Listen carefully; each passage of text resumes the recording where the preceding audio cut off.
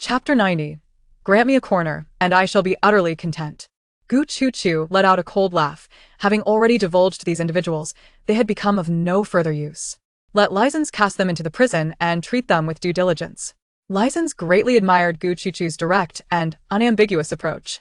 She possessed the demeanor of a female general, silently commending Chu Chu for her majestic and formidable presence.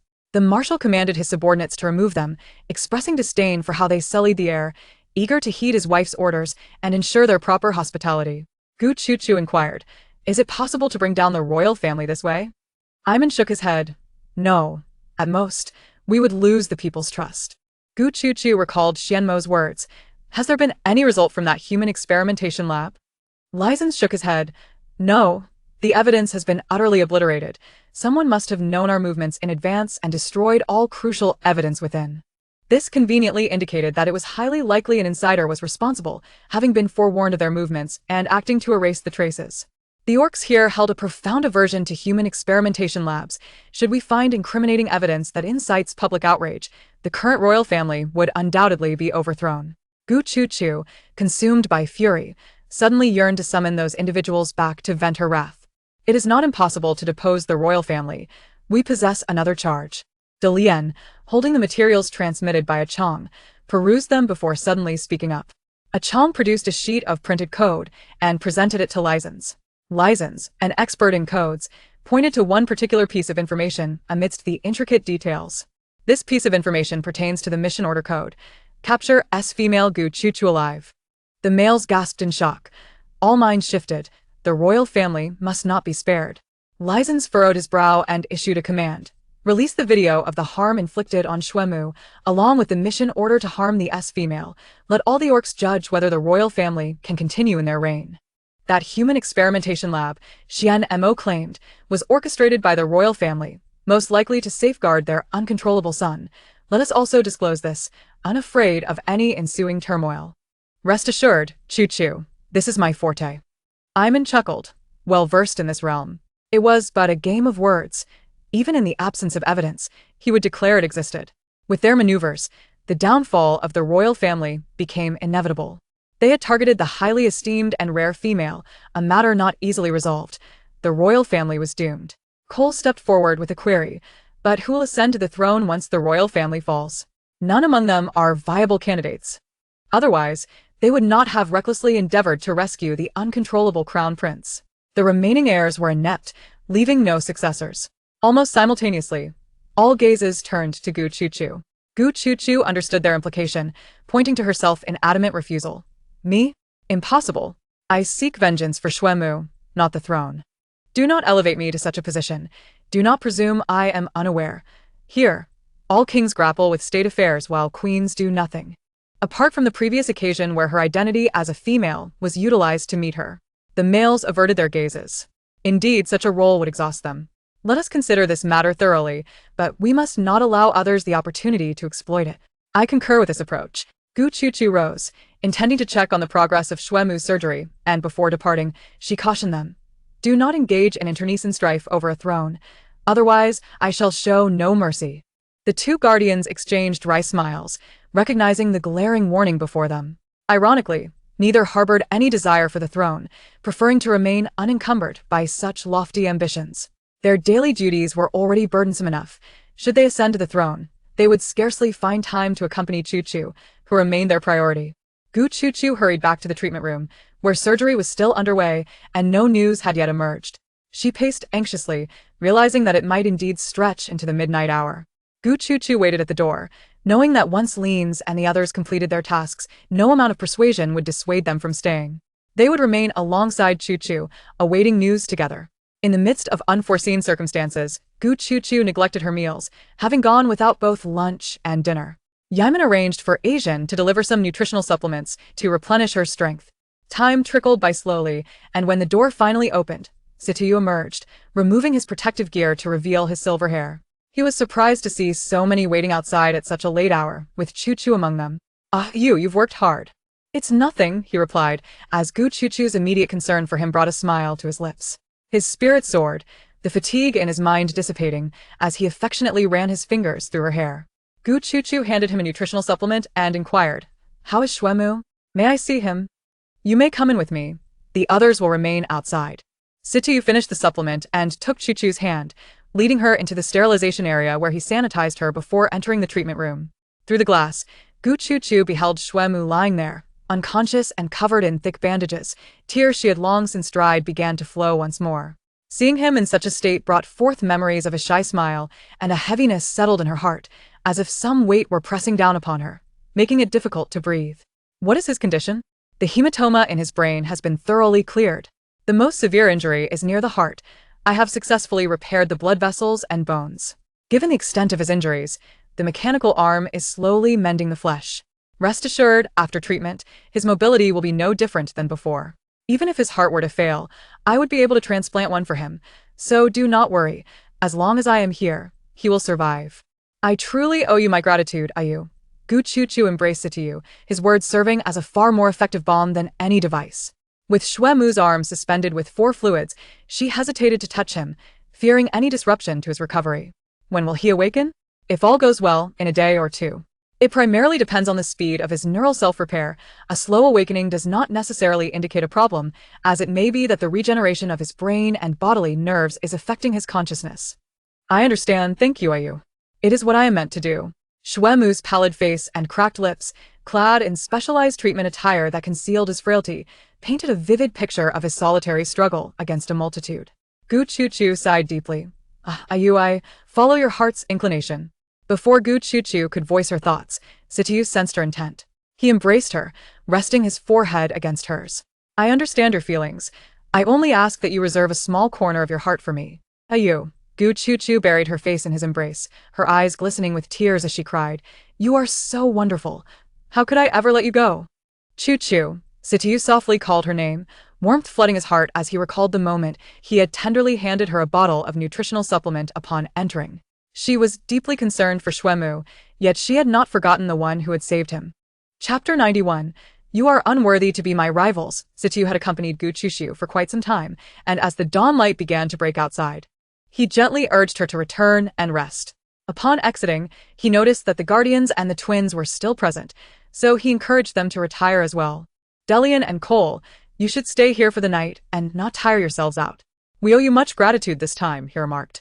Gu Chuchu instructed Achong to tidy up the guest rooms, and seeing that the Marshal had not objected, they complied and followed Achong out.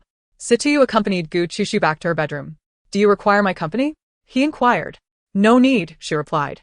You have just completed a demanding surgery and need proper rest. The situation is more complex than we had anticipated, and there will be many instances where I will need your assistance. Please do not overexert yourself. Ryan and Iman, you two should retire quickly. The 3 guardians, sensing Gu Chuchu's somber mood, opted for solitude and exited the room. Before they departed, Gu Chuchu called out to Ryan, Ryan, wait a moment.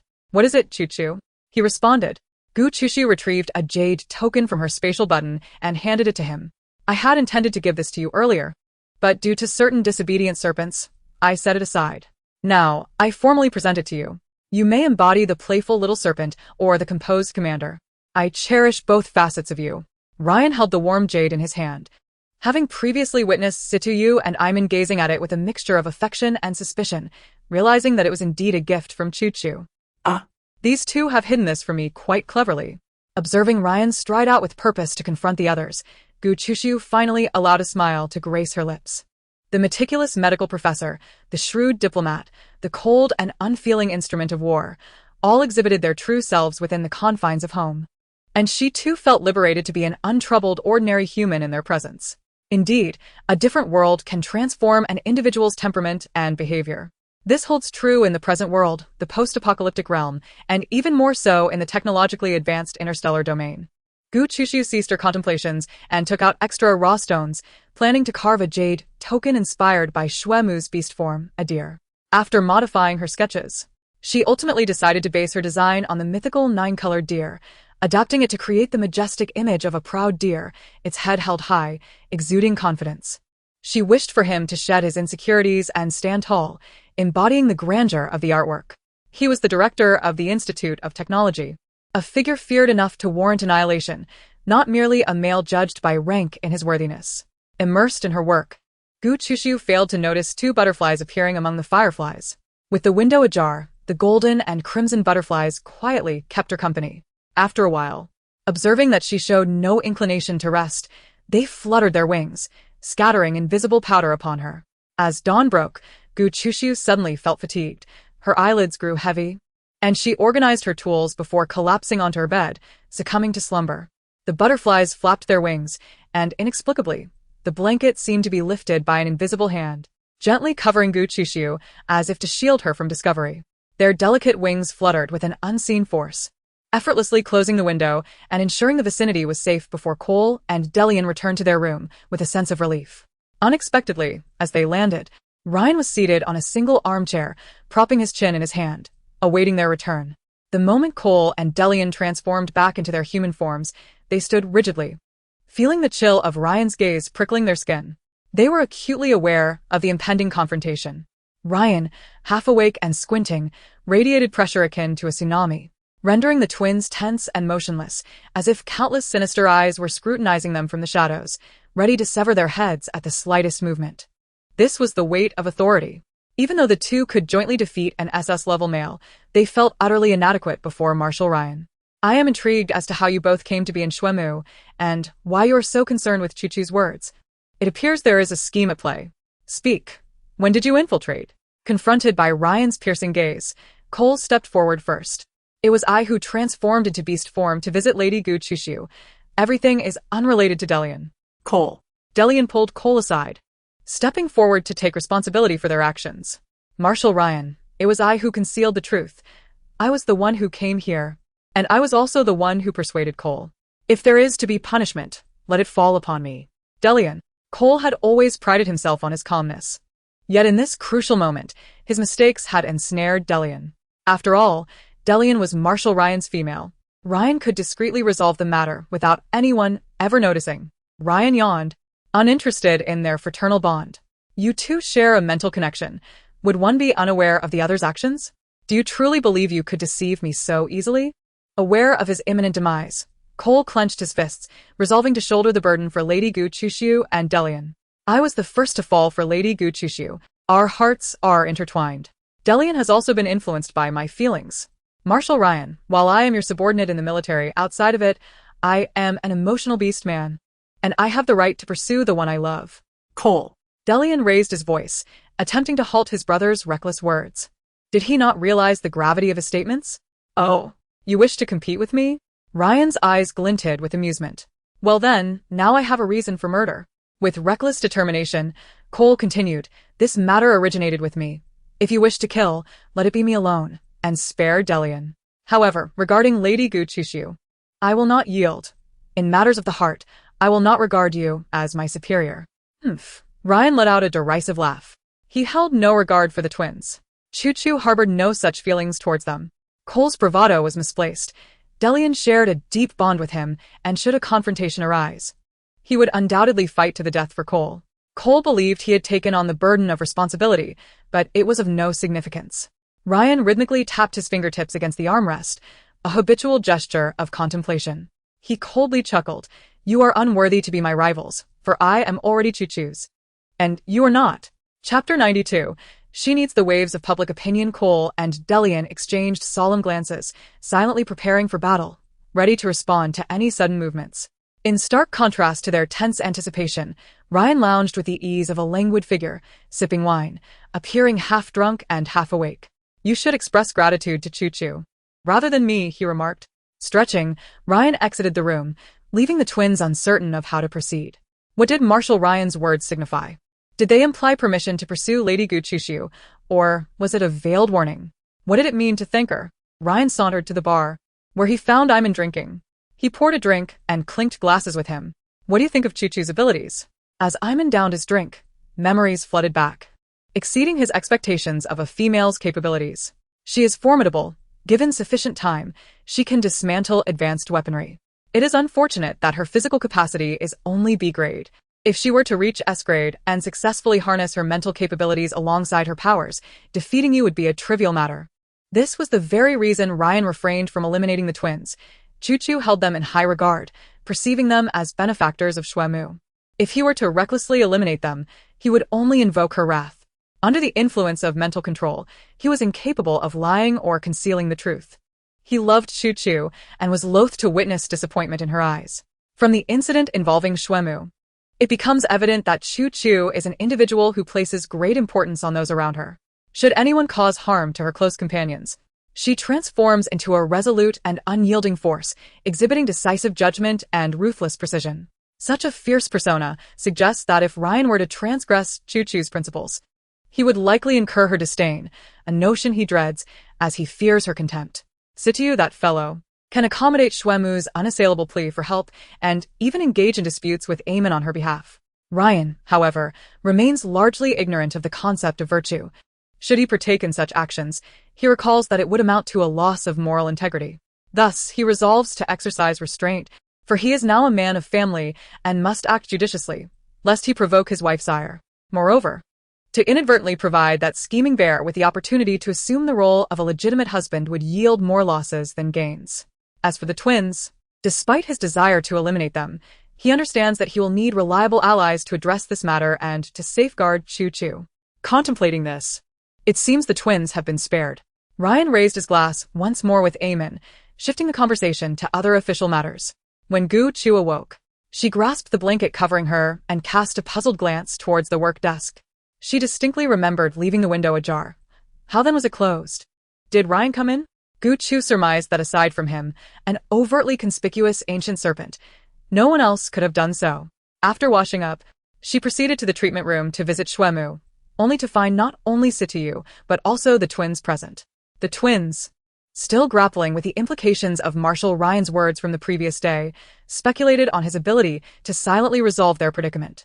Why the sudden whim to leave them alive? This was not characteristic of the Marshal's decisive nature. Their contemplation was abruptly interrupted as they encountered Gu Chu, and they stiffly bowed in unison, greeting her. Good day, Your Excellency Gu Chu. Gu Chu nodded at them, inquiring, have your injuries healed? Darien, anxious that his brother might become infatuated and impulsive in Gu Chu's presence, was the first to respond. Thanks to Your Excellency Gu Chu, all is well. Gu Chu refrained from elaborating further. Following the fierce battle yesterday, she observed through the sapling that the surrounding haze had thickened considerably, even more than the day before. With a wave of her hand, she harnessed her psychic energy, allowing the sapling to feast well, thereby alleviating the twins' suffering from their uncontrolled states. The two felt revitalized, their minds considerably clearer, and they became aware of the changes in each other's bodies. Was this the influence of an SS female's psychic power? In unison, they bowed deeply to Gu Chu.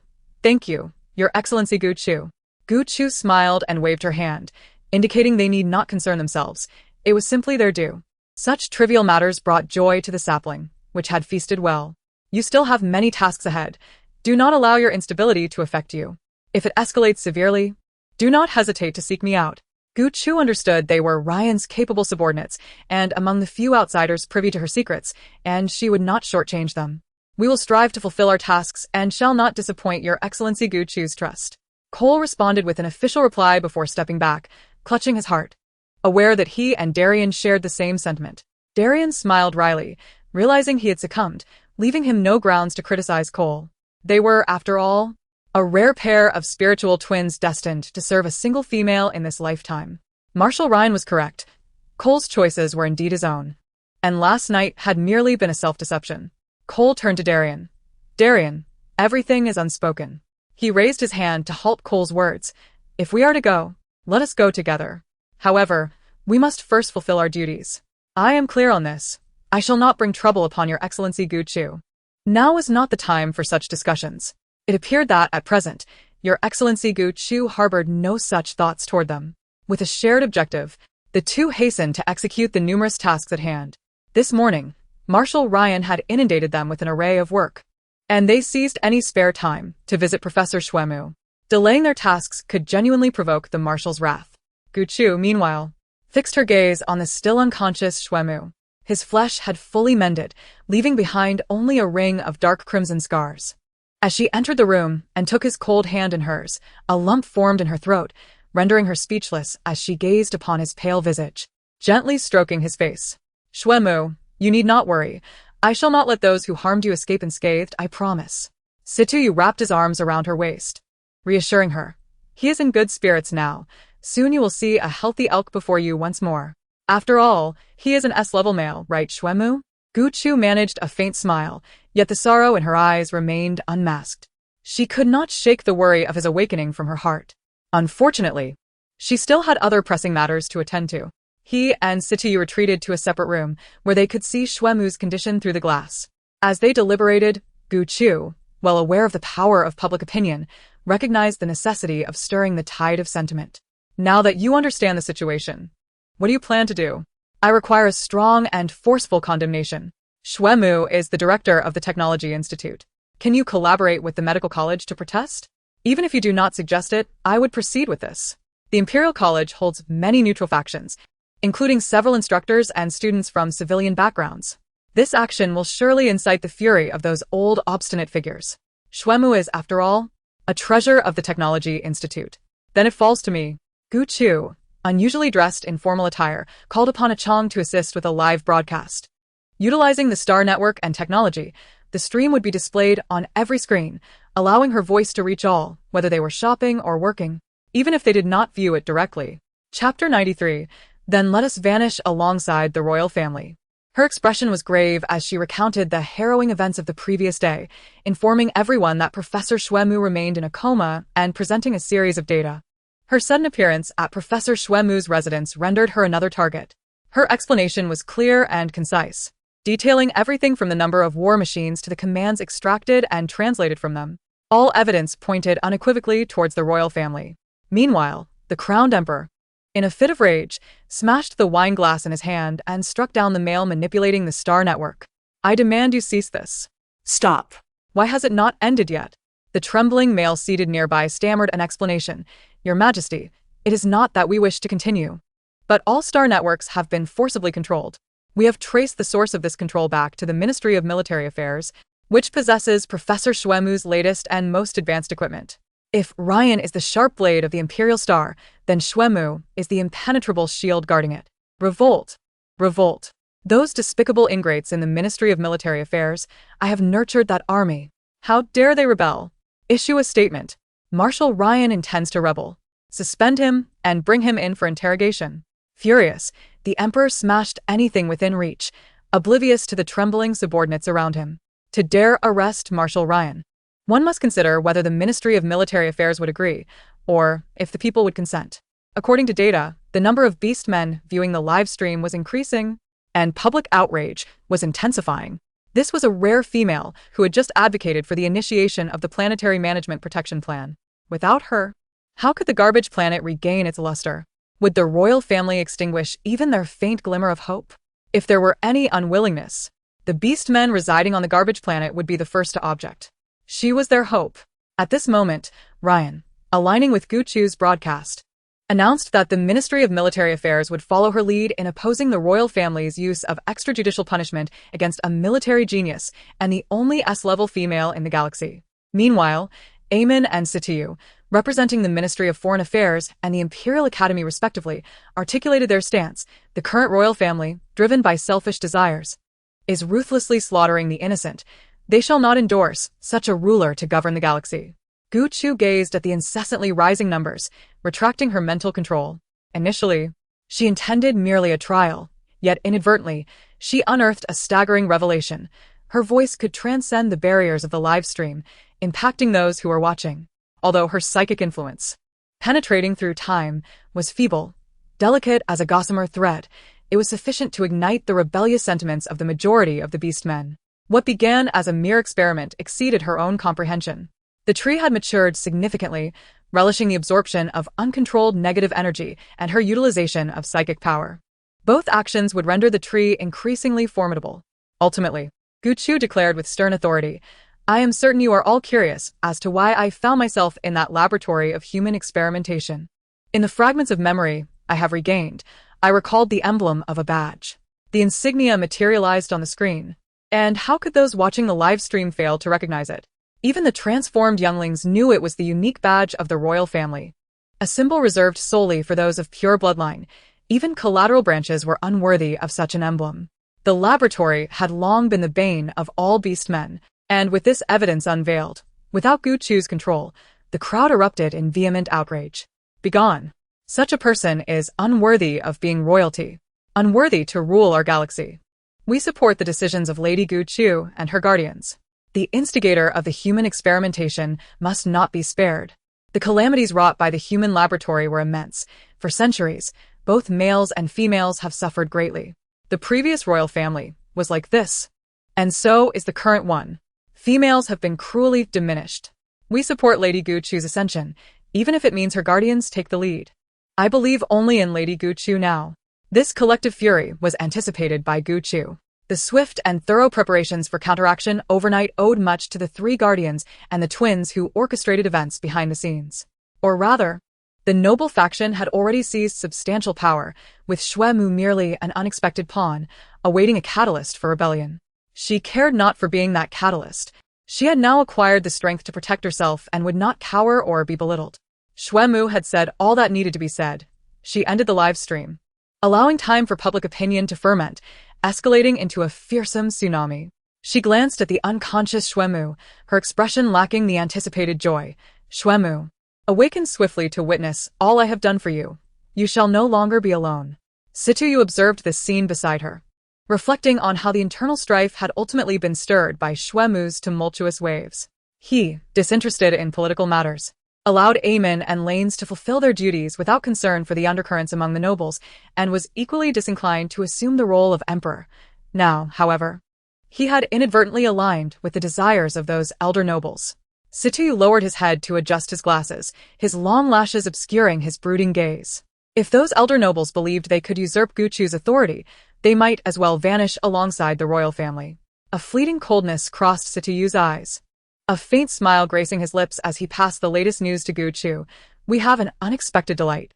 Gu Chu, holding Xue Mu's hand beside the treatment pod, watched the screen where a figure clad in a crimson cloak appeared, adorned with a lightning-like tattoo at the corner of his eye.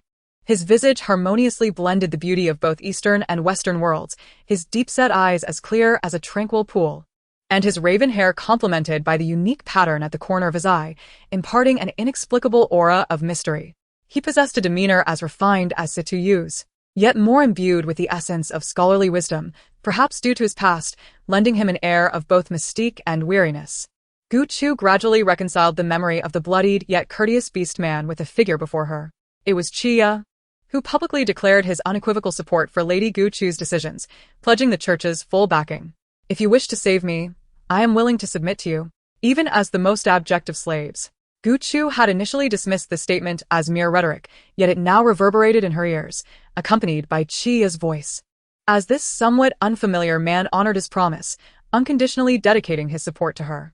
Gu Chu turned to Situ and said, "Please convey my gratitude to him." Situ nodded silently and departed, as he had other matters to attend to aside from Xue Mu's situation.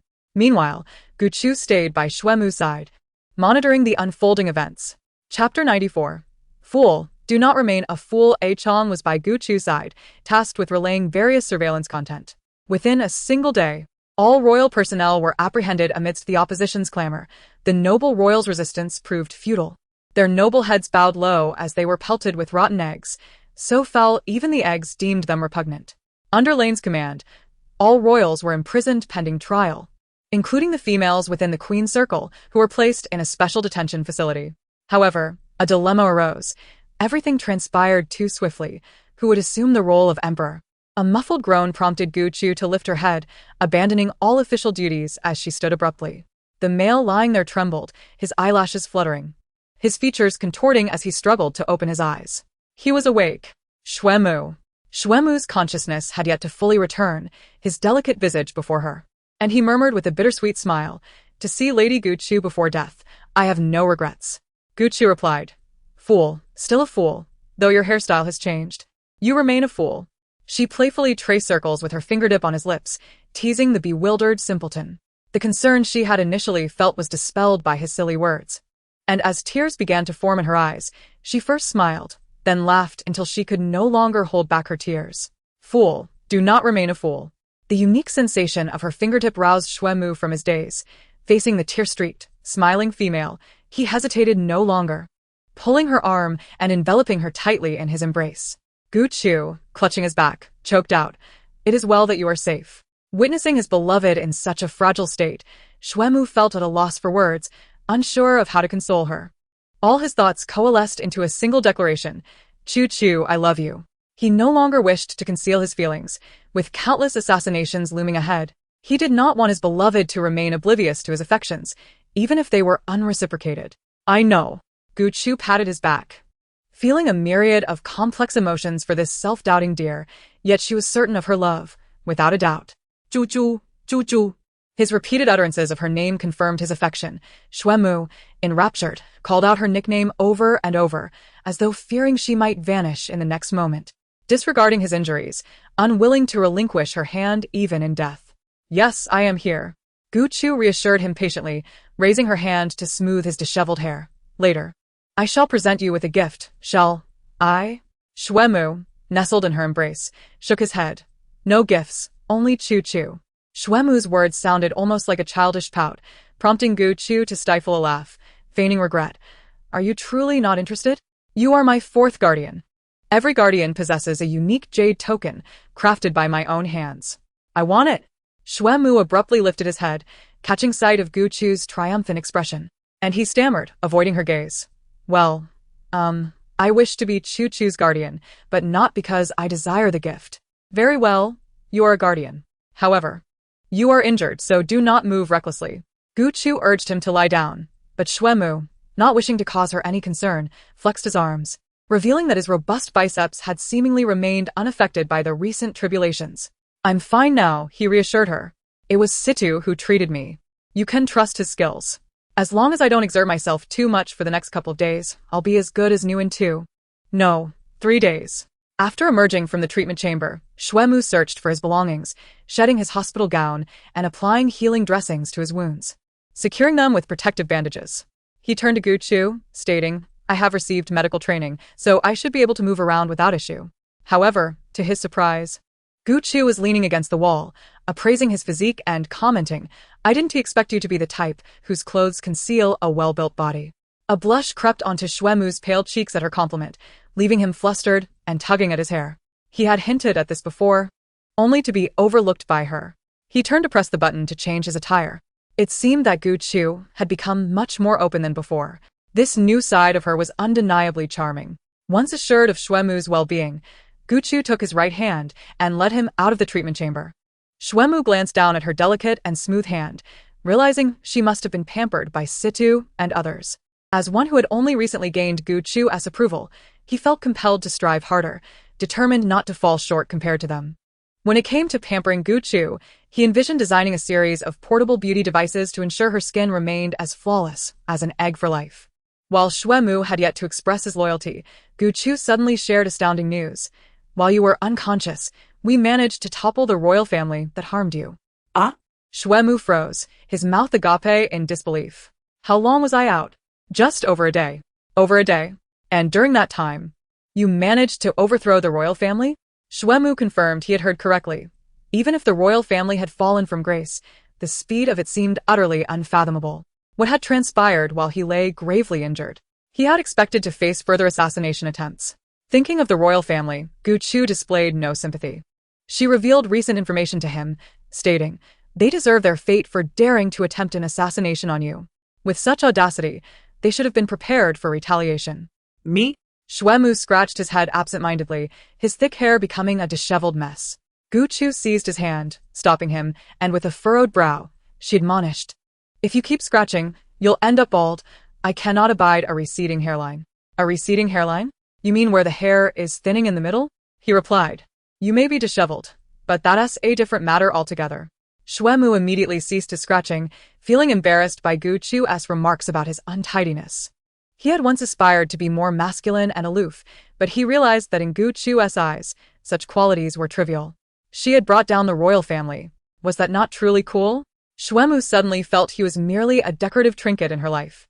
Gu Chu had left Asian at home to tend to the spring rolls while she and Xuemu piloted a small spacecraft directly towards the palace. Upon exiting, Xuemu noticed numerous individuals lurking in the shadows, able to move freely within the defenses he had set up, clearly there to protect Gu Chu. After setting up the intelligent controls, the display projected several spacecraft trailing behind them, emblazoned with the insignia of the military department. It was evident these individuals were sent by lanes. Being a tactical genius in military matters, Shuemu deftly monitored the areas under military surveillance. Their vessel, the palace, and even the church. Chapter 95. You owe your loyalty to our royal family. What was Lane surveilling the church for? Gu Chu remained focused on the movements within the palace, determined to let Shuemu witness the fate of those who had sought to harm him.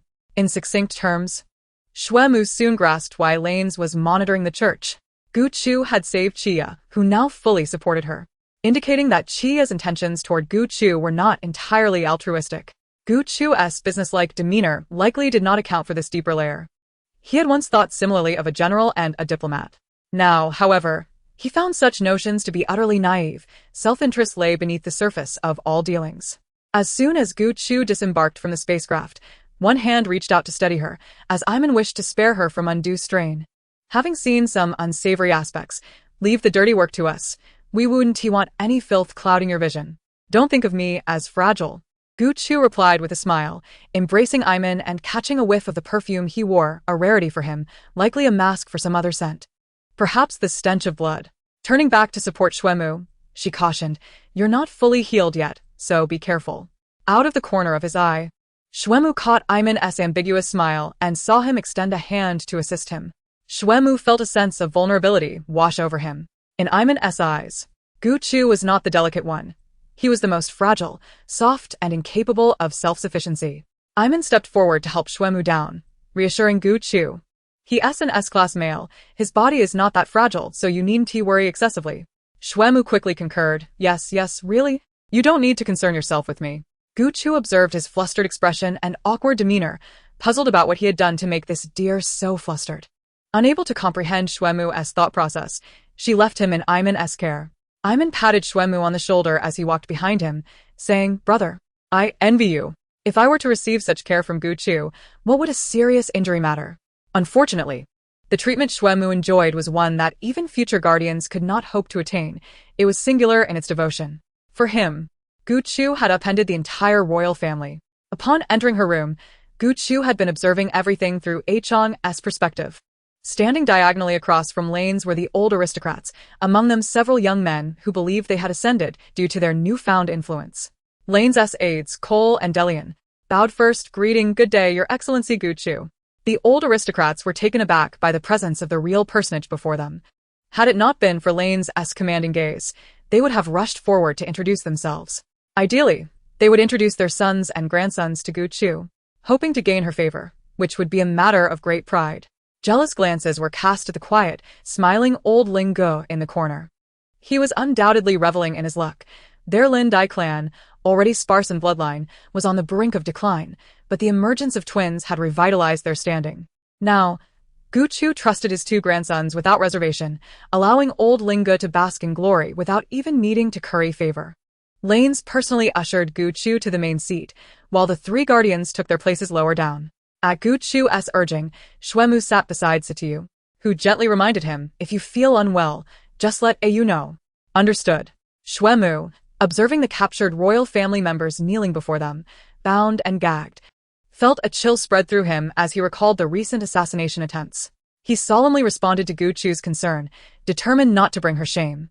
The nobles present, hearing Gu Chu's gentle words, were indeed as caring and tender as the rumors had suggested. Among them, capable young men began to stir, eager to showcase their charm before Gu Chu. Gu Chu shared a few brief words with Lanes, then nodded and smiled at the old aristocrats, saying, "After so much toil, you must be tired. It's best to return and rest." The old aristocrats were taken aback, not expecting Gu Chu to dismiss them so soon. Some determined young males stepped forward. "Good day, Your Excellency Gu Chu. My name is Kuni. This is a small matter, as I am a colonel in the military and can assist you in completing your tasks. Being from the military, you should understand the importance of obeying orders." Gu Chufeng's seemingly casual remark struck Kuni like a heavy blow, leaving him at a loss for words, forced to manage a sheepish smile. Lena's coldly interjected, "The military department is quite occupied. Return to your own division and fulfill your duties. Furthermore, arriving here at this hour warrants a self-imposed penalty." "Marshal, is there an issue?" "Double the punishment." An elderly nobleman grasped his grandson's arm. Gu Chufeng, well aware of their intentions, felt no inclination towards them and firmly dismissed them, stating, "I must kindly ask you all to leave." I too have my limits. The young man, oblivious to their scheming, could hardly fathom that this group of seasoned manipulators understood Gu Chufeng's words all too well. From the outset, Lena's and his companions intended to utilize the nobility and then discard them.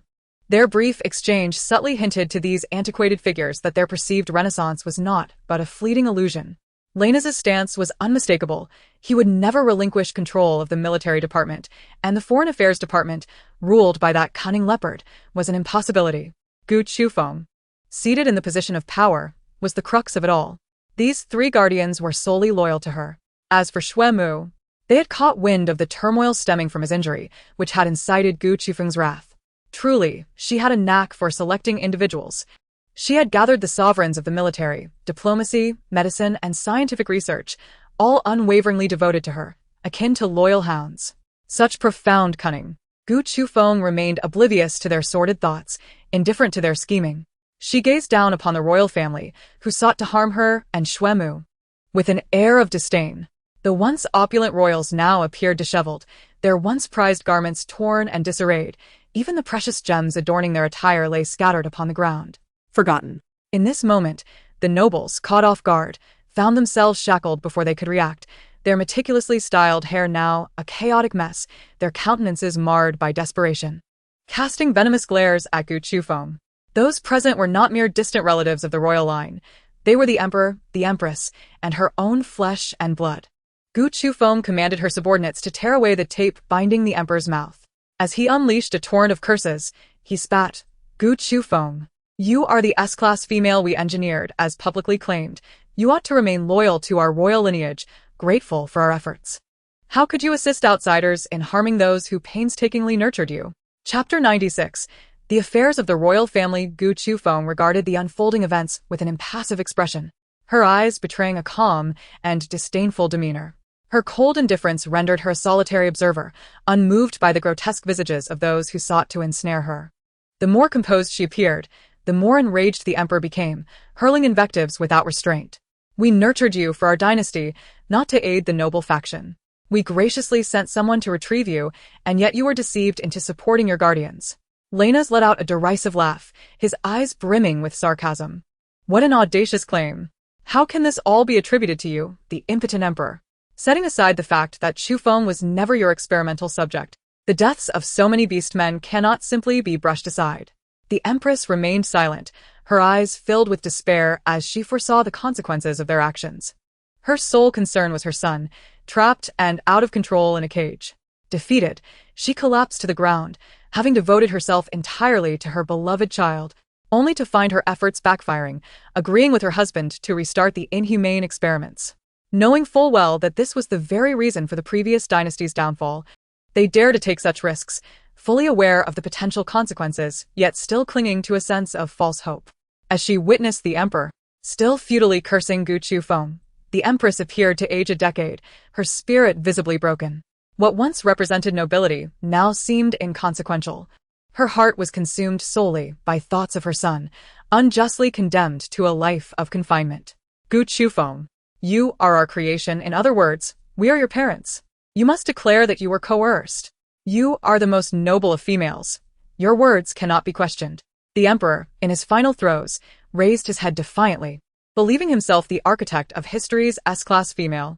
Gu Chufeng regarded him with the amusement one might afford a jester, coldly retorting, "I am not a subject of your inhumane experimentation. I merely found myself on that planet by accident, and I bear no markings of your laboratory." Her mutation stemmed from the tree within her. As if to validate Gu Chufeng's statement, Lenas produced information he had uncovered, presenting it to the emperor. Each piece of evidence systematically dismantled the royal family's fabrications. Gu Chufeng was not their experimental subject. The emperor, upon examining the data, felt his wrinkled face tremble, his body sagging as his mind reeled in disbelief, muttering repeatedly, "Impossible, impossible." Gu Chufeng, disinterested in further discourse with the emperor, turned to Xue Mu. "This old man secretly ordered someone to harm you. How do you wish to retaliate?" Xue Mu believed that death would be a lenient fate for them. Daring to insult Chufeng was an act of self-destruction. "My matters are trivial. However, their treatment of you as their possession cannot be easily forgiven. And their harm towards you is utterly inexcusable. Death would be the simplest form of retribution. As for torture, That is not my forte. But they have unwittingly exposed their crimes against humanity, making it easier for us to reveal their misdeeds. I entrust this task to you. And you may also disclose my true psychic abilities to the public. Iman understood his mission. Everything that had just transpired had already been broadcast live to all watching beastmen. He activated his holographic device to record how he would formally address the public. What? I would never. Everything I said was forced from me. We are the royal family opposing the inhumane experiments. How could we engage in such acts? The emperor, in a panic, dared not move, his jaw trembling with fear. His arrogance had led him to believe he was the creator of this rare female, leaving him careless and exposing the entire affair. Upon hearing that their actions would be revealed, he backtracked, denying his previous statements. Gu Chufeng coldly fixed her gaze upon him. What good is your denial now? Even if you erase all records, Xuemu can still recover them. Such is the power of technology. The emperor and the princes behind him were utterly despondent, their faces as pale as parchment. They were about to face the judgment of countless beastmen, a fate that promised to be even more harrowing than that of the last dynasty. The princes, imagining such a grim outcome, found any paternal bond shattered. Even while bound, they wriggled desperately to strike their father. Had it not been for the existence of that uncontrollable waste, they would not have been reduced to such depths. Had it not been for their actions, they would still be indulging in a life of decadence. Gu Chufeng observed them, entangled like insects in a struggle, while the Empress stood nearby, her gaze hollow as if her soul had departed, maintaining a calm demeanor as if the chaos around her were of no concern. Gu Chufeng pointed at her children. They are all your offspring. Do you not care? The Empress, kneeling with her hands bound behind her, upheld the dignity expected of her rank, yet she did not even glance at her children in response to Gu Chufeng's inquiry. Do you know why I have only one SS-class child? Oh. Pray enlighten me. Gu Chufeng, lacking genuine interest in the affairs of others, indulged the conversation. None of them are my children. Only the one trapped in the cage is my true offspring. The Empress scoffed, her disdain evident as she regarded the frenzied display of lowly males, utterly dismissive of their plight. They were so consumed by their brawls that they paid no heed to the revelation that they were not the Empress's biological children. My child was abducted at the tender age of 7 by the former royal family. Although he was eventually rescued, those wretches poisoned him, leaving him in a state of delirium and madness. They also smeared toxic powder on his clothing, rendering me unable to bear children for the rest of my life. These children were merely a facade, a means to conceal the emperor's liaison with my female attendant. Is it permissible under the law? Gu Chu directed a look of confusion at his guardian, pondering whether this implied that his own masculinity would betray her. A married male partner engaging with other females constitutes a grave crime, punishable by death. Should the queen become aware, this would undoubtedly unveil their sordid affairs. Situyu was keen to avoid entanglement with the royal family, as they were quite innocent. I assure you, this incident is an isolated case. Yamen, add another charge against the emperor. Indeed. Yamen readily echoed, Chu, this is precisely why I advised you not to come. This group is truly an eyesore. Gu Chu contemplated the queen's willingness to allow her female attendant to have relations with the emperor. This is a world that venerates femininity. The queen need not engage in such affairs, nor does she require her son to establish authority. Heavens, what a melodramatic plot twist. The queen is willing to participate? I fail to understand. Even with a single child, it would not undermine the queen's position. Exactly, even if it were not her own child. Adoption is always an option. The royal family capable of devising such schemes must be rather dull-witted. No wonder her prince bears no resemblance to her. The highest ranked among them is merely a C-class male. Chapter 97. Secrets of the Royal Family. Lai Ensi observed Chu's silent fixation on the queen, noting the unfavorable comments streaming in. He had initially been distracted by the light brain, but his attention shifted back to Chu. Gu Chu recalled that the queen belonged to a cadet branch of the royal family. She gazed at the queen before finally articulating, firstly, to ensure the royal bloodline. Secondly, to secure her position by possessing female heirs. The royal family is indeed capable of engaging in unspeakable acts that others would never dare to conceive. Given the circumstances, the queen appeared unconcerned about any further damage to her reputation. After all, what does it matter? Indeed. Lai Ensi's ultimate ambition was to cling to Chu for all eternity as her cherished darling, and he could not allow these wretches to influence her perception of him. Let us not bear their burdens. We care not for reputation or offspring. Situyu wholeheartedly concurred with Lai Ensi's sentiment. We have no need for such matters. Xuemu observed the palpable desire for survival emanating from the guardians nearby. After much contemplation, he took decisive action, disregarding his injuries as he knelt before Gu Chu. I am willing to go to the temple and swear a blood oath, never to betray your excellency Gu Chu. For all eternity, I shall love only your excellency. The temple? That is the sacred ground of their beast men. It is said that once an oath is sworn and blood is dripped upon the wall of beasts in the temple, the vow becomes an unbreakable spell, inscribed forever within the heart of the oath-taker. The other guardians exchanged worried glances, realizing Xuemu's cunning. Reluctantly, they knelt as well. I too wish to go to the temple to swear an oath, vowing never to betray your excellency Gu Chu. The queen observed the revolting spectacle of the males squabbling like maggots, their heads colliding in a futile attempt to attack one another, resulting in a series of swollen lumps that made them appear as comical as clowns. The queen continued with a detached tone, "That female attendant was indeed under my command. I am the sole high-ranking female of this royal lineage. Even if I do not govern the state, my presence here signifies authority, and even the emperor must bow to me. I cannot allow other royals, nobility, or remnants of the previous royal family to discover my inability to bear children, as it would jeopardize our already fragile foundation. Hence, I instructed my B-class female to cultivate this generation of royal blood, raising them on my behalf, only to find that they are all utterly useless. Talent dictates everything." Gu Chu understood. The queen sacrificed her husband for the sake of royal power, which only proved her love was insufficiently deep. Her true affection lay with her biological children, and to secure their future, she had sacrificed her entire lineage. In other words, her greatest loves were her son and the throne. Lai Ensi gestured for the males to be separated. The silenced child, initially preoccupied with fighting, suddenly realized he was not the queen's biological offspring and emitted whimpering sounds as he was dragged away, his eyes wide with disbelief, his expression seemingly questioning the queen. "What of that female attendant? Are you not concerned the emperor might be enchanted by her? The female attendant is dead." The queen did not elaborate on the circumstances of her demise, instead stating her lack of fear regarding the emperor's potential infatuation with the female attendant. The emperor is a lawbreaker. Once he is exposed, he can await his downfall. Furthermore, the oaths sworn in the temple are genuine. Once made, they bind the oath-taker for eternity. The queen raised her gaze to the female seated in a position of power, lowering her esteemed head. Lai Ensi discovered the fate of the female attendant and handed the light brain to Gu Chu. After being drained of value, she became a subject in the laboratory. "I am willing to cooperate with you in exposing the royal family's crimes. Even if you demand my head, I shall not object. I only implore you to spare my uncontrollable son. He knows nothing of this, and it is we who orchestrated everything. He is merely a wild beast, completely insignificant. Kind-hearted Your Excellency Gu Chu, should you choose to save his life, I possess a means to compel him to swear an oath, ensuring he shall never betray you, even if it means reducing him to a commoner destined for a life of squalor." Once more, Gu Chu had grown weary of this refrain. Could they not exchange their lines?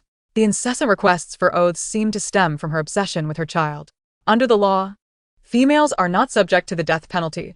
They are merely exiled to a deserted island, where conditions are not overly harsh. Sacrificing an entire royal family for a single life is a considerable sacrifice indeed. Regrettably, Gu Chu had no need for it.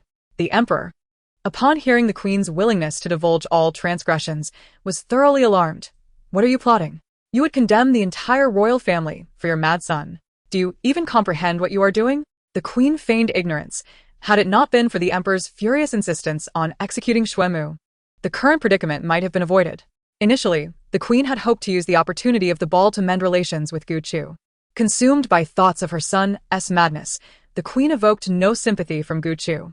With a wave of her hand, Gu Chu signaled her disinterest in continuing the conversation. Lai Ensi understood her intent and sealed their mouths, escorting them away for supervision. "Have the previous caretakers tend to that child for now. Later, you may observe his condition." Situ failed to comprehend Gu Chu's actions. "Chu Chu, do you truly intend to rescue this uncontrollable male? If he discovers his identity, he may very well seek revenge against you." Gu Chu had no current plans to do so. She merely wished to keep the unruly crown prince in reserve. This crown prince warrants careful consideration. Should Chu Chu be able to save this male from a distance, I believe it would not be a lost cause. Yamen held a differing opinion, cunning and strategic. Yamen proposed an idea. If the queen's words hold true, he could be loyal to Chu Chu for life, which is acceptable. Once he is rehabilitated, He can be entrusted to Lai Ensi for training. Lai Ensi cast a sidelong glance at Yaemin. Do not create trouble for me. I am quite occupied. What does Chu require? Lai Ensi retorted unflinchingly, that is not for you to dictate to me. The royal family is fated for execution. Currently, Shuemu is under Chu's protection, indulged and coddled, leaning against her shoulder while nursing his head injury.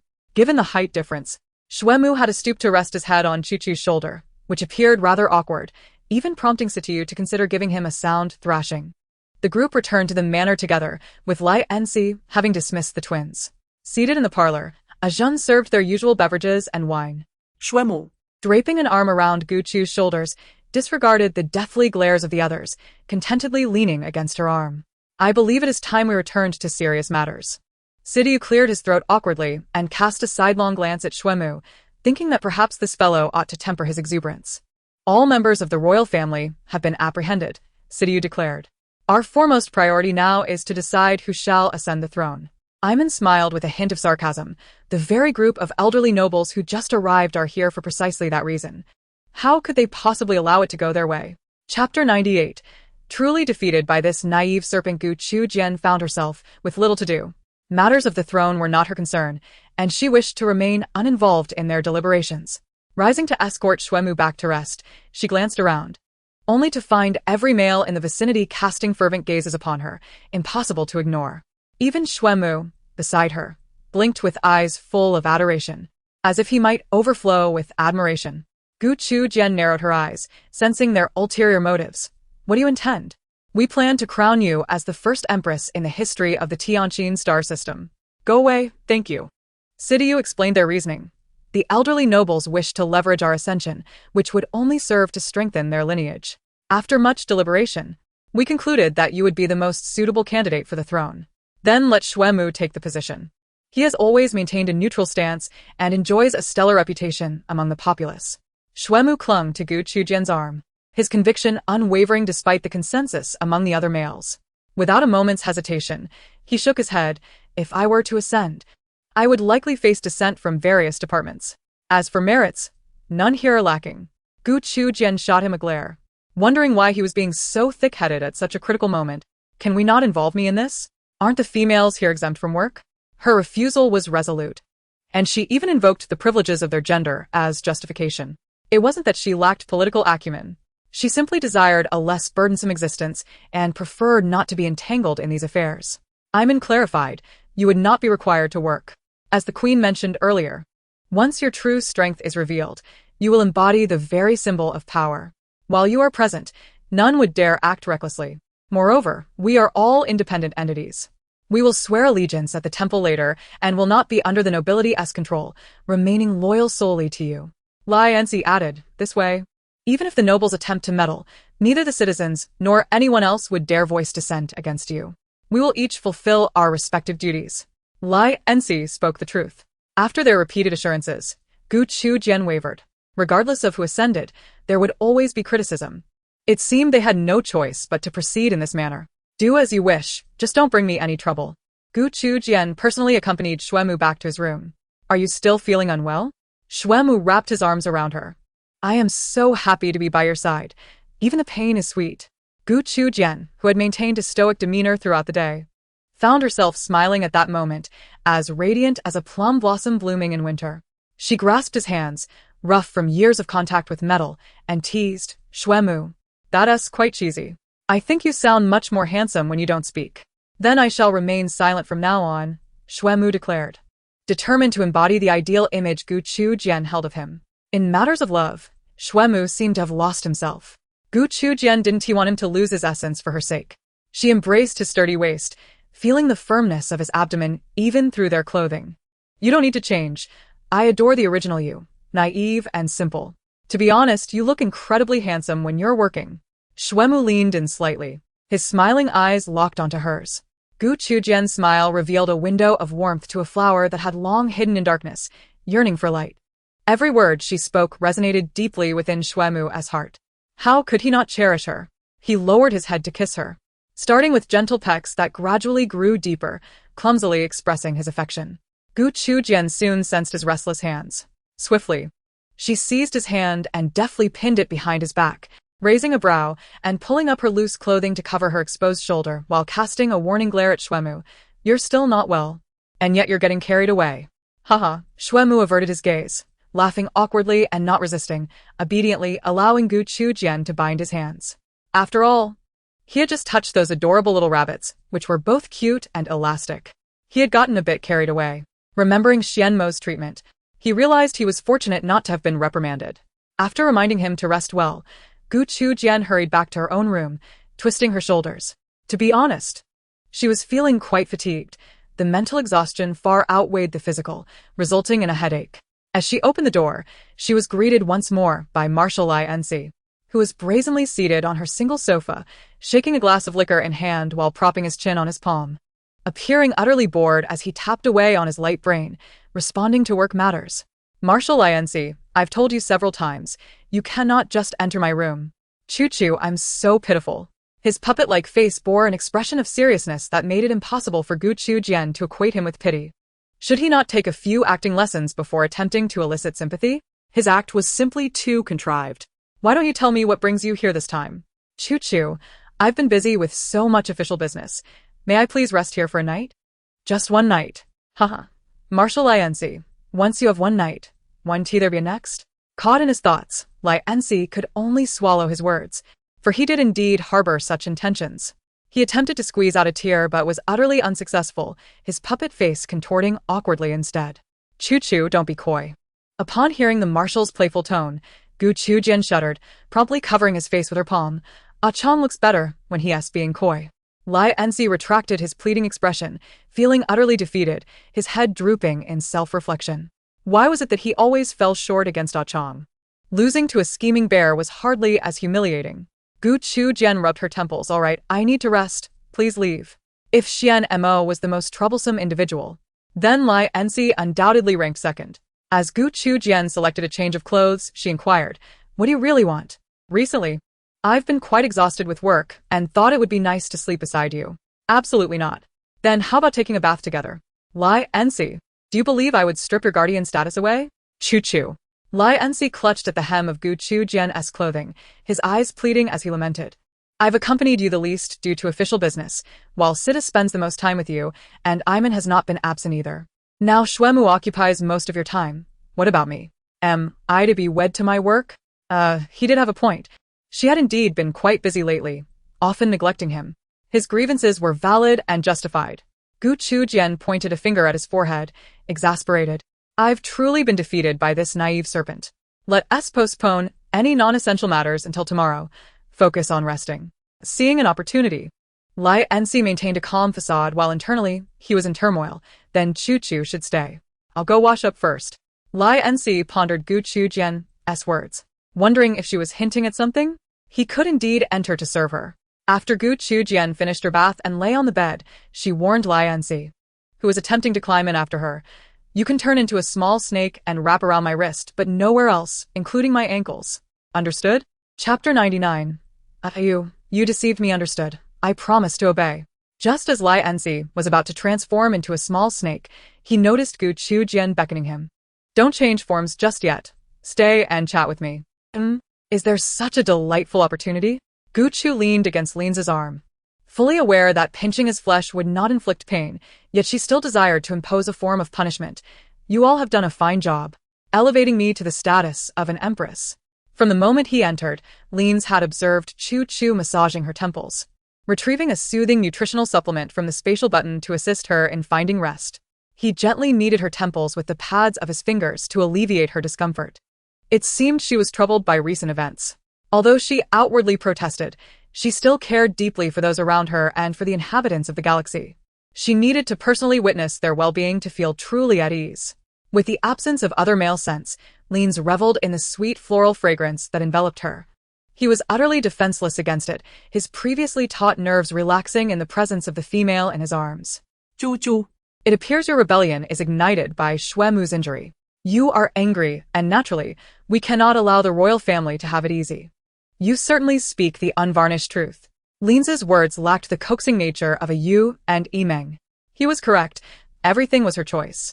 Gu Chu poked his chest with her finger, not angered by Lin's remarks, but rather intrigued by the supple yet firm texture of his skin. Why is your skin so pale? You look just like a doll, not at all like a Marshal. Leans caressed Gu Chu's soft hair, his demeanor devoid of any turmoil or emotion. She wished for him to act on her behalf, to become her weapon. Everything would align seamlessly. Gu Chu ceased her thoughts as the effects of the nutritional supplement took hold. Her eyelids began to grow heavy, and soon she fell asleep in Leans' embrace. Initially intending to revert to his serpentine form, Leans found himself at a loss. With Chu Chu resting on his arm, transforming back into his beastly shape might awaken her. She preferred to lie on her side, her fingertips resting precisely on his sensitive area, an odd sensation that left him feeling quite uncomfortable. Unable to suppress the urge to move, he gritted his teeth and decided to comply with Gu Chu's desires, morphing into a snake of a size comparable to his arm to serve as her pillow. In the middle of the night, Gu Chu was jolted awake by something sharp poking at her ear. Upon opening her eyes, she was startled to see a pair of luminous emerald green eyes, causing her to sit up abruptly and instinctively reach for a weapon within her vicinity. In the shadowy darkness, she discerned something slithering away from her pillow. Who? Gu Chu activated the light, revealing a tall figure clad in a black tank top, carrying her, Leans. Leans displayed his well-defined muscles, and if viewed from the front, his neck flushed from crimson to the roots of his ears, his chest heaving as he caught his breath. Gu Chu rubbed her eyes, feeling utterly exhausted, and complained, "What are you doing up at this hour, Leans?" Leans had come to understand what C2U meant by sweet pain. He spoke plainly. "Chu Chu, you are rather restless in your sleep." "And what of that?" After Leans explained, Gu Chu lay back on the bed, shielding her face with her arm to hide her embarrassment. "I'm not responsible. How was I to know where a snake's sensitive areas are while I sleep?" Yet, Leans bent down, his energy seemingly too heightened for comfort, and retreated to the bathroom. "Chu Chu, I'll borrow your bathroom for a moment." Gu Chu, still dazed, caught sight of the upright figure and realized that her little guardian had been quite spirited all along. Suddenly recalling that they had all been her protectors for such a long time, with genuine feelings involved, there was nothing that should be off-limits. She waved her hand and called out to Leans. "Come here." Leans approached, treating her command as an order, unaware of what awaited him. The next day, Gu Chu awoke around noon, only to find Leans had kept her company for a long time before reluctantly departing for work. If not for pressing matters, he would have preferred to take a day off. These wretched official duties had impeded his ability to perform before Gu Chu. Cocooned beneath the covers, Gu Chu rubbed her fatigued hands, lamenting the strain they had endured. Regret settled in. She resolved to avoid such situations in the future. While changing clothes, she glanced down and noticed her bosom appeared more ample than before, an oddity she had not observed previously. Had she matured again due to age reversal? Descending the stairs, she encountered C2U, who proactively offered her a drink as she arrived. A Chong had prepared a meal, and upon inquiring, she learned the household was empty as everyone had gone to work. Even Xuemu, who had barely recovered, was dragged away by Yi Meng to assist with matters. The reasoning: he was too much of an eyesore near Gu Chu. Yi Meng and the others were aware that he was not as fragile as he seemed, and they advised him to refrain from appearing weak in front of her. C2U quietly sat across from Gu Chu, observing her as she accepted the drink with her non-dominant hand, a flicker of intrigue crossing his gaze. He rested his chin on his intertwined hands, his eyes fixed on her features, their hue dimming slightly. Something felt amiss. Gu Chu savored her meal, but when she casually glanced up, she caught sight of a U.S. enigmatic expression, what appeared to be an oddity. Gu Chu swallowed her food, a refined smile adorning her face. Yet she could not shake the feeling that his gaze bore an unusual sharpness today, the subtle curve of his lips laden with meaning.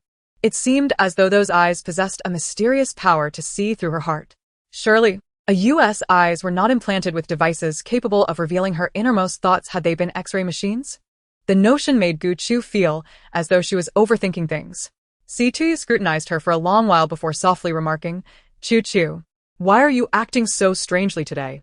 Your dominant hand is your right, yet you're using your left for eating and drinking." Gu Chu froze mid-motion, her hand hovering near the cup. She dared not meet C2U's gaze, hastily gulping down the beverage. A Yu's keen observation was rather alarming. Surely, her hand wasn't injured. Gu Chu could not possibly disclose that it was related to last night's escapade with Leans, causing her heart to flutter nervously under a Yu's watchful eye. "My hand is fine. It's just a bit sore from recent carving." "Is that so?" But Leans did not quite share the same sentiment. Gu Chu faltered, realizing C2U was privy to everything. Could it be that you, Meng, and Xuemu all know? No, he said nothing. You deceived me. C2U felt a pang of bitterness in his chest, forcing a wry smile. Who instructed you to be so obvious? Chu. Today, Lin seems unusually sprightly, hinting at something. I advised him that if he did not wish to anger you, he best remain silent.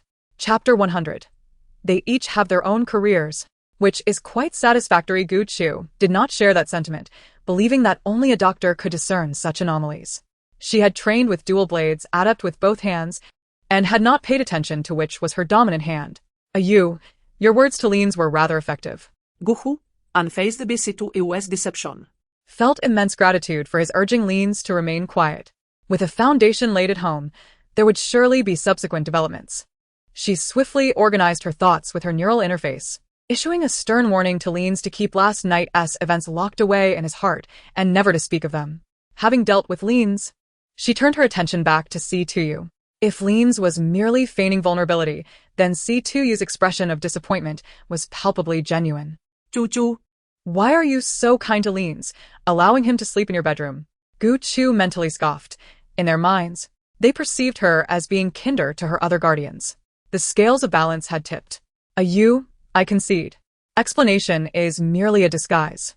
Gu Chu raised her hands in surrender, realizing that some matters were beyond explanation. C2U stifled a laugh. Chu, you are truly adorable. Gu Chu was bewildered by his statement. Adorable? In what way? Every action you take is endearing. Seeing her confusion, he remarked. Does this imply that our relationship can advance to a closer level? This question, indeed, what one thinks often manifests. But it was not entirely out of the question. Gu Chu coughed softly and turned her face slightly, nodding ever so slightly. She must have understood the implication quite clearly. Situ sa presta chakel. This felt rather akin to an illicit affair. Chu, are you contemplating appointing Lin's as your official consort? C2U discerned that, typically, Lin's would behave quite childishly in Chu's presence, yet she indulged him time and again. Moreover, in terms of capability, status, and identity, no one would dispute his suitability for the role of consort, not even they themselves. Why would Ayu deliberately bring up Lin's and the matter of a consort? Was he feeling jealous? Even the polar bear was experiencing jealousy. One might as well establish a vinegar factory at home. I have no intention of selecting anyone as a consort, neither now nor in the future. Even if I were to become the Empress, that thought would still not cross my mind. They each have their own careers, which is perfectly fine. Once there is a distinction of status, one fears that they might wield power in her name, flaunting their authority. Really not choosing? This revelation took C2U by surprise. He had always believed that in Chu's heart, there existed some hierarchy among them. If you are judging by jealousy, I could assist in selecting the most envious among you. C2U was at a loss for words. That won't be necessary. After rinsing her mouth, Gu Chu reclined on the sofa, and C2U took the ointment to massage her sore hands. Chu, you mustn't spoil him too much, or you'll end up with sore hands. I had no idea it would take so long. So long? C2U suddenly felt that Chu's words were somewhat amiss. Lin's had mentioned that he and Chu had been close, and she had even given him a massage. C2U squinted slightly. Chu, what do you think? If you cannot accept it, do not force yourself. Gu Chu furrowed her brow, gesturing with her hands, which seemed to complicate the matter. The more she gestured, the darker C2U's expression became, so this was the kind of massage Lin's had referred to. No wonder Chu's hands were sore. The agitation within him made him want to rush over and permanently incapacitate that SS male, ensuring he would never consider being a male again. Let him be a feeble commander instead. That scoundrel. Seeing the stormy expression on his face, Gu Chu inquired, "What's wrong?" "Nothing," C2U forced a smile. One couldn't possibly convey both envy and anger, could one? Gu Chu glanced around, noting that only robots and pets remained in the house, with no other males present. She opened her arms, raising an eyebrow, her eyes glimmering with implication. "Ayu, come here. Don't let this go outside." C2U's heart stirred as he nestled into Gu Chu's embrace. A-Chong, carrying drinks, passed by, mechanically shifting his head to observe the two beast men. Beep. Assessing it as a display of male affection towards a female, he deemed it harmless and decided not to intrude. A-Chong merely cast a glance before quietly departing, discreetly drawing the curtains and lighting a suitable fragrance, curling up with a flower roll. As the uncontrollable surge of psychic energy enveloped him, C2U tightened his hold on Gu Chu, tumbling to the ground, muffling a sound of excitement as he exclaimed, Chu Chu, I love you. I beg you. Gu Chu used her psychic energy to stabilize C2U's spirit, and he kissed her lips once more. C2U wished to be greedy just once, to claim Chu Chu entirely for himself. Yet, in the end, it was Gu Chu who pulled him back. You should take care of things first. All right. C2U, breathing heavily, helped Gu Chu adjust her clothing, then lifted her horizontally, carrying her back to her room. Gu huklam to C2U's neck. Feeling the lingering warmth and moisture from his chest, she buried her head in his embrace, realizing that the interstellar married life was bolder than she had imagined. Gu Chu had now seamlessly integrated into this lifestyle, her demeanor considerably bolder than before. C2U couldn't suppress his smile, using a towel to wipe Gu Chu's body. He cleaned away the remnants of saliva to ensure she felt comfortable. After completing this, C2U informed Gu Chu that he needed to return to the Imperial Academy for a while. Leaning close, he whispered in her ear, causing Gu Chu to shyly cover her chest with her hands. Hurry along. You've turned a bit wicked. C2U chuckled softly. Perhaps this can be considered romantic. Once C2U departed, Gu Chu began her own work. The image of the deer was already taking shape, and she merely needed to carve it onto the raw stone. C2U's ointment proved effective, relieving her fatigue almost instantly. Gu Chu meticulously carved the raw stone in her hands, and a rough outline began to emerge. At that moment, someone rang the doorbell, and the holographic computer automatically displayed the image of the visitor. Chu Chu, it's me, Asian. Gu Chu paused her work, calling out Open Sesame, and the door slid open automatically. Chu Chu, Major General Delian and Major General Cole are here. What brings them here? The reason was not explicitly stated. Gu Chu changed into appropriate attire and descended the stairs, finding them standing at the corner of the door in their military uniforms. To be fair, they appeared more fitting to be marshals than Leans, their expressionless handsome faces exuding reliability. They were calm and composed, executing their tasks with utmost precision, leaving no room for criticism. Have you come for a specific matter today? Gu Chu summoned Chong to serve tea and invited them to sit. The two exchanged glances but did not take a seat. Instead, they lowered their heads in unison. We wish to seek your consent, Your Excellency Gu Chu, regarding a matter. What matter is so serious that Leans cannot handle it? Why turn to me? I am not well versed in your official affairs. She had no intention of overstepping her bounds. No, this matter can only be decided by you. Startled, they suddenly knelt on one knee in a synchronized manner, placing their fists upon their left shoulders. Your Excellency Gu Chu, we wish to accompany you to the sanctuary. We both desire to pledge our loyalty to you. We have discussed this with Marshal Leans, who said it requires your permission. You are loyal to Leans. Why the sudden shift to pledge fealty to me? This alters the chain of command. Moreover, she did not need them to pledge loyalty to her. Should they fetch tea for her? That seemed wasteful. Seeing the bewildered expression on Gu Chu's face, Cole explained, we belong to the noble faction, and among the old nobility, our grandfather is included. We wish for you to trust us. And the best way to achieve that is to swear an oath at the sanctuary. So that was their intent. Swearing an oath in the sanctuary did not solely pertain to declarations of love, but could also encompass pledges of loyalty. Cole and Leans were aware that if the old nobility were to exploit her secrets, it could indeed lead to complications. Their willingness to swear allegiance was the best course of action. Gu Chu, unaware of their underlying motives, nodded, and they released a sigh of relief. They had only recently obtained approval from Marshal Leans for this visit. It was fortuitous. Today, Marshal Leans appeared to be in an unusually good mood, and after a brief conversation, he had readily agreed. Gu Chu regarded the twins, having known them for so long. While their demeanor was somewhat rigid, their presence had always been by her side.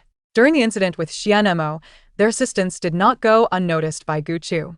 Although they were Lean's subordinates, she had never underestimated them and was quite grateful to them. Speaking of which, their beast form was a unique butterfly. The forms of their Lingdai clan must be stunning. The thought of butterflies made Gu Chu's heart flutter. She had no resistance to them whatsoever. She resolved to visit the garden later to indulge her eyes with the sight of butterflies. You may rise. Join us when the time comes. Thank you, Your Excellency Gu Chu. The two stood up, continuing to articulate their purpose for visiting. Marshal Leans is concerned for your safety. If there are no males to protect you, we will be here to safeguard you. We are not guests, so we will not disturb your rest here. How will you protect me? With close protection. Of course. We would never intrude upon Your Excellency's room. We will wait outside the door. Ah? Being observed so closely made Gu Chu feel quite uncomfortable, and with her delicate brows furrowed, she expressed her discontent. I do not require personal protection, thank you. Moreover, I dislike others meddling with my belongings. If you have any requests, please direct them to a Chong. The twins clearly detected the displeasure in Gu Chu's tone. Has Lady Gu Chu become upset? Have we erred in some way? Their hearts were in turmoil, and they considered approaching her to apologize, but their conversation was interrupted by the arrival of a jeune. Chu. The Pope Chia has arrived. Shall I let him in? Chija? The twins frowned. He was an SS-level male, and his unexpected visit surely bore significance. What brings him here? Gu Chu asked with rising impatience, as she had yet to finish her jade carving and wished to return to her chamber to continue her work. A jeune replied, he mentioned he has matters to discuss with you. Matters? If it's not of great importance, there's no need to seek me out. And I do not accept gifts. A jeune exited and returned again. The Pope has confirmed it is an official matter. Gu Chu hesitated momentarily before reclaiming her seat. Let him in.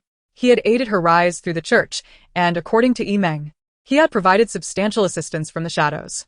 She held a favorable view of Chia during his amnesia, despite being in dire straits. He did not harm her and honored his promise to help her, which she respected. She felt it was essential to meet him, at least once.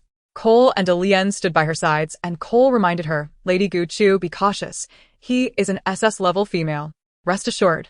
He will not repay kindness with enmity. Upon encountering the somewhat unfamiliar face, Gu Chu found it hard to reconcile that this face, smooth as jade, had once been stained with blood. In her haste, she had not taken the time to appreciate his striking features. Clad in a pristine dark cloak, the once pungent scent of blood had been replaced by a refreshing woody aroma. Noticing he held a beautifully wrapped brocade box, she recalled a U.S. words. Was he planning to present her with a gift? Good day, Lady Gu Chu. Gu Chu invited him to sit and got straight to the point. What brings the Pope to seek me? Chia's dark red lashes fell, and upon sensing her distant tone, he discreetly concealed his disappointment, assuming she blamed him for past grievances. First, I sincerely apologize for the harm I caused you. Please allow me to explain. My amnesia, coupled with an excessively high loss of control, led to my impulsive actions. It could be argued that had it not been for him, Gu Chu would not have fainted and fallen into the clutches of Xianmo's thieves. A Chong brought in tea. Gu Chu smiled politely, choosing to overlook the incident. Have you recovered your memory? Yes. Your mental energy not only healed my loss of control but also aided in restoring my memories. I have come to fulfill my promise. Promise? Gu Chu sipped her drink, unable to recall. Do you remember the ring? It symbolizes the Pope's authority. Now that it has unexpectedly come into your possession, I have no right to reclaim it. Furthermore, please accept this. Chia opened the brocade box, and at that moment, the twins simultaneously aimed their weapons at him. It cannot be opened without inspection, De Lien declared coldly, while Cole deactivated Gu Chu's defensive barrier. No harm done. Chia remained unfazed in the face of the twins' actions, allowing them to use their scanning devices. Cole took the brocade box to the safe room while De Lien stayed close to protect. Chia observed the symbolic object of power being taken away without a hint of concern, his gaze enviously fixed on De Lien, a bittersweet smile gracing his lips. Lady Gu Chu is still upset with me, it seems. I truly envy you for being by her side. By my side? Gu Chu realized Chia had misunderstood. They are responsible for my protection. But does Lady Gu Chu not trust them? His inquiries stemmed from his investigation, which revealed that aside from the four guardians, Xian Mo, with his special status, was frequently seen alongside the twins. Gu Chu held a different understanding. One need not suspect those who are trustworthy. Her thoughts and Chia's were parallel lines that would never intersect. They are loyal subordinates of Lane's, and I trust them implicitly. A smile tugged at Chia's lips, as it appeared Lady Gu Chu had misconstrued his intentions. She remained oblivious to the fact that De Lien, standing behind her with a gun, had flushed ears. Chapter 102. Understanding the depths of a man's heart. Cole emerged with the open brocade box, awkwardly placing it on the table. Inside lay an object reminiscent of an ancient seal. Gu Chu recalled that among Hetian jade, red jade was especially precious. She wondered if such jade existed in the cosmos. The color, as vibrant as a coxcomb, suggested it was indeed a rare treasure. Gu Chu turned to Chia, awaiting his explanation. What is this? Chia smiled as he elucidated. A mere gift. The church has had two tokens throughout history. One is the ring, a personal symbol, and the other is the seal, which bears far greater significance. It represents the Pope's authority and has been passed down through generations since the Church's inception. The reason no new Pope has been established during my long absence is that they lacked this token. Now, by bestowing this upon you, the Church will pledge its allegiance. If I accept this token, does that mean I must become Pope? You mentioned it was a formal matter, yet it has transformed into a gift. Sensing Gu Chu's frown, Chia subtly inferred her thoughts. You may assume the role, but if you find it burdensome, I can undertake it on your behalf. You need not worry. This is the best proof of my loyalty to you. Gu Chu pushed the brocade box back. We both know the circumstances at that time. You need not thank me. I did not rescue you out of sheer goodwill. If you seek to repay me, manage the Church well. Observing Gu Chu's rejection, Chia felt a pang of bitterness, realizing he must strive to change her perception of him. In truth, Gu Chu held a favorable view of Chia. Since returning to the Imperial Star, he had secretly aided her. In her confrontations against the royal family and during her planning, Chia had contributed significantly. The Church was a coveted entity, and with those around her occupied, suitable successors were scarce. Given her recent burdens, Chia was currently the best candidate. If she were to take on the entire responsibility, it might overwhelm her.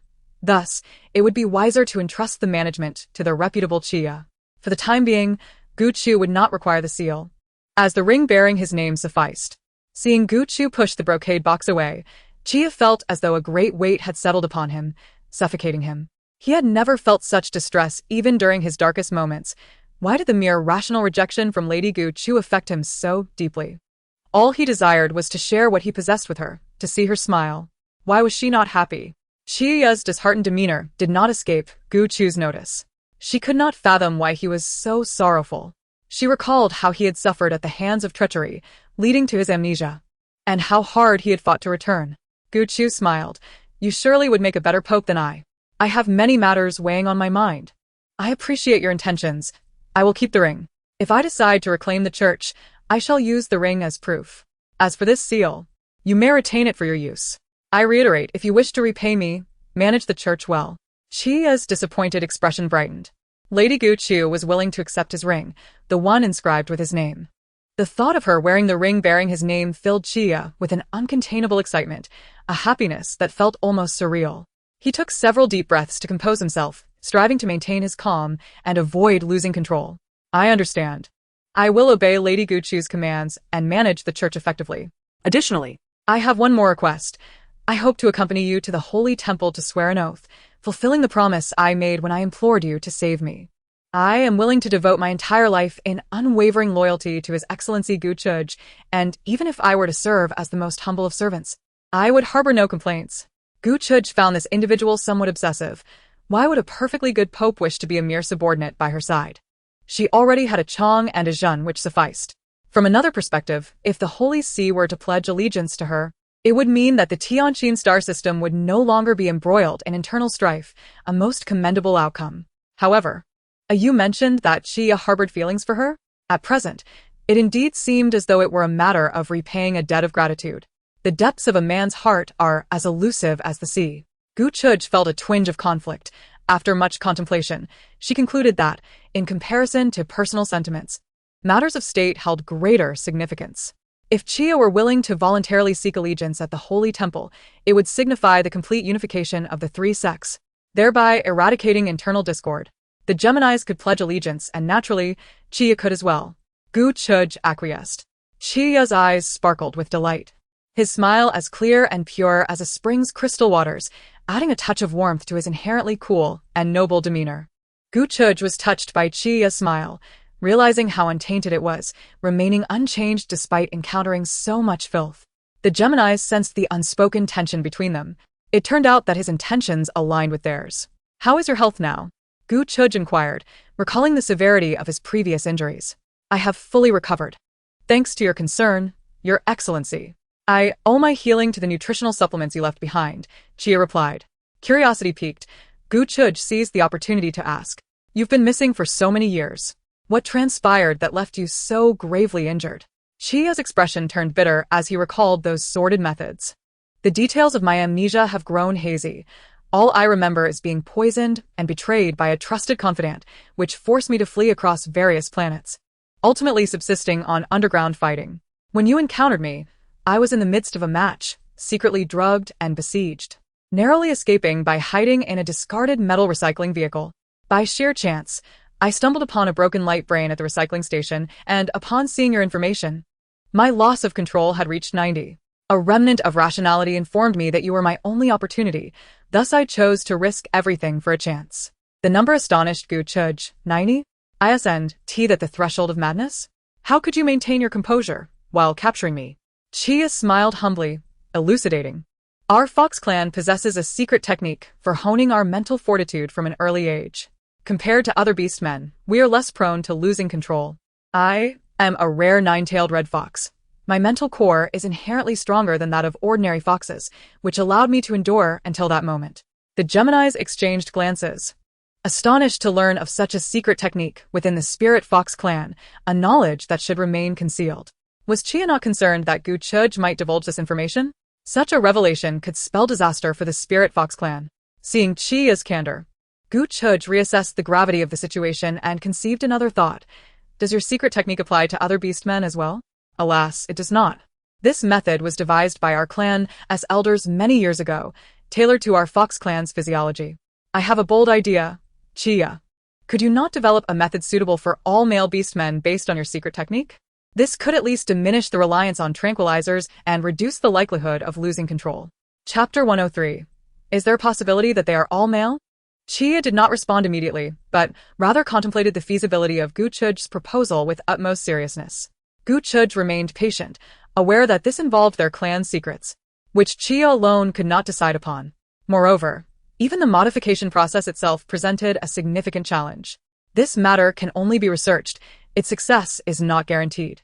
Chia's careful consideration and prudent demeanor only heightened Gu Chuj's admiration for him. Indeed, apart from you, he could be regarded as one of the most impeccable males she had encountered, good-tempered, meticulous in his endeavors, and exceptionally capable. She turned to glance at the Geminis, only to quickly avert her gaze. The Geminis felt perplexed by her scrutiny. Had they erred in some manner? Yet Gu Chuj's expression suggested otherwise. In truth, the Geminis were not lacking. They were simply a bit too serious and rigid. After a prolonged silence, Chia spoke in a measured tone. It is not impossible, but this plan must be kept confidential and will require the participation of volunteers. Currently, beast men are quite averse to human experimentation, and I fear this may attract unwanted scrutiny towards you. Furthermore, research is not my forte. It might necessitate Professor Situ's assistance. You think of everything. This indeed requires careful deliberation. Please allow me some time. I will discuss it with my guardians. They each possess their own strengths and may devise an excellent solution. Gu Chuj merely initiated the conversation. The subsequent details would naturally not fall upon her shoulders. Each has their own strengths. This remark inadvertently pierced the hearts of the Geminis. Chia, as the Pope, had reformed many matters upon his return, aiding numerous males in regaining control, reducing the prices of tranquilizers, making quality options accessible to the majority. What could they offer Gu Chuj in comparison? They had been the most outstanding since childhood, entering the military with exemplary grades, achieving significant military honors at a young age. Yet now, all their pride seemed trivial before these true powerhouses.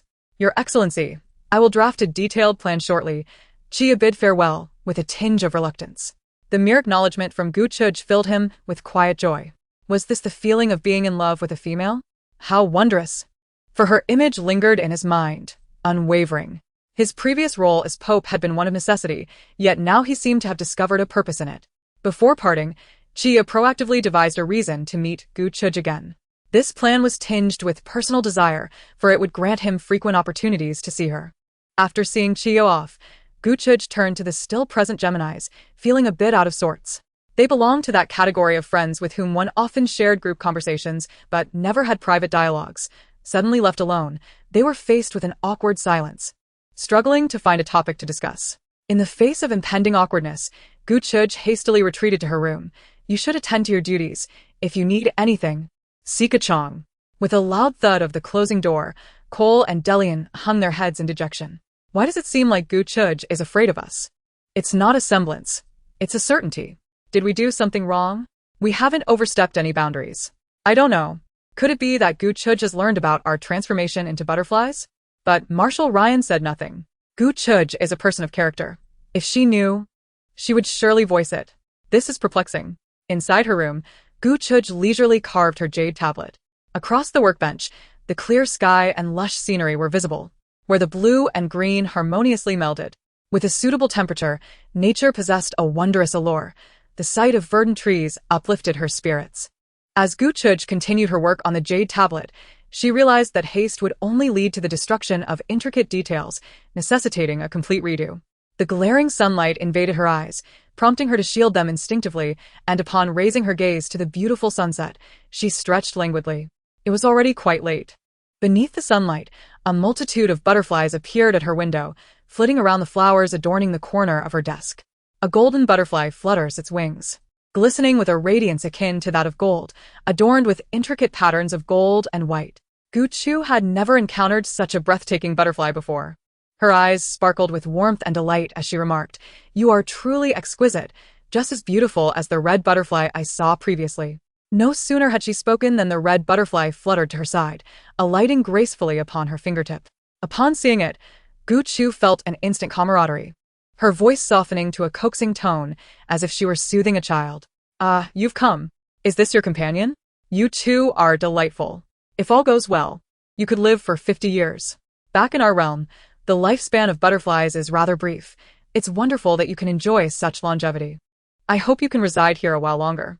How about I build a nest for you? Perhaps even assist you in raising offspring?" Although she was unaware of the intricacies of butterfly reproduction, she was confident that she could easily find the information. The twins pondered the possibility that both butterflies might be male. The red butterfly settled upon the jade pendant she had crafted for Shuemu, and Gu Chu introduced the butterfly to it, saying, "This is the jade pendant I made for Shuemu. I've crafted one for each guardian, each adorned with their beast form." Observing their butterfly patterns, Gu Chu remarked, "Your designs are both beautiful and intricate. I once considered carving a statue for Little Red, but I felt no gemstone could do it justice. Selecting the right material is quite a challenge." "Little Red?" Cole inquired. "Now that I see Little Gold, I feel inspired to carve a statue for him as well. Alas, it's vexing. I'm unsure which material would be suitable." "Little Gold?" Darian echoed. Gu Chu seemed to have an epiphany, turning to capture images of herself and the butterflies with her light brain, allowing her to examine their patterns and immortalize their vibrant essence. The butterflies appeared to possess an intelligence of their own, playfully showcasing different angles for her. The twins, filled with excitement at the thought of Gu Chu crafting a statue for them, knew that even if they could not possess it, the mere thought of her remembering them through such a creation brought them joy.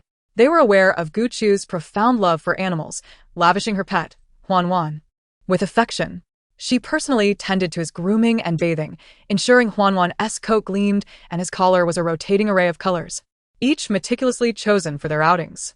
Professor Shuemu even devised a specialized grooming room for Huan, facilitating Gu Chu's care for him. Marshal Lanes had once jested that in their household, Gu Chu held the highest rank, followed by Huan, and then a Chang and a Zhen, with the males trailing behind.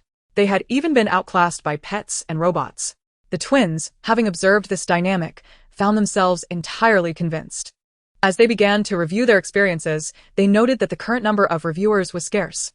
If any young readers happened upon this, they could offer a rating without the need for commentary. Returning to the matter at hand, Darian and Cole belonged to the Spirit Butterfly clan, and as butterflies, they surely would resonate with their kin, especially given the similarity in colors to their own hair, reminiscent of the mythological tales they had heard, stories of butterflies becoming sentient. Little butterflies, only the most beautiful of butterflies can transcend into sentience, Gu Chu mused. The twins, though confused, sensed they had received a compliment. To avoid raising any suspicions with Gu Chu, they gracefully circled around her, flapping their wings silently before taking flight. Upon seeing the butterflies, Gu Chu's gentle smile reassured the twins. It seemed she was unaware of their true forms. The following day, while on their protective duty, they were taken aback to discover a butterfly breeding box nestled among the flower beds beneath Gu Chu's window, leaving them speechless. Their tactical deception had worked splendidly. Gu Chu remained oblivious to the fact that the butterflies were, in fact, the two of them, mistakenly believing they were a pair. Years of camaraderie had led to an unexpected mutual disdain between Cole and Darian. "It's all your fault, Darian. You made Gu Chu think we are a couple," they lamented. They continued their duty to protect Gu Chu, learning from a Chang that she was at the gym. Her dedication to personal fitness had reached an extreme level of discipline, engaging in intense workouts every other day.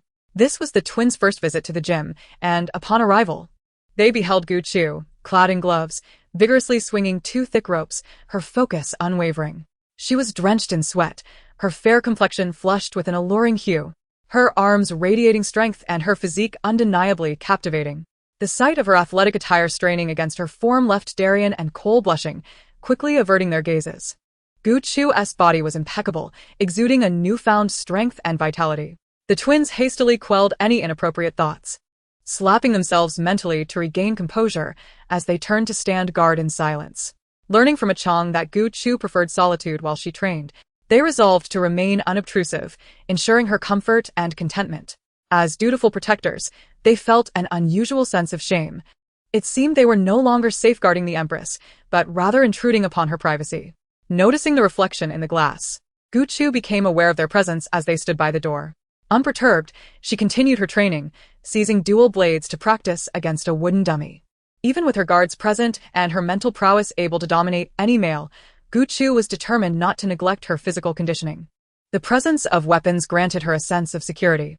Unable to resist, the twins stole glances within, becoming increasingly captivated by Gu Chu's grace and skill. They recognized that her fluid movements and mastery of the blades indicated a solid foundation in martial arts, far beyond mere showmanship. Although they were unaware of Gu Chu's past experiences, witnessing her prowess ignited gratitude within Cole and Darian for the beast god, who had bestowed upon them an empress of such caliber. She was undoubtedly deserving of her position. A sudden, pained gasp emanated from within, jolting Darian and Cole from their reverie. Alarmed, they rushed inside to find Gu Chu, one-handedly wielding her dual blades, staring intently at the tip of her ring finger. Blood trickling from a wound onto the pristine floor. Heu Chu, no. They cried out as she attempted to wrap her sweat-drenched workout shirt around her injured finger. In a swift, instinctual motion, Cole scooped her up and seated her on his lap, while Darian promptly confiscated her blades, storing them away in a spatial button, and retrieved specialized first aid supplies to tend to her injury. "What are you doing?" Gu Chu questioned, bewildered by their sudden intervention. In the blink of an eye, she found herself embraced by Cole, who held her firmly around the waist. Uncomfortably, she attempted to wriggle free, but he maintained his grip, his warmth enveloping her, prompting a realization of the impropriety of their situation. Meanwhile, Darian held her hand firmly, meticulously examining her wound. The atmosphere among the three became charged with an unusual tension. As Gu Chu gazed at Cole's concerned expression and then at Darian, feeling increasingly flustered. It was as though she were a capricious sovereign, surrounded by admirers, just shy of indulgence in excess. When she glanced at Darian, an inexplicable urge arose. If he leaned in just a fraction closer, their lips might just meet. Was he contemplating a kiss? Startled by her own fanciful thoughts, Gu Chu's cheeks flushed crimson. As she turned to escape Darian's gaze, she inadvertently buried her face in Cole's chest. Darian paused, contemplating if perhaps Gu Chu favored Cole over him. Gu Chu gently touched the tip of her nose, awkwardly twisting her head away to feign ignorance of the incident. As a seasoned female, she was accustomed to navigating the complexities of life. A mere ambush from both sides hardly fazed her. Cole's gaze remained fixed on the bleeding area, his brow furrowed with concern, steadfastly refusing to let Gu Chu down. "Your Excellency, we are willing to accept any punishment you deem fit, but your injury is a grave matter. You cannot use sweat-soaked clothing to staunch the bleeding, as it may lead to infection, which could trigger a cascade of illnesses. We must exercise caution." Gu Chu was taken aback by their expressions of impending doom, unsure of how to clarify the situation. The knife had merely left a splintered scratch on her hand, causing a small amount of blood to flow. Their reaction seemed excessively dramatic. She urged herself to remain calm and gently reassured them, "I will tend to your wounds. Cole, please set me down. There is no need to be so anxious." With sweat clinging to her, Cole held her waist tightly, enveloping her in an embrace that left her feeling uncomfortably sticky. If his previous actions had been impulsive, it was now evident that he was reluctant to part with her soft presence. This marked their second intimate encounter. Gu Chu continued, "Cole, you will eventually have a wife. If she learns that you have held another female in such a manner, she may become upset." Cole replied resolutely, "I will not have a wife. Even if I do." Gu Chu's lips parted in surprise. What did he mean by that? Was he planning to devote his life to his career? Realizing he had misspoken, Cole hesitated for a moment before choosing to set Gu Chu down and apologize. Not wishing for her to dwell on his earlier words, I sincerely apologize, Your Excellency. I have offended you, and I will accept my punishment. The mention of punishment did not ignite the anger Gu Chu had anticipated, as she too had misinterpreted his intentions. The sight of Cole's crimson hair inevitably reminded her of the red butterfly. Compelled by an inexplicable impulse, she reached out with her uninjured hand and gently tousled Cole's hair, causing a subtle tremor to ripple through Dalian's body as well. They both harbored the same thought, a greedy desire for further contact. There's no need for such alarm, she thought. When Cole suddenly embraced her, her first instinct was not to deem him reckless, but rather to feel taken aback. In her memory, they had always maintained a deliberate distance, akin to the relationship between a subordinate and their superior. She cast a glance at Dalian, who was silently tending to his wounds, reminding her of the golden butterfly. Gu Chu felt a tingling curiosity. She longed to see their beast forms, wishing that such an encounter could serve as a substitute for punishment. Observing their beast forms seemed far more appealing than facing any consequences. However, after all she had experienced, she thought it but a fleeting fantasy, afraid of the responsibilities that might ensue. Lost in contemplation, a towel was draped over her shoulders, and she turned to find it was Cole, his concern palpable in his gaze. Your Excellency, please wipe away your sweat. You mustn't catch a cold. The attendant, Ajun, who had brought the towel, scanned the scene before silently returning it to its place. Gu Chu expressed her gratitude and then noticed Cole producing a nutritional supplement. Drink this. It will help replenish your strength. The injury to her fingertip, though minor, was indeed bleeding profusely. Chapter 105. Gu Chu prefers bats over butterflies. Gu Chu acquiesced. All right. Dalian retrieved a wooden sword that bore a striking resemblance to their silver moon, his expression somewhat uneasy. Your Excellency, may I inquire why this blade bears such a likeness to Silvermoon? Gu Chu reminisced about the dagger she once wielded. It is a matter of fate. After experiencing some unfortunate events, I learned to wield a blade, and the one I used was quite similar to your Silvermoon. Thus, it is not incorrect for you to find this pair of swords reminiscent of Silvermoon. Unfortunately, I lost my dagger along the way. That dagger had accompanied her in vanquishing countless zombies, symbolizing her past triumphs. Dalian recalled the time when Gu Chu wielded Silvermoon in battle, focused solely on breaking through enemy lines. Now, reflecting on how adeptly she had handled it, the pieces fell into place. Without needing to exchange words, they reached a consensus and knelt on one knee, offering their Silvermoon to Gu Chu. They quickly concocted a rationale. Your Excellency, as an apology, we present you with Silvermoon. Gu Chu remembered the significance of Silvermoon to them, and she recognized that it was far more formidable than her previous dagger. The metal was a rare find across the galaxies. Reluctant to deprive them of something so cherished, she replied, if you wish to apologize, then do so. I am well aware of Silvermoon's prowess. This token of apology seems rather excessive. A faint blush crept onto Dalian's handsome visage, as they harbored selfish intentions of offering Silvermoon as a token of affection. Having been with Silvermoon since childhood, it held immeasurable value to them over the years. Now that they had found their beloved, they wished to share something of great importance with Gu Chu, hoping that even if she did not accept it, the sight of Silvermoon by her side would evoke the feeling of being close to her. They did not believe themselves comparable to the Marshal or the diplomats. Yet their love was all-consuming, leaving them in a state of disarray, constantly reminded of Gu Chu's every smile and frown. The twins recognized their entrapment and willingly descended into this abyss, without a resolution. It is not precious. It is our voluntary offering. We possess other blades. Silvermoon is merely one of our weapons. Your Excellency is in need of a weapon, and Silvermoon is a fitting choice, especially as you excel in blade work. Retaining Silvermoon would also serve as a means of self-defense.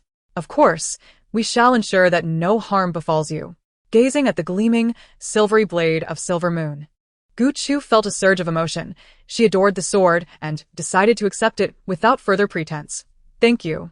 I will treasure Silvermoon. The twin smiles were but a veneer, yet both Cole and Dalian felt their hearts racing with unprecedented joy.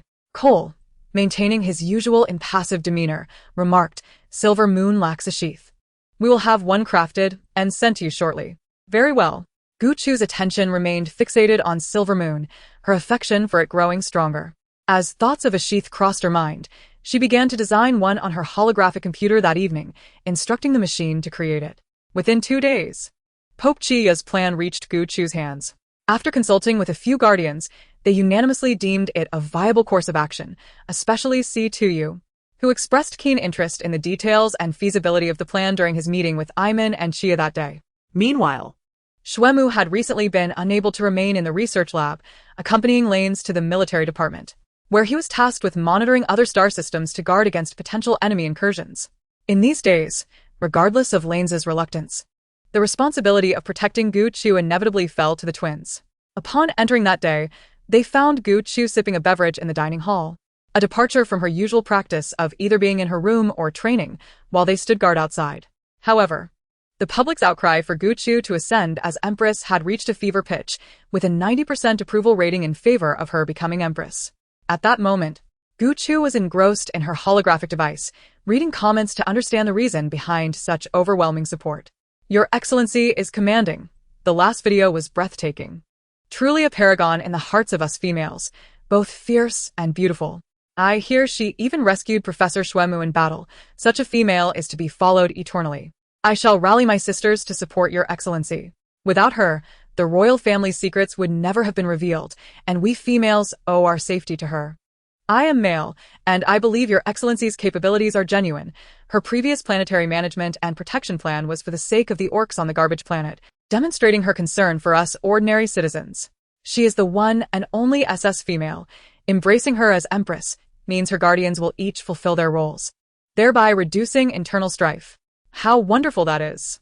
The Ministry of Foreign Affairs has stated that these notions originate from His Excellency Gu Chuqing. The diplomat from Iman exhibits unwavering trust and cooperation with His Excellency Gu Chuqing, making it reasonable to entrust matters to her and her guardians.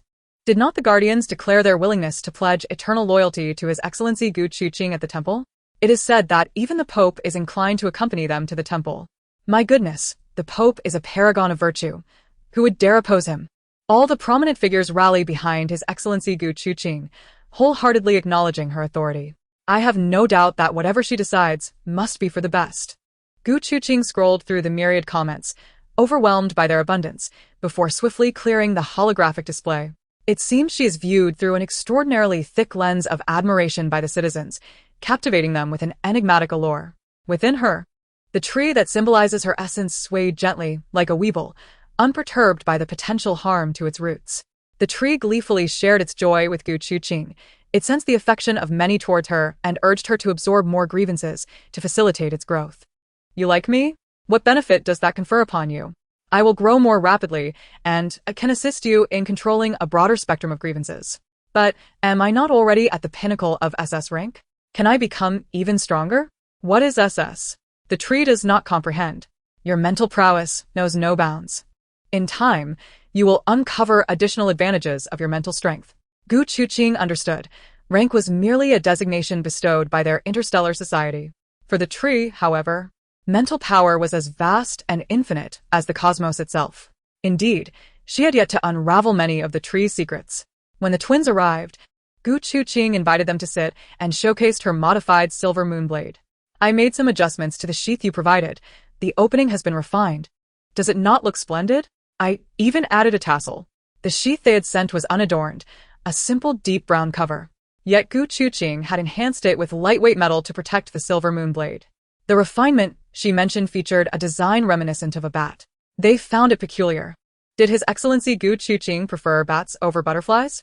Chapter 106. Developing culinary delights unique to the stars. The twins recalled that Marshal Lanes had never mentioned nocturnal creatures like bats, nor had they ever encountered bat beastmen. They resolved to remain vigilant to prevent any incursions by bat-like beastmen. Upon returning, they would investigate whether any S-rank or higher bat beastmen had recently passed through or transformed. The mere presence of a bat motif stirred a sense of unease within them. Gu Chuqing, however, was quite pleased with the bat design, as in her homeland. It symbolized good fortune, hence her choice to engrave this traditional pattern. It was simply an auspicious sign. She presented the 2 brown tassels she had crafted to Lien and Cole, showing them the tassels tied to the silver moon blade. This is a small token of my appreciation for you. In the future, feel free to bring your daggers, and I can design a sheath tailored to your beast forms. Given this rationale, it seemed permissible for her to view their beast forms without it being considered intrusive. Gu Chuqing harbored her own little scheme. She remained curious about the beast forms of Cole and Lien, particularly wishing to see a splendid butterfly. Ideally, one so grand that it could not be cradled in both hands. If she were to behold such an enormous butterfly, it would be a revelation. Lian and Cole accepted the brown tassels, which bore a knot they could not decipher, regarding it as a precious gift. They were utterly astonished to learn it had been crafted by His Excellency Gu Chuqing herself. They handled it with great care, fearing the loss of even a single thread, yet hesitated to place it in their spatial buttons, instead scrutinizing it attentively. Such exquisite tassels, they could scarcely bear to affix them to their blades. Gu Chuqing chuckled at their naive wonderment, perceiving how they regarded the modest gift as something extraordinary. Suddenly, she recalled their previous banter and jested. "You wouldn't be willing to devote your lives to your careers like your Marshal, would you?" The twins held their heads high, each contemplating the same thought. The Marshal has devoted his life to you, and so shall we. Alas! They were not His Excellency Gu Chuqing's guardians, and were uncertain how to distinguish themselves among the multitude of males. In terms of rank, they could not even compare to the esteemed Pope. They were merely a pair of majors. Cole raised an eyebrow and tentatively inquired, "We have encountered a suitable female but are uncertain how to confess our feelings. We wonder what your Excellency might think." Gu Chuqing was taken aback by their candidness. Her teasing had inadvertently prompted them to voice their concerns. Regrettably, while she was a female, she was not well versed in the intricacies of emotions in this realm. Moreover, even if females were scarce, each was an independent individual with distinct personalities and preferences. "I have no insights to offer." Her blunt response effectively stifled the conversation. Undeterred, Lian pressed on, seeking her guidance. "The one we admire is already married. We are uncertain if she would accept us. Due to our twin bond, we are fated to share affection for the same female. We fear that if we confess, we may never have the opportunity to engage with her again." Cole's gaze remained fixed on Gu Chuqing's face, anxious not to miss any detail. He hoped Lian's subtle hints would convey their feelings to Her Excellency. Yet, they were remarkably skilled at concealing their emotions. When faced with this dilemma, their expressions remained as composed and serious as ever. When they mentioned a spouse, Gu Chuqing felt no suspicion directed at herself. After all, Lanes and his companions were still merely guardians, not yet formally husbands. Gu Chuqing felt a headache coming on. She hesitated to encourage them to pursue love boldly. However, she could offer a suggestion. "Allow me to say this. When you discuss this matter, your expressions do not convey any hint of affection or shyness. If you had mentioned it was about you, I would have assumed you were speaking of someone else. Are you certain you're not referring to a friend?" Lian and Cole exchanged glances, scrutinizing each other's remarkably similar faces, as if gazing into a mirror. How could they express affection when they typically bore such expressions? "Chuqing, the noodles are ready." A Chang's voice interrupted their conversation, wafting aromas from the kitchen. Shortly thereafter, a Chang presented 2 bowls of noodles. Gu Chuqing urged the twins to taste them, just in time. "I need your assistance with something. Please sit and help me evaluate a Chang's new noodle creation." Cole and Lian examined the noodles, their broth a creamy white hue, with elongated strands of noodles accompanied by meat and vegetables, appearing both simple and delectable, the aroma enticing. "Once you've tasted it, I expect your feedback," Gu Chuqing said with a smile, before heading to the bar. If she focused on their eating, they would undoubtedly hesitate, so she decided to explore the spices instead. Rarely did she wish to indulge in a drink. Sipping a mildly alcoholic beverage, she contemplated a plethora of spices before asking a Jeanne to document their flavors and characteristics. Hearing footsteps, Gu Chuqing turned her head, feeling slightly tipsy from the drinks. When she saw the twins approach in unison, their impressive height complemented by their military attire, the black uniforms adorned with golden insignia accentuated their elegance. Their synchronized strides were a sight to behold. "You two are the most harmonious and coordinated twins I have ever encountered." The twins exchanged a glance, huffing in unison and turning their heads away in opposite directions.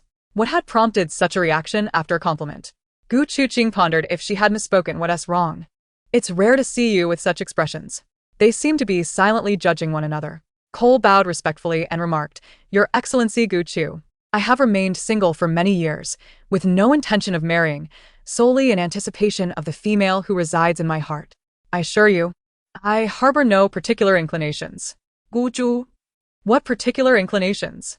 Now I'm genuinely curious." Delian also bowed and stated, "I have never engaged with any female, maintaining a respectable distance, and have never overstepped my bounds. Respecting females is my duty. I am surrounded by males due to my work in the military department.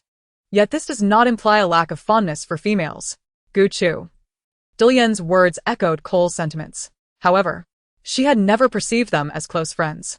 Gu Chu was perplexed as to why they suddenly began speaking in such an odd manner. She called for a chong.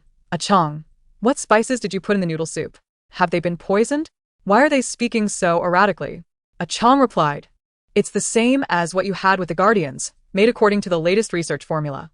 A chong and a zhen had their own research and development systems. Initially, Shuemu intended to utilize them for military advancements, but unexpectedly, they excelled in the culinary arts. Under Gu Chu's unintentional guidance, they had forged a new path. Now, A chong and a zhen developed dishes that were exquisite, and Gu Chu believed them to be geniuses among robots. With just a hint from her, they could create culinary delights unique to the stars. Gu Chu took on the role of a food connoisseur, indirectly becoming the taste tester for a chong and a zhen. Chapter 107. Is this not a re-employment arrangement? The twins suddenly spoke in peculiar phrases, causing Gu Chu to harbor doubts, yet strangely, she felt no discomfort. To be cautious, she sent a message inquiring whether Sitiyu and the others felt unwell after consuming the noodles. Upon receiving a unanimous reply that all was well, she forwarded the twin symptoms to Ayu. Sitiyu responded almost instantly, nothing to worry about. Everyone has their moments of dim-wittedness. Indeed, Ayu's words carried a certain wisdom that was irrefutable. Their Marshal was, after all, a playful child at heart. At that moment, Lanes, who was on patrol, suddenly sneezed, rubbing his nose in confusion. It felt as though he had been reprimanded. He turned abruptly, and the subordinates trailing behind him fell silent, bowing their heads, afraid to utter a sound. They felt wronged. Even if granted 800 lives, they would not dare to offend him. At this juncture, the twins realized how childish they had been, bickering and letting their emotions drive them. What if it led Gu Chu to doubt them? Cole spoke first. Your Excellency Gu Chu, you have misunderstood. There are rumors circulating online, and we feared you might misinterpret them and harbor disdain for us. Hence our elaborate explanation. I see, Gu Chu replied, not particularly fond of being followed around, often choosing to evade them, which may have led to their misinterpretation. She gestured for them to join her for a drink. I have no suspicions regarding you two. What credibility do idle gossip and rumors hold? Come over, and help me ponder this matter. The two took seats beside Gu Chu, with an empty space between them. During working hours, they only ordered beverages. What did you think of the noodles? In unison, they responded, delicious. Far superior to the dishes prepared by top chefs outside. Gu Chu asked, are there no planets in the galaxy renowned for their culinary excellence? They reminisced about past experiences and nodded. Indeed, but they are quite distant. And the vegetables and greens grown there differ from ours, as do the cooking methods.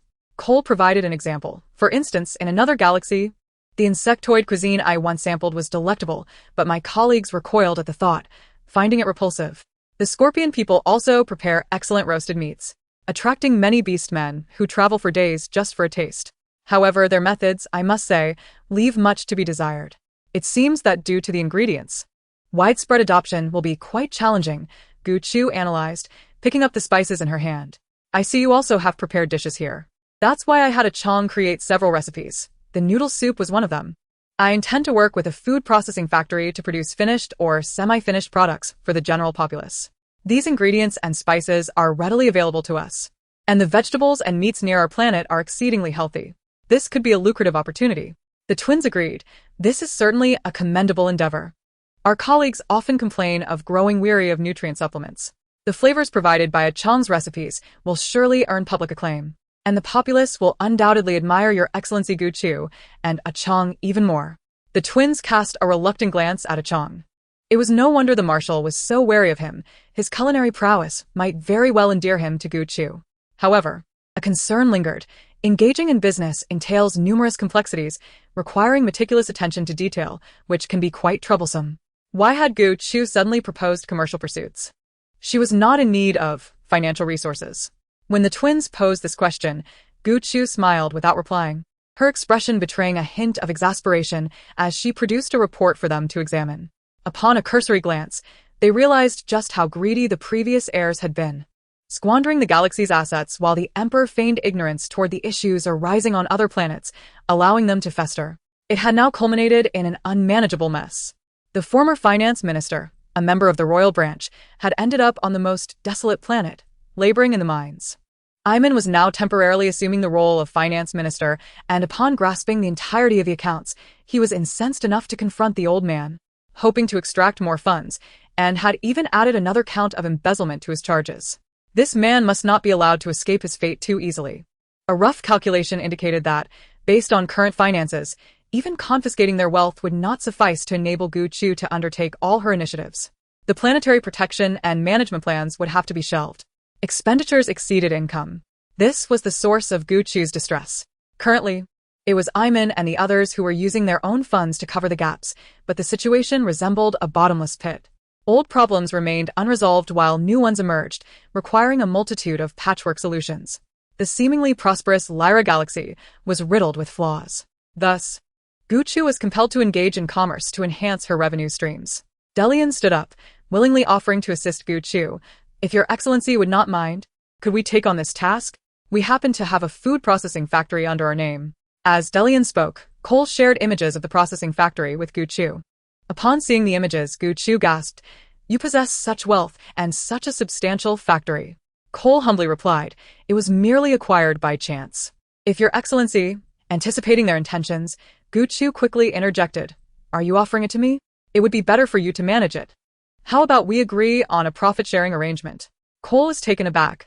How did Gu Chu know he was considering giving her the factory? Indeed, she was no ordinary female. She seemed to possess foresight. Without skepticism, Gu Chu handed over the recipes for them to execute, and soon they finalized the profit-sharing agreement. After deducting costs, Gu Chu would receive the lion's share, and she understood that rejecting their offer would be futile. She consented to sign an indefinite cooperation contract, allowing them to proceed. This was indeed an unequal treaty, as it included a clause stating that whenever she desired, the twins would unconditionally submit to her authority.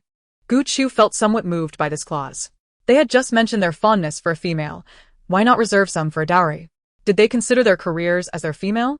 Gu Chu furrowed her brow, pondering whether they could possibly be referring to her. Quickly dismissing the thought, she realized it was rather narcissistic. Although many beast men admired her, it did not imply that every beast man felt the same way. The females they spoke of likely had husbands. She currently had only the guardians. Perhaps their admiration stemmed from her impending ascension to Empress. Gu Chu soon dismissed this notion. Was it possible that her tolerance for alcohol had diminished compared to the past? She rubbed her temples while continuing the discussion at hand. Regarding food processing, there was but one prerequisite: the use of high-quality, natural ingredients. She had done her research and discovered that the food processing techniques here are capable of preserving both flavor and nutrition. Thus, it was essential to invest effort into selecting superior ingredients. De Lien's mind began to churn with an idea. Had not His Excellency Gu Chu initiated the planetary management and protection plan? The vegetables were to be cultivated on the nearby primitive planets, requiring dedicated management. Perhaps, in due course, personnel from Garbage Planet could be assigned to oversee this, thereby creating job opportunities while simultaneously ensuring a supply of natural ingredients for them. Do you think this idea is feasible? Is this not a form of reemployment? Indeed. This aligns with the plan. You might discuss it with diplomat Iman. I find it quite agreeable. However, matters cannot be rushed. We are merely at the outset, and there may be individuals harboring ill intentions who might seize this opportunity to instigate chaos. For safety's sake, Lanes has embarked on a starship today, personally safeguarding the entirety of the Lyra system to ensure its security. We know what must be done. Your Excellency Gu Chu. Cole and Lien's gazes lowered slightly, reflecting her figure within their eyes. Gu Chu drank deeply from her glass, the liquid cascading down her throat. His Excellency Gu Chu always possessed unexpected facets. Upon their first encounter, she was charming and adorable, casting tender glances at Marshal Lanes. Subsequently, they discovered her steadiness and fierce disposition, regardless of her demeanor. Both Cole and Lien were enamored, irresistibly drawn to her. They would even dare to challenge Marshal Lanes's authority at the risk of their lives. Just as they were about to discover something, they quickly restrained their amusement. Chapter 108. Ajun, you are truly honest. The conversation flowed freely. As they sat in a row, their relationship seemingly less constrained than before. Gu Chu intermittently inquired about their stories. It was rather remarkable. Despite knowing each other for so long, today marked the first opportunity for a private conversation with the twins. Butterflies had long been regarded as fragile beasts among the orcs. Yet their Lingdai clan possessed formidable illusionary powers capable of slaying foes far beyond their level. Alas, It had been generations since an S-class male had emerged, while several S-class females had appeared, thus solidifying their clan status. The twins were the sole S-class males to have appeared in the Lingdai clan in nearly 2 millennia, rendering their rarity even more pronounced than that of S-class females. Gu Chu sensed a dilemma. Would their grandfather agree to their allegiance to her? The twins fell silent for a moment, as if their words had been frozen in time. They had not disclosed this matter to anyone in their family. Gu Chu, perceiving their hesitation, refrained from pressing further. After clinking their glasses and finishing their drinks, she returned to her room. The decision was theirs to make. They were mature orcs and knew how to choose for themselves. Even if they ultimately could not go to the sanctuary, it mattered not. They were doing this to assist her. If necessary, she would let Lanes lend a hand. This did not imply that Gu Chu would tolerate any underhanded maneuvers from the noble faction. Should the aristocrats wish to avoid the annihilation of their clan, they were welcome to try. That evening, as Gu Chu emerged from her bath, donning a clean nightgown, she approached the window to gaze at the star-filled sky. The interstellar expanse was more beautiful than her former home planet, resembling a diaphanous veil drifting through the night, adorned with countless jewels shimmering with brilliant light. Gu Chu savored this tranquil and exquisite moment. Suddenly, the serenity was shattered by the sounds of combat echoing from outside, and her tranquil expression turned steely. She drew her silver moon and was about to leap from the window when it slammed shut with a resounding thud, descending a cold metallic barrier to activate the defense grid. Gu Chu recoiled sharply, nearly colliding with the window. The abruptness of this measure startled her, and she tilted her head in confusion, wondering what was so grave that it prevented her from exiting. Unable to jump out the window, Gu Chu turned to open the door, only to find not the twins, but a Chong and a Zhen. A Chong intercepted Gu Chu. Chu Chu, please stay in the room. We have activated the highest level of defense mode. You may exit once it is safe. What is going on? A Zhen handed Gu Chu an electromagnetic cannon. Interstellar pirates have arrived outside. Please do not be afraid. The Guardians have been notified to return. Interstellar pirates? Red-haired ones? Just one? Yes, and he is quite handsome. Gu Chu did not expect a Zhen to discern the attractiveness of orcs. She accepted the weapon and urged them not to stop her as she strode purposefully outside. After taking a few steps, she turned back to remind a Zhen, you are truly honest. Handsome, indeed, but I reckon your creator would sulk for several days upon hearing that. A Zhen tilted her head in imitation of Gu Chu. Chu Chu, I do not comprehend this statement. It exceeds my emotional perception range. You need not understand. As long as you have a Chong, it suffices. Oh, but perhaps you will have other male butlers in the future. Never mind, I'll enlighten you. It signifies jealousy. When they become jealous, they transform entirely. A Chong halted Gu Chu. Chu Chu, I have not changed at all. Furthermore, Chu Chu, do not go out yet. That is an SS-class male. Once Gu Chu confirmed it was Xian Mo, she dismissed the gravity of the situation. Let them cease. It's not as if we've never encountered this before. If a fight is to ensue, it should be a collective effort. The twins can handle Xian Mo adequately without injuring themselves. It would be unwise otherwise. A Chong withdrew his arm, complying with Gu Chu's command and accompanying her, ready to act should any unusual occurrences arise. Upon witnessing the lithe, agile figure and the ease with which he engaged in combat, Gu Chu realized her initial guess was indeed correct. It was Xian Mo. She fired a shot from the electromagnetic cannon into the sky, drawing the attention of both parties, who ceased their aggression upon recognizing her presence. The menacing smile that Xian Mo had worn moments earlier melted away like winter's snow upon seeing Gu Chu, his eyes reflecting profound longing. Little kitty, you look so adorable firing a weapon in your nightgown. You insufferable cat, you have no idea how much I have missed you during this time. As Xian Mo approached, Gu Chu smiled and aimed the electromagnetic cannon directly at his heart. Why don't you give it a try? Xian Mo, unperturbed, spread his arms wide. Come at me. Gu Chu recognized that she could not intimidate Xian Mo and, with a click of her tongue, lowered the weapon. She turned to the twins. He came looking for me. You need not fight. Next time, we can all gang up on him. No need for martial ethics. Cole and Delian, initially anxious upon witnessing the closeness between Gu Chu and Xian Mo, felt their hearts tighten further. When Gu Chu uttered those words, they were first struck with disbelief. Then a knowing smile appeared as they understood her intent and sheathed their weapons. As you command, Your Excellency Gu Chu. They were aware of the connection between Xian Mo and Gu Chu, yet his audacity and reckless demeanor were irksome, especially considering he was an interstellar pirate. Caution was paramount. Since Gu Chu had permitted a collective attack, they would indeed engage collectively next time. They believed diplomat Iman would be more than willing to assist. Xian Mo had taken offense at the twins during the skirmish, and now, with Gu Chu openly favoring them, he felt a surge of irritation. Chu Chu, you are being quite heartless. What happened to the affection we once shared? Certain mortifying memories resurfaced in Gu Chu's mind, and the nostalgia she had felt was obliterated by his remark. She glared at Xian Mo. Xian Mo, with that mouth of yours. Do you truly believe I won't shoot you? How could you bear to?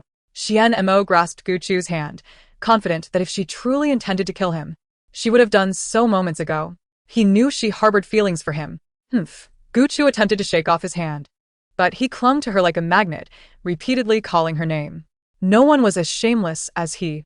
Xian Mo, with his androgynous allure, exuded an effortless charm as he embraced Gu Chu, refusing to release her.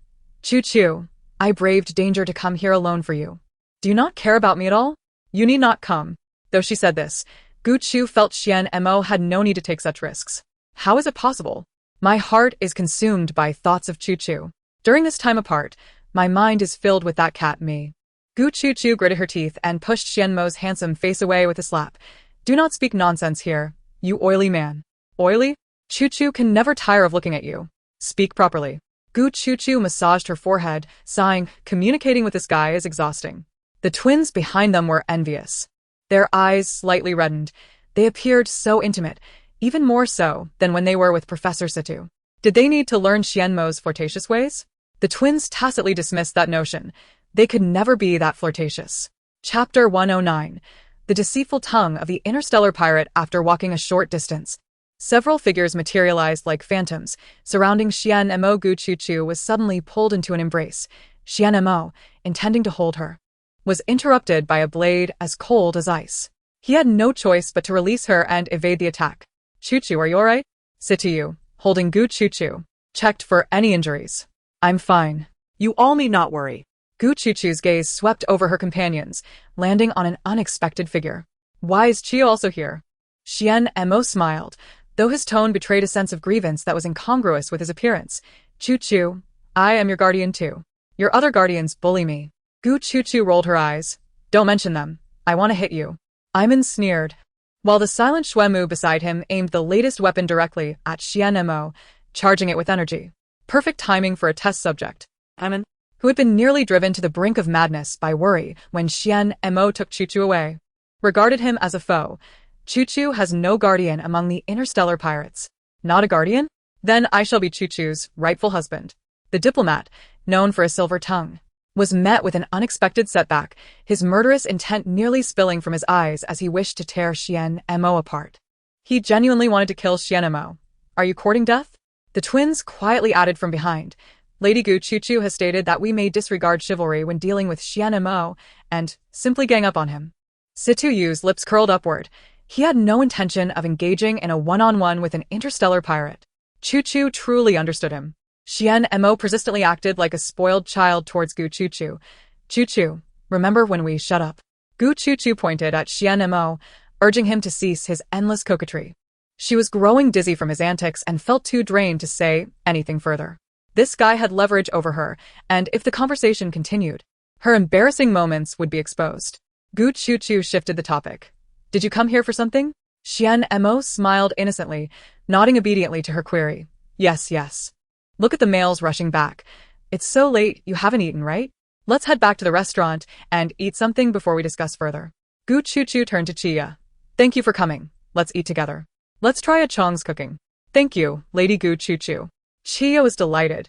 He had been startled by the news of the interstellar pirate's arrival and had initially worried about following Iman. He hadn't expected that Lady Gu Chu Chu would invite him to dine. Chia examined Xian Mo, recalling their last encounter on that trash planet. He was astonished by the closeness between Xian Mo and Lady Gu Chu Chu. Xian Mo also noticed Chia. Their brief eye contact sparked a moment of palpable hostility. Xian Mo shot him a glance before quickly feigning nonchalance, trailing behind Chu Chu. A Chong had gone ahead to prepare the meal, and they first gathered in the living room to discuss matters over drinks. Gu Chu Chu settled into a single sofa, holding a drink, and asked Xian Mo beside her. What brings you here this time? I want to stay and not leave. I want to go to the temple with you. He had hastened here upon learning of the temple's news.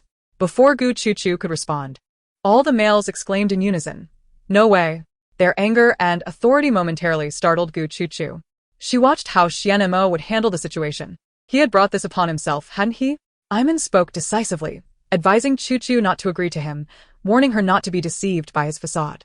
The interstellar pirates were notorious, hated throughout the galaxy. Chuchu, if you consent, it will tarnish your reputation and impact your ascension ceremony.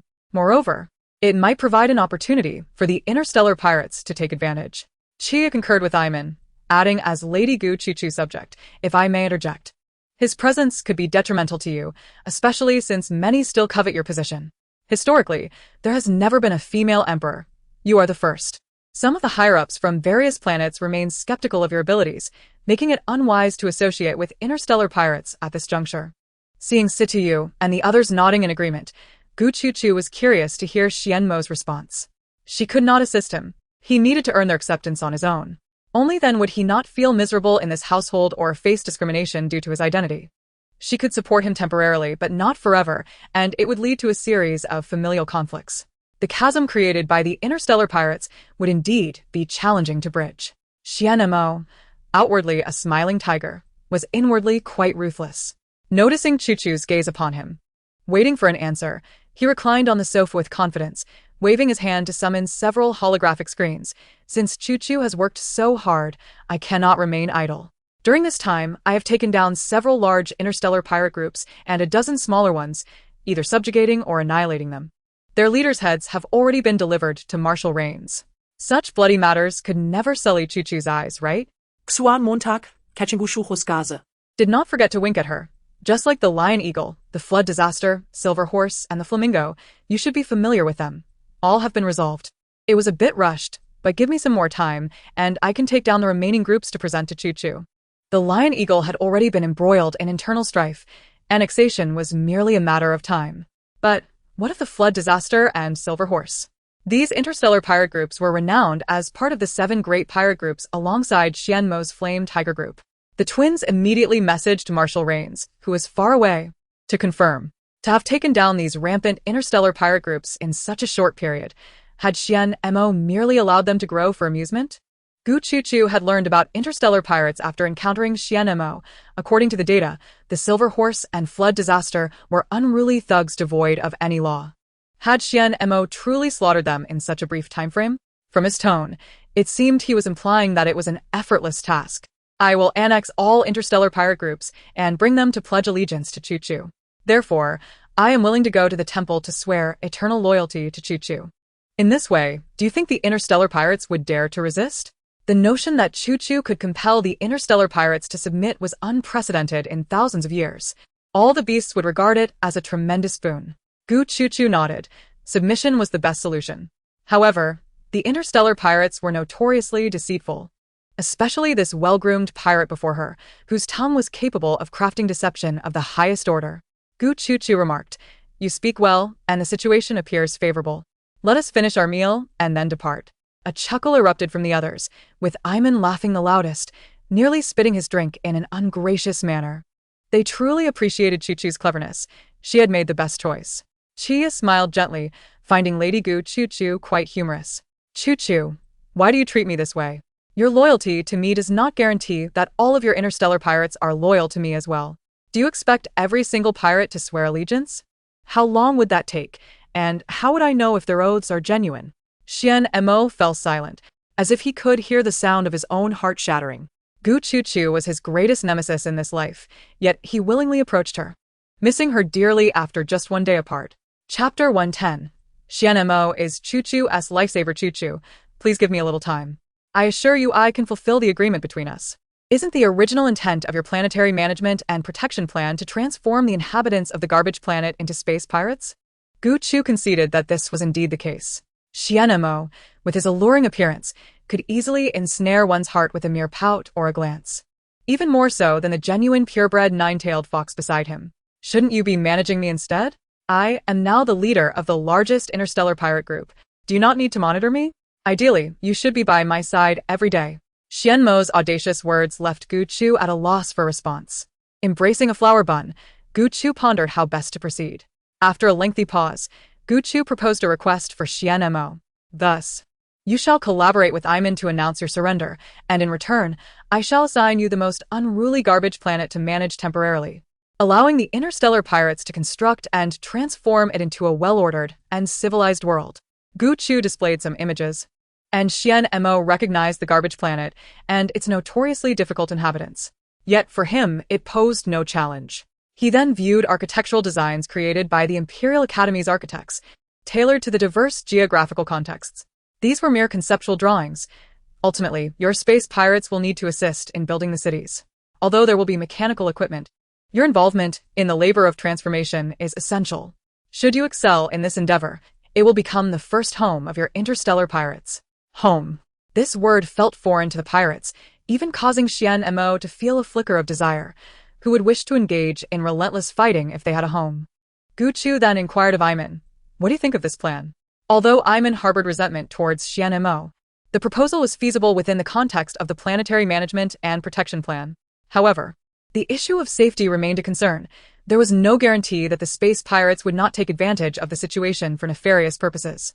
Suddenly, Xuemu, who had been silent, spoke up, his innocent gaze shifting dramatically, taking on the demeanor of a military commander as he propped his chin and glared at Xian Mo. "This is trivial. It's just a planet. I can monitor it, and I can destroy it at any moment." Xuemu's expression changed, becoming calm and inscrutable. Gu Chu felt a flush of embarrassment, suspecting that Xuemu still harbored resentment over the incident when Xian Mo had taken her away. Very well. Xian Mo accepted Xuemu's veiled threat, confident that he could prevent such an occurrence. Kiakaimdin. Shaking the wine in his hand, "Perhaps Your Excellency Gu Chu could arrange for military journalists or robots to periodically post transformation videos on the platform for the beast men to witness these changes. This would enhance your reputation. Naturally, these videos would be vetted by us first." "I have no objections." Xian Mo waved his hand, preemptively warning Gu Chu. "However, initial measures may require some forceful suppression. We are aware of that. Those individuals are notoriously unruly, but we must also avoid inciting large-scale unrest. If executed well, you shall not be shortchanged." The fact that Xian Mo could reach a consensus with Iman and the others was most fortuitous. Gu Chu contemplated the possibility that if successful, Xian Mo could develop a military trained from among the space pirates, specifically tasked with combating other interstellar pirates and quelling rebellions. This way, Lanes could alleviate some of the military burdens and not be so exhausted. He had borne the brunt of the strain during this period. Xian Mo, with a playful smirk, remarked, "It seems I must engage in diplomatic negotiations with Iman." Gu Chu had no objections, save for one stipulation. "You must remain within the estate until an announcement is made, and Gemini, you are responsible for keeping an eye on him." "Yes, Your Excellency Gu Chu." Cole and Deli felt a deep sense of despair, lamenting how they had gone from protecting Gu Chu to monitoring this rogue. Conversely, Iman and Chia were pleased. With Xian Mo unable to leave, they could hold meetings with him. This meant they could convene at the estate and frequently see Gu Chu. Upon proposing this idea, Gu Chu readily consented. After all, the house was spacious and highly secure. They were still tidying up the palace and would be moving there soon. Any future matters could be discussed in the council chamber without the current hustle and bustle. Xuemu was well aware of their ulterior motives. With a sigh, Lanes had entrusted him with monitoring duties before leaving him busy in the military department until late at night, longing to be with Gu Chu every moment. That scoundrel Lanes, not only did he not get to enjoy the spoils, but he also denied others. Xian Mo and Chia happened to be seated together, prompting Gu Chu to point at them. "Speaking of which, I have some connections with Xian Mo through Chia." Chia paused, perplexed as to how he was involved.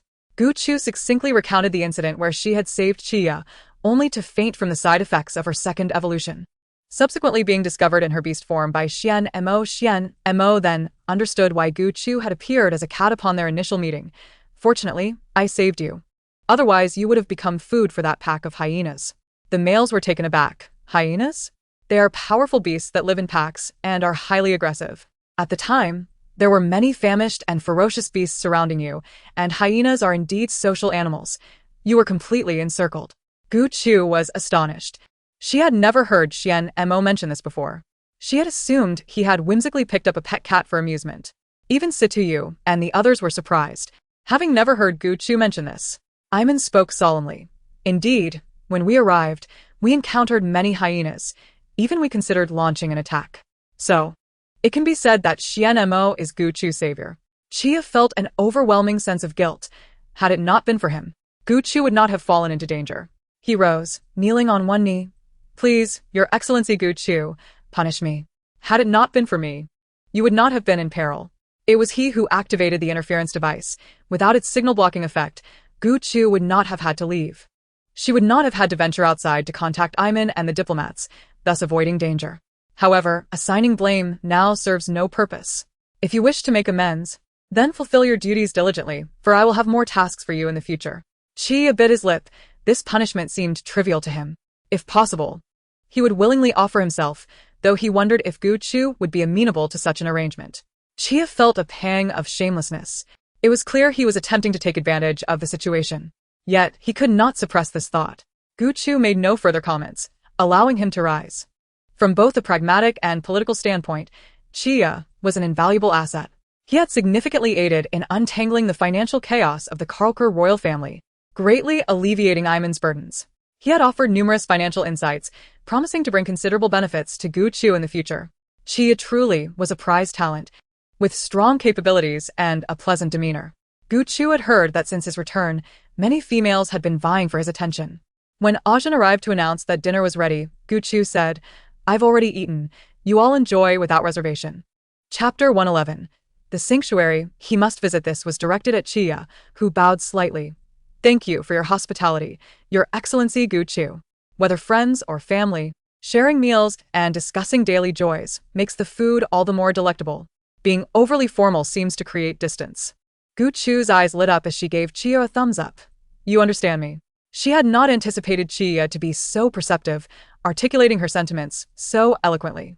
Chia smiled graciously, humbly acknowledging Gu Chu's praise, while also complimenting her, noting that it was no wonder those around her were so exceptional and devoted to her. There were reasons for it all. Xian Mo reevaluated the previously unassuming figure of the Pope, Chia. He was aware of Chia's narrow escape from death and, having now learned of his connection to Gu Chu, felt grateful that it was Chia who had facilitated their meeting. However, this did not mean he would accept another rival for affection. As he sat at the table, eyeing the sumptuous feast before him, he raised an eyebrow. Now I understand why you little kitty are so picky. With such exquisite dishes, it would be strange not to be discerning. Gu Chuluo took her seat and shot Xian Mo an annoyed glare, saying, My name is Gu Chu, not little kitty. Indeed, Miss Gu Chu is absolutely correct, he replied, smirking. Humph. Gu Chu gestured for them to sit down, with the guardians on one side and the guests on the other. Xian Mo found himself seated among the guests, a detail he had failed to notice until now. A sense of unease began to creep over him. What? Was little kitty about to abandon him? He gazed at Gu Chu with a smile in his eyes, his heart tugged by the question, feeling restless. He forced himself to remain patient, convinced that Gu Chu was not the type to disregard him. After all, she had just allowed him to hold her hand, so how could she simply say no? He needed to be patient regarding his identity issue. Only then could he truly remain by her side. Sitiyu, despite having heard that Gu Chu had already eaten, still peeled the crab legs she adored for her and personally served her favorite cake. Gu Chu had a penchant for sweets. It was the first time Xian Mo and Chia were dining with Gu Chu at the manor, and as they observed Situyu's seamless actions, Gu Chu's eyes gleamed with affection for him. They exchanged knowing smiles, both unable to suppress their emotions, laughter dancing on their lips. Genuine feelings are never deceitful. Xian Mo and Chia both harbored hopes that they would be the ones by Gu Chu's side. Meanwhile, Yi Meng and Xuemu seemed accustomed to Situyu being the one who catered to Gu Chu. They did not mind his monopolization of the opportunity to serve her. Aside from engaging in conversation, Xian Mo, curious, carefully observed their every movement. Chia, on the other hand, praised Chang's culinary skills and proposed the idea of selling the finished products made from recipes. Chia coincidentally touched upon Gu Chu's own thoughts, as she planned to gradually introduce these dishes to expand the food market and enrich the national treasury. Chia expressed her willingness to assist and invest. Feeling their territory encroached upon, De Lian and Cole's minds raced, and they spoke in unison. Your Excellency Gu Chu has already entrusted this task to us. Although we are soldiers, we studied finance during our education and manage various enterprises. If Reverend Chia is willing to invest, we would be more than happy to collaborate. As for management, given the Reverend's numerous responsibilities, we wouldn't want to trouble you. If we cannot handle such trivial matters, how can we manage our troops? Their serious tone carried even greater authority when they spoke together, drawing Gu Chu's attention. The implication was clear. They preferred the Reverend to refrain from meddling in their affairs. A flicker of peculiarity crossed Gu Chu's eyes. After spending time together, she couldn't shake the feeling that the twins were acting strangely. Yet, their confidence reassured her. And she felt comfortable entrusting the task to them. From their conversation, Gu Chu learned that they had been managing substantial assets since their schooling, covering a wide range of areas, reportedly all for their future wives. One couldn't help but envy their future partners. Even before marriage, everything had been meticulously arranged. Chia smiled at the twins' predicament, perhaps recognizing that their thoughts aligned with hers. Noticing that Xian Mo remained idle, Gu Chu assumed he was unaccustomed to dining with so many people and asked, "Why aren't you eating? Is the food not to your liking?" "Not at all. The taste is delightful, and the company is equally charming," he replied. Gu Chu was oblivious to his true thoughts. She feared that if he remained silent, he might be brooding over something peculiar. After they finished their meal, she called Xian Mo to the study for a private conversation. Xuemu watched the two enter the study, feeling uneasy about Xian Mo, and asked Sitiu, "Are you sure they can be left alone?" "Rest assured. Gu Chu is no ordinary female. She can handle Xian Mo. He adores her and will not harm her," Sitiu reassured him. "But can you truly accept an interstellar pirate?" Yimeng interjected, crossing his arms and swaying his wineglass as he approached. He and Rains were among Gu Chu's initial guardians, eager to hear Sitiu's perspective. "It's not about my acceptance. It's about whether Gu Chu is willing," Sitiu responded, pouring himself a glass of wine and calling over the pensive Chia. "Come, let us have a drink and chat." Situyu's words resonated, prompting Yimeng to cease his worries and summon the twins to address some official matters. The twins, too, were drawn away by Situyu's comments. It seemed that Gu Chu's affections encompassed a rather broad spectrum. Meanwhile, as Xian Mo closed the door, a glimmer of slyness crossed his eyes. He swiftly moved behind Gu Chu, wrapping his arms around her slender waist and resting his chin on her shoulder, playfully saying, "Little kitty, do you know how much I miss you?" Gu Chu didn't push his hands away. During this time of silence, she often pondered whether Xian Mo's earlier words were genuine or mere frivolity. Yet, this man, who had been absent for so long, returned with a grand surprise. "So, "Did you miss me?" he asked. He had no desire to discuss business or trivial matters. He only wished to know how his beloved had been and whether she had missed him. "I miss you," she replied. Upon receiving that affirmation, Xian Mo felt that all his efforts during this time had been worthwhile. "Have you been exhausted lately? Suddenly becoming an empress must keep you quite busy," he inquired, leaning in to kiss her smooth forehead. Perhaps it was due to the fact that the males around her were all over 2 meters tall, making Gu Chu's height of 1.7 meters seem petite in comparison. With a single embrace, Xian Mo enveloped her completely, reluctant to let go of his cherished female. He quietly observed Gu Chu's every move, from her anger towards Xuemu to her resolve to challenge the royal family. This series of actions had completely disrupted Xian Mo's initial plans. He hurriedly completed all his tasks to be by her side. Fearing any delay might hinder his entrance into the sanctuary, he was determined to express his love and loyalty to Gu Chu. The sanctuary was a must-visit for him. To his astonishment, Gu Chu had effortlessly toppled the royal family, or rather, it was her guardians and supporters who had collectively accomplished this feat. The crux of everything revolved around Gu Chu. Without her guidance and her statements on social platforms, they could not have swiftly resolved the royal family's issues or garnered the allegiance of the beasts of the Lyra star system. Chapter 112. The mischievous little kitty, not too busy. Most matters are handled by them. I only need to listen and offer suggestions. I don't need to be involved in everything, Gu Chu said, though it was still a burden for her. Xian Mo bestowed another kiss. Yet this kiss did not satiate his desire for possession. From her forehead to her nose, he gradually targeted those luscious, red lips. Upon touching her soft lips, an unfamiliar sensation overwhelmed Xian Mo, causing him to completely succumb, calling out her name as his fingers tangled in her hair, unable to extricate himself. His kiss was both domineering and passionate, continuously exploring her possibilities. Gu Chu found herself breathless from his kisses, wanting to push him away. Boldly, Xian Mo grasped her hand and slid it beneath his clothing, moving upward.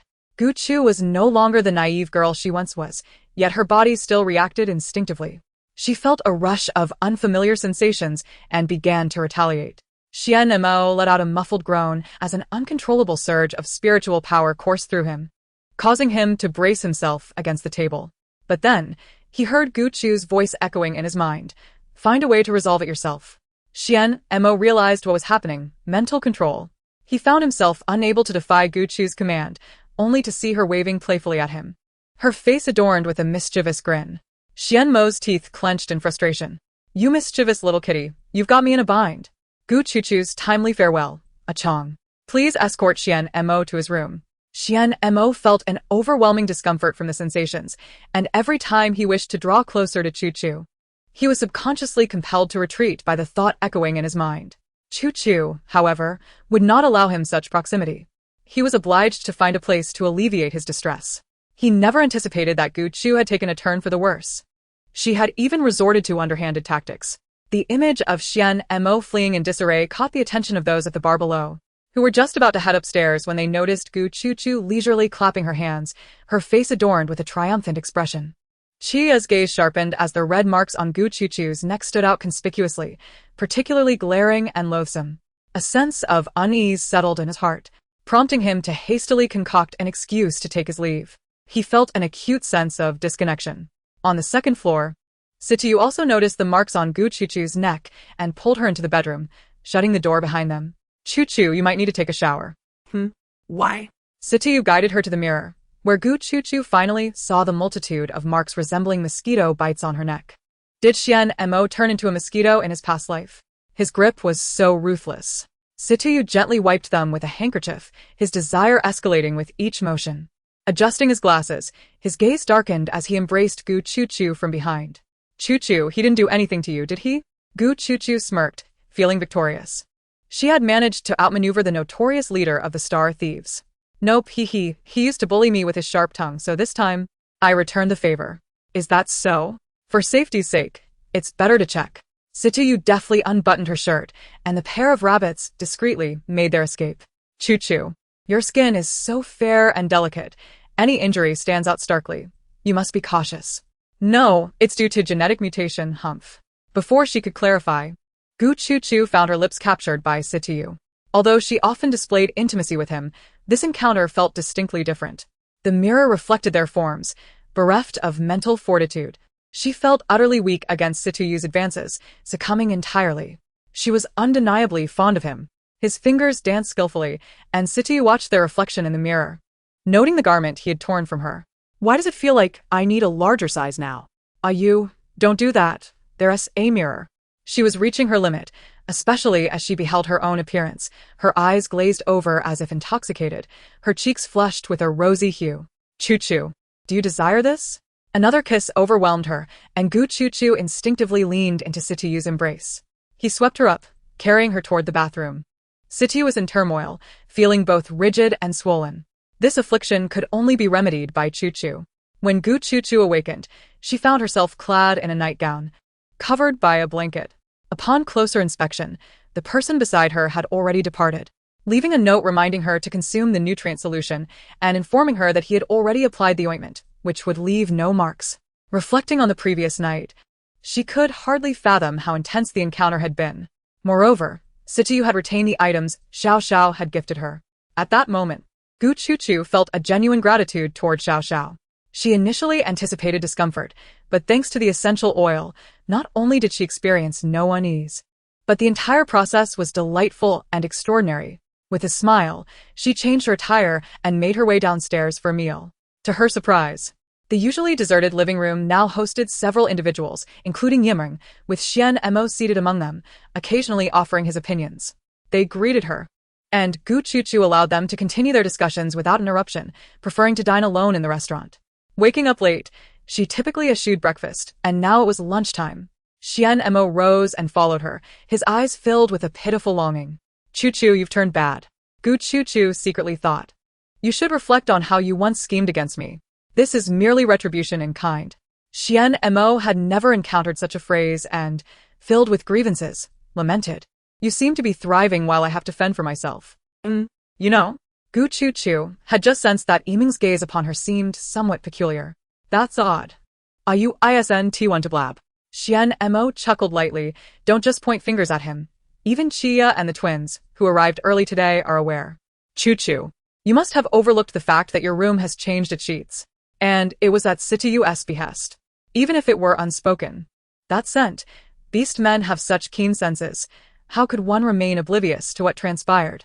Xianmo's jealousy had driven him to the gym for a bout of venting, returning only after a cold shower to regain his composure. Gu Chuchu had not anticipated that her momentous occasion would be so widely known, even by Chiya and the others. How delightful. Gu Chuchu had no intention of letting others in on the matter, and noticing Xianmo's little eyes, she smirked and extended her hand for a shake. Gu Chuchu knew precisely how to provoke Xianmo. This is all thanks to your excellent assistance. Had you not left so many marks, we wouldn't have reached this point so swiftly. I should send you a matchmaking red envelope later. What? Me? Xianmo exclaimed incredulously, pointing at himself. I became Citius' assist? As the saying goes, one cannot hide from the inevitable. Reflecting on the timeline, it indeed seemed to be him. Xianmo approached with an air of indignation to seek clarification but left dejectedly instead. He truly was that assist. Seeing Xianmo's expression, Gu Chuchu grasped his hand, explaining that their relationship resembled that of adversaries who enjoyed playful banter and mischief. Show me your beast form later. Xianmo, puzzled, asked. Beast form? Don't females generally dislike male beast forms? Each of my guardians possesses a jade tablet shaped like their beast form. Don't you want one? Absolutely. Xianmo's heart, which had been suspended in anxiety, now felt reassured. This signified Gu Chuchu's acceptance of him. Let me finish my meal first. And then show me. I'll take a picture. Xianmo lingered, grinning as he rested his chin on his hand, gazing at Gu Chuchu, finding her irresistibly adorable. Chuchu, how can you be so cute? I adore your mischievous side. I also relish watching you eat. A torrent of sweet nothings poured forth, rendering Gu Chuchu's toes curling with embarrassment. Is it appropriate for you to be spouting such syrupy words while others are discussing matters? Gu Chuchu covered Xianmo's mouth. Stop it, you. Be quiet and follow me back to my room. As Gu Chuchu departed, she noticed the living room was empty, allowing her to breathe a sigh of relief. They left to the conference room early to avoid interrupting your meal. You didn't mention that earlier. Who told you to tease me yesterday? I've finally realized your pettiness is sharper than a needle's eye. If I didn't care for you, I wouldn't mind. Don't you agree, Chuchu? Stay away from me. Naughty Xianmo. Meanwhile, unbeknownst to them, someone had failed to securely close the conference room door, where S-class and above males with exceptional hearing congregated. The 2S conversation echoed in the air, lingering in the minds of those grappling with numerous unresolved matters, leading to a collective silence as their thoughts drifted into oblivion. Xianmo noticed the jade tablet on Gu Chuchu's work desk, engraved with the image of a deer, and pointed at it, asking, did you make this jade tablet by hand, not by machine? Indeed, Shuemu's should be ready by today. Yours will be later. Honestly, I'm still unsure what your beast form is. Xianmo began to anticipate his jade tablet, for possessing it would signify that he belonged entirely to Chuchu. Worrying that Gu Chuchu might be frightened by his beast form, Xianmo softened his tone. My beast form is a bit special. Chuchu, when you see it, please don't be scared. Special? Why would I be afraid? Does your beast form resemble a toad? Gu Chuchu teased Xianmo, showing no signs of fear, leaving him in a state of confusion between laughter and annoyance.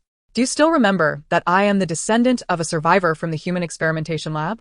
When my mother first beheld my appearance after giving birth, she thought I was a deformity. It was only as I grew older that she realized I was not deformed, but rather mutated. What was deemed a deformity was, in fact, my transformation into a tiger complete with a pair of wings and the ability to wield fire. Officially classified as an SS-level male, I might not necessarily be defeated in a one-on-one confrontation with a Titan Python. So, do you not possess SS-level combat prowess? One could say so. Xianmo retreated to a more spacious area, distancing himself from Gu Chu, when suddenly a tiger's roar erupted, followed by an intense wave of heat that enveloped the space, causing the ambient temperature to rise abruptly. His wings, not fully unfurled, were adorned with flames, distinguishing him from an ordinary tiger.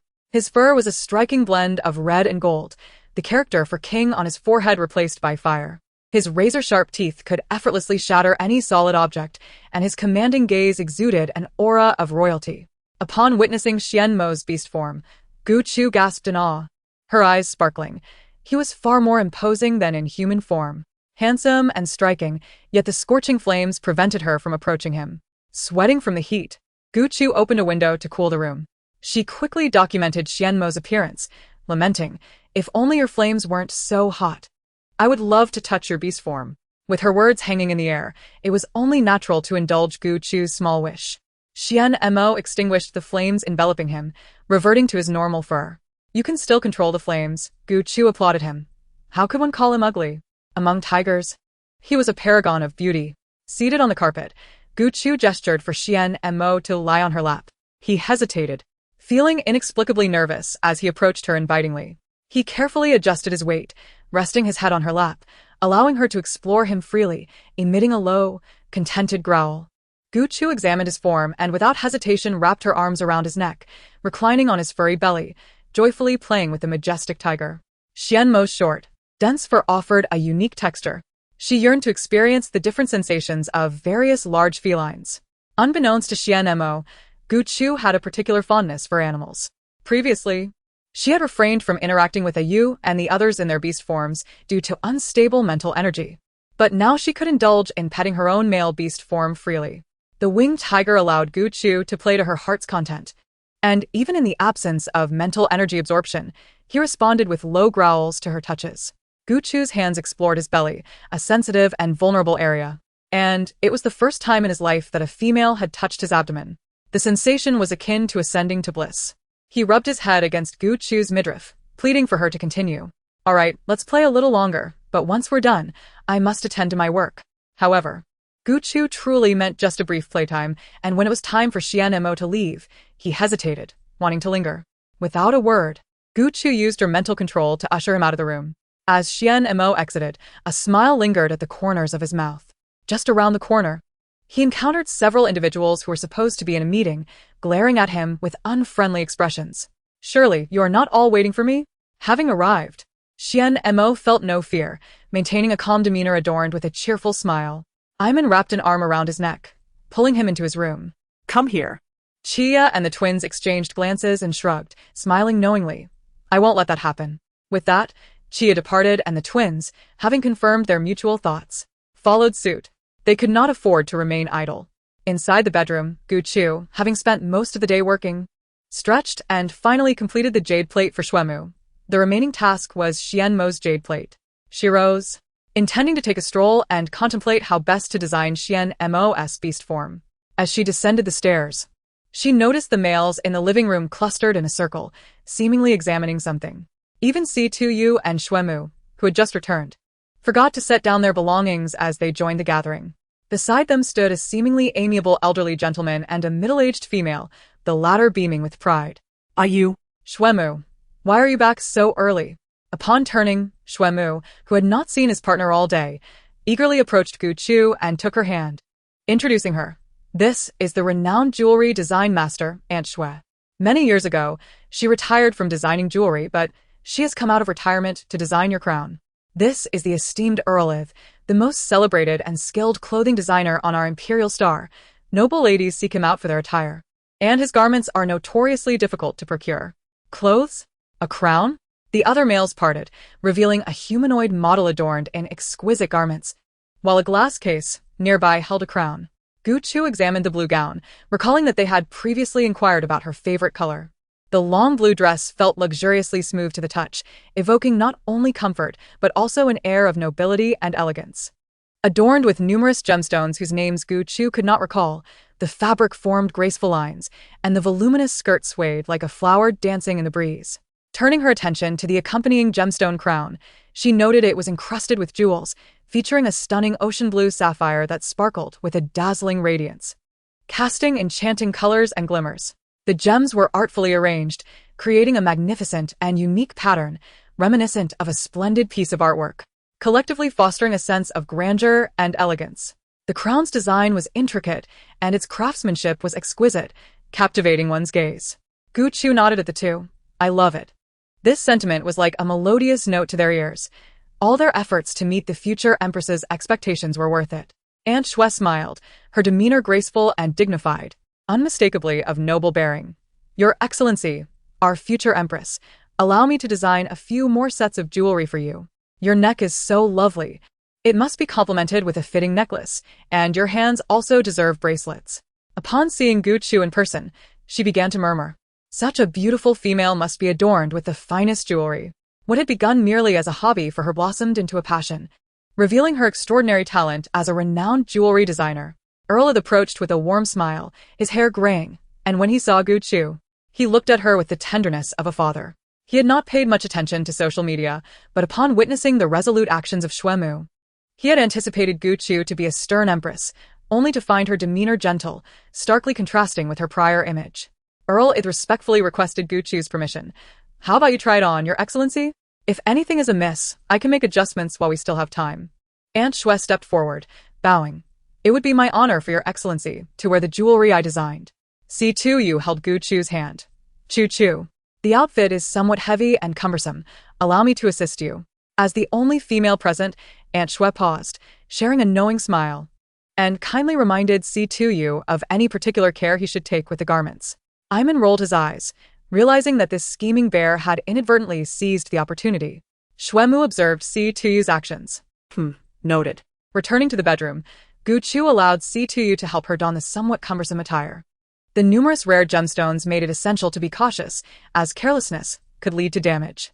Gu Chu found it inconvenient. Next time, I should ask it to design something more practical. This requires assistance to wear, which is rather bothersome. That's fine. This is a rare occasion. You can wear whatever you like otherwise, and no one will dare to interfere. That works.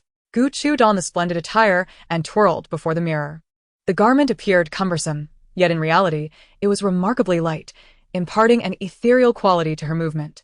Situyu meticulously gathered her long hair and adorned her with a crown, gazing at Gu Chu, at a loss for words to articulate her beauty. In that moment, she resembled a resplendent blue enchantress, exuding an air of majesty and authority. You look truly exquisite, Gu Chu exclaimed with delight. I never anticipated the fit would be so perfect. It's curious.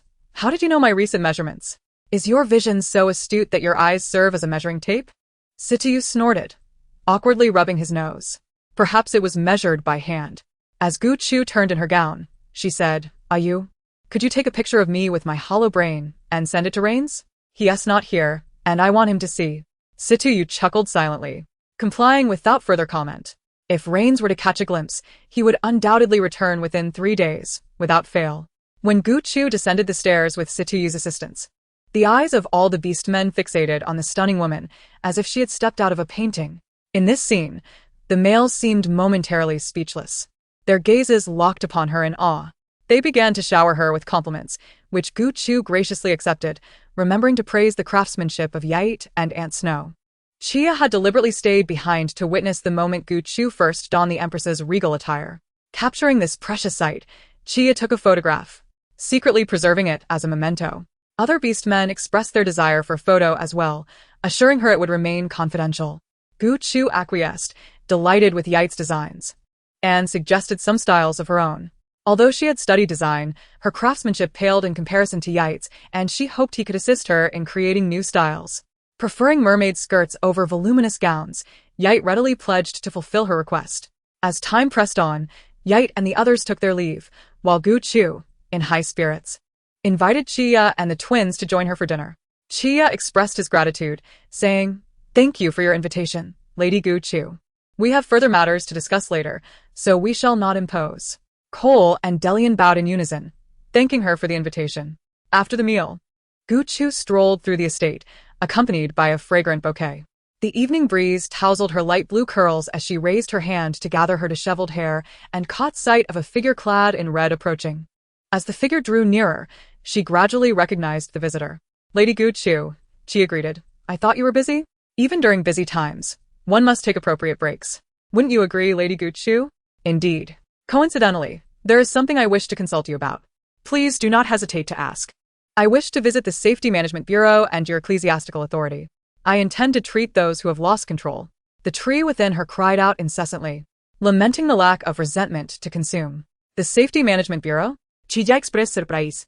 Noting that the patients within the ecclesiastical authority were not severely afflicted and did not require stringent control, he feared that Gu Chu's presence might incite chaos among the males awaiting treatment. The ecclesiastical authority lacked strict measures, rendering it harder to manage compared to the Safety Management Bureau, which maintained rigorous surveillance over those who had lost control, equipped with superior security measures and facilities. This would facilitate Gu Chu's remote treatment. After their discussion, Gu Chu resolved to visit the Safety Management Bureau to absorb resentment, and Chia expressed his desire to accompany her. Gu Chu agreed. As night fell, Gu Chu noticed a butterfly returning to her. She turned, smiling, and tried to beckon it to her fingertip, only to accidentally brush against its wings. The golden butterfly swiftly evaded her touch, darting away into the flower beds. Why is it leaving so quickly today? Gu Chu pondered, retracting her hand. Once the butterfly departed, she used voice control to close the windows and cover herself with a blanket, aided by a calming nutritional supplement that had cultivated her splendid sleep, soon drifting into dreams. Meanwhile, Delian, having transformed back into human form, anxiously gripped Cole's shoulders. I accidentally brushed against Lady Gu Chu and got some illusion powder on me. I need to revert to human form to dispel it. Cole scolded him. You should hurry and find Lady Gu Chu. Gu Chu wandered through a meadow awash with wildflowers, admiring the enchanting surroundings. She had never visited this place before, and the butterflies seemed irresistibly drawn to the vibrant blooms, flitting around her. As she reached to touch the colorful butterflies, she felt a sudden embrace from behind, falling into a solid chest. The man's voice, typically serious and magnetic, was now husky and alluring as he breathed heavily in her ear. Chu Chu, how can you look at other butterflies when I am far more beautiful? Cole? Gu Chu gasped, taken aback by his boldness as he leaned down, affectionately resting his chin on her shoulder, tilting his head to nibble at her earlobe. His actions, though overtly invasive, sent her spiraling into a trance, compelling her to caress his face. Chu Chu, what about me? Delian's hand grasped hers, planting a gentle kiss on her fingertip. His slender fingers then caressed Delian's face, their noses almost touching, a mere breath away from brushing their lips together.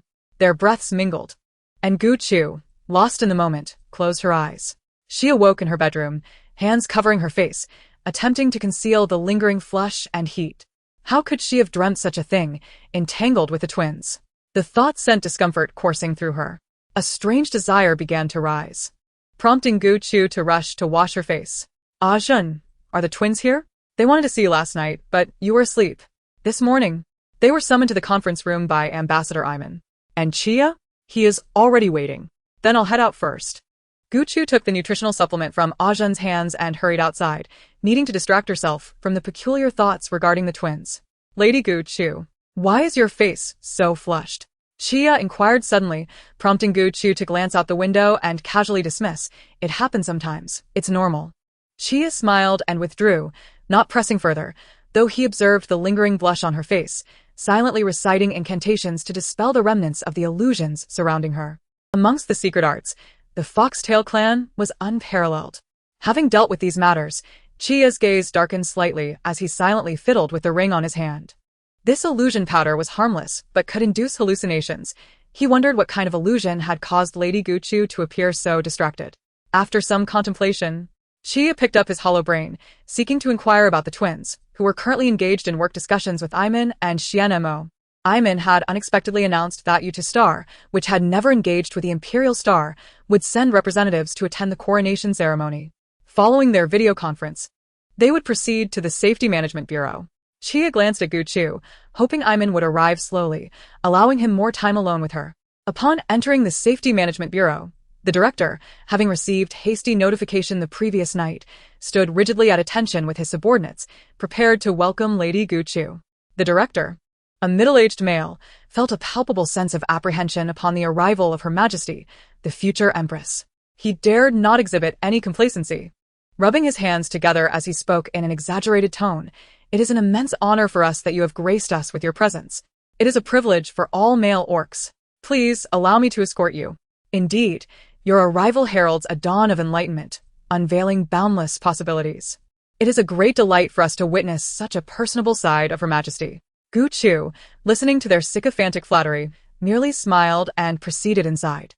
Chia observed them from a lofty position, silently regarding them with an unusually cold demeanor.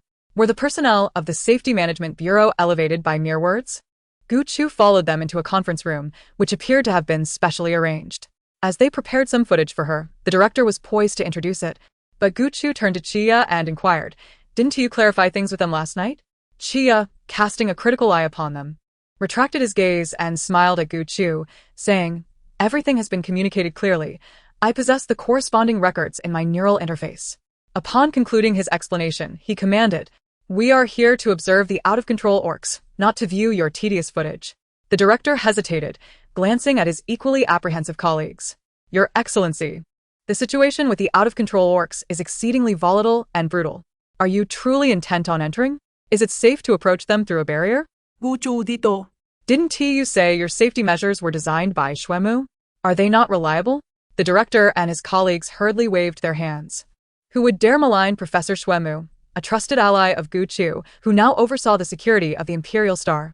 "We are merely concerned because you are Her Majesty," they protested.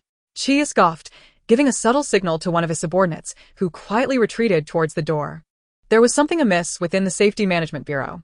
Gu Chu began to harbor suspicions about them, maintaining a surface smile. "Do you not have corresponding safety measures?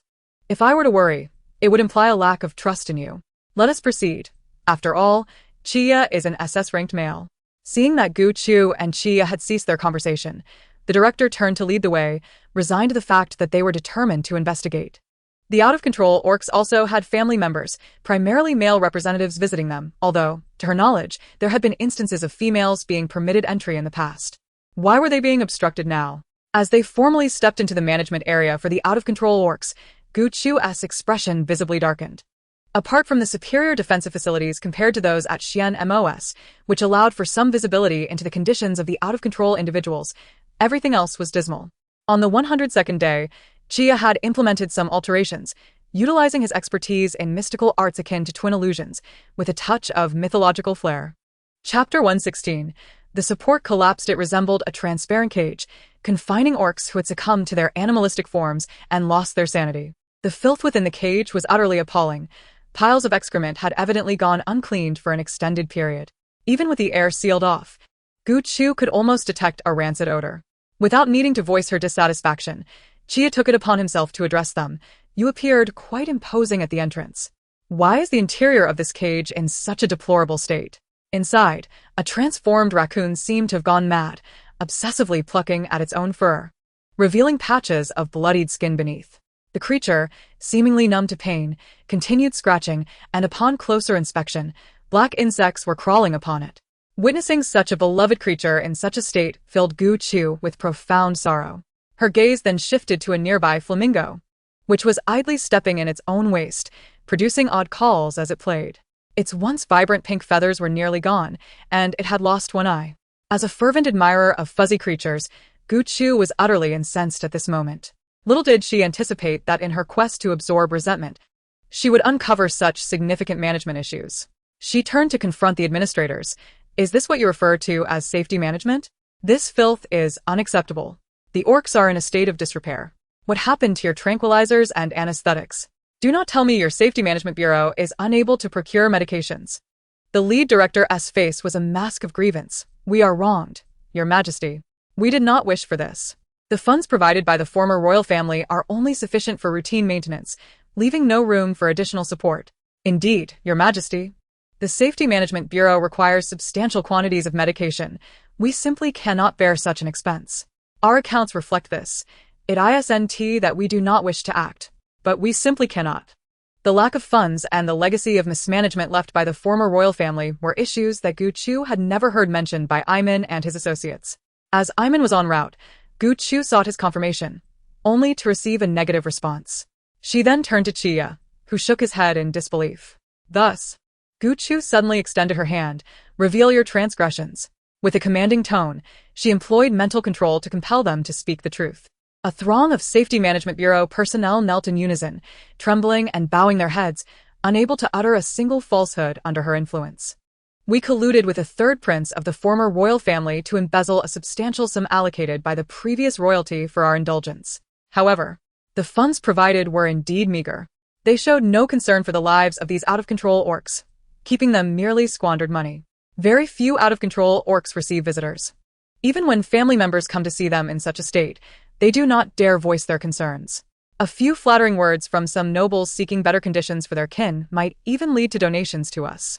Meanwhile, Gu Chu's associates busily gathered evidence, documenting everything. Gu Chu continued her inquiry. How do you handle the donations you receive?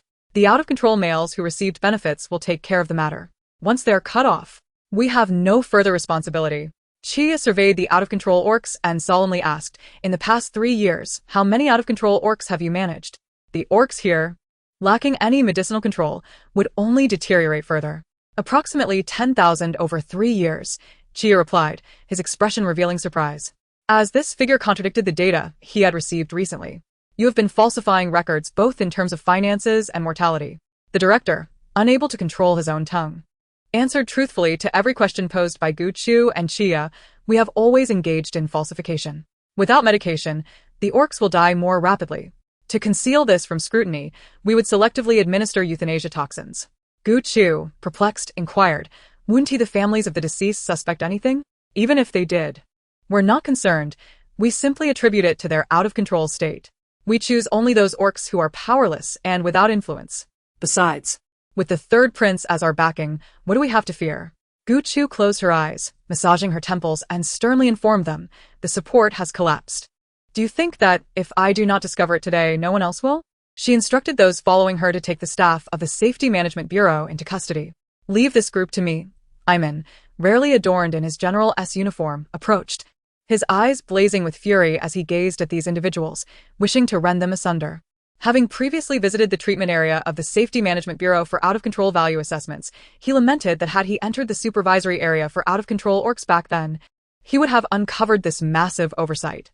Personnel from the military department also arrived, personally escorting the group for interrogation. As Gu Chu observed their former arrogance dissipate, she envisioned the extent of their cruelty. Entrusting this group to Iman, she was confident he knew precisely how to administer justice to these malefactors. The leading director trembled with trepidation. They had made every effort to clean this place, yet it was overrun by uncontrollable orcs. Entering to clean would only result in an attack, and the supply of anesthetics was limited.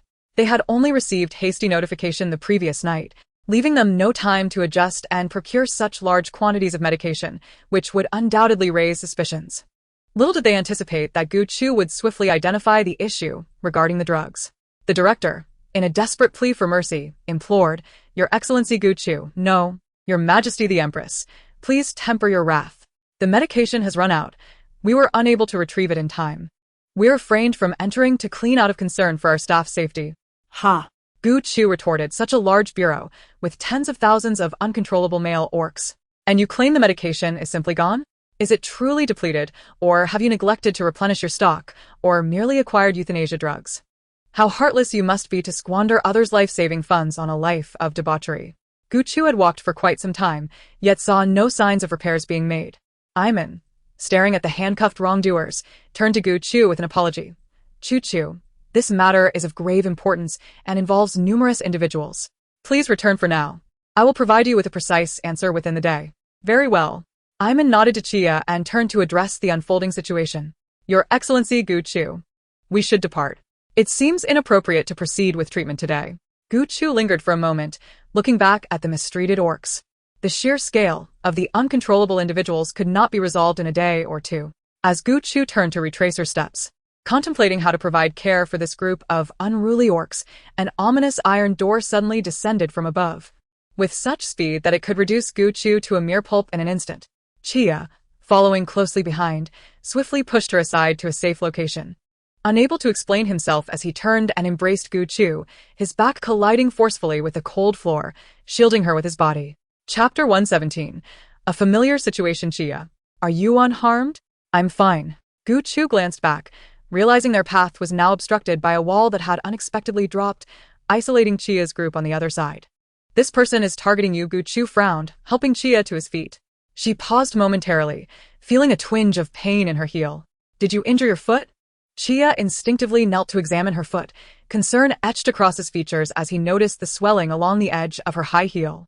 His brow furrowed tightly. It's sprained. It's nothing, Gu Chu replied with a bitter smile. Let's first figure out how to exit. Chia knelt down, gently removing the bothersome high heel from her foot. Gu Chu instinctively shrank her foot back, feeling somewhat uncomfortable. Chia, focused and determined, felt a pang of guilt that the female he cherished had been injured due to his oversight. Her anger would ignite his own. And while Gu Chu's injury did not concern her, it weighed heavily on him. Your Excellency, my men have gone to find Iman. Allow me to carry you to the lounge, for safety. We must not linger here. Gu Chu had no time to refuse. She found herself suspended in the air, held in Chia's arms, her neck cradled by him. He removed her shoe and carried her forward toward the lounge, stating, I cannot bear to see you hurt. It pains me deeply. I vowed to protect you with my life. Just as Gu Chu was about to respond, blaring red lights illuminated the surroundings, accompanied by the mechanical wail of alarms. All cell doors in Area C are now open. Please ensure all personnel reach the safe zone. All safety rooms will automatically seal within 1 minute. The piercing sirens made Gu Chu tighten her grip around Chia's neck. She watched as the cages opened, releasing the dangerous orcs, their low growls resonating in the air. Gu Chu's expression turned grave as she noted the crimson glow surrounding them. Feeling a gust of wind coalesce in her hand, someone had released the uncontrollable orcs. Chia's expression turned serious as he held Gu Chu tightly. We must reach the lounge with utmost urgency. He enveloped her in his cloak, shielding her from view and activating her defensive shield. This cloak, made from special materials, could withstand the attacks of high-level males. With Gu Chu's eyes covered, Chia's demeanor shifted to one of grave focus as he darted forward, nimbly evading the attacks of the unruly orcs. Gu Chu clung tightly to him, burying her head in his chest. The third floor housed the least number of orcs but was the most perilous, with nearly 1,000 confined there, particularly in Area C, which contained hundreds of B-grade and above males, including A and S grades. Chia concentrated on the oncoming orcs, facing the relentless assaults and bites. He spoke soothingly to quell Gu Chu's fears. It will be over soon. Through her peripheral vision, Gu Chu observed him, silently employing her mental control to manage the rampaging orcs. They needed to reach any office or room within a minute, each equipped with safety measures, particularly on the third floor where security levels were heightened. As they navigated the winding paths, even Chia, familiar with the map, found his speed impeded by the outpouring orcs barreling toward them as if heedless of their lives. In the midst of Chia's sprinting and dodging, Gu Chu sensed the approximate number of orcs through the currents of wind. When she realized the orcs were beyond her control, she shifted to absorbing their malevolence. Gu Chu balanced dispersing the orcs with stabilizing their emotions using her abilities, striving to assist Chia as best she could. Upon reaching the lounge, Chia swiftly located the safety button, deactivating all defenses while simultaneously kicking away several orcs attempting to breach the entrance. Gu Chu's shoes had long been lost. She opened the cloak, her face pale, her eyes darkened with coldness, tightly pressing her lips together. The close combat prowess of the uncontrolled orcs was far more terrifying than the slow-moving, emotionless zombies. If not for Chia's SS-level speed and familiarity with the terrain, she would have struggled to find refuge. Chia, Gu Chu began, only to find her words caught in her throat as she noticed how close he had come to her.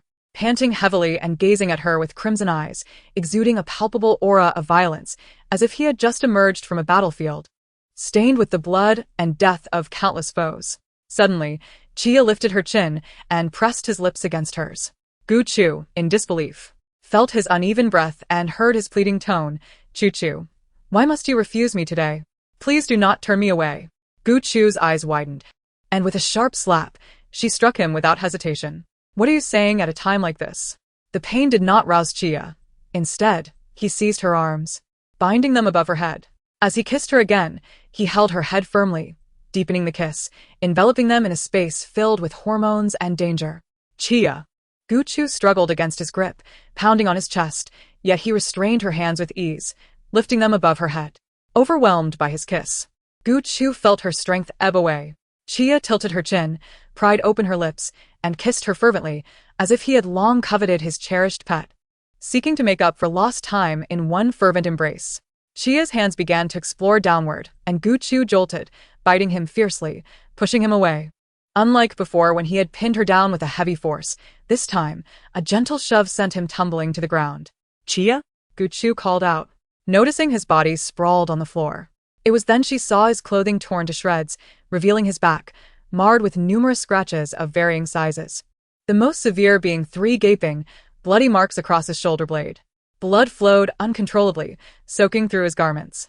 The position of his mandible was grotesquely bruised in shades of blue and purple, while his forehead was marred with prominent veins. His features were contorted in extreme agony, and his body convulsed as if struck by an electric shock. Gu Chuxin felt a weight of apprehension settle upon her. Chia's condition seemed akin to that of poisoning. Kneeling beside him, Gu Chuxin examined the wounds on his back, calling out his name. Chia, known for his remarkable pain tolerance, offered no response this time, appearing to have lost consciousness. Half kneeling on the ground, the prolonged roars outside made her snap her head up, as if anticipating that the frenzied beasts might burst in at any moment.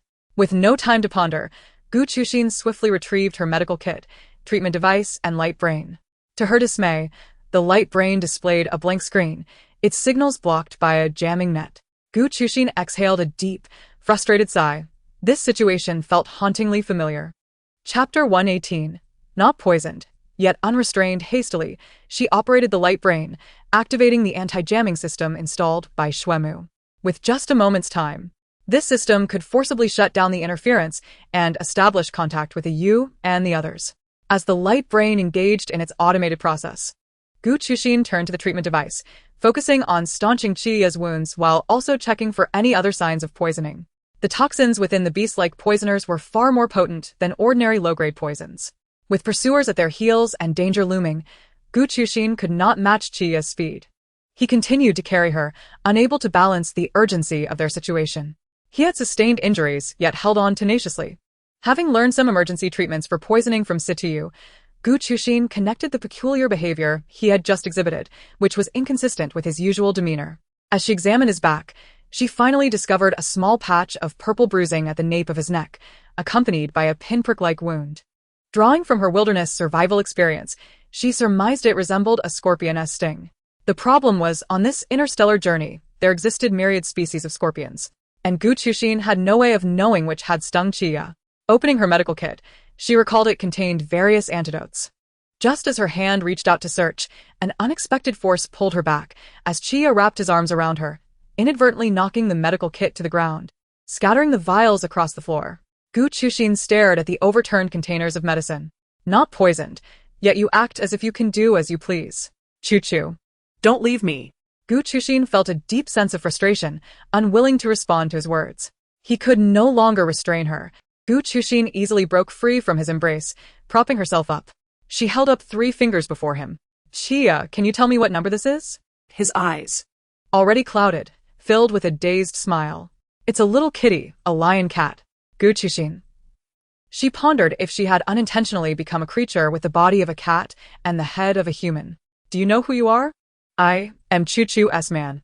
cough cough. Gu Chuxin nearly choked. That is quite foolish of you. You're injured, so it's best not to talk nonsense. No. Chu is my lovely female, my precious female. The bruising on Chia's face spread rapidly, obscuring half of it. Yet he seemed oblivious to the pain, moving about chaotically, blood soaking his robe as he stubbornly clung to Gu Chuxin's waist, behaving like a child seeking affection. Chu, do you like me? You love me. Don't you? Gu Chuxin, her mind preoccupied with finding an antidote, absent-mindedly replied, Yes, whatever you say. Rascal, let go of me. The more you move, the faster the poison spreads. Time was of the essence for Gu Chuxin. There was no time to argue with the heavily poisoned Chia. As he clung to her, she hurriedly gathered the scattered vials, matching them to the labels. If she could not contact a you and the others, she would have to resort to desperate measures. I still want to roll around with Chu in bed. Roll around? Gu Chuxin hesitated. Did he mean that kind of roll? Her face twitched slightly as she decided to pretend she hadn't heard anything. There was no time for romantic banter. They would all perish if the numerous beastmen outside breached their sanctuary. Chu. A you, Yaiman, Xuemu. Gu Chuxin turned to see the light brain had successfully connected with the 3, filling her with joy. However, what they saw was a wounded Chia lying across her lap, brazenly holding her waist.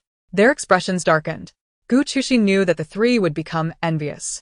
Before the flames of jealousy ignited, she hurried to extinguish them. Don't think too much. We've been set up. Right now. All the uncontrollable beastmen are surrounding our safe house. You need to find someone to help us. Also, Chia is poisoned and is hallucinating. Look at his wounds. Which antidote should I use? Noticing Gu Chuxin's anxious demeanor, Situ cast a cold glance at Chia, who lay languidly in his soft cocoon. He certainly seems quite content for someone who is poisoned. A you. Gu Chuxin pointed towards the sounds of crashing from outside. If you keep talking, they will really break in. Chu, I'm here. When the soldiers attempted to capture the one in the control room, he acted with fatal intent, knowing he would be punished, and sabotaged the security system of Zone C. He intends to kill you and Chia. Yaimon had already reached the recently sealed door, but alas, the wall Shuemu constructed was too sturdy and required equally powerful weapons to breach. However, breaking through would unleash the uncontrollable beastmen, causing tremendous chaos. Shuemu was remotely controlling the system from the military academy. Should I blame him for the wall's quality? Casting a glance at the others, he replied through the light brain, the walls of the safe house cannot be breached by those males. I'm currently controlling the system. Give me 2 minutes, and I can restore the control of the aerosol spray to incapacitate those uncontrollable males. Then we can take this opportunity to enter. Despite the jealousy, Situyu had already grabbed his medical kit and was heading towards the Safety Management Bureau, instructing Gu Chuxin on how to utilize the detection device within the kit to analyze the toxicity and treat Chia's wounds. Once the detection device identified the toxin as that of the illusion scorpion, known for its potent hallucinogenic properties that could eventually lead to suffocation and death, Gu Chuxin dared not delay any longer. She quickly set to work to save him. Fortunately, although the kit was compact, it was well equipped. Gu Chuxin promptly found the appropriate antidote and administered it to him. If she had waited any longer, Chia might have succumbed. After delivering a dose of a stimulant, she observed his complexion gradually returning to normal, allowing her to breathe a sigh of relief. Whether it was due to Shuemu's control, the previously uncontrollable males outside suddenly emitted mournful cries. Gu Chuxin inquired if Shu Air could absorb such a large amount of resentful energy from the uncontrollable males. I haven't tried, but I really want to consume a lot of resentment today. I'm going to have a big feast. All right. Then let us give it a try. Gu Chuxin extended her hand, focusing her mental strength, and suddenly felt herself lifted into the air. She stared in astonishment at Chia. Chia, you've recovered so quickly? Chu, your foot is injured. His serious expression caught her attention as he noticed her bare feet on the cold floor. Chu, you don't need to walk barefoot. Wherever you want to go, I can carry you. Gu Chuxin, her eyes filled with skepticism, circled around him in thought. Chia, are you still hallucinating? What hallucination? Chu, isn't it a husband's duty to serve his wife well? Gu Chuxin found herself momentarily at a loss for words, covering her face as she peered through her fingers at the wide-eyed guardians nearby. Gu Chuxin wiped away several screens on the light brain. Had Chia imagined her as his wife? Chia, could you refrain from causing trouble at this moment? With one arm around Gu Chuxin, he retrieved his clean cloak and spread it over the sofa before gently seating her down. He then took out his usual medical kit and knelt on the ground to tend to her injuries. Chapter 119. In that moment, the icy hand of Chia grasped Gu Chu's ankle, prompting her to defy his touch by seizing his wrist. This injury I shall tend to myself. You should go to the treatment device, otherwise, the wound might reopen. Chu, my injury is trivial in comparison. You are the one who matters most, Chia replied, abandoning the formal address of Your Excellency and opting for her nickname instead. The shade of purple on his face faded slightly, as if he were impervious to the pain. And he said gently, this wound makes it inconvenient for you to move. Allow me to assist you. Gu Chu took the medicine he held to treat her own injury. Hesitating, she confessed her feelings towards Chia. There is no need for you to go to such lengths. Observing her insistence, Chia lay down on the ground, a smile tugging at his pallid features, his eyes brimming with affection as he clasped her hand and kissed the knuckle of her ring finger. Chu. From the moment I entrusted you with the ring bearing my name, have I not become yours? Gu Chu's expression turned to one of astonishment. Did the token he had given her during his amnesia carry such profound significance? Chia chuckled softly, brushing a stray lock of hair behind her ear as he noted the complexity in her gaze.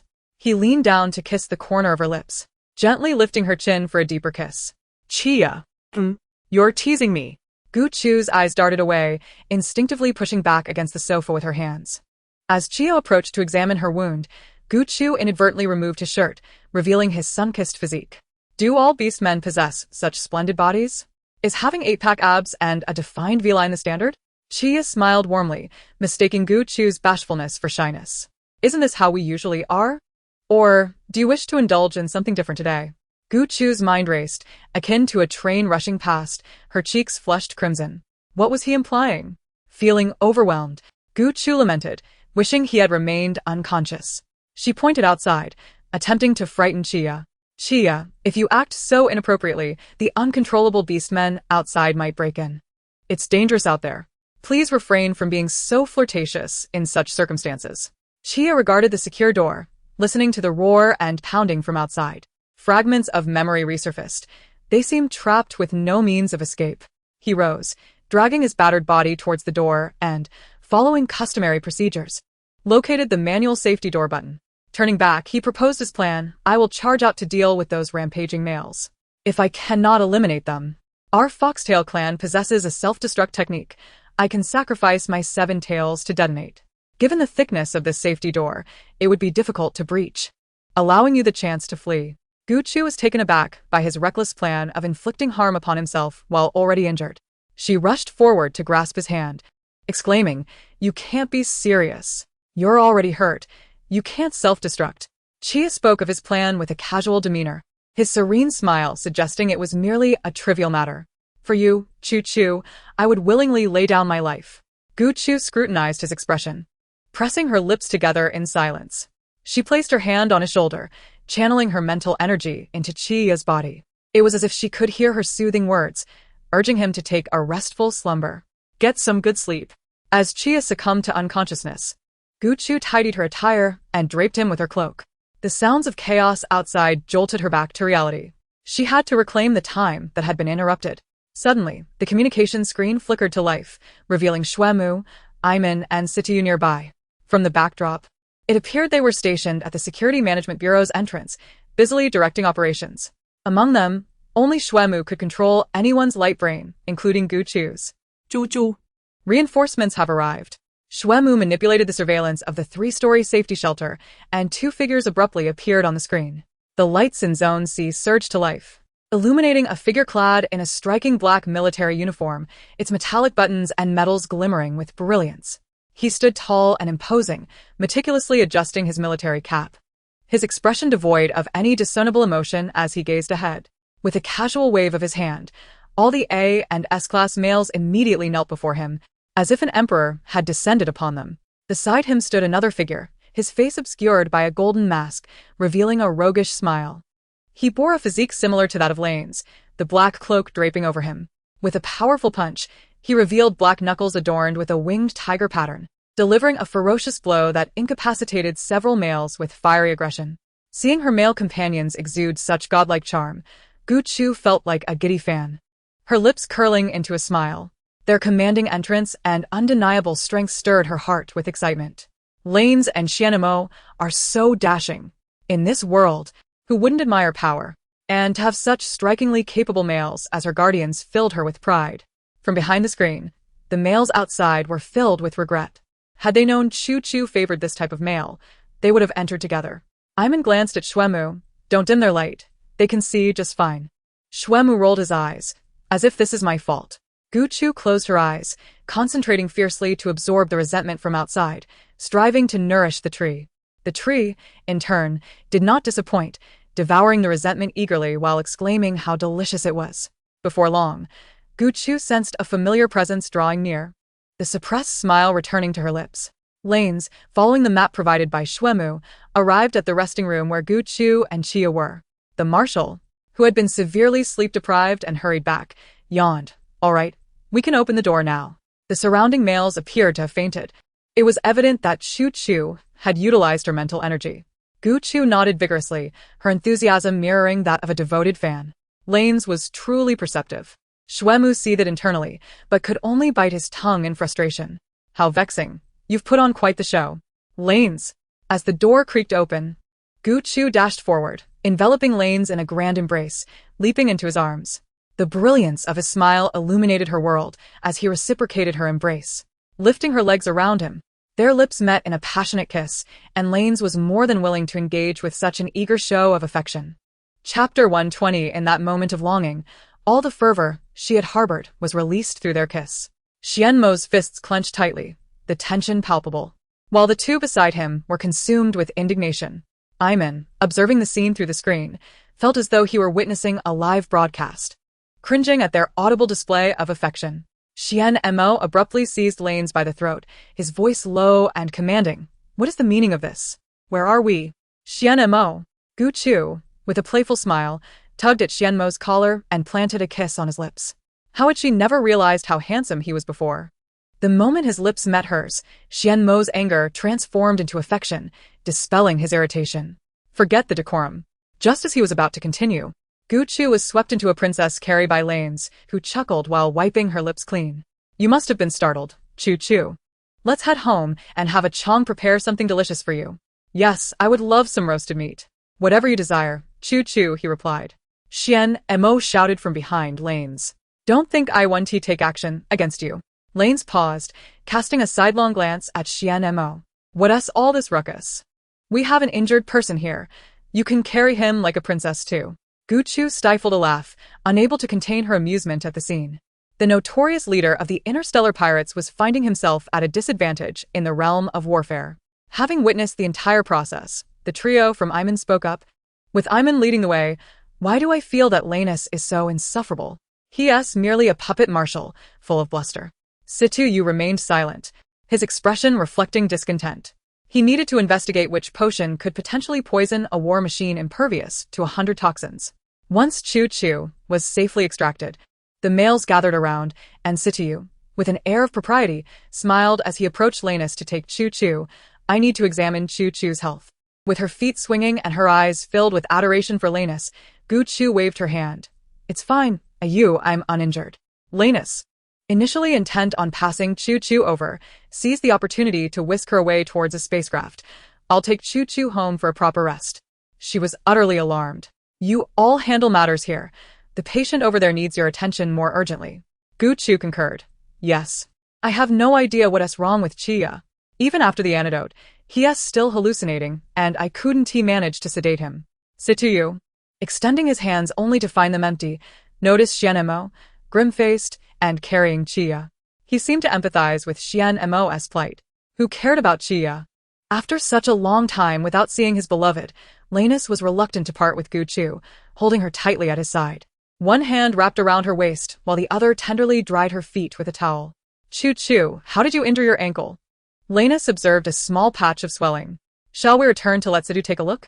It's already been treated. The swelling has reduced significantly. Oh. She attended to it? Gu Chu, glancing down at those eyes that seemed to pierce into her soul, felt a jolt in her heart and stammered. How did you know?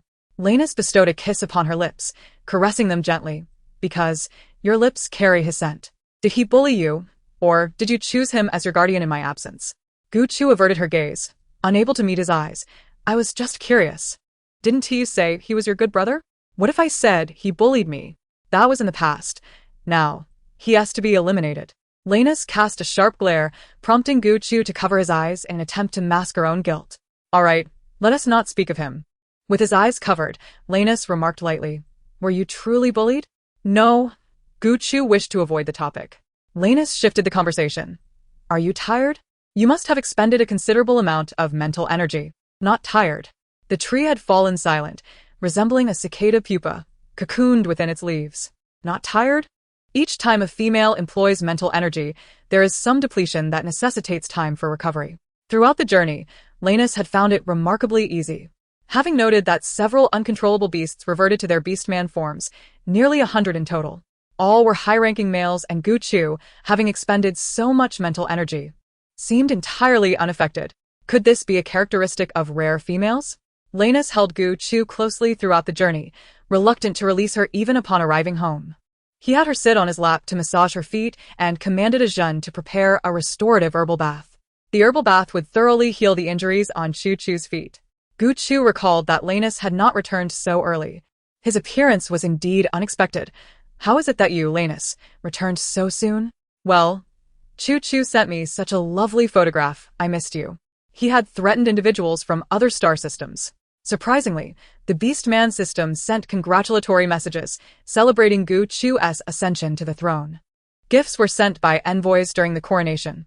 Lanus, having secured a moment to return, was met with news from Xuemu before even stepping into his home, prompting him to head straight to the Safety Management Bureau. For the sake of Gu Chu's absolute safety, he made an exception by bringing Xian Mo along. Lanus kissed Gu Chu's lips, indulging in a moment of affection, holding her tightly as he nestled into her embrace.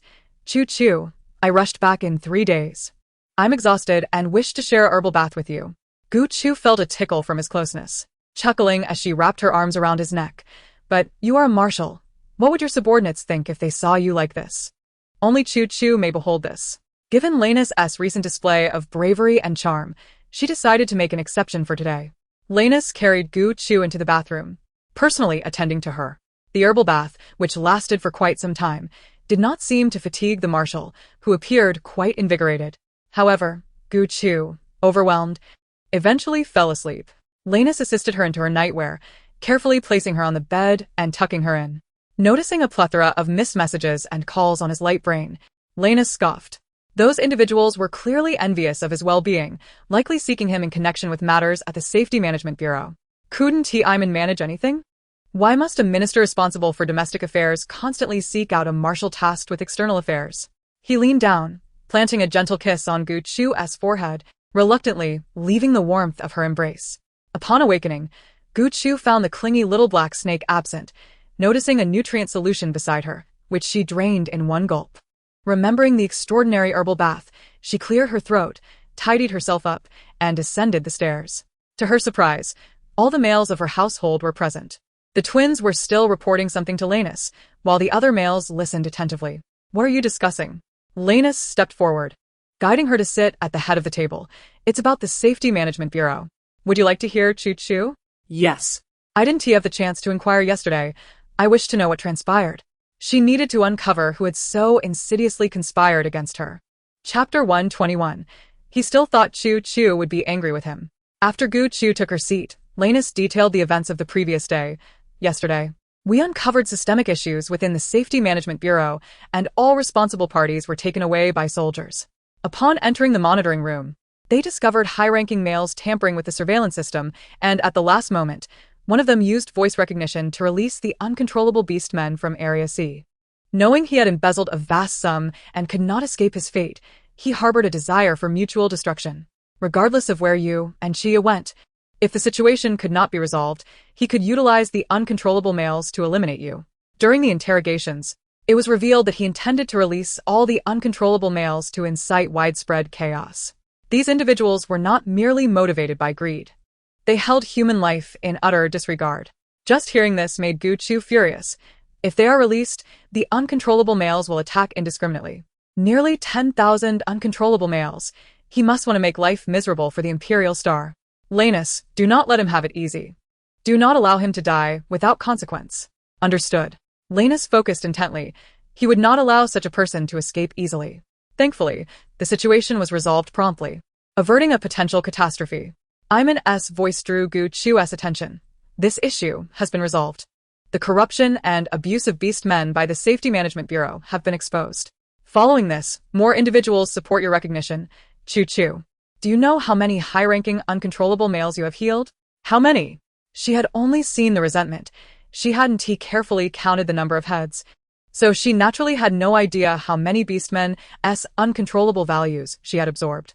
Situ, you had been the busiest last night. Opening his light brain, the Safety Management Bureau had a total of 339 B-class males, all reduced to below 70. They are now in the military hospital undergoing unified management and treatment for their injuries. If there are no major issues, they will be allowed to leave. In addition, 252 A-class males and 39 S-class males have been reduced to below 75. These individuals are being treated in a special area of the military hospital and have regained their sanity. However, due to the high likelihood of a second rebound, they cannot be released for now. The remaining uncontrollable males consist of 271 A-class and 22 S-class, temporarily managed by personnel from the military department, detained at the Safety Management Bureau for treatment. Observations indicate that these males were situated approximately 150 meters away from the safety room you occupied at the time. The diminished value is rather low. In other words, Gu Chu can effortlessly reduce the loss of control value of the orc to within 150 meters. The path to the safe house meanders extensively, feeling as though it spans 1,000 meters, yet the actual straight-line distance is merely 150 meters. Do you understand what this signifies, Chu Chu? Situ gazed at Gu Chu, his eyes sparkling with adoration as if she were a treasure. Without playing coy, Situ proceeded to enumerate previous examples. The furthest control range for an S-class female is merely 3 meters, while you surpass them by 50 times. which essentially confirms that your mental power exceeds the SS level. The rationale behind establishing this benchmark is that no female has ever achieved such a value. The one from thousands of years ago was SS class, with a maximum control range of 10 meters. I see. Just moments ago, she had lamented her limited control range. Yet through empirical data, she has indeed created an unprecedented miracle. Now, as she surveys the crowd of admirers with gleaming eyes fixed upon her, she raised her hand to calm them. It is sufficient that the matter is resolved. Given the current situation within the Safety Management Bureau, I will continue to heal the remaining orcs, though the environment there requires some renovation. At the very least, it should be improved. You are absolutely right, Choo-Choo. Ayman concurred. Having previously ousted the former Minister of Finance, a confidant of the Karlka royal family, he now juggles his dual roles with relentless busyness. He has already dispatched personnel to calculate the bureaucratic mess within the Safety Management Bureau. Shuemu, the previous designer, interjected somewhat sheepishly, if a redesign is required. I can take on that task. It was designed 8 years ago and evidently has areas needing enhancement. He recalled Gu Chu's expression as she scrutinized the inadequacies of the security door. That partition design was intended to mitigate the accumulation of uncontrolled males during unforeseen circumstances. Ayman regarded him, dismissing the notion that the issue lay with the machinery. Their dirty hands have infiltrated the Safety Management Bureau for 3 years. Outwardly, everything appears normal. Yet, internally, it is utterly decayed. These safety measures serve as protective mechanisms in the hands of the virtuous, but transform into instruments of harm in the hands of the malevolent. Shuemu pondered how to improve upon Ayman's insights. We could implement an intelligent mode and schedule regular maintenance checks. However, there must still be a manual mode to address emergencies. Ayman contemplated. A stringent examination of personnel will follow. Gu Chu, having experienced this incident, was far from reassured regarding the personnel within the Safety Management Bureau. They all possess mental control, don't they? That does provide some peace of mind. This approach received unanimous agreement, as it represented the most viable solution. Naturally, the task of renovation cannot proceed without our dear Moo. Gu Chu rested her chin on her hand, gazing at Shuemu. It is thanks to your meticulous arrangements that the entire situation has been turned around. The once self-effacing little dear now blushed from the praise, having expected Gu Chu to be upset with him. After all, it was rather audacious of her to publicly call him by his nickname. Yet, he found it delightful. A smile danced on Gu Chu's lips. She had never realized how endearing Shuemu's bashful demeanor could be. Xian Mo, on the other hand, felt deeply aggrieved, having been overshadowed by Lanes. Returning only to find Lanes emerging from Gu Chu's room, looking invigorated. To make matters worse, Gu Chu was currently lavishing praise on others while neglecting him, which was the most disheartening of all. The promise they had made felt increasingly distant. What troubles you, Xianemo? Are you feeling unwell? His heart ached. Gu Chu stifled a laugh, managing to suppress her mirth. This evening, I intend to design a jade pendant for you. I find the mask you wear quite appealing, and I plan to incorporate it into a decorative piece. Oh. Xianemo straightened, invigorated. Make it look stylish. That is a given. Is your heart still uneasy? Would you like to consult a doctor? No need. Your words are more effective than 1,000 physicians. Take your time with the design, ensuring it showcases my most dashing and valiant side. Very well. Xianemo was surprisingly easy to placate. A few kind words sufficed, and he was soon humming a cheerful tune. His mood shifted remarkably swiftly. Gu Chu decided to lift his confinement, allowing him to accompany her as she ventured to treat the uncontrolled males, letting him don a mask as a bodyguard, especially since Ayman had already begun arranging the handover. Though Xianemo appeared unoccupied, he was actually remotely commanding his interstellar pirate crew as they continued to engage other space brigands. Some pirate crews had even surrendered voluntarily, and he had since assimilated several large factions, with no interstellar pirate group daring to provoke them. When it came to strategic command, his competence rivaled that of Lane's. Gu Chu recognized this treasure and realized Xianemo needed careful management. Chapter 122, but only you can unravel it upon arriving at the military hospital. Gu Chu was accompanied by Situyu and Xianemo. Those orcs who had received treatment for their loss of control had been relocated there for management and care, and today, Gu Chu was set to treat them. Leaning her chin in contemplation, she gazed out the window, yet her mind was far from appreciating the scenery.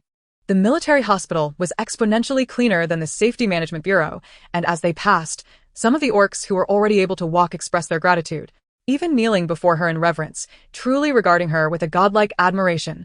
all thanks to her mental control that had calmed them. Guchu responded with a gracious smile. Situyu, clad in a white coat, strode ahead, and not only he, but even the older professors could barely contain their excitement. They conveyed to Guchu the magnitude of her accomplishments. According to regulations, those exceeding the threshold of loss of control are to be euthanized. Some of the males here have been trapped for decades, and your arrival has transformed the entire situation. In the vast cosmos, countless males perish daily due to loss of control. Xian Mo concurred. In severe cases, euthanasia serves as a form of liberation for them. It is not merely on the Imperial Star. Families on other planets, unable to afford medication, resort to such measures. Recalling the harrowing scenes of animals self-torturing in madness, Guchu, a fervent animal lover, shivered. Her resolve to save these individuals intensified. Situyu had already coordinated the personnel. Guchu merely needed to conduct her procedures in one room. The tree had absorbed a tremendous amount of resentment all at once, rapidly growing into a large tree. Upon seeing another substantial offering of resentment, the tree let out a juvenile laugh, munching delightfully on its meal. You are a grand tree now. Does this not signify that my mental power has reached its zenith? Choo-choo, your mental power will never reach its limit. I am your spiritual entity, and I will only grow stronger with time, while your mental power will expand correspondingly. There is no need to worry about mental depletion. Simply indulge in the absorption of resentment. Spiritual entity. Tree, what exactly are you? Guchu realized that this was not the appropriate moment to engage in conversation with the tree, so she composed herself and exhaled a breath of relief. Finally, she had absorbed all the resentment present. Having resolved these matters, Guchu hastened to visit Chia. There was an additional concern beyond treatment. Chia had fallen into an unexplained coma. Entering a private room, Chia lay in a treatment pod, clad in a hospital gown. Situyu instructed the other medical staff to leave, explaining to Guchu privately. He is recovering well. The poison has been completely neutralized. Yet there are no signs of awakening. According to the data, his condition does not resemble that of a vegetative state. There are no issues with his neural activity. The only peculiarity is his occurrence of unprovoked emotional fluctuations. Thus, I wonder if an alternative cause might be at play. Tree, could this be an issue of mental control? The tree haughtily shook its lush green leaves, rustling in defiance. No, it is because he is unwilling to awaken. Unwilling to awaken? Guchu was taken aback. Chia was not the type to succumb to psychological frailty. Having endured such torment in the past, how could he suddenly refuse to awaken? Guchu relayed this thought to Situyu. Situyu gazed silently at the report in his hand, just as a message from the twins appeared on his wrist communicator. At the outset, it was anticipated that the individual arriving shortly might provide answers to our inquiries. Guchu nodded in acknowledgement, but refrained from further comment. Focusing intently on Chia's report, which indicated a troubling anomaly in the spectrum of emotional fluctuations. The sound of the door chimed, and upon raising her gaze, Guchu beheld the twins, who bowed respectfully before introducing the elderly man with white hair standing behind them. For a fleeting moment, their eyes met, and the unmistakable aura of authority that could only be cultivated through prolonged tenure in a position of power emanated from the elderly man. Even seated in a wheelchair, he remained an indomitable presence.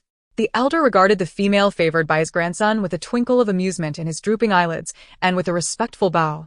He addressed Guchu, "Greetings, esteemed Empress. I am Dan, the former patriarch of the Foxtail clan and also Chia's grandfather. The twins of the Spirit Butterfly clan summoned me here." Guchu had not anticipated the arrival of Chia's grandfather. "Greetings, Elder Dan." Li and stepped forward. "Speaking first, Your Excellency Guchu, both our clans are ancient. When Professor Situ mentioned Chia's condition, we suspected alternative reasons for his inability to awaken. Thus, we sought Elder Dan's wisdom on the matter, and he hastened from his planet to see if he could employ esoteric methods to assess Chia's situation. Without further ado, Guchu urged Elder Dan, "Please examine Chia at once." Dan was wheeled to Chia's side, and upon observing his grandson in a state of unconsciousness, he let out a resigned sigh. Throughout his life, Chia had faced numerous adversities, leading Dan to question whether his grandson was perhaps neglected by the beast god, resulting in a fate riddled with misfortune. Dan placed his hand above Chia's head, muttering an incantation. As a gentle green light emanated from his palm and enveloped Chia, Guchu's heart tightened anxiously. Her eyes were fixed on Dan and Chia. Her breath momentarily stilled, fearful of an unfavorable outcome. Cole approached Guchu and whispered, The foxtail clan possesses the most preserved esoteric techniques among ancient clans. Elder Dan. Being a seasoned eight-tailed fox is the most suitable for this matter involving secret arts. The twins had felt trepidation when seeking Dan, fearing his ire might fall upon Guchu. However, upon expressing their intent, he merely sighed and accompanied them without protest. His reaction to Chia's sudden unconsciousness was not one of shock or anger, but rather a resigned lament. Later, the twins learned that Chia was a classic case of unfortunate disposition, an unending cycle of tribulations. Before long, when Elder Dan reopened his eyes, he found Guchu anxiously awaiting his response. In a hoarse voice, he conveyed, "I have heard from the twins that he has been poisoned by the illusion scorpion." This clan, part of the ancient lineage, is known for its diverse and potent venoms. Due to their scattered lineage, their bloodline is not particularly pure. This illusion scorpion is likely no ordinary specimen. I recall that the scorpion clan possesses a secret technique capable of amplifying a person's innermost emotions manifold. The reason for his unwillingness to awaken may be that he is ensnared within this illusion. Even if the poison is neutralized, he may remain entrapped, akin to a nightmare. Guchu's heart felt as though it were bound by a heavy stone. Taking a deep breath, she endeavored to compose herself. He has awakened after the poison was neutralized. Yet he appears to still be in a hallucination. I had thought the toxin might not dissipate so swiftly. Elder Dan understood that Guchu had been the one to alleviate Chia's poison. Had she delayed, Chia might not have merely fallen unconscious, but could have departed this world before him. Awakening, it seemed, was but a transient state. Elder Dan shook his head, stating, he must rely on himself to emerge from this. Now that Professor Situ understands the cause of his unconsciousness, perhaps he can provide external treatment from a medical perspective. Chapter 123. Entering Chia's illusion. Guchu instructed the twins. Can you locate that illusion scorpion? See if it possesses any means of assistance. Understood. Cole departed solo. Leaving to Li En to attend to any further needs. Guchu recognized the gravity of the situation and inquired of Shu Er if there were any solutions. There is a means, but only you can execute it, and success is not guaranteed. What method? Why must it be me? After absorbing spiritual energy, Shu Er recalled a secret technique that could allow entry into Chia's illusion, enabling her to lead him out. With your current spiritual strength, it can only be used once. Overuse may result in your mental decline. Thus, I can only offer you this single opportunity. Subsequent chances depend on your own capabilities. Shu Er's haughty tone amused Guchu, yet she was resolute to attempt it. Once is sufficient. Please inform me of any precautions and what I may accomplish within. What do you mean by not guaranteed? What risks are involved? I would never allow you to be in danger. Your task is to uncover his emotional knots and suffering within his illusion. With your current abilities, you will have 2 hours within his realm, during which I will enter a slumber to stabilize your spiritual energy. Within his illusion, time does not correspond with reality. You must remain acutely aware that you are within an illusion and not be deceived by the life unfolding there. Should you experience discomfort or forget your mission, I will forcibly withdraw you back to the real world. You may only suffer a mild headache during the process. Understood. I know what to do. Once assured, Guchu relayed this secret technique to Situ. He was astonished that spiritual energy could have such an effect, but was reluctant to let Guchu take the risk. Cole returned with the illusion scorpion's response, indicating it knew how to cast the spell, but not how to lift it. Guchu and Situ lamented. This technique is only half-formed. Dan seemed to have anticipated this. His grandson's misfortunes were not easily dispelled. The Scorpion clan's scattered lineage and techniques explained why the illusion scorpion was unaware. Ultimately, Situ had no choice but to consent to Guchu using her spiritual energy to rescue Chia. Situ repeatedly inquired about the risks involved and whether there was any assistance they could provide. This was an uncharted domain for him, and no one could assure Guchu's safety. How could I not be concerned? Guchu's assurances that she would be fine and could even disguise herself as a male caused Situ's expression to shift. The secret arts remained an impenetrable aspect of medical science, and due to these arts, ancient clans held significant sway in the galactic realm. Situ candidly admitted that he was powerless regarding the illusion. To alter one's gender or form within an illusion without instruments. Truly unheard of. Yet, the thought of Guchu transforming into a male made Situ's eyes wander over her. He found it difficult to envision what she would be like in that form. A small desire, within him yearning to witness it. Moreover, one concern lingered for Situ. Could Guchu accept such a corporeal transformation? He fell silent. While the twins shared his contemplation, silently pondering what Gu Chu's masculine form might resemble. Their thoughts drifted into the vast cosmos, while only Dan remained earnestly considering Gu Chu's spiritual prowess. He had heard from his ancestors that spiritual energy was far more profound than commonly understood. Was this the matter at hand?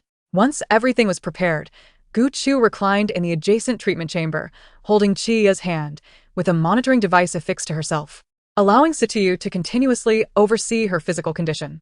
She cast a glance at Sitiyu, signaling that she was about to commence, then closed her eyes. Following Shu Air's guidance, her spiritual energy flowed like a river from her heart through her arm and into Chiya. Blood, so much blood. Yet he still lives? Were they administering puppetry drugs? Damn it, even death eludes me. In the dim room, the decrepit door illuminated a sliver of light, and Chiya cracked his eyes open, recognizing the footsteps without needing to see. Young master, the individual you seek is here? The tone was one of obsequiousness. Why was Black Bear's demeanor so sycophantic? What was amiss with his complexion? How would I receive my payment? A strange voice echoed through the air. It was only then that Chiya lifted her gaze in that direction. In that fleeting moment, surprise flickered across her features, quickly followed by a lowering of her head as she sought refuge from the scrutiny. A female? How could a black bear permit a female to enter such a dangerous locale, a gray area devoid of oversight? Could a female even survive here? The female in question had her azure hair tied up, her large, round eyes initially exuding a sense of warmth, yet upon closer inspection, the slightly elongated corners hinted at an alluring charm. Her crimson lips curled into a provocative smirk as she beheld the severely injured Chiya. Gu Chu's expression was one of triumph. Found you. The black bear beside her, anxious that Gu Chu might not be satisfied, hastily extolled Chiya's virtues. He is an SS-level male, capable of withstanding quite a bit. With just a small amount of medication, he can heal his wounds. We had to use a large quantity of drugs just to stabilize him. Young master, if you take him away, we stand to lose quite a lot. Oh? Loss. You say? With your methods, I'm merely here to collect the corpses. TSK, I've spent so much money, and it's only enough for a few days of amusement. As expected of someone under the command of Lord Xian Mo. No need for inspection to discern this lad's predicament. However, if you had sufficient sedative, he could endure a bit longer, ensuring your satisfaction. Just look at his face. It's certainly worth the investment. The burly, tattooed bald man, towering at 2 meters, bent over to flatter the diminutive young master beside him. In their eyes, Gu Chu was a male, and given the rarity of females, it was only natural for certain males to harbor peculiar preferences. Gu Chu, dressed in a shirt and trousers, cast a cold glare at the bald man from beneath his hat. Brought here by him? An SS-level male. How intriguing. Indeed. The bald man grinned widely, then bellowed. Why haven't you carried that fellow over yet? Does the young master need to take action himself? Chiya, lying motionless on the couch like a corpse, was hoisted up by her arms and dragged before Gu Chu. Young master? Chiya's eyes widened. This young master was evidently a female, yet from their conversation, it seemed she wielded considerable authority. Otherwise, how could this pack of wolves, lurking in the shadows, remain so unmoved by her presence? What was this female doing in a place notorious for underground fighting? Despite her harsh words, treating him as a mere male attendant, Chiya felt no aversion, instead experiencing an unsettling sense of familiarity. Yet he was certain he had never encountered this young master before. As Chiya approached, intent on snapping the black bear's neck in a bid for mutual destruction, a voice echoed in his mind, "Be obedient. I will take you home." In the next instant, a syringe was thrust into his neck, delivering a potent sedative. His pupils dilated as the figure of the female before him blurred, and he lost consciousness entirely. Just before he collapsed, a gentle wind effortlessly lifted his towering frame. Chapter 124. Familiarity breeds comfort, drawing from prior experience to prevent Chiya from causing further chaos. Gu Chu decisively administered a sedative.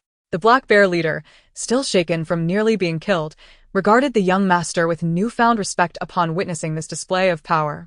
Having heard tales of Lord Xian Mo from the Yen Hu Tuan, who possessed a fiery mutation ability, he was astonished to find that even her underlings were formidable. It was no wonder the Yen Hu Tuan consistently ranked as the foremost interstellar pirate crew. Give me the antidote. Yes. The black bear leader, cautious not to provoke, reverently presented the antidote for the puppet control drug. Thank you, young master, for saving me. Truly, you are one of Lord Xian Mo's people. Gu Chu rolled her eyes. Incorrect, he is my possession. The antidote vanished into Gu Chu's spatial pocket. The final payment has been sent. Understood, understood. The black bear bowed deeply as he saw them off, and once the spacecraft disappeared into the sky, he returned to his previous demeanor. His subordinates lamented the loss of profit from Chia. That was our puppet. Losing him means a significant financial blow. The black bear slapped the head of a Mohawk sporting subordinate beside him. Fool. Have you not considered the consequences of defying Xian Mo? Do you think her underlings are merely here for a bit of fun? The slapped subordinate looked confused. Then why are they here? They're probably here to recruit. Star pirates have often extracted individuals from the gray areas. Just so happens that fellow has been contemplating self-destruction lately, refusing to be tamed. I have no desire for such a disobedient mutt. This young master is quite generous. We can drain his usefulness for one last substantial profit. Wise words, boss. Gu Chu confirmed that no one was following and piloted the spacecraft to the top of a luxury hotel, soaring over the front desk and into her current suite. This was an advanced planet where Chia was being manipulated to participate in underground fights. Should Gu Chu experience intense pain or a sense of danger, Shuer would forcibly return her to the real world. Gu Chu had to employ wits, spending several days to catch their attention. She owed a debt of gratitude to Xian Mo, who had provided her with weapons bearing the insignia of her pirate crew, as well as a token for her use. A token capable of commanding the entire Yen Hutuan. In such a gray area, leveraging Xian Mo's identity was of utmost advantage. Gu Chu, having grown accustomed to the illusion, roughly tore open Chia's clothing to tend to his injuries, calculating the timing for the sedative.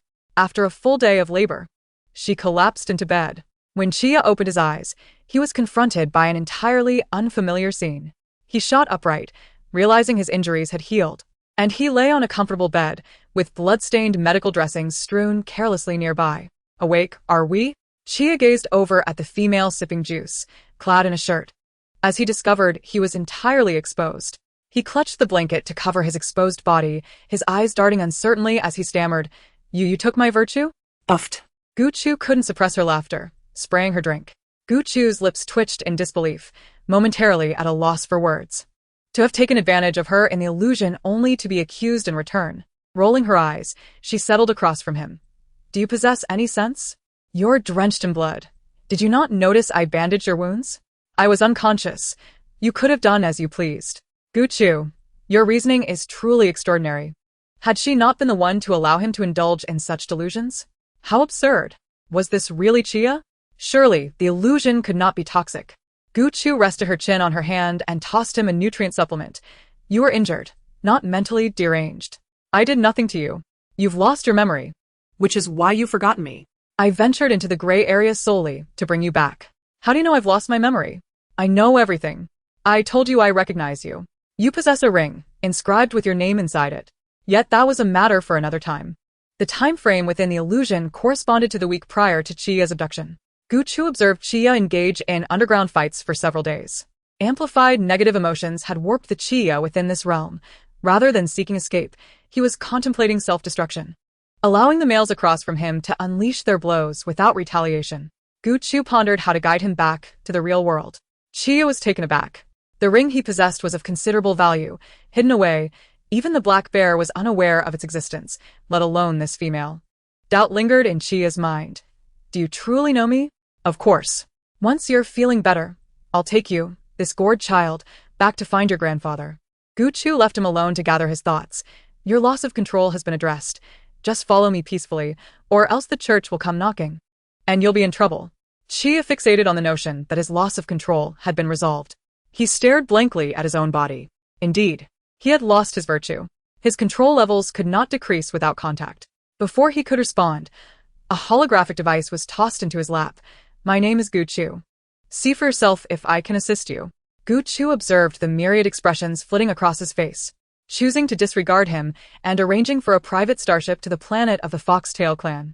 In comparison to the Imperial Star, seeking out Elder Dan is far more suitable.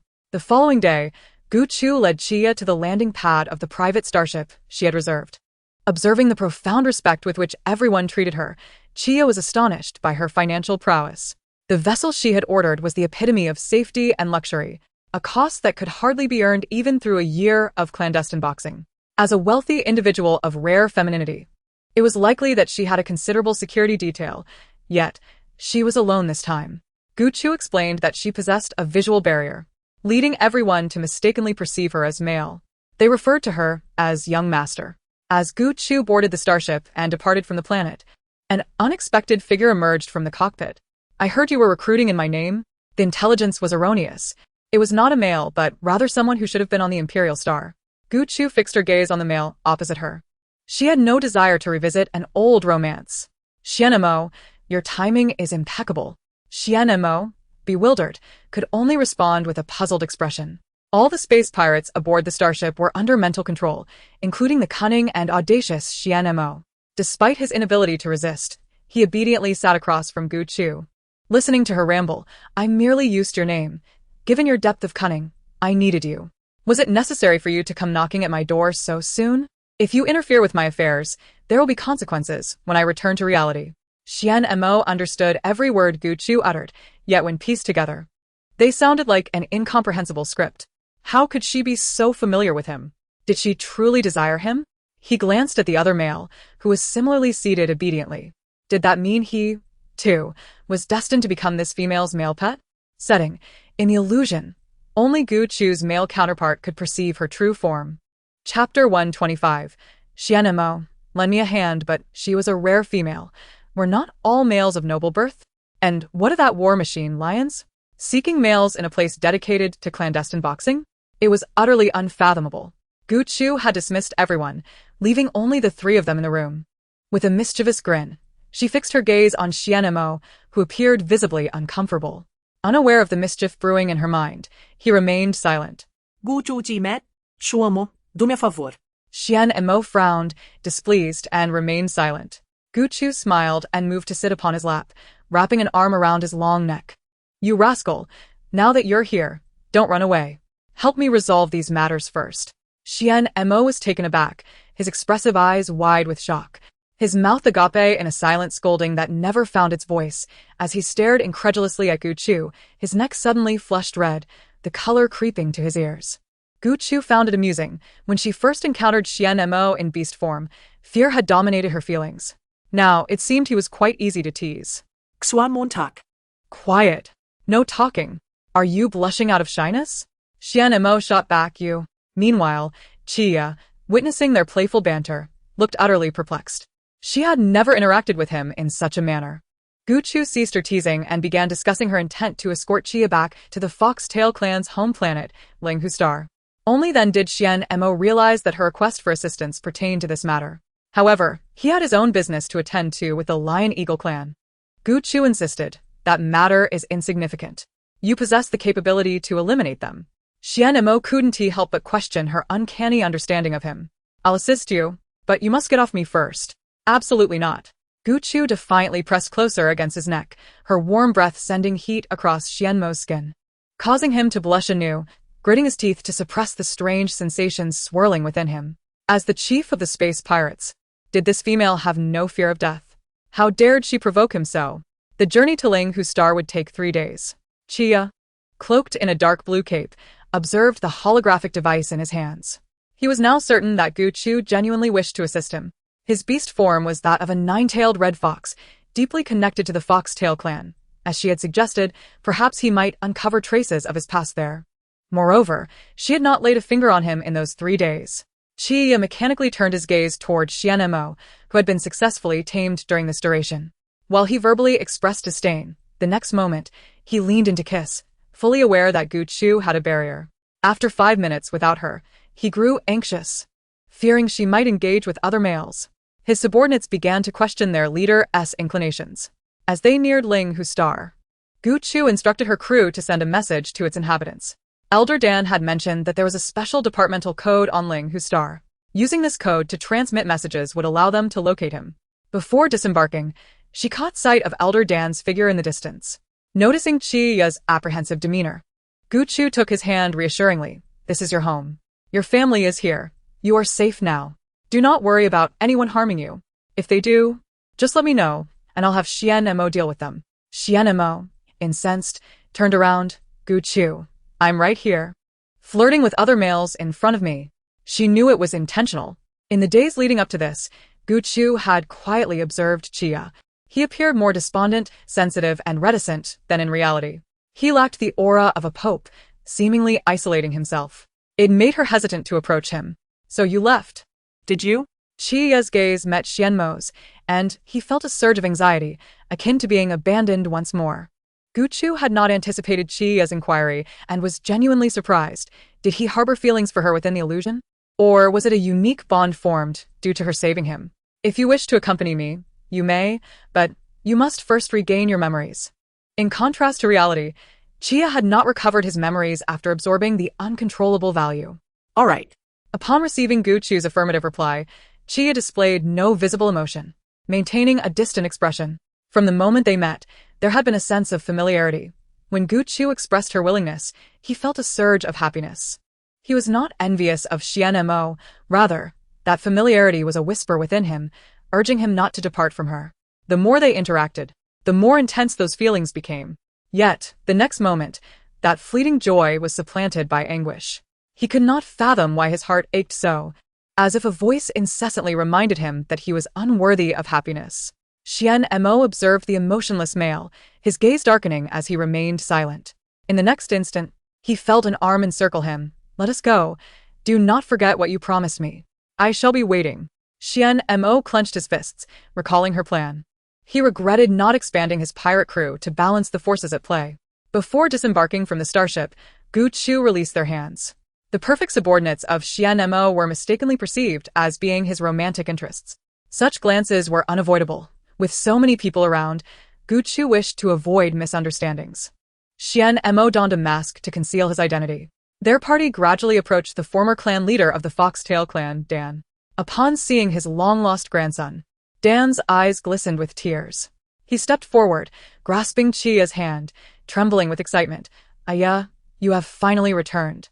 Chia regarded the unfamiliar elder with confusion. "I do not recognize you." This statement drew gasps from those behind him, igniting a wave of murmurs. How could the clan leader be unrecognizable to Elder Dan? After all, he was his grandfather. Surely, he had not lost his memory. Could he still lead the Foxtail clan? What misfortune had befallen the clan leader? Silence. Dan's booming voice silenced the crowd. His face darkened, followed by a heavy sigh. He had witnessed such matters before. All that mattered was that his grandson had returned alive. Dan's repeated sighs reminded Gu Chu of his earlier warnings. Chia was not favored by the beast god and was fated to endure a tumultuous life. Old Dan led them to his villa, dismissing the others, and revealed a hint of a smile towards Gu Chu. "I apologize for the earlier embarrassment. Are you from the Imperial Star? I shall remember your kindness, and should you ever require assistance within my capabilities, I will certainly help." He was aware that Marshal Rains from the Imperial Star had secretly dispatched individuals to seek out Chia. Gu Chu nodded with a smile. "Elder Dan, may I have a moment of private conversation with you?" Dan was puzzled by her request and glanced at Chia, whose gaze remained fixed on Gu Chu, seemingly reliant on her. Without further hesitation, Dan followed her into the study, leaving Chia and Xianmo outside to wait. Chapter 126. He couldn't recall previous events. "What do you wish to discuss?" In the presence of Dan, Gu Chu presented a masculine demeanor, which was both convenient and troublesome, as Dan harbored a skeptical attitude towards masculinity. How could someone from the Imperial Star suddenly find Chia? Dan discerned that the individual before him was not an agent of the church. They would have directly eradicated Chia's existence instead of bringing him to Linghu Star. Gu Chu candidly expressed that her current situation was dire, entirely unlike her previous state. She felt incapable of choosing to bring him back to recuperate. "I wish to understand why Chia is so unfortunate." After much contemplation, she concluded that the only way was to make Chia realize this was not reality, but an illusion, enabling him to willingly leave with her. However, Chia was currently too sensitive and taciturn, bordering on nihilism, often retreating to a corner to mutter to himself. Dan was curious about how outsiders knew of Chia's unfortunate disposition.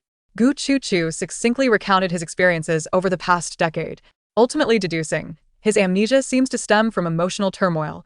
He cannot recall past events. Dan smiled bitterly. The memories he is reluctant to recall could be numerous. He witnessed his father being brutally murdered by his beloved uncle, which led him to suffer from aphasia. "It was only upon recovery that I learned the truth and brought his uncle to justice." Before dying, his uncle cursed Chia to live forever in misery, devoid of happiness. Initially, I did not pay much heed to this, as our foxtail clan possesses many secret arts, but none involving curses. Yet, following the sudden death of his mother and subsequent betrayals, it seems that curse has come to fruition. Since then, calamities have befallen him perpetually, and he has survived solely through his formidable willpower, leading even me to question the reality of this curse. Reflecting on Chiya's battered appearance within the illusion, not only Dan, but Gu Chuchu herself leaned towards the belief in the curse's validity. Upon exiting, Gu Chuchu noticed Chiya, lost in thought against a tree, his eyes blankly fixed on the ground as if murmuring something. She approached him, gently smoothing his hair and softening her tone. What do you think, Chiya? The environment here is so pleasant. Do you wish to stay? Chiya raised his gaze to the female, a piercing headache rendering him incapable of processing her question. Gu Chuchu took his hand. Let us retreat to your room to rest. What about me? Xian Mo's resentful eyes turned towards them, feeling discarded. Gu Chuchu shot him a glance. Keep up. Reluctantly, Xuan Montag grasped Gu Chuchu's hand. Rest well. You haven't slept in days, and must recuperate.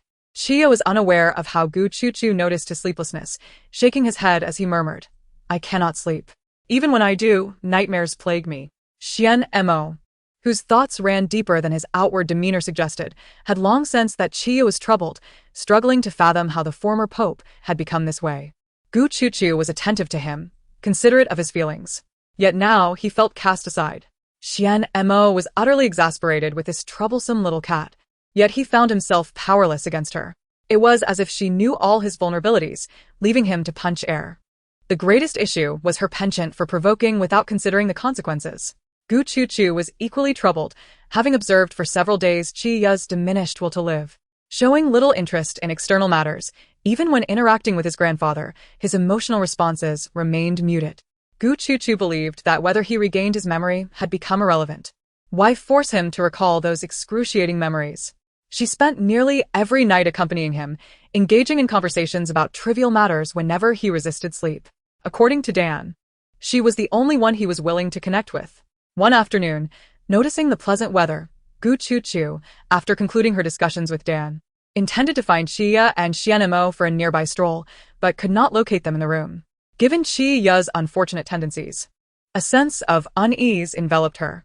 Without a second thought, she turned and stepped outside, only to encounter Xian Mo, who was ranting, his shoulder bearing the weight of a person. Xian Mo, what happened to your face?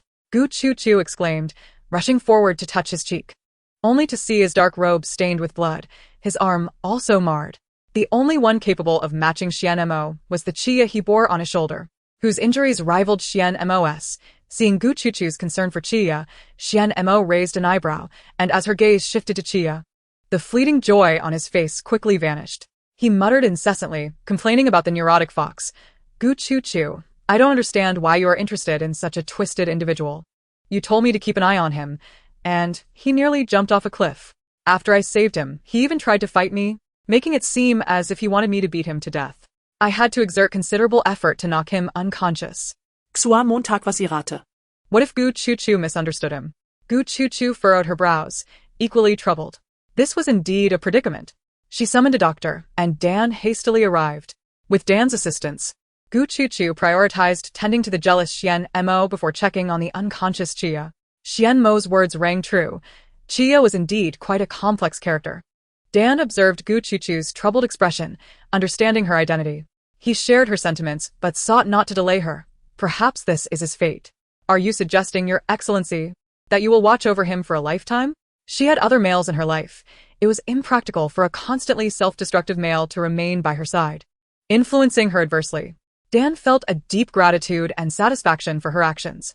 Gu Chuchu felt a profound sense of helplessness for the first time. This was an illusion, and she had no knowledge of how much time remained. After Dan departed, Gu Chuchu administered an antidote to awaken Chiya. Lying beside him, she gazed at him intently. Chiya suffered a severe headache upon waking, confronted with Gu Chuchu's serious expression, further diminishing his morale.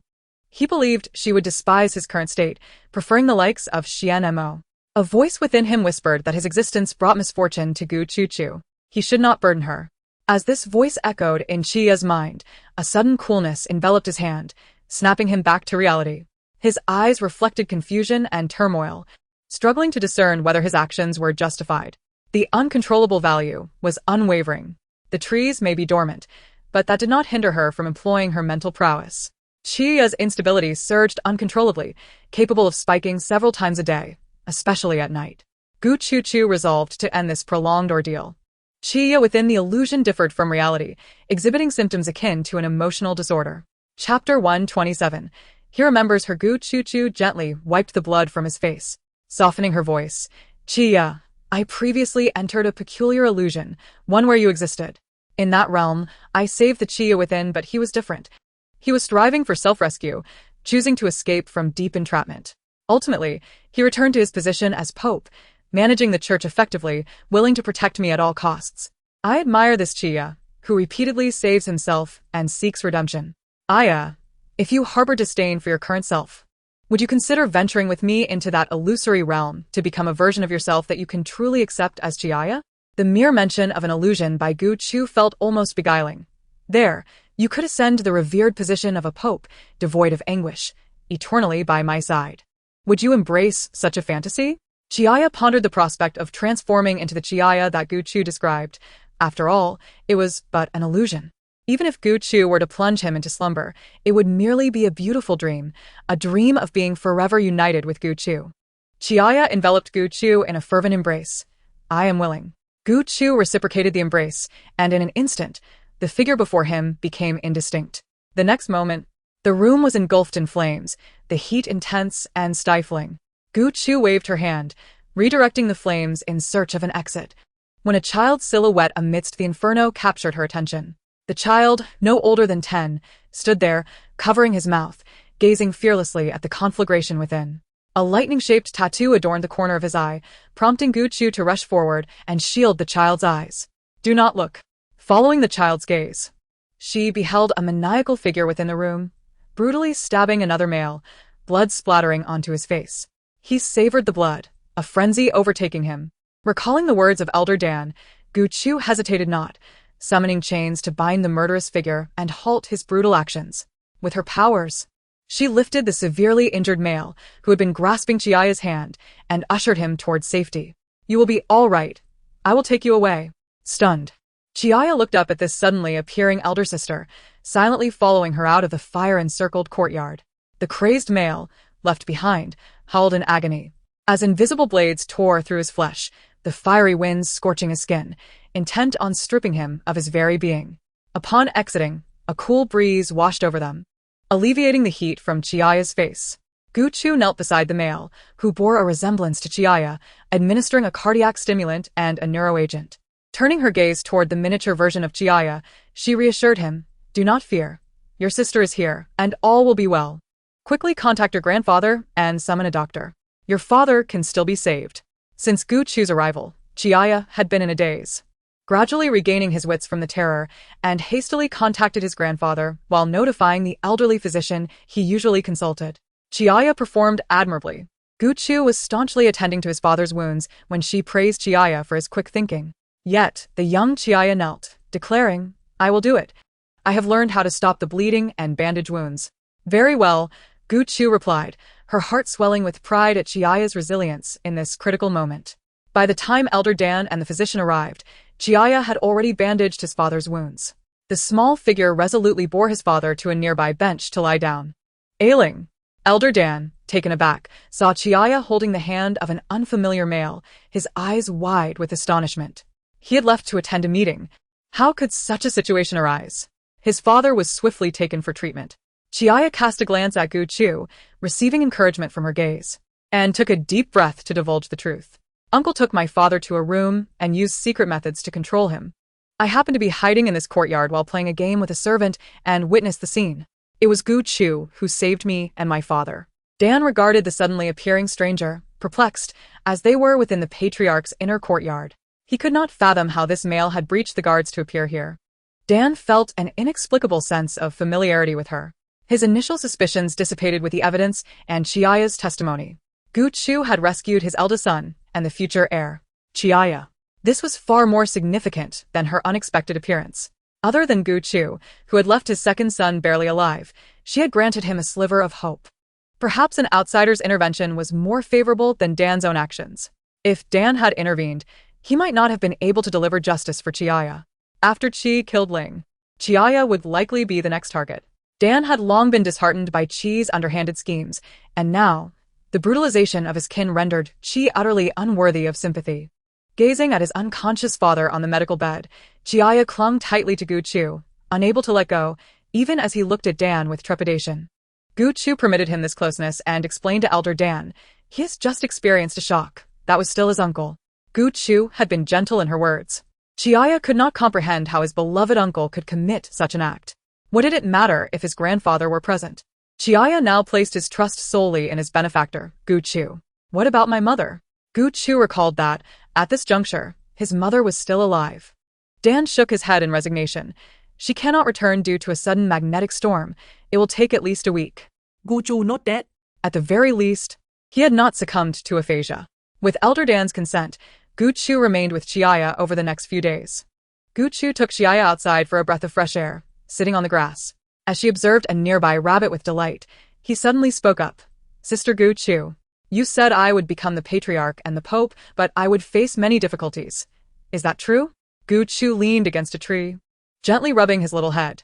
Indeed, becoming a pope or a patriarch is no easy feat. If I become the patriarch and the pope, I will possess the power to protect you. Will you wait for me to grow up? Chiaya's hopeful gaze awaited Gu Chu's response. 10 years is not a long time for beastmen. Gu Chu smiled. You need not wait to grow. If you come with me now to witness the future I speak of, you won't have to wait at all. Will you accompany me? Yes. In the eyes of the 10-year-old Chiaya, Gu Chu possessed an almost prophetic ability. He believed everything she said.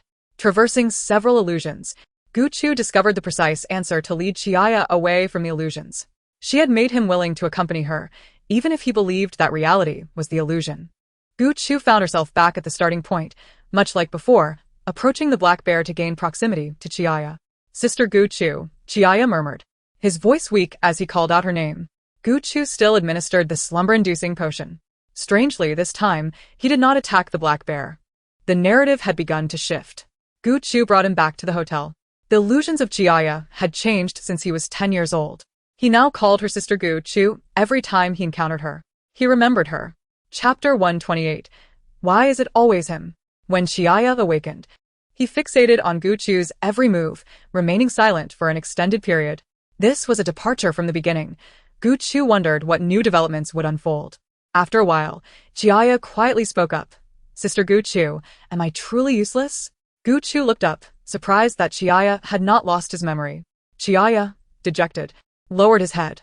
I became the patriarch and the pope as you suggested, yet I still failed to protect myself, falling victim to manipulation and control, putting you at risk in the gray areas to save me. Each time he found himself in trouble, she would invariably appear by his side. He felt immense shame. Why was it always Gu Chu who had to rescue him? As an SS-level male, he ought to have devoted his life to safeguarding the female he loved. How had the roles reversed? Chiaya pondered in confusion. So you do remember, Gu Chu remarked, sitting beside him and gently tapping his forehead. I remember that I failed to keep my promise. Do you know why I came to find you? Facing Gu Chu's serene smile, Chiaya nestled against her waist, resting his head on her shoulder, inhaling her scent with fervor. Only when she was near did Chiaya feel an overwhelming sense of security. He did not wish to leave her again. I do not know, but I do not want to call you sister anymore. I do not want to be apart from you. I will return to reclaim my power and regain my position as pope. Whatever you ask of me, I will do. I beg you, do not leave me. Gu Chu gently patted his back, reminiscing about the last time she saved him when he was merely a freshly graduated student embarking on his first mission. At that time, Chiaya had just reached adulthood and had confessed his feelings to her. With a sigh, Gu Chu conveyed, I will be leaving. Would you like to accompany me? Chiaya tightened his embrace around her, declaring, wherever you go, I shall follow. Gu Chu pressed a kiss on his forehead, asking, are you willing to venture into another world with me? Absolutely, he replied. As long as I can see you every day, I would do anything you ask. Gu Chu reassured herself that the moment had arrived. Then, Chiaya, will you wake up? Let us return to reality and be together. In this illusion, you are not your true self. Step outside and witness how wonderful you can be. As Chiaya heard the repeated calls, He felt as if he were being swept into a whirlpool, struggling to open his eyes. The blinding light compelled him to squint. Turning his gaze, he saw Gu Chu, eyes closed, her head adorned with numerous monitoring devices. He rolled over to check on her condition, exclaiming, "Chu Chu, What has happened to you? the sudden awakening took C2U and the others by surprise, occurring much sooner than they had anticipated. The twins rushed to intervene in Chia's actions, only to hear the sleepy protest of Gu Chu. "Chia, could you let me sleep a little longer? I am utterly exhausted." She had awakened a heartbeat later than Chia, still slightly groggy, though otherwise well. Upon realizing Gu Chu was unharmed, Chia withdrew his hand, hesitant to disturb her further. "All right, then sleep a little longer." The twins obstructed his movements, signaling him to step outside for a discussion. Gu Chu needed further observation, while Chia, appearing lively, seemed to be in good condition. Upon exiting, he encountered Dan, who expressed surprise. "Grandfather, what brings you here?" Dan, unimpressed, huffed. "How dare you say such things? You, an SS-level male, needing Gu Chu to rescue you, what a sight." Dan's emotions were a tumultuous blend of feelings, predominantly tinged with bitterness, as he refrained from voicing his intended reprimand. Chia, aware of Dan's contradictory sentiments, apologetically responded, "I'm sorry, grandfather." Xian Mo observed from the sidelines, playfully teasing, "Do you have any idea what transpired?" Chia shot him a cold glare, recalling certain memories, realizing the persistent presence of this troublesome old tiger. He speculated, "I was unconscious, trapped within my past memories." Seeing that Gu Chu had truly succumbed to exhaustion, C2 approached Chia to discuss the events during his unconsciousness. Chia silently turned back to accompany Gu Chu. Dan watched the boy in silence, aware that Chia had made his own decisions. Gu Chu did not sleep for long before waking to find Chia beside her. "Let us head back. This bed is uncomfortably hard." All right. Chia replied without further ado, lifting Gu Chu into his arms as they returned. Upon stepping outside, Gu Chu was met with a multitude of curious gazes. "Why are there so many people?" she mused, realizing her males had all gathered. Dismissing the thought, she felt as though she hadn't slept in ages after all that had transpired. Overwhelmed by fatigue, she sought a comfortable position and promptly closed her eyes to sleep. Chia nodded at Dan, who wore a suppressed smile, signaling him to go ahead without concern for Gu Chu. The esteemed males surrounding Gu Chu were all exceptional, and Chia could not afford to fall behind. The youth should take the initiative, otherwise, opportunities may slip away, he mused. Rains followed closely, with Xian Mo and Yimeng unwilling to fall behind, trailing after them. Xuemu had other matters to attend to and did not return with them. He turned to C2U and inquired, "Is everything well with Chu Chu?" "All normal," C2U confirmed, assuring Dan that Chia posed no issues before the twins departed with him. C2U maintained a calm demeanor, returning to his work, having acquired some data regarding the illusion that required thorough examination. Gu Chu enjoyed a refreshing sleep, stretching as she awoke to find herself in her familiar bed, with Ajun beside her. Ajun smiled. "Ajun, it feels like ages since I last saw you. You've become so beautiful." Chu Chu. "Your sweetness exceeds the threshold of acceptable parameters, which may displease your males. No one can see us. Let us keep it between us." As Gu Chu conversed with Ajun, she changed her clothes and descended the stairs, only to find Chia alone in the living room. Oh. "Why are you the only one here? Where's Xian Mo?" Chia stood and enveloped Gu Chu in his arms, memories of the illusion still vivid, particularly the moment he had confessed to her during his graduation. With a blush, he leaned closer, whispering, "Gu Chu, do you still stand by your promise?" Summoning immense courage, he uttered these words, internally cursing himself for his shamelessness. Despite being older than Gu Chu in reality, he felt as though their relationship was framed as a sibling romance. "Chia," Gu Chu gently rubbed her thumb against his lips, "I always keep my promises. But please, refrain from calling me sister. It sounds rather peculiar in reality." With her assurance, Chia could no longer suppress the elation swelling within him and pressed his lips against hers. While they had kissed within the illusion, this moment in reality felt distinctly different. He simply knew he did not want to stop. Chia. "You sly fox." Chia's lips lingered on her neck, lifting his gaze to meet the furious glare of the old tiger. Back so soon? "You always manage to be a nuisance." Chapter 129. Are they not afraid of Rain's fury? Xian Mo darted forward, grasping Chia by the throat. With a fluid motion, Chia evaded Xian Mo's grip, his expression impassive. "You're such a nuisance. You deceived me into coming out and now you're upset? Did you not understand when I said you were bothersome? Gu Chu gracefully perched on the sofa, oblivious to Chia's thoughts as he prepared to clash with Xian Mo while still remembering to leave her favorite drink. Xian Mo patiently waited until Chia finished before dragging him out the door. They maintained a semblance of rationality, albeit just barely. Upon their return, Yi Meng observed their aggressive demeanor with furrowed brows. Is it necessary to fight right after Chu Chu wakes up? One is a pope. The other a space pirate leader. Have you no shame? Chu Chu, should I intervene? Yi Meng waved her hand, signaling him not to worry and to let them resolve their issues. As long as they don't get injured, they shouldn't bother you. He is busy enough as it is. Oh, and Yi Meng, please ensure that Dan attends the ceremony before returning. Understood. Yi Meng set aside her documents and wrapped her arm around Gu Chu's waist. With their companions absent, it was the perfect opportunity for them to enjoy their own world together. That evening, Chia expressed his desire to dissolve the church, wishing to dedicate himself entirely to the initiative aimed at assisting uncontrollable males. Dan arrived, offering to provide some insights to help them develop methods for maintaining low levels of instability in males. Chia meticulously explained his plan to Gu Chu, who listened intently. Finding it feasible, each male was preoccupied with their endeavors. Xian Mo had departed from the Imperial Star to complete his tasks. With the monumental transition of moving to the royal palace, only Chia and Xuemu managed to spare time to accompany Gu Chu, returning later that evening. All of Gu Chu's males were workaholics, devoting their remaining time to their responsibilities, leaving little for companionship. Now that Chia had disbanded the church, he took on the role of the finance minister, while Xuemu continued as the head of the Technology Institute and also assumed the position of chief of military security and research, overseeing weapon development and monitoring defenses against external threats. Following the royal family's decisive actions, their positions shifted accordingly.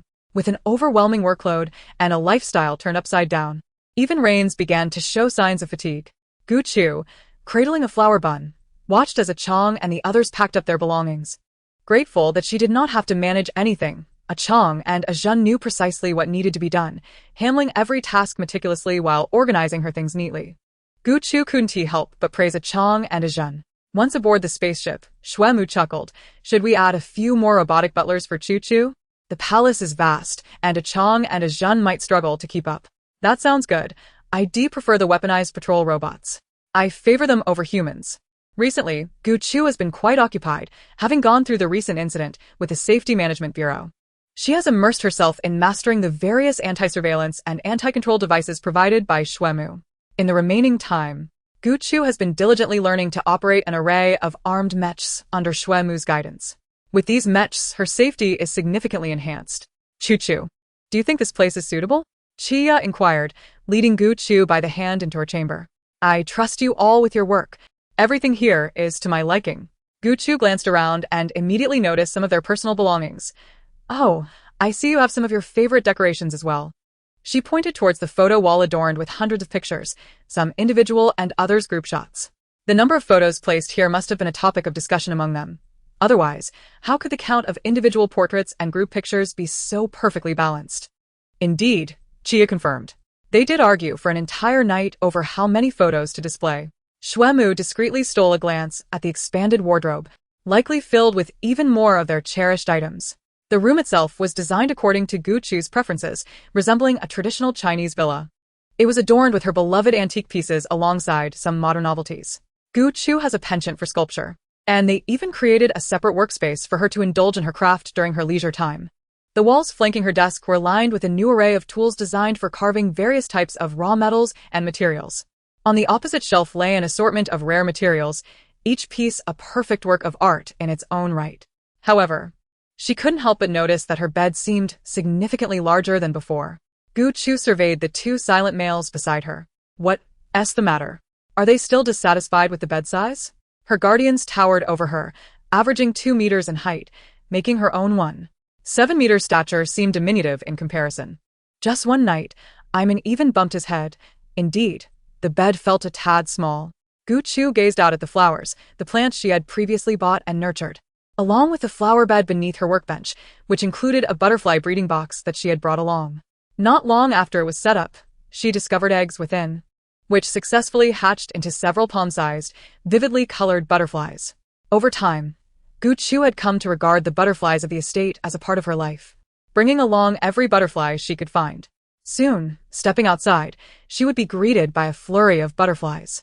Saiging, guchu lamented. It's a pity I can't find those two beautiful butterflies. I wonder where they've gone. What kind of butterflies are they? Perhaps we could locate them? Shuemu remarked, aware of Gu Chu's fondness for butterflies. One is red, and the other is gold, both adorned with striking patterns. I rarely catch sight of them. They are the most exquisite butterflies in the estate, yet I haven't seen them lately. Red and gold? Chia's keen senses detected something amiss. Indeed. However, I seldom see them myself.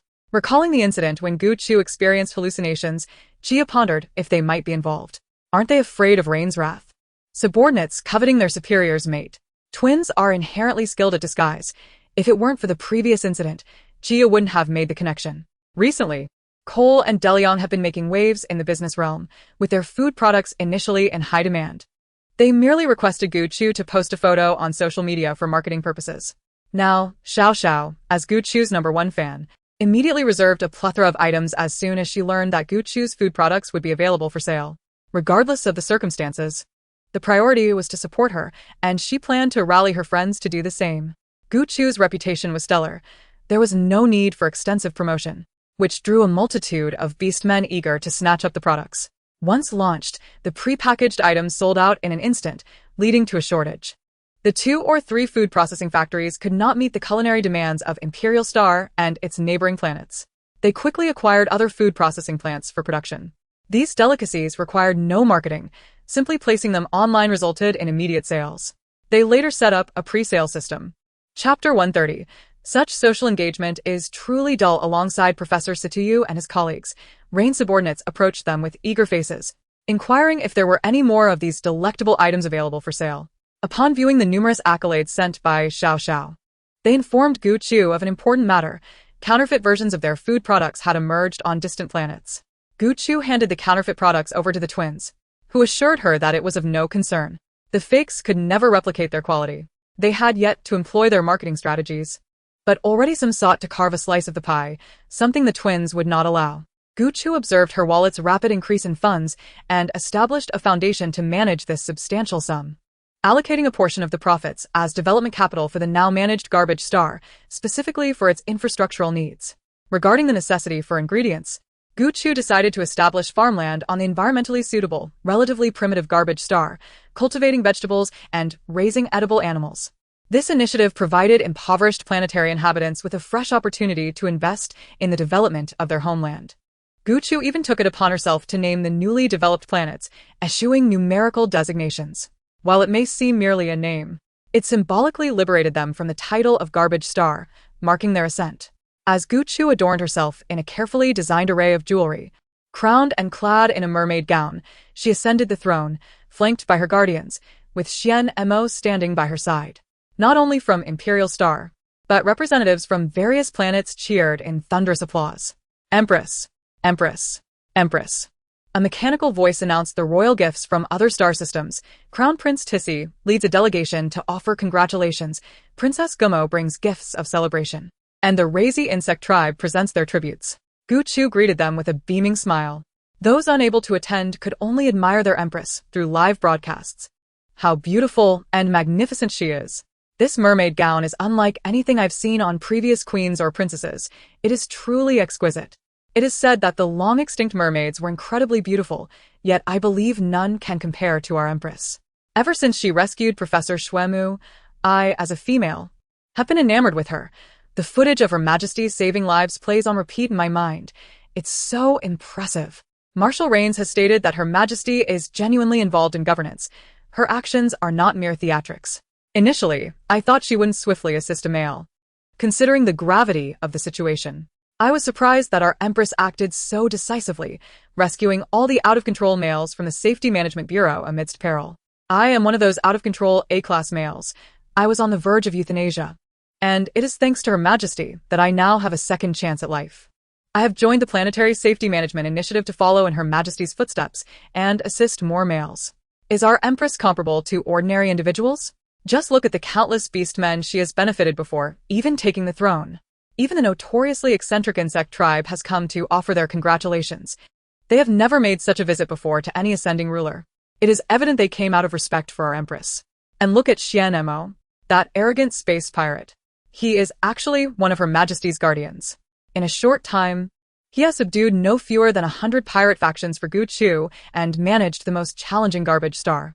Just yesterday, Diplomat Iman mentioned that he is now the chief of the Interstellar Pirate Defense Department, specifically tasked with integrating and repelling space pirates. There are plans for a series of initiatives to be implemented in the future. I am truly curious for this Xian Mo, who appears to be a pretty boy, possesses such remarkable abilities. Who dares to call Lord Xian Mo a pretty boy? I will be furious with anyone who does. Indeed.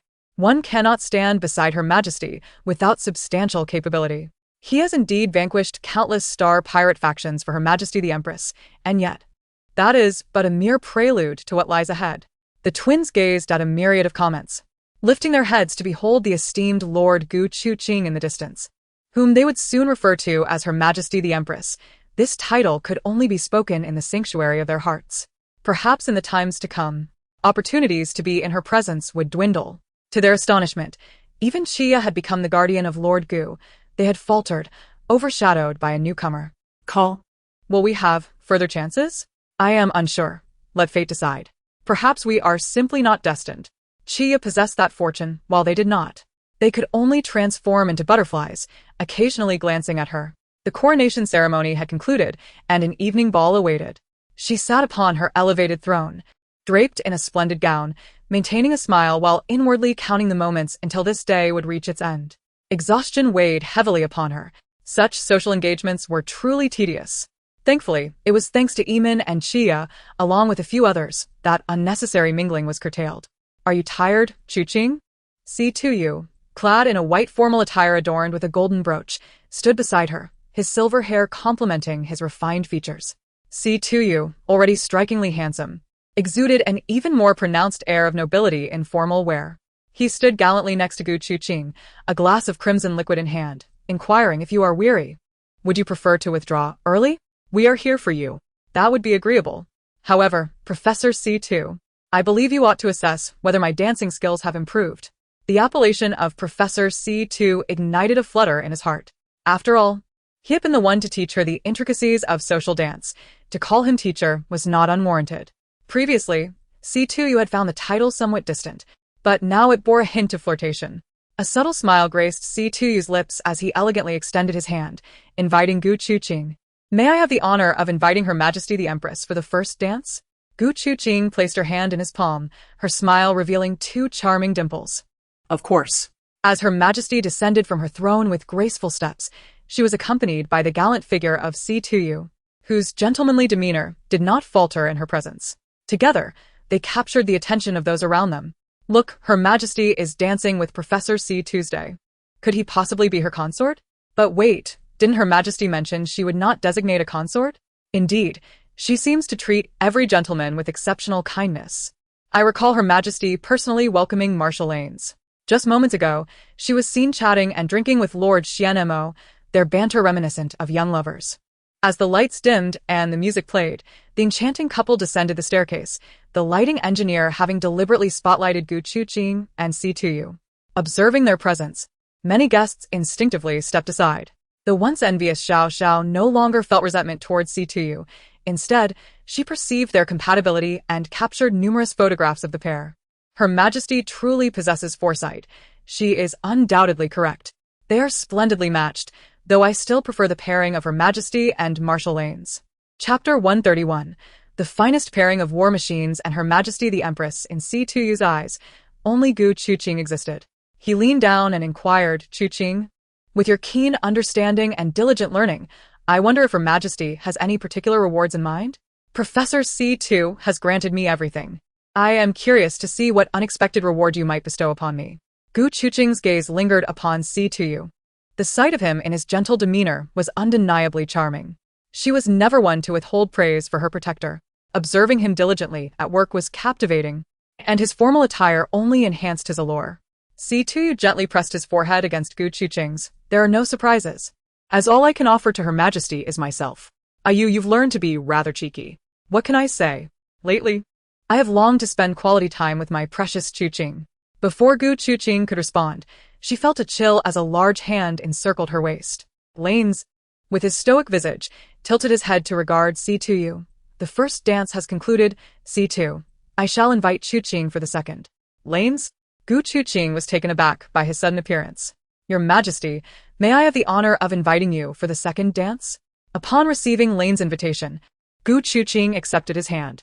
In the etiquette of the Imperial Stars Ball, a male could not dance consecutively with a female but could extend another invitation thereafter. Lanes internally scoffed, anticipating that this scheming bear would soon be thwarted. Gu Chuqing recognized that this ancient Titan serpent had cast himself into a jealousy-laden turmoil. Your methods of vying for affection would see you perish within 3 episodes of a palace drama. What palace drama? Chuqing, how long do you think you could survive? Well, I suspect I might not last more than 3 episodes either. Does he dare speak such of you? Shall I assist you in dealing with him? Lanes had long desired to confront Eamon. I merely summarized my sentiments. It was not a complaint. Do you recall my previous planet? I was wrong there. If given a chance, I would ensure those individuals face retribution, making their existence miserable. I must express my gratitude to them for liberating me from suffering and for leading me to such wonderful companions. Among all, you are the busiest, yet you managed to bring me back the flower rolls. Lanes, I love you. I have seen all your efforts. A subtle smile graced Lane's usually impassive face, his eyes softening with warmth as he gently nudged his nose against hers, expressing his profound affection through small gestures. Chuqing, I love you too. As Lanes leaned in to kiss her lips, he disregarded the gasps of onlookers, intent only on reciprocating her love. Look, Her Majesty and Marshal Lanes are kissing. What is happening? My heart races at the sight. They are so sweet together. Females clasped their blushing cheeks, stealing glances at their husbands. The sweetness radiating from Her Majesty was palpable even to an observer. Perhaps she could also experience such intimacy with her own spouse? No, she needed to seek strategies to discern how Her Majesty managed such enchantment. Xiao Xiao documented the scene, her heart roaring as she captured the photograph of their kiss. I knew it! The finest pairing is indeed the War Machines and Her Majesty. This display of affection was utterly delightful to her. As the music concluded, Eamon cast a glance at Lanes before approaching Gu Chuqing, inviting, May I have the pleasure of dancing with you, Your Majesty? Gu Chuqing accepted his hand and smiled at Eamon. Ah, I see. My guardians wish to share a dance with me. Do they? Is it not our greatest honor? It is indeed the highlight of my day. And so tonight, Gu Chuqing smiled, her expression turning serious as she uttered the coldest words, quelling their fantasies. You shall each return to your own quarters. I am weary and you have all been busy. It is time to rest, understood? If you 3 are thinking of others, remember it is I who will ultimately be exhausted. Now, away with you. Gu Chuqing wished for nothing more than to indulge in a relaxing bath and a restful slumber. Observing Gu Chuqing dance with her guardians, Call and Lian felt a complex swirl of emotions, predominantly bittersweet. They had accompanied her for so long, yet ultimately, they could not stand by her side. Xiao approached with a drink in hand. Why do you both look so forlorn? Lian forced a smile. How could we not be joyful? Today marks the glorious ascension of Her Majesty, and we are thrilled to celebrate. It was not this event that pained them, but another matter altogether. The butterflies. Your Majesty has a fondness for their beast forms. Call and Lian were well aware that Gu Chuqing had specifically requested all the butterflies be brought forth, particularly seeking out the golden and crimson ones. They were both exhilarated and fearful, lacking the courage to reveal to His Excellency Gu Chuga their identity as the butterflies. And they were at a loss as to how to explain the matter. Regret consumed them. The entire affair had been flawed from the outset. Cole raised his glass to Chia. Did Your Excellency help us conceal that matter because we aided you? The decision regarding this matter lies with Chu, not me. Chia replied, casting a glance at Cole. You should be grateful that, aside from that ethereal powder incident, I found no other misconduct on your part. Cole was well aware that he and Delian could not absolve themselves of suspicion. If it weren't for that incident, do you think you would have garnered His Excellency Gu Chuga's favor? Chia fell silent, the question striking at the very heart of the matter. He too was uncertain of Chu's thoughts at that time. Chia's expression spoke volumes. And Cole chose not to delve deeper. You share a bond with Her Majesty the Empress, while Delian and I merely hope for Her Majesty's lifelong peace and tranquility, free from any troubles. Following the coronation, all their guardians would officially become Gu Chuga's husbands.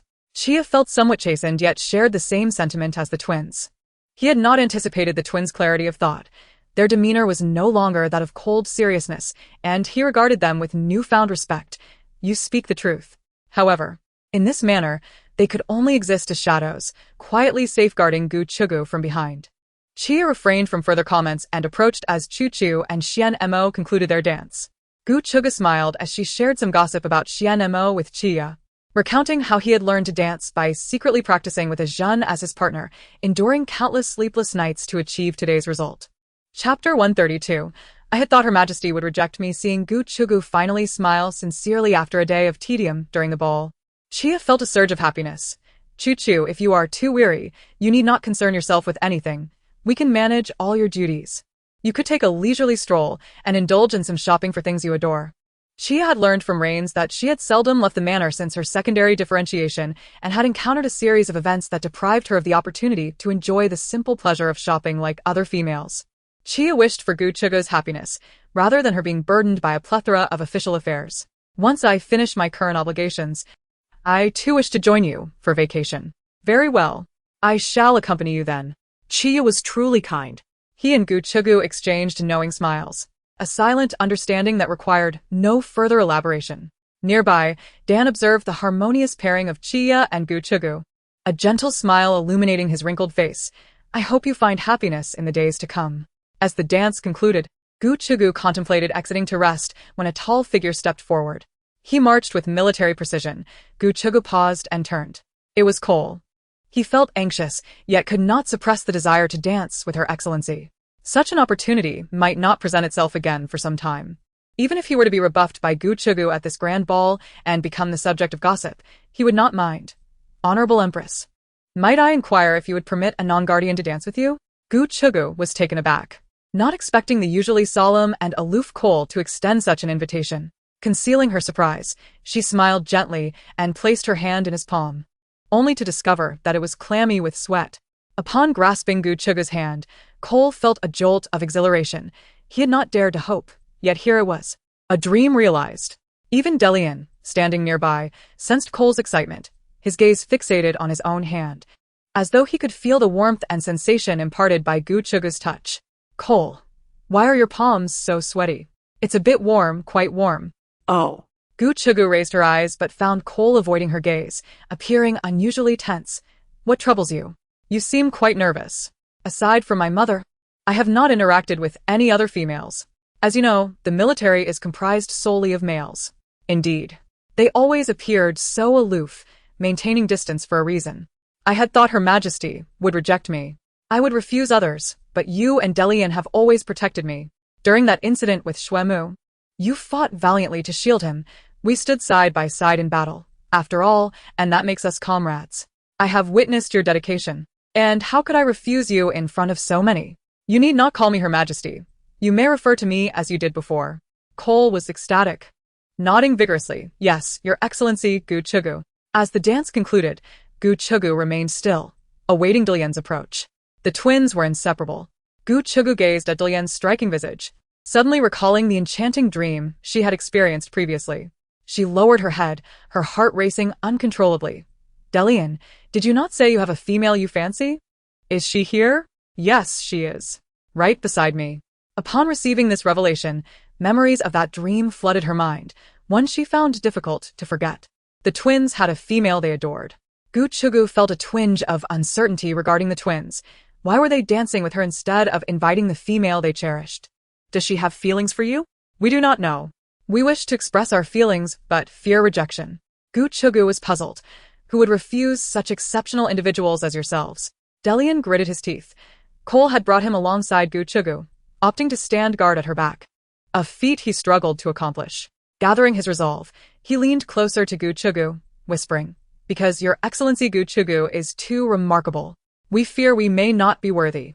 Gu Chugu's lashes fluttered. Her lips parted slightly. His sudden confession sent her heart racing, momentarily causing her to lose her rhythm. What was Delian saying? His gaze was unwavering, locking onto Gu Chugu's. Cole was equally astonished. Delian's actions were perilous. What if Gu Chugu did not reciprocate their feelings? Should they receive a rejection, they would be reassigned by Marshal Rains, forever banished from seeing Gu Chugu again. Gu Chugu awkwardly inquired, Did you not mention she has a husband? Your Excellency, we often undertake covert missions and have grown accustomed to withholding unverified information. There are some matters we have kept from you. What else? Gu Chugu was about to ask more when the music for the ball came to an abrupt halt.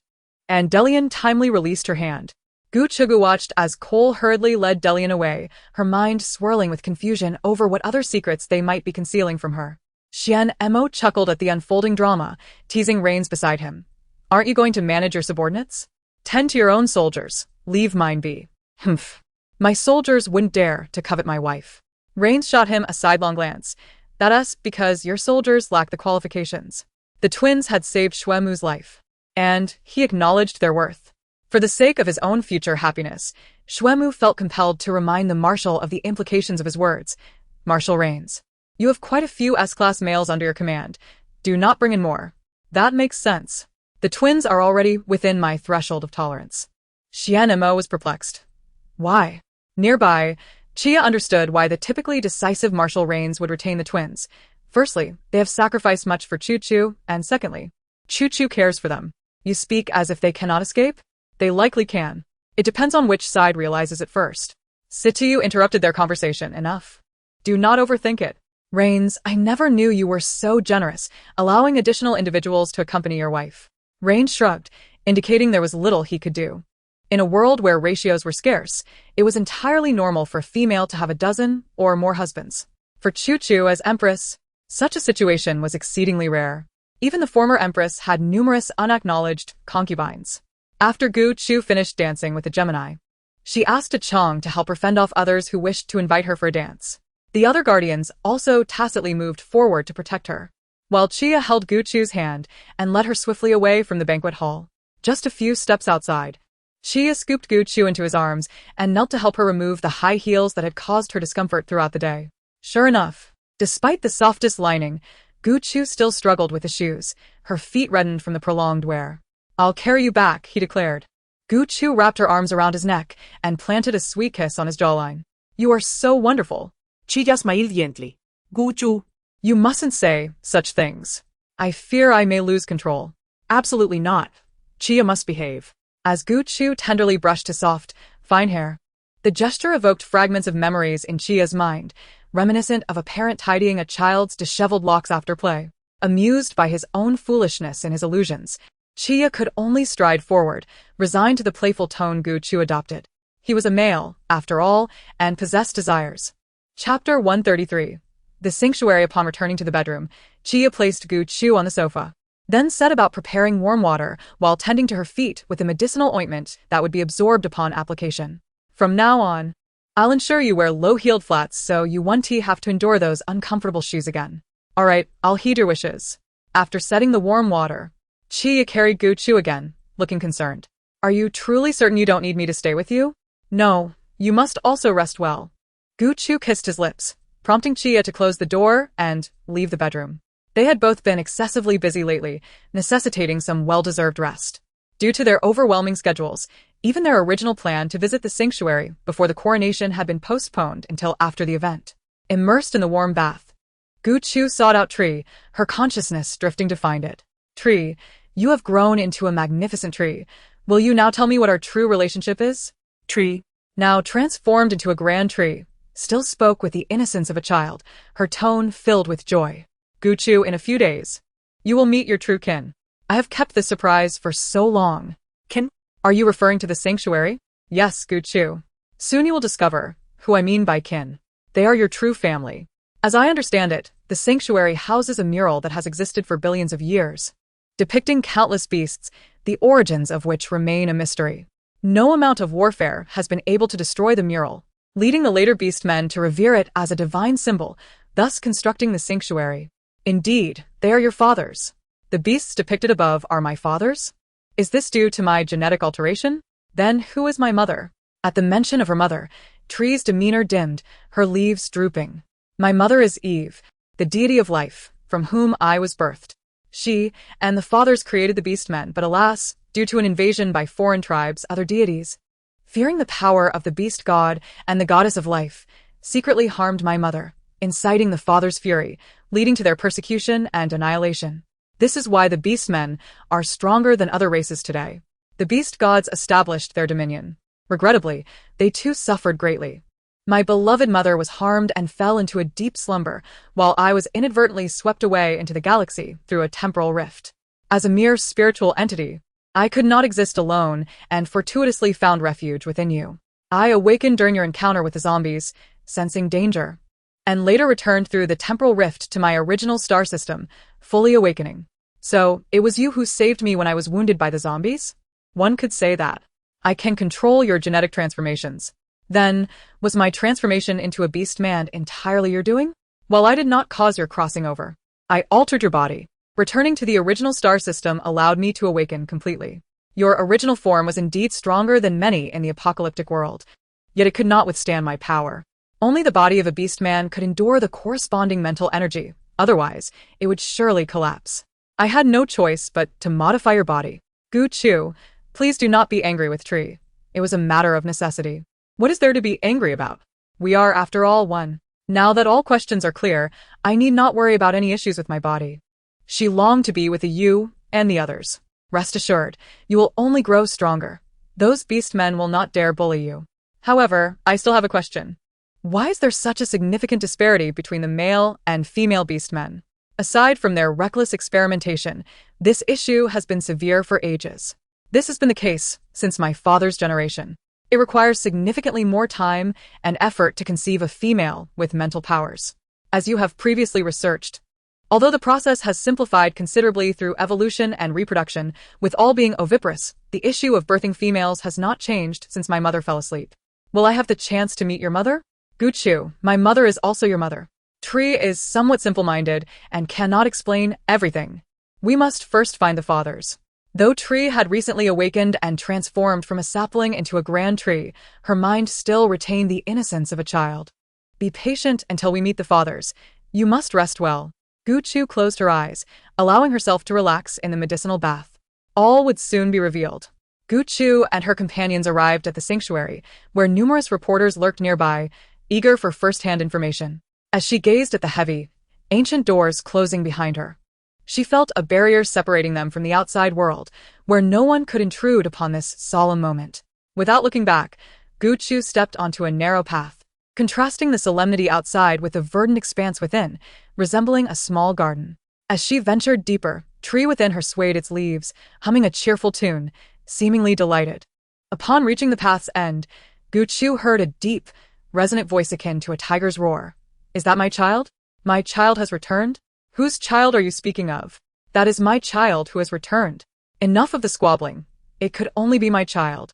Multiple voices clamored within Gu Chu's mind, each vying for attention. Upon seeing the mural of beasts, she could distinctly recognize who was speaking, and instinctively echoed Tree's call for her father. This assembly of beasts was indeed her father's. She and Tree were one, and now as a beast man, it seemed appropriate to regard them as her fathers. Our precious one has returned, and has brought with her so many males. Quite impressive. Their strength is commendable. Let us use this as a standard for future selection. Old turtle, be silent. You are the weakest among us. Humph, none can breach my defenses. Listening to their bickering, Gu Chu mused how, despite their ages, they still behaved like children. She resolved to ignore them for the moment. As she observed the male figures facing the mural of beasts, she closed her eyes and silently recited her vow, drawing forth a dagger to let her blood fall upon the totem. As her blood dripped onto the totem, Gu Chu felt a warm sensation enveloping her heart, as if their blood were not merely staining the mural, but rather marking her own soul. Bathed in warmth, she understood why the queen had declared that the oath was genuine. One truly feels it in their heart. If one were to utter falsehoods, she would surely know. May Lady Gu Chu remain forever safe, joyful, and free from worries. Lady Gu Chu, I swear to the beast god, I shall love only you in this lifetime. And apart from you, I shall never marry. As this voice echoed in her mind, Gu Chu paused, blinking her thick lashes and gazing towards the corner where the Gemini stood. Chapter 134. His daughter praises his handsomeness. Was this the Gemini's inner voice? How could this be? Gu Chu was incredulous. The emotions that the Gemini harbored for her became apparent.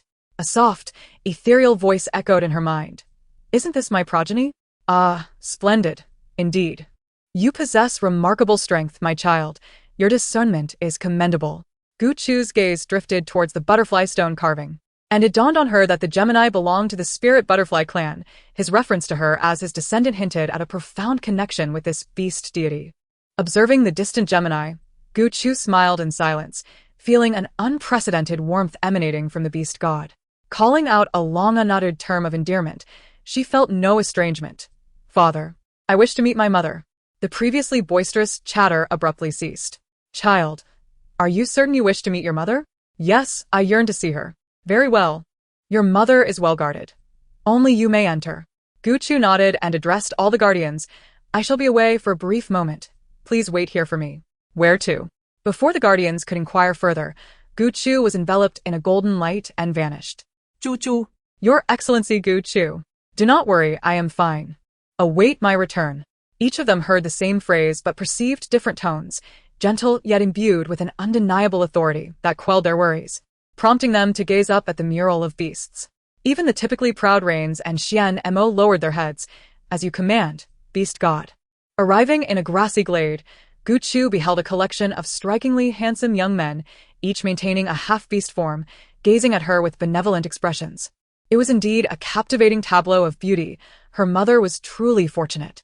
Her husbands, not only blessed with striking appearances, but also formidable prowess, remained faithfully by her side throughout her long slumber. "I had assumed my fathers to be a band of old men. It appears they are all dashing uncles instead." A golden-haired man proudly raised his head, revealing tiger ears atop it. "Being handsome is a prerequisite. How else could your mother have chosen us?" Aging? Impossible. A nearby man, his arms adorned with feathers, retorted with a sardonic grin. "I wonder who was lamenting over a new wrinkle just yesterday." "You, that crane. Speak another word, and I shall pluck every feather from your body. You dare to threaten me? These feathers are Eve's favorites.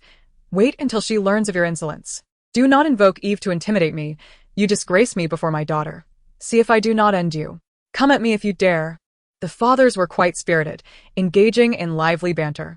The nearby beast man discreetly distanced himself from the squabbling duo, casting a disdainful glance at them before approaching Gu Chu, a dignified male in a white robe stating, "Pay them no mind.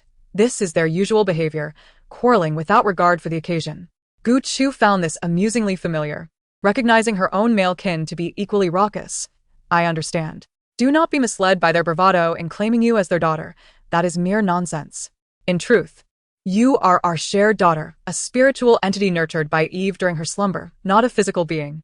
It is only upon your arrival here that you have truly become an independent entity. Thus, it is not inappropriate for you to call us father." The tree within her resonated with countless calls of father that had echoed within her.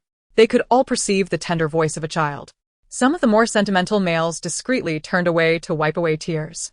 Gu Chu performed a formal greeting. Gu Chu pays her respects to all fathers. "Our dear daughter." The beast man with a wolf's tail introduced himself as Wolf Fong, while the elder male, whose form was that of a black tortoise, was named Ling Yi. They guided her to sit down. Despite Wolf Fong's fierce exterior, his demeanor was unexpectedly kind. "You have endured much hardship during your time away. Come, share with your father what has transpired. If there is anything troubling you, I will see to it." The two fathers, who had just been squabbling, ceased their quarrel and quietly leaned in to listen to Gu Chu's tale. She recounted her journey from the present world to the apocalypse, and finally to this interstellar realm. Their brows furrowed as they learned of the hardships their daughter had faced, realizing the gravity of their regret for not having searched for her sooner. As Ling Yi spoke on their behalf, he reassured Gu Chu, "You need not grieve for those parents. Your abandonment is not your fault, but rather the consequences of their transgressions inflicted upon you." Ling Yi nodded towards the crane-shaped Tingshan, who waved a feathered fan before Gu Chu, causing memories from her birth onward to flash vividly in her mind. "So that is how it was. They were not my biological parents." Gu Chu's fists clenched in anger, realizing she had been switched at birth. No wonder they had tried repeatedly to discard her. It was not merely a case of gender bias. Tingshan held his head high. "Your true fathers are far greater than such wretches. They are deities, and your mother is an entity revered even by other gods. There is no need for you to be angered by such trivial matters.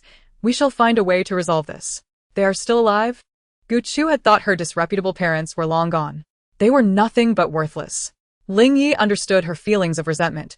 As her fathers, they would not let those individuals escape their reckoning, but they hoped for Gu Chu's brighter future. This matter required careful handling. Choo-choo. We have searched for you for a long time, so long that we have lost track of the years. We traversed countless star systems to locate you, but those from that galaxy were too frail, their technological civilization too primitive. Had we hastily brought you here, your body would have been unable to withstand the journey, leading to your demise. We devised numerous plans, and fortuitously, a temporal disturbance occurred, allowing us to harness divine power to guide you through the chaos back to our side. Was my regression in age due to the tree or the temporal disturbance? It was the temporal disturbance. At that moment, we sensed you were in peril. Your survival instincts weakened, prompting us to use divine power to forcibly bring you back. Given your physical condition, you may have regressed to infancy or aged prematurely. However, we would not have taken such risks unless we were thoroughly prepared to ensure your safety. Father, she realized that what she had perceived as an accident was, in fact, the result of her father's efforts. They had saved her during a perilous time, filling the void of paternal love she had long yearned for. Gu-chu's eyes glistened with unshed tears, her heart swelling with emotion. Do not fear, Choo-choo, you shall have us from now on. Yes. My fathers are all so handsome and formidable, I can hardly contain my joy. The fathers laughed, standing tall with pride. The males with tails held them high, while those with ears perked up in delight. Look, our daughter praises our handsomeness. Chapter 135. Eve Gu-chu followed her fathers along the verdant meadow, and along this path, the beast deities appeared somewhat hesitant and uncertain. The thought of all the beast gods referring to her as daughter transcended Gu-chu's comprehension. Perhaps she should prepare name tags for them. Otherwise, she feared she might struggle to remember them all. Upon reaching a grand tree, the previously boisterous fathers instinctively fell silent, gazing up at the barren tree, which had lost all its leaves, immersed in contemplation. Beneath it lay a crystal coffin, and Gu-chu felt an inexplicable pull to approach and gaze upon the slumbering female within. Eve appeared to be in her 20s, with flowing blue-green wavy hair cascading down her back. Her serene visage bore a resemblance to Gu-chu, though her features were slightly more delicate. Her rosy lips curled into a gentle smile. If not for the fact that she was in a deep slumber, one might think she was merely asleep. Gu-chu stared in disbelief. Eve bore an uncanny resemblance to her former self before the mutation. Was this fate woven by the threads of destiny? The beast gods had never gathered here in such numbers. They had always chosen to come alone, quietly accompanying her, aware of the pain but reluctant to let other males witness it. She is your mother, and she can only sustain her life through slumber. The grand tree behind her embodies her spiritual essence. Gu-chu turned her gaze towards the ancient tree, and upon beholding its lifeless trunk, an inexplicable pain pierced her heart like 1,000 needles. She clutched her chest, her legs suddenly feeling weak, as she struggled to approach and kneel before the tree, extending her hand to caress its bark. Closing her eyes, she murmured, "Mother, I have returned." Yet, the mother who gave rise to her spirit offered no response. As her fathers had stated, she remained ensconced in her deep slumber. Miraculously, as Gu-chu's palm brushed against the trunk, she sensed a faint echo of spiritual energy that mirrored her own, and she thought she could discern the faintest sound of breath, barely clinging to life. Following this tenuous connection, Gu-chu channeled her spiritual power into her mother, feeling it traverse the intricate veins of the tree. Gradually, her complexion paled, as if her essence were being violently siphoned away into the trunk. The divine beast gods gasped in alarm, exclaiming, "Dear daughter, cease this at once." Multiple streams of divine power descended simultaneously, forcibly separating Eve from Gu-chu. With a gentle flick of his feathered fan, the celestial figure ensured Gu-chu regained her composure under the divine protection. Ling-yi supported her against a nearby boulder, and upon seeing her recover, he sighed in relief, placing his hand over her heart as he raised her pale face to inquire, "What transpired?" "It feels as though my spiritual energy has been drained. My child, your spiritual power is of the same origin as your mother's. However, as you are a beast man and she a deity, her power far surpasses yours. In utilizing your energy, it is likely that your slumbering mother mistook it for her own and absorbed it." The majestic white tiger, her father, spoke with gentle concern, "Child, your mother is in a deep sleep and her time is limited. By suddenly providing her with your energy, it was akin to offering a lifeline to her dormant self. Hence her voracious absorption of your spirit. Do not hold it against her. Rather, blame your fathers for not informing you sooner." "I could never blame you. I could feel my mother's breath was incredibly faint. The sensation of their shared bloodline was undeniable. It could be that her transformation into a beast man altered her essence. Or perhaps the tree now represented her mother's spiritual form. Upon seeing it, she instinctively recognized her mother. Even with her heart steeled, witnessing her ailing mother unveiled the profound anguish of possessing something only to face its imminent loss. Her fathers consoled her. "Do not fret. Your return has brought us unexpected joy." "Unexpected joy?" she echoed. "Indeed, we have tried many methods to awaken your mother, but upon your return, we sensed a slight, positive change in Eve. Initially, we thought it an illusion, yet now we entertain a new theory. You possess the spirit born of your mother, and if you grow stronger, perhaps she might awaken alongside you." Grow stronger? Gu Chu suddenly recalled the source of the tree's affection: resentment. Is it possible that my mother is unable to absorb resentment? The celestial beings were taken aback. "You are aware of resentment?" "Indeed, my strength has burgeoned through the absorption of resentment. It is the essence of my spiritual power." Might my mother's frail energy be due to her inability to absorb resentment? Eve had indeed succumbed to slumber, rendering her incapable of absorbing resentment, which you modern beastmen refer to as loss of control. This was her sacred duty as the goddess of life, safeguarding the beastmen. Otherwise, there would not have been so many instances of male loss of control over the years. As deities, they were inherently aware of the happenings beyond. Gu Chu perceived this method as worth a try, for it posed no harm to either herself or her mother. After a lengthy discussion with her fathers, she bid them farewell, noting that the temple was not far from the palace, promising to visit them whenever she had the opportunity. As Jean Shui parted, he remarked, "The tiger by your side is rather commendable. I can reluctantly accept him. Chu Chu, should you wish for them to grow stronger, you can assist them." "Assist them? How could I be of help?" Jean Shui hinted, aware of the delicacy of the situation, handing her a scroll. "Spiritual power is immensely valuable, and females possess specialized methods for harnessing it. However, for reasons unknown, the current female spiritual power has diminished significantly, preventing them from reaping its benefits." "I understand." Gu Chu, intrigued by the secret methods, excitedly accepted the scroll and bid farewell to the celestial beings. Stepping forward, she was enveloped in a radiant light, returning to the place from which she had vanished, where the males eagerly surrounded her. Chu Chu, "Your Excellency Gu Chu." As she noticed the night had darkened, the starry sky twinkling above, she realized she had conversed with her fathers for an extended period. Gu Chu reassured them, smiling as she addressed the males, "I am well.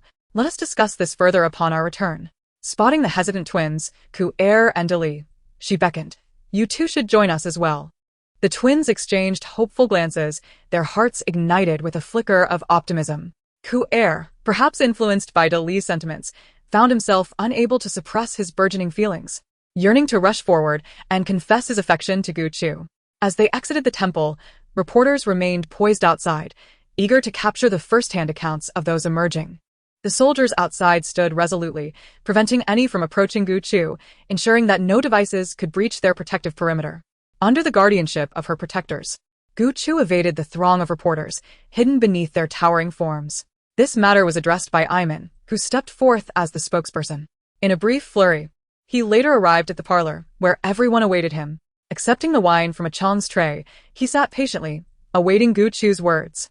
The twins remained seated in a manner befitting a serious assembly, surprised to find themselves included in Gu Chu's inner circle, their expressions more solemn than during military meetings. Gu Chu's fathers had once stated that their oath was akin to a sacred contract, forever binding them to her. Including the twins, they would become her most trusted allies across the galaxy. Gu Chu succinctly recounted her encounter with the beast gods, omitting the details of Eve's critical condition, merely stating her need for an abundance of resentment to bolster her spiritual power. With no severely uncontrolled males remaining on Emperor's star, she intended to seek out other planets to absorb more resentment. Her males, unwavering in their loyalty, would undoubtedly accompany her unconditionally. However, the choice of which planet to visit and the safest approach required careful consideration. Gu Chu did not plan to implement this strategy hastily. Ascending to the throne did not permit such a reckless departure from Emperor's star, especially as various races across the galaxies were now watching her. Her absence would undoubtedly attract attention, necessitating a delay in her plans.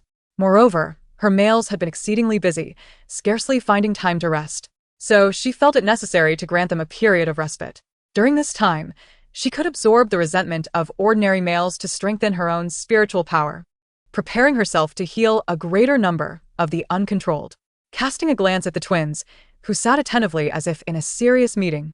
She noted their demeanor starkly contrasted with their Marshal, who lounged casually, one hand cradling his chin while sipping wine lazily. Were it not for her familiarity with his usual demeanor, one might mistake him for lacking any heart or soul. Once their gathering concluded, Gu Chu retreated to the bathing chamber, which had expanded significantly, enveloped in a veil of mist. Xue Mu embraced her from behind, inquiring, "You still appear somewhat troubled. Are you weary?" Gu Chu turned, wrapping her arms around his neck. "Indeed, I am tired." "My dear Chu Chu, has the sudden transition to Empress proven overwhelming?" "Perhaps it has. If you wish to venture out, do not hesitate to summon us to accompany you, or invite some female friends to the palace for a visit. You need not confine yourself within the limitations of your identity. With us by your side, no one would dare speak ill of your every action. And should they dare, it would only lead to their demise." Gu Chu rested her head gently on his shoulder. "Mu Mu, you are truly wonderful." Xue Mu, Unable to resist the praise from Gu Chu, felt his cheeks warm slightly in response to the warmth of the hot spring, his fingers gliding over her delicate, dewy skin. Her complexion, as tender as snow, seemed to defy the need for any skincare regimen beyond physical fitness. It could only be attributed to her natural beauty. The slightly coarse pads of his fingers pressed against her skin felt exquisite, and Xue Mu was reluctant to release Gu Chu, utterly enamored. He buried his head and pressed a kiss to her shoulder. "If Chu Chu is ever unhappy, feel free to vent frustrations."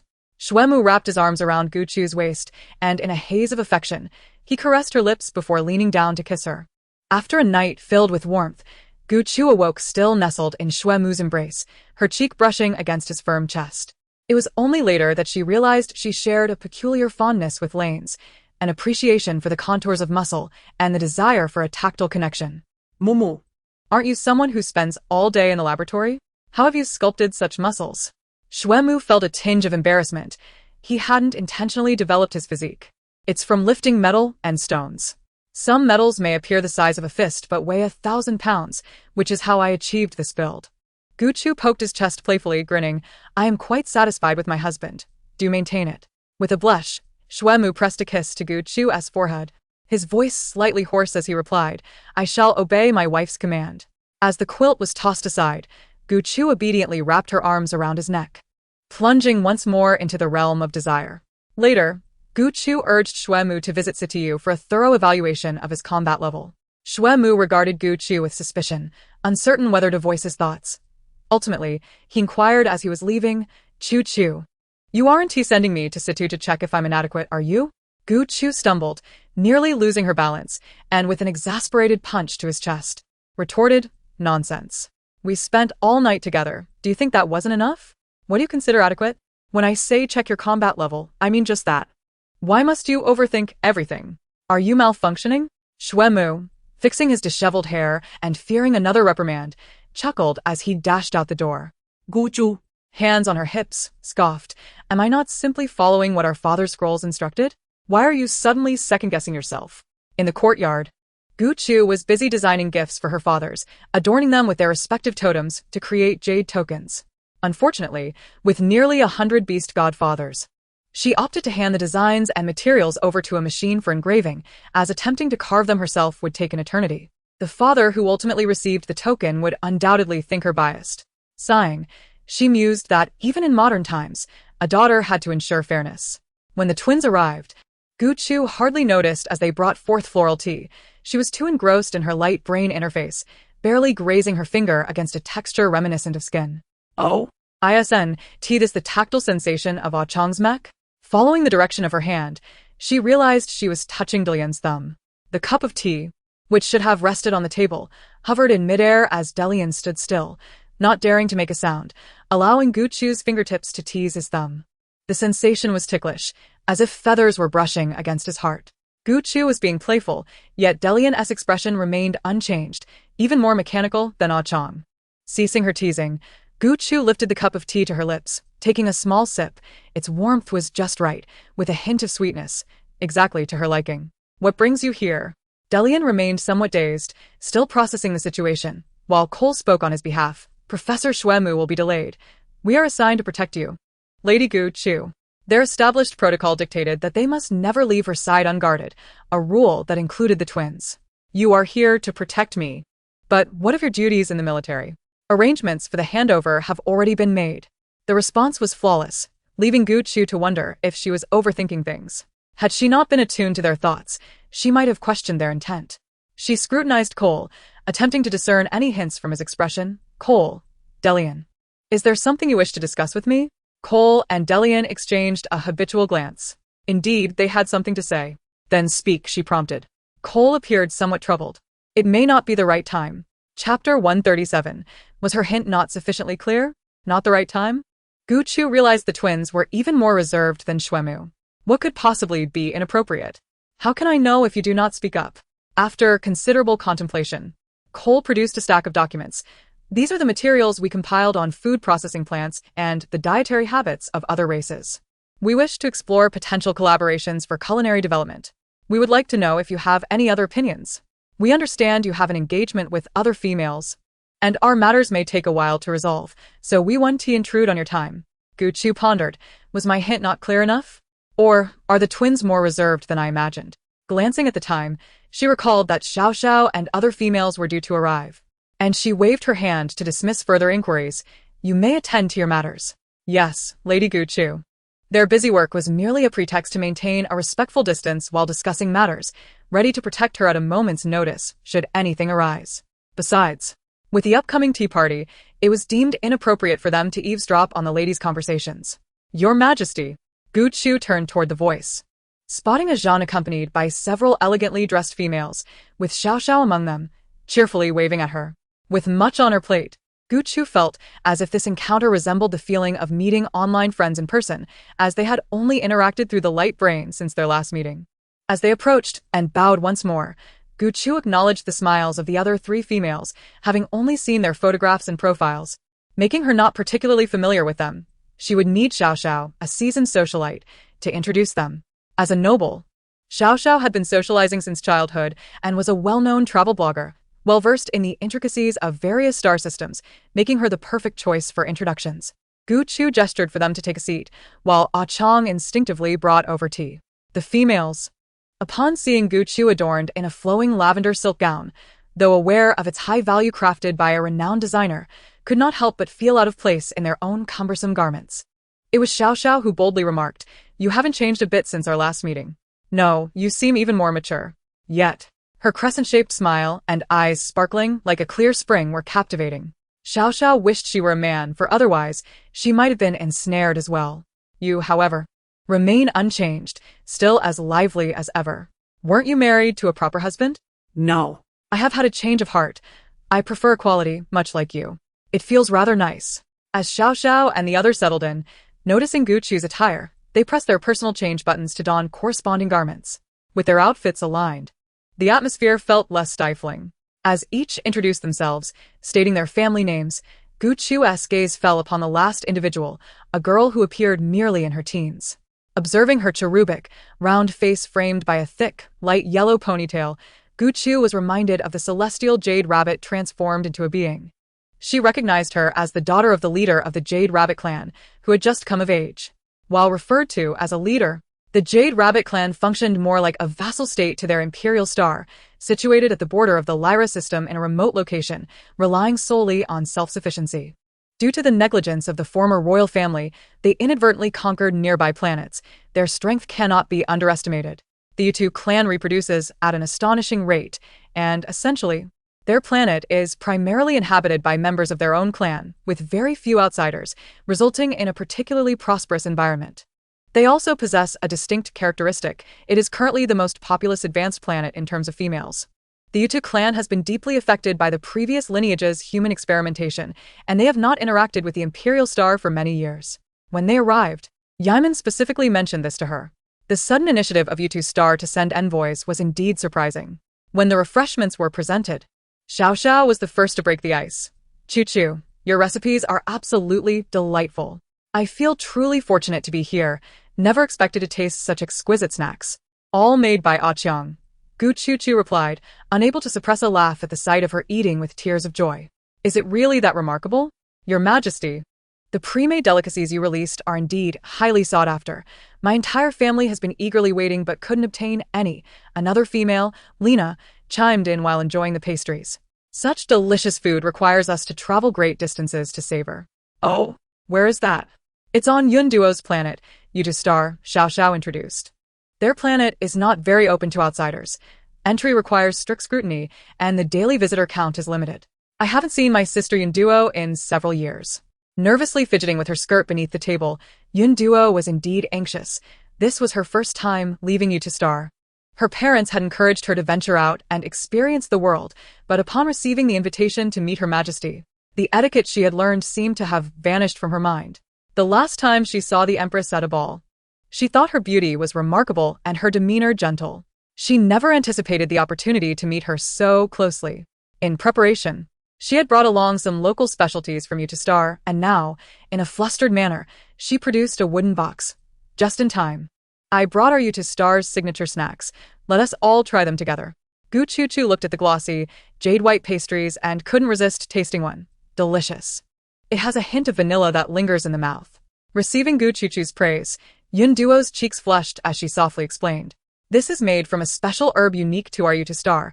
My brother says it's unavailable on other planets. Your brother? Yes, my brother is the envoy representing us. He brought me here. Gu Chu Chu couldn't recall him distinctly, overwhelmed by the number of people present. Enjoying the unique treat, she considered the potential for development. Could we study your spices? And could these delicacies be sold here? The planets nearby are cultivating farmland and shifting towards agriculture. I wonder if Utistar would be interested. Yunduo was taken aback by the barrage of questions from Gu Chu Chu. She had never dealt with state affairs and was at a loss for how to respond. Fearing that her words might negatively impact relations between the two planets, she recalled her brother mentioning that if the royal family had not changed, the Empress's actions were indeed beneficial to the people. This was why her father had sent him here. Noticing Yunduo's panicked expression, Gu Chu Chu realized she had frightened the girl. I merely think your pastries deserve to be showcased to more people from other planets. You needn't be so troubled. I was merely making a suggestion. If it comes to fruition, we would still need to draft proposals, discuss plans, calculate costs, and so forth. These matters are for your brother to handle, considering your young age. I see. I am not very adept in these areas. It would be unfortunate if I said something wrong. Yunduo nodded repeatedly, overwhelmed by Gu Chu Chu's multitude of inquiries, as she had little exposure to commercial matters. In truth, Gu Chu Chu found herself particularly fond of Yunduo. While she was deemed an adult, her cherubic face and innocent eyes revealed a certain naivety, indicating she had been well protected. Upon hearing that this was her first venture beyond Utistar, Gu Chu Chu felt a surge of protective instinct. How I wish I had a little sister like her, so adorable, so endearing, like a little bunny. Beside them, the Natanier, a serpentine creature from the Rains clan, exuded an air of confidence as she gazed at Gu Chu Chu, her eyes sparkling with admiration. She genuinely liked Gu Chu Chu and had requested this opportunity to meet her.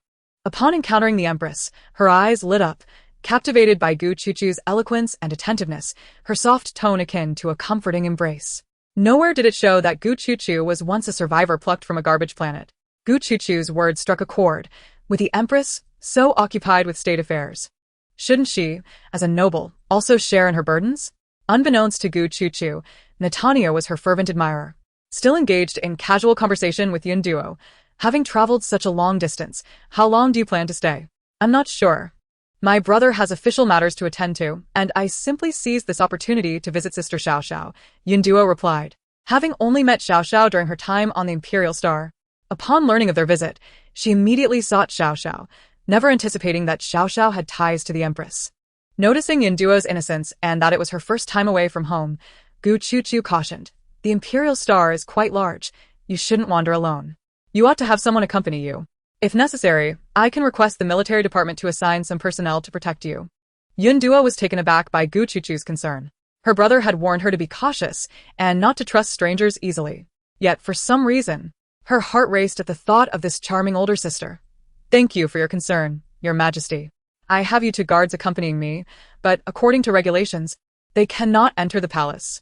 That's good to hear. Your Majesty, allow me to show you something.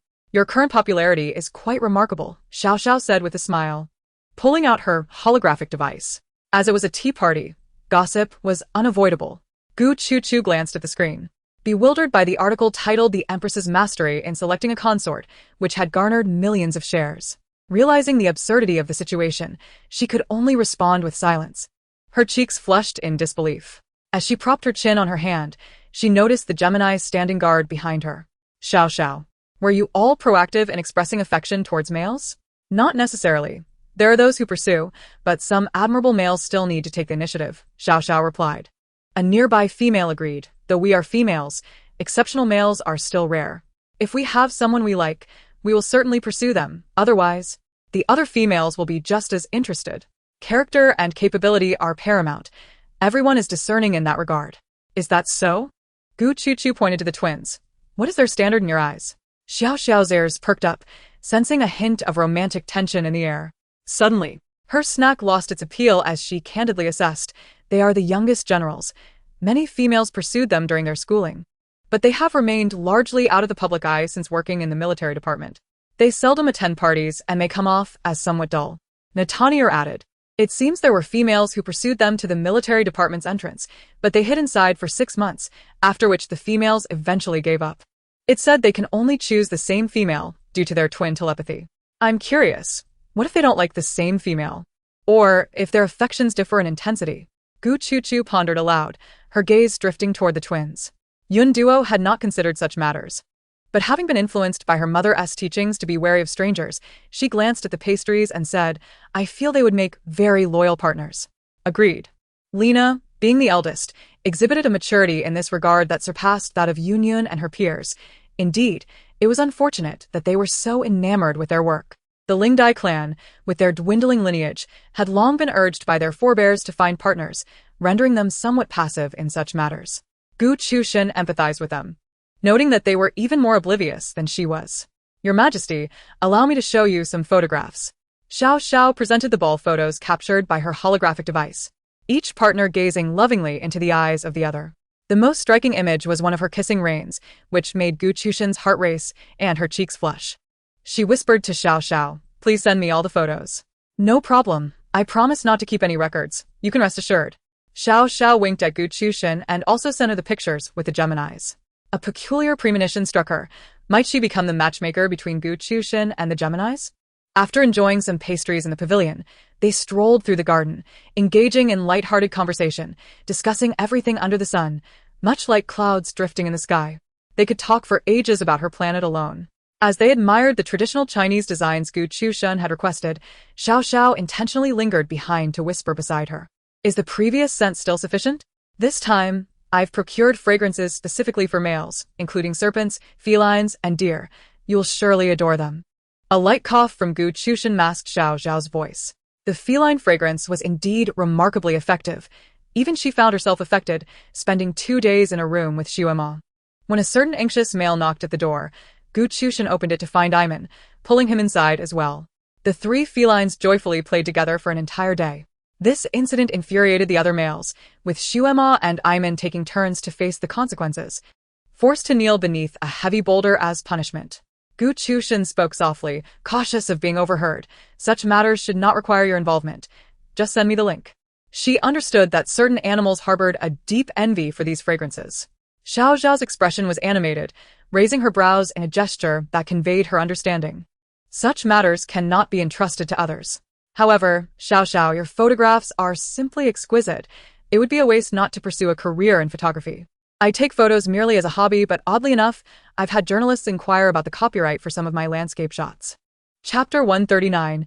Unexpected encounters. Then you certainly possess a gift. Your landscape photographs make me yearn to travel. Upon hearing Gu Chushin's praise, the typically bold and straightforward Xiao Xiao blushed, as a heartfelt compliment planted a seed of ambition in her mind. The laughter of the group was abruptly interrupted by a sudden roar. Gu Chushin was the first to react, a glimmer of menace flashing in her eyes as she rushed forward, grasping Yun's arm and pulling her behind her. The Geminis appeared instantaneously before Gu Chushin, bracing themselves to withstand the onslaught of the ferocious beast. The impact was powerful and unexpected, forcing the Geminis to shift backward as they staunchly defended against its charge toward Gu Chushin. Utilizing her psychic control, Gu Chushin restrained the beast that had suddenly materialized. To her astonishment, it was a rampaging beast man, burdened with an overwhelming resentment. This creature would not survive for long. With a flick of her wrist, she absorbed all that animosity, converting it into sustenance for the trees.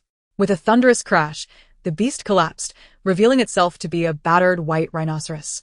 The Geminis swiftly draped a cloak over the rhinoceros and ordered its immediate removal, wary of its potential to revert to human form. Gu Chushin suddenly recalled that within the palace, there was a male who had been similarly uncontrollable, a situation she had yet to address. The tea party could no longer continue. Upon turning back, Gu Chushin noticed the females had gone pale, huddled together. She embraced Yunyun's shoulders, attempting to calm her through physical contact. With an apologetic tone, she addressed Yunyun and the others. "I'm afraid today's gathering must conclude early. I need to attend to this matter and cannot escort you." Yunyun, still shaken, expressed her gratitude. "Thank you, Your Majesty." Gu Chushin gently ruffled her hair. "Be good and return home." Yunyun looked up at Gu Chushin's warm smile, feeling reassured. Nathan observed the rhinoceros being carried away, regarding Gu Chushin with newfound respect. It was her first time witnessing such formidable psychic power, effortlessly wielded. Realizing the gravity of the situation, they refrained from further conversation and, after bowing, took their leave. Escorted by Ajun, Gu Chushin watched them depart, her smile fading as she concealed her cold demeanor, hastily heading towards the direction of the Geminis. She had previously arranged for the Crown Prince's capture, yet it seemed some were still determined to create trouble for her. Upon her arrival, she found the Gemini's palms dripping with blood. Her heart clenched as she grasped one hand of Delian and another of Cole. Their palms were profusely bleeding from being cut by the rhinoceros's tough hide. Gu Chushin swiftly retrieved a hemostatic spray to tend to their wounds and instructed a Chong to summon a doctor. Her brow furrowed in concern as she guided them to the treatment room. Seeing Gu Chushin's worry, Cole and Delian managed to muster smiles. "Your Excellency, we assure you we are fine. Let us see the doctor first." Indeed, they thought with amusement. How does she know what we intend to say? Yet, they felt a surge of happiness. As the doctor treated their wounds, Gu Chushin utilized her holographic device to arrange for the capture of the beast. Reviewing the surveillance footage to ascertain how the uncontrollable male had been freed. The footage had been tampered with. After restoring the surveillance, she clearly heard the guards at the prison speaking. It turned out they believed caring for the uncontrollable former crown prince was no longer profitable and had skimped on his food while neglecting proper management, thus providing the rampaging rhinoceros an opportunity to escape. These individuals certainly deserved to face severe repercussions. Gu Chushin smirked. Initially, she had retained them due to their experience in handling such matters, but it hadn't taken long for them to become greedy, courting their own demise. Currently, the unicorn white rhinoceros was in the adjacent treatment room, surrounded by stringent containment measures. An SS-grade male would not be escaping. With the administration of tranquilizers, escape was even less feasible. She decided it would be best for a U to check on his condition. After their wounds were treated, the Geminis returned. Gu Chushin inspected their hands, finding only faint scars remaining. She gently stroked the scar on Delian's hand, relieved to see them unharmed. "Does it still hurt?" "No. It doesn't hurt anymore." Gu Chushin, exasperated, lightly tapped their foreheads. "What were you thinking? Don't you have weapons? You both possess anesthetic guns and electric nets. Why did you insist on using your hands?" They simultaneously rubbed their brows, their hearts feeling as sweet as sugar. Observing Gu Chushin's irritated expression, they feared she might genuinely be upset and promptly knelt on one knee. "Your Excellency, we acknowledge our mistake." Gu Chushin, seeing their instinctive submission, found herself at a loss. "Get up. I am not angry with you. I worry for your safety. We are sorry, Your Excellency." Gu Chushin chose not to elaborate further. It seemed she would need to take the initiative. Just then, Situyu and Xuemu arrived upon hearing the news of Gu Chushin's attack. Xuemu immediately embraced Gu Chushin, thoroughly checking her for injuries, while Situyu handed her a calming potion, only feeling reassured once she had consumed it. "I am fine. I absorbed the Crown Prince's uncontrollable energy, but you may need to check on him." "Understood. You should return home while I investigate. He is an SS-grade male. Should we not summon more individuals?" "No need. His condition is severe. Even if his instability is rectified, he lacks the ability to harm anyone. I have my ways. As for you, Chu-Chu, you should rest. It has been a long day, and you must be weary." "Yes. Please take care of yourself." Gu Chushin held an unwavering trust in Situyu as the three of them, along with Xuemu, returned to her palace, discussing the sudden appearance of the Crown Prince along the way. Xuemu turned around to glance at the Gemini. Without further ado, they proceeded with their investigation. His Excellency Gu Chu-Chu had decreed that severe punishment was to be administered. Moo, could you check on a U to see if there have been any changes? Yes. He is transformed into an S-class male with a control level of 0. Initially, when Shuemu suggested that Sityu assess his combat capabilities, Sityu misinterpreted it, leading to much mockery from him. After a thorough examination, however, Sityu recognized the gravity of the situation and observed that his own level had risen. A control level of 0 is typically only present in infancy, yet it had manifested in an adult male. This was indeed a subject worthy of study. Chuchu continued to surprise him. Shuemu noted that Gu Chuchu seemed to have anticipated this. Is this influenced by Chuchu? Indeed, Gu Chuchu explained, with a control level of 0, you males can enhance your levels under the influence of mental power, though it is not easily achieved. At least, not for her at this moment. Could this be detrimental to Chuchu's health? Utilizing mental power, especially when facing males of S rank and above, can be exhausting for females. In severe cases, they might require several days of bed rest to recuperate. Chapter 140. Today is his day of accompaniment, seeing the worry etched on Shuemu's face. Gu Chuchu rose on her toes and planted a gentle kiss on his cheek. It will be fine. The two laughed, hand in hand, as they made their way back. The following day, after Sityu and Xianmo had assisted Gu Chuchu during her meal, they took the opportunity to discuss the matter of the crown prince from the previous day. Xianmo had just returned from a business trip, having worked through the night to finish his tasks, and was eager to spend time with her, remembering that today was his designated day of companionship. Upon his return, he had swiftly dealt with those who had frightened Chuchu, washing away the blood from his hands before joining her. Sityu presented Gu Chuchu with a report. The situation with Chiyu is not particularly optimistic. Chiyu was the name of the former crown prince, whose condition had remained largely unknown due to years spent in confinement. For Sityu to convey such a statement indicated serious complications. While his external injuries were severe, they were manageable. However, the toxins that lingered from his childhood were far more troublesome. Gu Chuchu was puzzled. Toxins? They weren't eliminated? Didn't his mother care for him? There are two reasons. 1, he lost control. 2, there was no method to detoxify at that time. The toxins are complex. I noticed some components that our Imperial Star only identified later on, originating from another galaxy. Detoxification will require meticulous research to ascertain the situation. Sityu had methods to address these toxins, but was more concerned about Gu Chuchu's perspective. Do you wish for me to assist in his detoxification? Gu Chuchu inquired. What impact do these toxins have on him? He is akin to a child in mental capacity. Isn't the queen exiled to a solitary island? Inform her of this news and observe her reaction. Treatment is feasible. Once healed, he need not go to the temple. A mere mental control would suffice to ensure his loyalty to her. This, however, entangles us in the former royal family's intricacies. Gu Chuchu surveyed them, contemplating how to utilize this S-class male, while Yaiman and Xianmo had their own agendas. Xianmo was wary of Gu Chuchu's interactions with the former royal family. That evening, Xianmo held Gu Chuchu as one would a child, soothing her to sleep. You seem unwell today. What troubles you? I was merely contemplating Chiyu. Oh, you care about a male? Xianmo kissed her forehead. What purpose would it serve to concern oneself with a male? I simply wish to protect you from any repercussions. I understand your sentiment. This is an unforeseen circumstance. He is innocent, yet he is also the source of the queen's willingness to harm so many others. Thus, I am troubled about how to manage his situation. I pondered whether it might be possible to maximize the benefits, for in my view, Chiyu is merely atoning for the former royal family sins. Xianmo recalled the man's laughter, and Gu Chuchu remarked, if that is how you wish to perceive it, feel free to express how you would handle it. Xianmo preferred not to discuss that individual on his day of companionship and held Gu Chuchu tighter. Do not dwell on it. We shall determine how to proceed. Why concern yourself when we males are here? Oh. Gu Chuchu playfully punched Xianmo's arm. Is this really the notorious space pirate captain I know? Xianmo smirked. Of course, why not test that theory? Hey.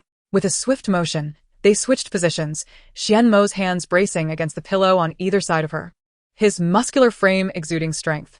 His captivating gaze fixed on Gu Chuchu as his fingers traced her face, gently covering their eyes with a silk scarf. Let us play a game. When night falls, please close your eyes.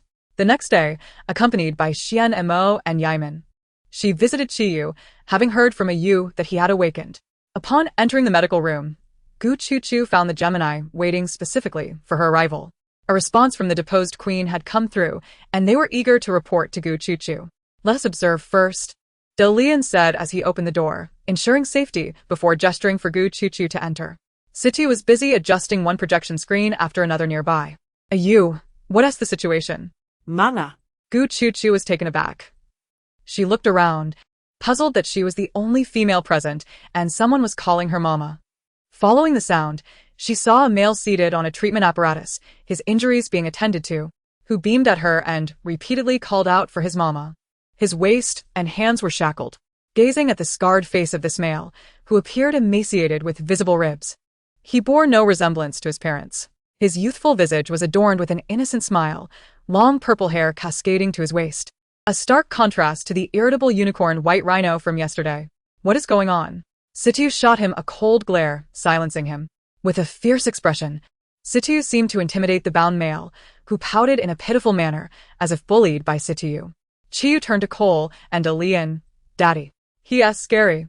The Gemini were momentarily taken aback, frightened by the crown prince, who was older than they were. They certainly did not have a son of such age. Their eyes darted toward Gu Chuchu, who was also observing them. The moment their gazes met, it was as if sparks had collided, and the three quickly turned their heads in unison, looking somewhat awkward. However, considering the dynamics, if Gu Chuchu was the mother, then they were the fathers. Suddenly, it seemed unacceptable to have a son older than themselves. Gu Chuchu composed her expression and pointed at Chiyu, asking, "Why does he keep calling me mama?" It was awkward. After all, he was still quite young. How could he mistake parental figures? He is not quite right in the head, Situ explained. He does not know who his biological parents are. You and the Gemini are the first people he has seen upon regaining consciousness. In his subconscious, he has regarded you as family. I had shown him pictures of his parents, yet he does not recall who they are. Ha! The deposed queen went to great lengths only for her child not to recognize her. That must infuriate her, Gu Chuchu remarked. So what now? What did the queen say? The Gemini presented a video. The exiled queen, stripped of her luxurious garments and jewelry, appeared in simple attire, her face markedly more haggard. Upon learning of her son's awakening, she wept profusely, and when informed that her child had become akin to a mentally challenged infant, she immediately expressed her willingness to assume the responsibilities of motherhood and care for him. For her, the fact that her son would no longer endure the torment of losing control rendered his condition inconsequential. Gu Chuchu observed his gaunt form and instructed Cole to provide him with a nutritional supplement. He was bound by his hands, tilting his neck to drink the nutrient solution with his mouth, and after finishing, he smiled, revealing his pearly whites. Daddy is so good. Daddy is so delicious. Cole nearly crushed the nutrient bottle in his grip. The exclamation sounded jarringly out of place, and the phrasing was utterly nonsensical. What did it mean by he is delicious? Here, Daddy and Mommy served as endearing terms, while Father and Mother were more formal designations. Chapter 141. Do not become one of the spirit butterfly clan. Gu Chu stifled a laugh as she observed Cole, playfully tugging at his sleeve. Who would have thought? Unexpectedly gaining a son older than oneself. Both of them blushed unnaturally. Your Grace, he just called you Mommy. Then does that not make us husband and wife? Gu Chu chuckled, a glint of mischief flashing in her eyes. Having had numerous people plead for mercy by calling her auntie in the past, she was hardly daunted by one more calling her mom. Shall we consider adopting an older child? If he could advance his relationship with Gu Chu, Dalian would be overjoyed. Suppressing the urge to smile, he stammered, I will follow your Grace's wishes. Gu Chu, taken aback by their sincere consideration, shook her head with a smile. I was merely jesting. He is quite troublesome. Dalian interjected. Your Grace, we will do our utmost to care for him. Cole felt uneasy about the proposition, yet he could not suppress the excitement emanating from Dalian. We shall all heed your Grace. Fully aware of the impracticality of the situation, the twins could not help but fantasize about what it would be like to have a child with Gu Chu. Meanwhile, Gu Chu and the others stepped out of the room to deliberate on how to handle the former crown prince. Should they treat his external wounds or care for him under the queen's supervision? However, her domain was an island of confinement for errant females, uninhabitable for males. Females were scarce and well protected. At worst, they were merely indulged, not entirely ignorant of the law. Unless one committed a grave offense, they would not be exiled to the island. Iman held a different perspective. Keep him close, heal him. Chu Chu, your mental control can make him submissive, maximizing our benefits by utilizing an SS-ranked male. Xian Mo disagreed. His presence will only draw the royal family's disputes onto Chu Chu. Iman, gazing at Chu Chu with adoration, countered. Not at all. The dogfights among the two royal families are no longer a concern. They currently lack the capability to harm Choo-Choo. Besides, our Choo-Choo is no pushover. With a single mental command, everyone will kneel in submission. Chia, having just returned, hurried to join them upon learning of the situation. I concur with Iman's idea. What we lack most now is a loyal and powerful ally. Just a fallen royal prince. Conveniently exploitable. Xian and Mo remained silent. They indeed needed manpower. With such ability, it was better to utilize it. Moreover, as long as one worked diligently in Choo-Choo's presence, she would never be ungrateful. The clumsy giant had struck it rich. Choo-Choo, I have a small request, Xian and Mo proposed. Control him. He must not fall in love with you. Is this a selfish wish, or a matter of duty? Xian and Mo replied with a smile. Both. Chia was surprised by Xian Mo's directness, but was not concerned about Choo-Choo chastising him for jealousy. He agreed with Xian Mo's sentiment. Anyone would suffice. Except for Chiyu. He is from the royal family we personally stripped of power. Emotionally, it is indeed inappropriate. Enough, he already considers me a mother. I know how to handle this. His biological father had perished at the hands of the Leans, making it impossible for him to harbor such thoughts. Aqiang stepped forward, holding an invitation. Choo-Choo, this is an invitation sent by someone from the Jade Rabbit Star. Gu-Chu opened it, then passed it to Chia, beside her.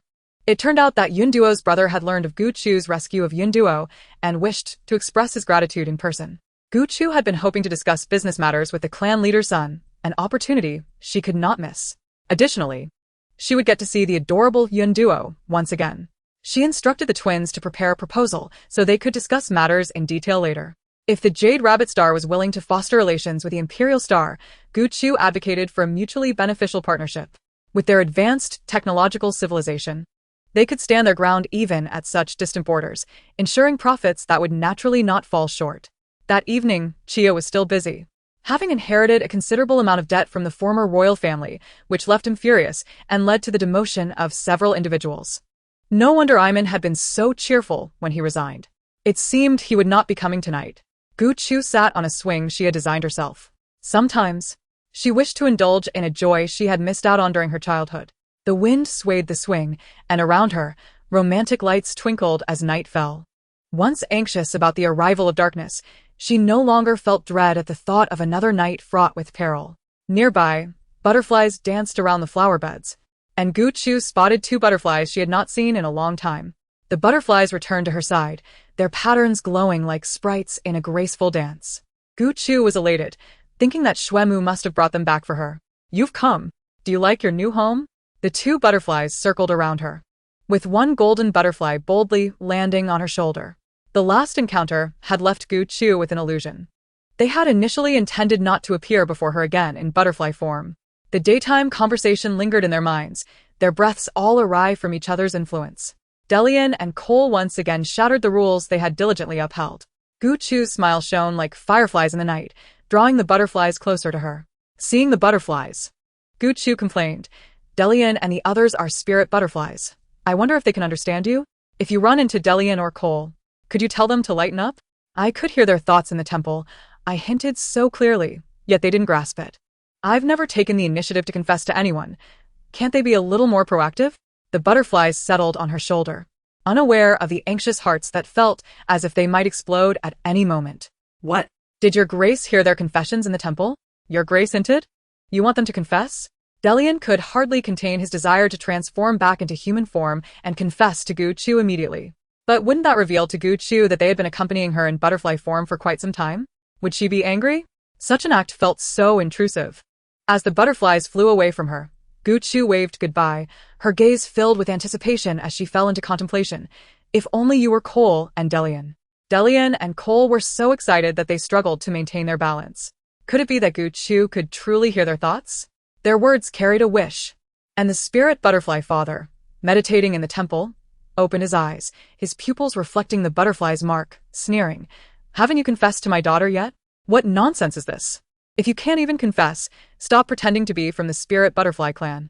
With a graceful wave of his hand, Cole and Delian, inexplicably uncontrollable, flew toward Gu-Chu's direction, stumbling and collapsing to the ground, their legs giving way as they both knelt before Gu-Chu.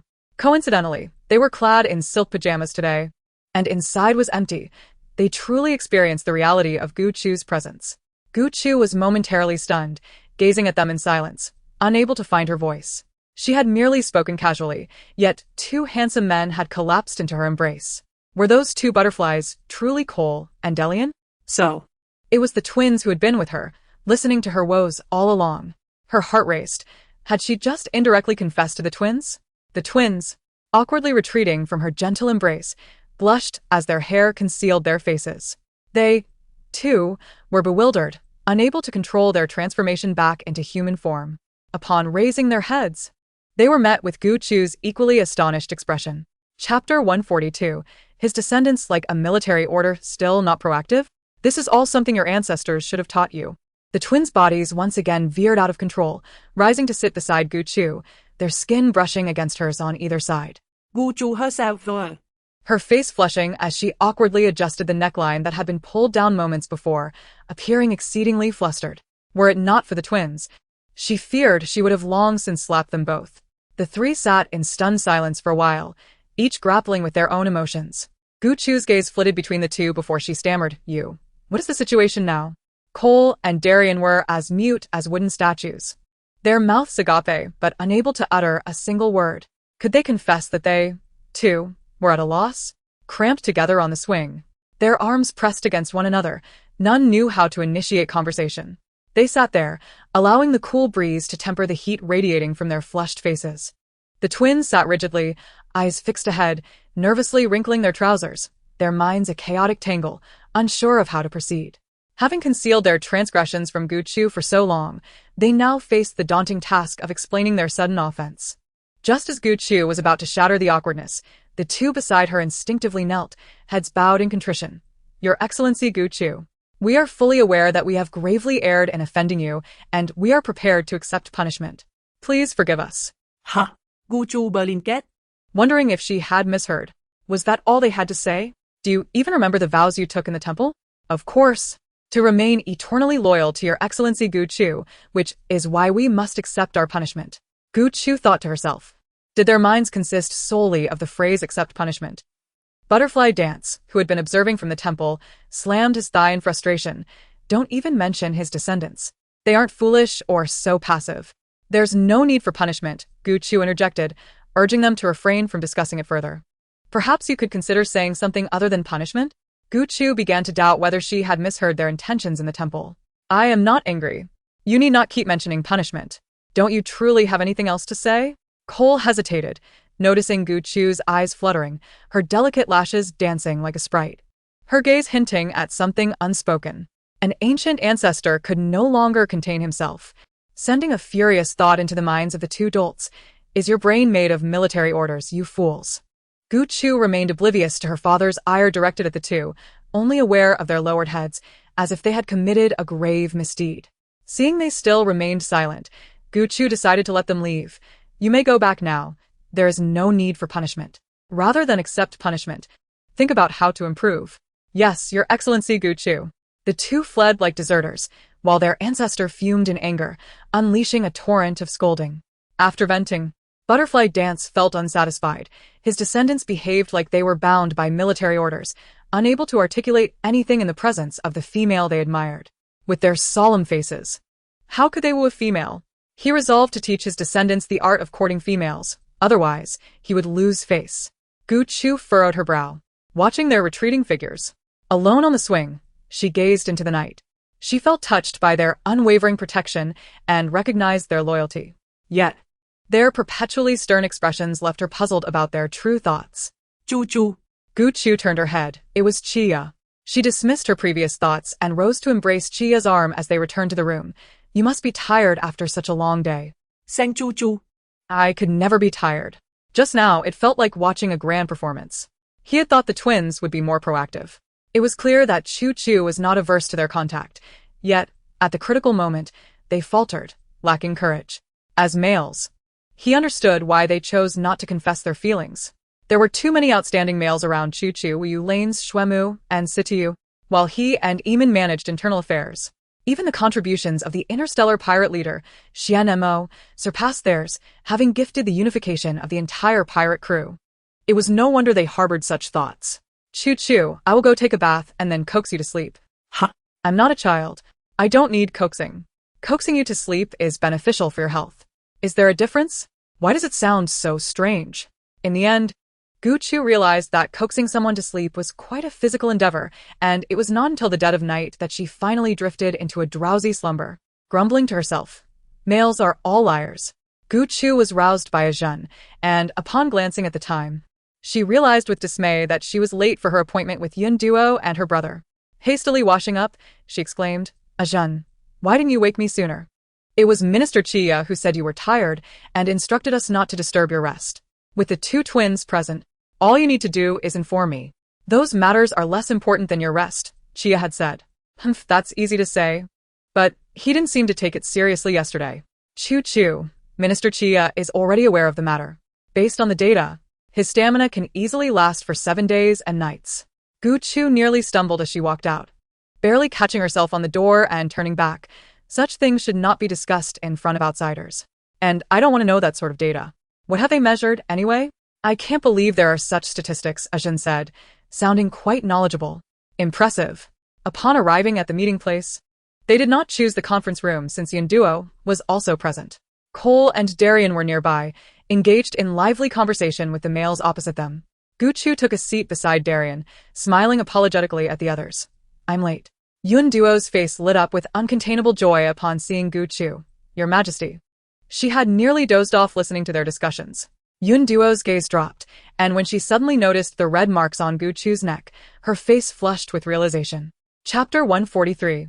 Brother is always right. The man beside her bore a resemblance to Yun Duo, yet his aura was distinctly different.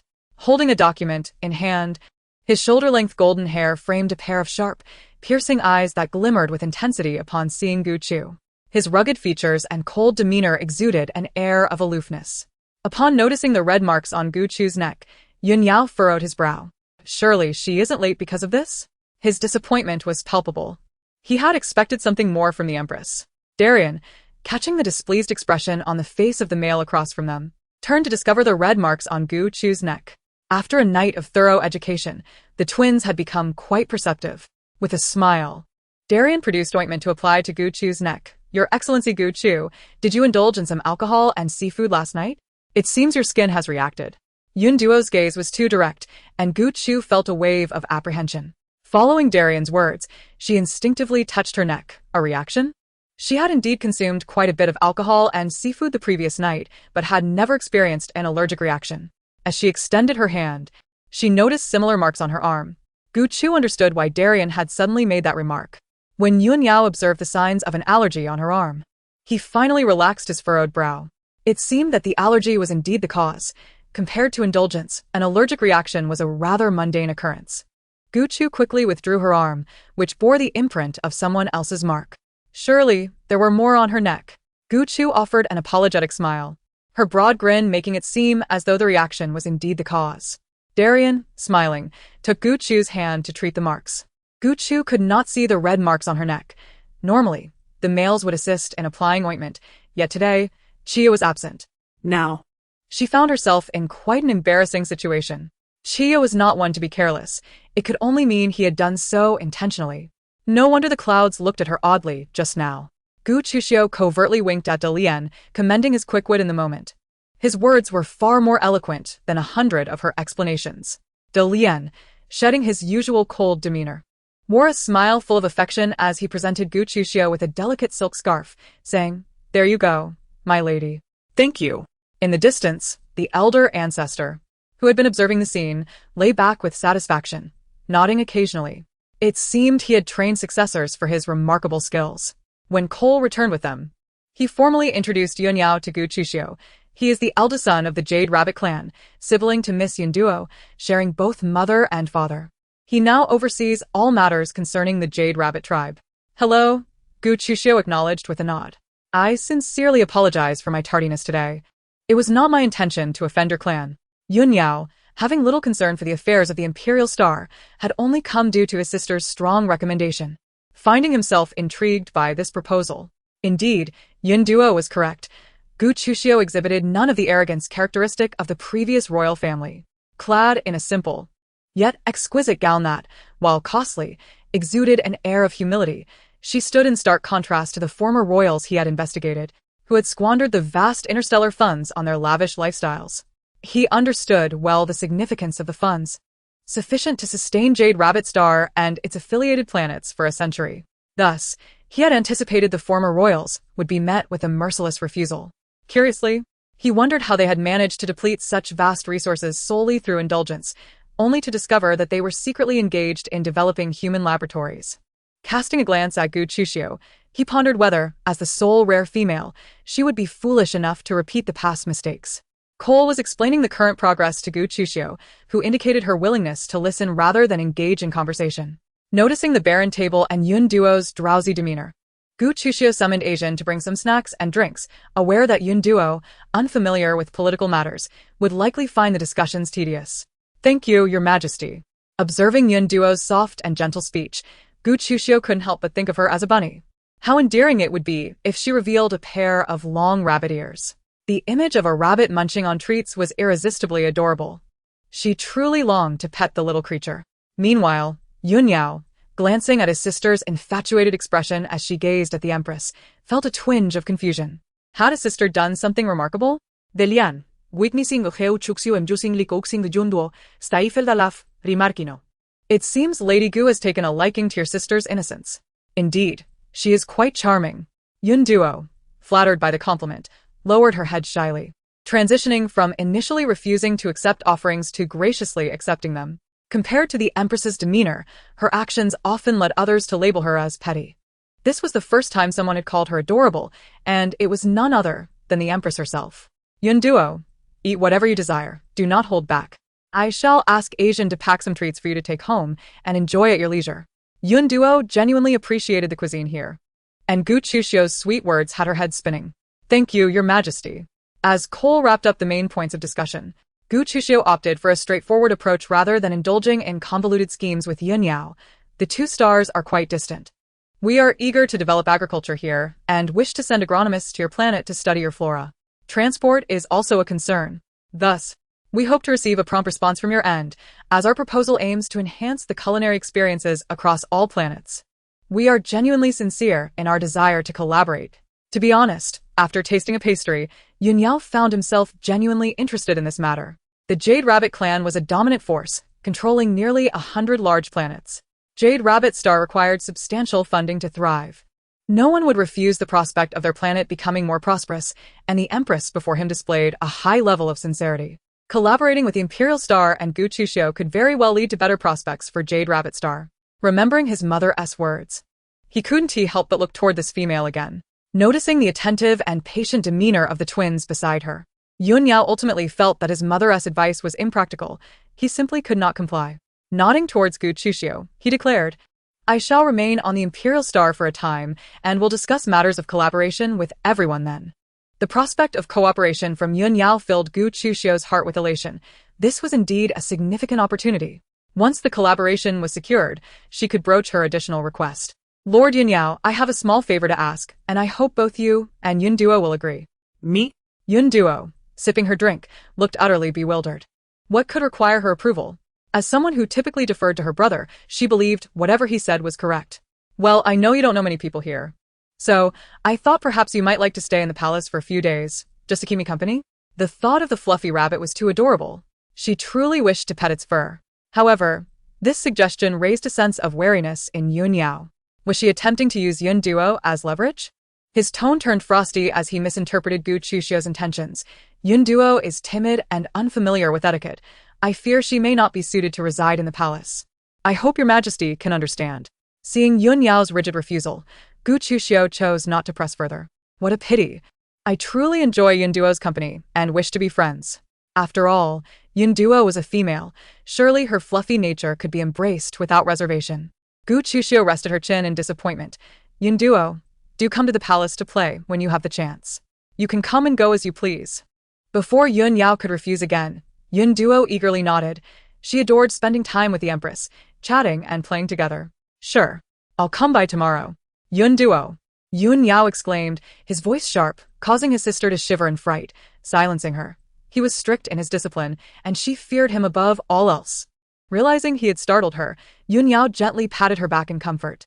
He then turned to Gu Chuxiu, his voice cold as he stated, "I apologize. Yun Duo does not understand the rules. Please do not let her enter the palace alone." "There's no strict protocol in the palace," Gu Chuxiu replied, feeling a pang of sympathy for the frightened bunny. She reached out to gently ruffle Yun Duo's hair. There, don't be afraid." No, no.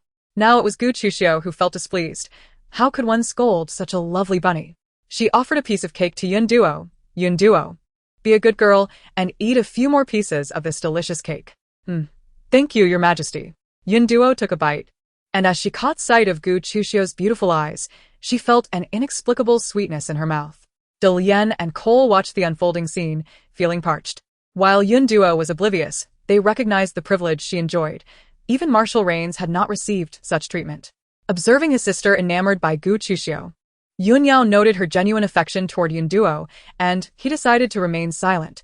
He would accompany her when the time came, ensuring she would not fall into danger. As a message arrived on his wristband, Lian gazed at Gu Chuxiu's profile, unable to restrain himself as he leaned closer to whisper in her ear. Although they had matters to discuss, the warmth of his breath made her ears tingle and her cheeks flush.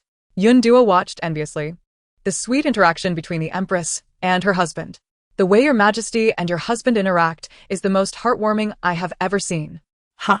Gu Chuxiu began to explain, but was interrupted as Cole picked up a napkin to wipe the remnants of cake crumbs from her lips. "Lady Gu, do not move. You have something at the corner of your mouth." After a night of instruction from the elder ancestor, they were determined to put their lessons into practice. Oh. Gu Chuxiu tilted her chin, allowing Cole to clean her mouth. His fingers brushed against her delicate jawline, and his heart swelled with sweetness akin to honey. Delrian let out a soft hum as the two of them sandwiched him in between, treating him as if he were not human at all. Opposite them, Yun Duo couldn't help but stifle her laughter. How sweet. If only I could have such a husband in the future.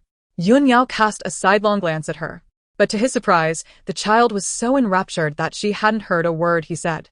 According to his knowledge, the twins had been by Gu Chuxiu's side for quite some time, yet they were not officially recognized husbands. However, it seemed that the current situation contradicted the information he had. After wiping his mouth clean, Cole had no intention of concealing this matter from Yun Yao. He understood Yun Yao's methods. If he were to learn of this later, it would only create rifts in their collaboration. "We have a bit of a situation here. Concerning the former crown prince.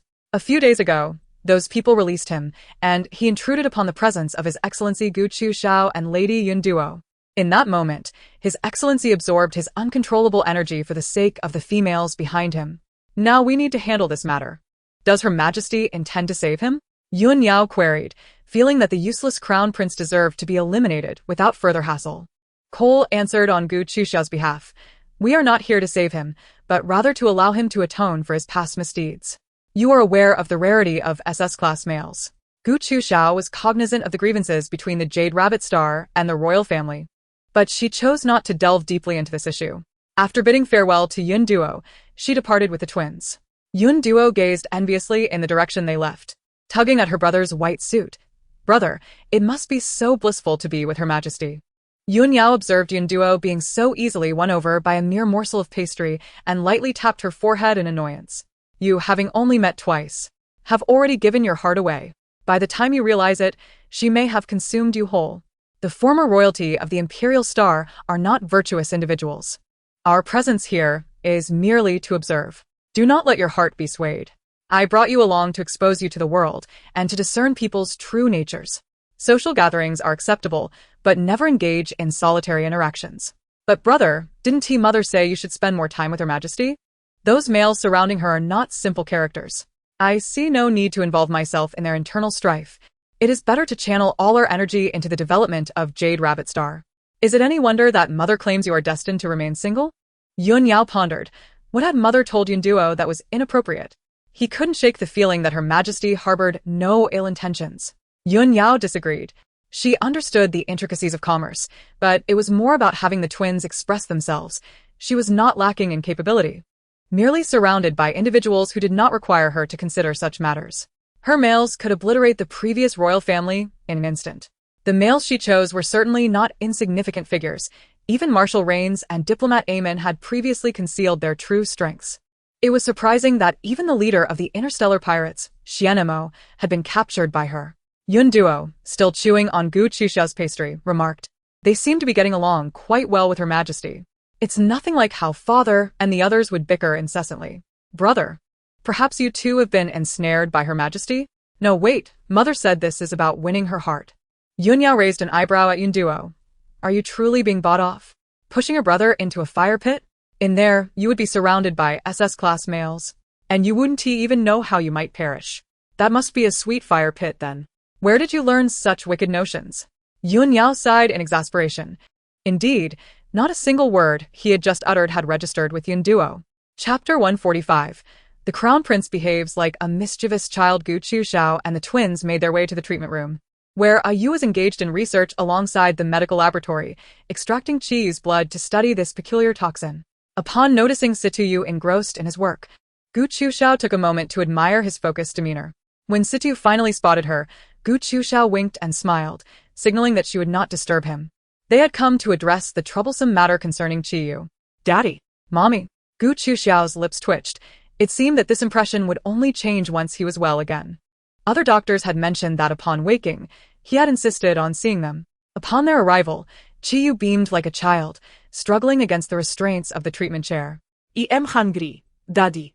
"I want to eat." Delrian swiftly shoved a pastry into his mouth, hoping to quiet him. "Daddy, I want more." Seeing him relish the food, Gu Chuxiao opened her mouth, waiting for Delrian to feed her as well, feeling somewhat helpless. "Cole, this child is rather overdue for his age. But if he is our adopted child with His Excellency Gu Chuxiao, we wouldn't mind," Cole remarked, his gaze ablaze with fervor. The intensity of his eyes flared up and faded swiftly, and as he turned away, Gu Chuxiao suddenly snapped back to reality. She blinked in bewilderment, wondering why she felt so stirred. Cole's heart raced uncontrollably. He mustn't frighten Gu Chuxiao. The ancestral wisdom advised taking things slowly, yet they were eager to rush. "Mommy, I want to go play. Let us go play." Gu Chuxiao observed the unruly crown prince, who behaved like a mischievous child, never ceasing his antics. His strength was formidable, and the specially designed restraints had been replaced multiple times. Gu Chuxiao extended her hand to employ mental control. At this fragile moment, he was the easiest to manage. Establishing an unbreakable command, she promised him, as per her agreement with Xianemo, that he could not fall in love with her, which allowed Cole to finally release him. In terms of his personal background, he was indeed quite pitiful, having been trapped in a cage his entire life. "Let us go. Take him for a walk." Cole handcuffed himself to Qiyu, while Gu Chuxiao held a pastry. Observing Cole with Qiyu, there seemed to be little difference. However, once outside, Gu Chuxiao completely revised her thoughts. Watching the frail Qiyu bouncing around Cole, leaping onto trees and soaring onto rooftops, she listened to Cole's furious reprimands while clutching the pastry tightly. She resolutely issued another command, instructing Qiyu to avoid touching the pastry. The delicate pastry could not withstand his rough play. Gu Chuxiao glanced at the composed Delrian beside her. "Aren't you going to help your brother?" Qiyu remains an SS-class male. His strength is immense, even a nuisance to Qiya and the others. His antics are quite bothersome. "My duty is to protect His Excellency Gu Chuxiao. My brother will find a way to resolve this." "Delrian, you have such a good attitude. If there is danger to both Gu Chuxiao and Cole, I will choose to protect Gu Chuxiao first." "Cole would make the same choice. That is our consensus." Delrian suddenly spoke gravely, as if they might be separated from her at any moment. Gu Chuxiao quickly halted their conversation, grasping Delrian's arm. "Do not speak of such things. You must both take care of yourselves and not dwell on these thoughts." Delrian smiled silently. They genuinely felt this way. Finally, Gu Chuxiao employed her mental control to calm the exuberant Qiyu, who obediently remained beside her, gazing around. "Do not run about. You've hurt Daddy's wrist." "Okay. Mommy." Qiyu turned to Cole and apologized. "I'm sorry, Daddy." Cole, furious to the point of smoke emanating from his ears, chose to ignore him. Gu Chuxiao released the handcuffs, bending down to hold his hand, only to discover that the restraints had left a bloody mark. Furrowing her brow, she said, "Let us apply some medicine first." Gu Chuxiao pulled him down to sit, and as Qiyu munched on his pastry, she entrusted him to Delrian's care. Gu Chuxiao retrieved a spray from her belongings and applied it to Cole's hand, gently blowing on it. "Does it hurt?" Cole gazed at Gu Chuxiao with a smile, every one of her movements deeply engraved in his heart. "It doesn't hurt, it's sweet." "Sweet? Is there a flavor to it?" Isn't this a tactile sensation? Cole chuckled, rubbing his nose. I feel incredibly fortunate, experiencing the joy of being a father in advance. Gu Chuxiao cast a sidelong glance at the mischievous child beside her, eyeing Cole with skepticism. Are you certain this is happiness? Yes. Because I have someone beside me who cares for me in all circumstances. That feeling alone is happiness. Gu Chu suddenly felt that Cole's hand was particularly warm, and she quickly released his grasp. Their conversation today had an oddly peculiar quality. Dad likes Mom. He wants to kiss her. Chiyu suddenly interjected from across the table, causing Gu Chu's face to flush crimson. Chiyu, stop talking nonsense. Where did you learn that? Chiyu, feeling aggrieved by Gu Chu's reprimand, pouted. Mom kisses that bad doctor. Bad doctor? You mean you? Gu Chu wished she could explain to this grown child that it was called a farewell kiss. Well, if we were to kiss, would your excellency mind? In the face of such a bold inquiry, Gu Chu turned her head only to find Da Li and kneeling beside her. To her right was Da Lian, and to her left was Cole. There was no escaping. Behind them, a mischievous child chimed in, shouting for kisses. Why are you all so slippery today? Slippery? What does that mean? Didn't your excellency ask us to reflect on how to proceed? I did say that, didn't I? But this change is rather dramatic. Cole leaned down, gently pinching Gu Chu's chin to shift her focus, nuzzling her nose lightly with his. So, your excellency, may I? He took her uncertain hand, placing it against his chest so she could feel the rhythm of his eager heartbeat. Gu Chu gazed into Cole's eyes, which were like an abyss, drawing her deeper into an inexpressible silence. Your excellency, I adore you. They recalled how Gu Chu had encouraged them to be more proactive.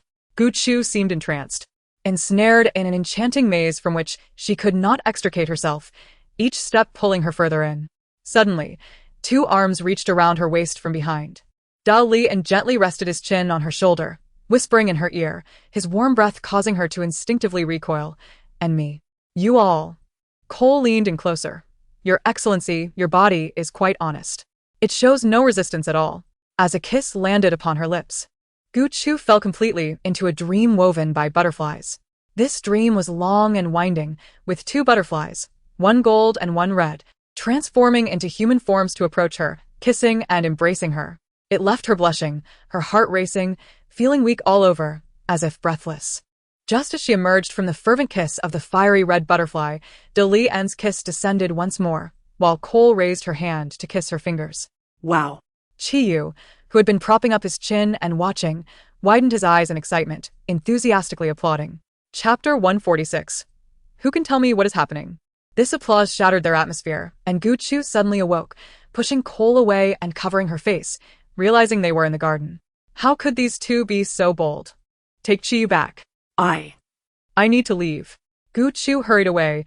Now it was her turn to be the coward.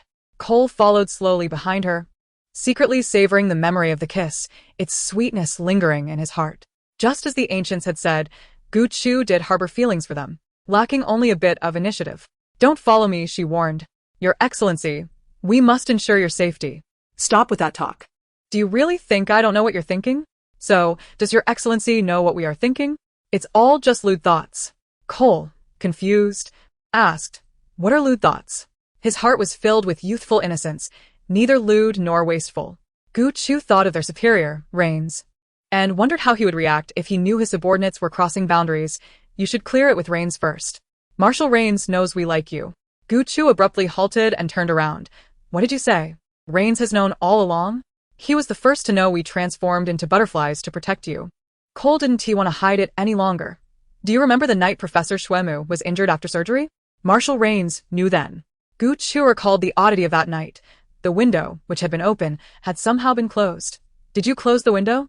We also helped cover you with the blanket. Gu Chu shot Cole a glare.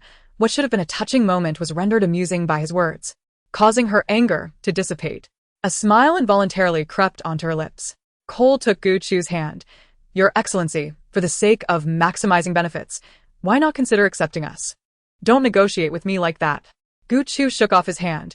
You need to get you and the others to acknowledge it first. It's a deal, your excellency. Though she said so, Gu Chu couldn't help but worry for Cole and Alian. While Ayu and Chia were manageable, the tempers of Iman and Xian Mo were quite the opposite. Their strength was at the pinnacle of SS class, and she feared they might get beaten up. The twins were scheming on how to communicate with Marshal Rains. That evening, they found themselves in a line of males, legs spread in a horse dance, arms raised, each bearing the weight of immense boulders as punishment. The only one spared, Shuemu, peeked his head in from outside to capture this extraordinary moment on his light brain. The aristocrats of the Lyra system were all penalized. This opportunity might never come again in their lifetime. Upon seeing Rains cast a death glare in his direction, Shuemu stifled a laugh, retreating with a light-hearted stride to join Guchu for dinner. He had personally selected those stones. After all, he was the one who punished others. No one dared to punish him, yet his expression was darkened. Why am I being punished as soon as I return? He furiously asked the males standing in line with him. Can someone tell me what is going on? Mo sneered. His situation was no better. Among the stones each person held, his was the heaviest. T-Sage, ask your good subordinates. De Lien and Cole closed their eyes, honestly admitting they were just as clueless. When your excellency asked us, she didn't seem angry. You should ask Chia. He was the first to enter your excellency's room. The blame shifted to Chia, who answered questions from the previous night. Chia honestly revealed that he had felt a twinge of jealousy over the twins' actions, asserting his claim, but it backfired. Guchu had always felt Chia was withholding something, which led her to use mental control, inadvertently exposing the twins' mishap with the illusion powder. The blame then returned to the twins, who could not lie, and also revealed that Rains was aware of the situation. Rains defended himself. Didn't I punish you already? Why am I being punished? Iman knows too, he added. Iman's face darkened. Had he not been punished, he would have fought by now. Mo knows too. Mo refused to take the blame. Doesn't Sita know as well? Situ stood at the edge, glancing over and posing the question. So the only one who doesn't know is Shuemu? All the males fell silent, simultaneously asking the person next to them. You didn't tell him? The answer was met with a chilling breeze. Well, they all assumed Shuemu was aware. In the end, no one had informed the oblivious one. Iman pondered Guchu's feelings with closed eyes. So, is Guchu upset because we hid the twins' matter from her, or is it something else? I don't know, Chiyo admitted, also perplexed by Guchu's thoughts. Could it be a warning? That we all concealed something from her, making her feel we are disloyal? How could that be? Mo countered. I've given her my heart. What more loyalty does she need? I willingly submitted to mental control. But you're still hiding things from her. The leader of the Star Thieves was left speechless. Throughout the night, a group of males pressed each other for any remaining secrets they might be keeping from Guchu. Meanwhile, Guchu slept soundly with a deer in her arms. The next morning, Shuemu went to tell them to put down the stones, not forgetting to snap a daytime photo to send to Guchu. As soon as he appeared, Rains and Mo shot him icy glares, flanking him on either side. Shuemu calmly fiddled with his light brain. If you dare to touch me, all the footage will be sent directly to Guchu. C2 crossed his arms and raised an eyebrow, scrutinizing Shuemu. How had he never noticed before how infuriating Shuemu could be? Chia was particularly concerned about the reason behind Guchu's punishment. Shuemu, was Guchu still angry last night when you were by her side? Did she say why she was upset? No. Guchu seemed quite cheerful last night, especially when she saw all of you doing horse stance together, Shuemu replied. Lian Si, with his typically mechanical visage, exhibited a hint of unusual color. When did Guchu become so cold-hearted? There must be a reason that Shuemu isn't revealing. Lian Si exchanged a knowing glance with the twins. It was the perfect moment to employ an illusion. Just as they were about to cast their spell, Shuemu interjected, Didn't you all already discuss this last night? There's no need to ask again. Guchu is sleeping. So don't disturb her.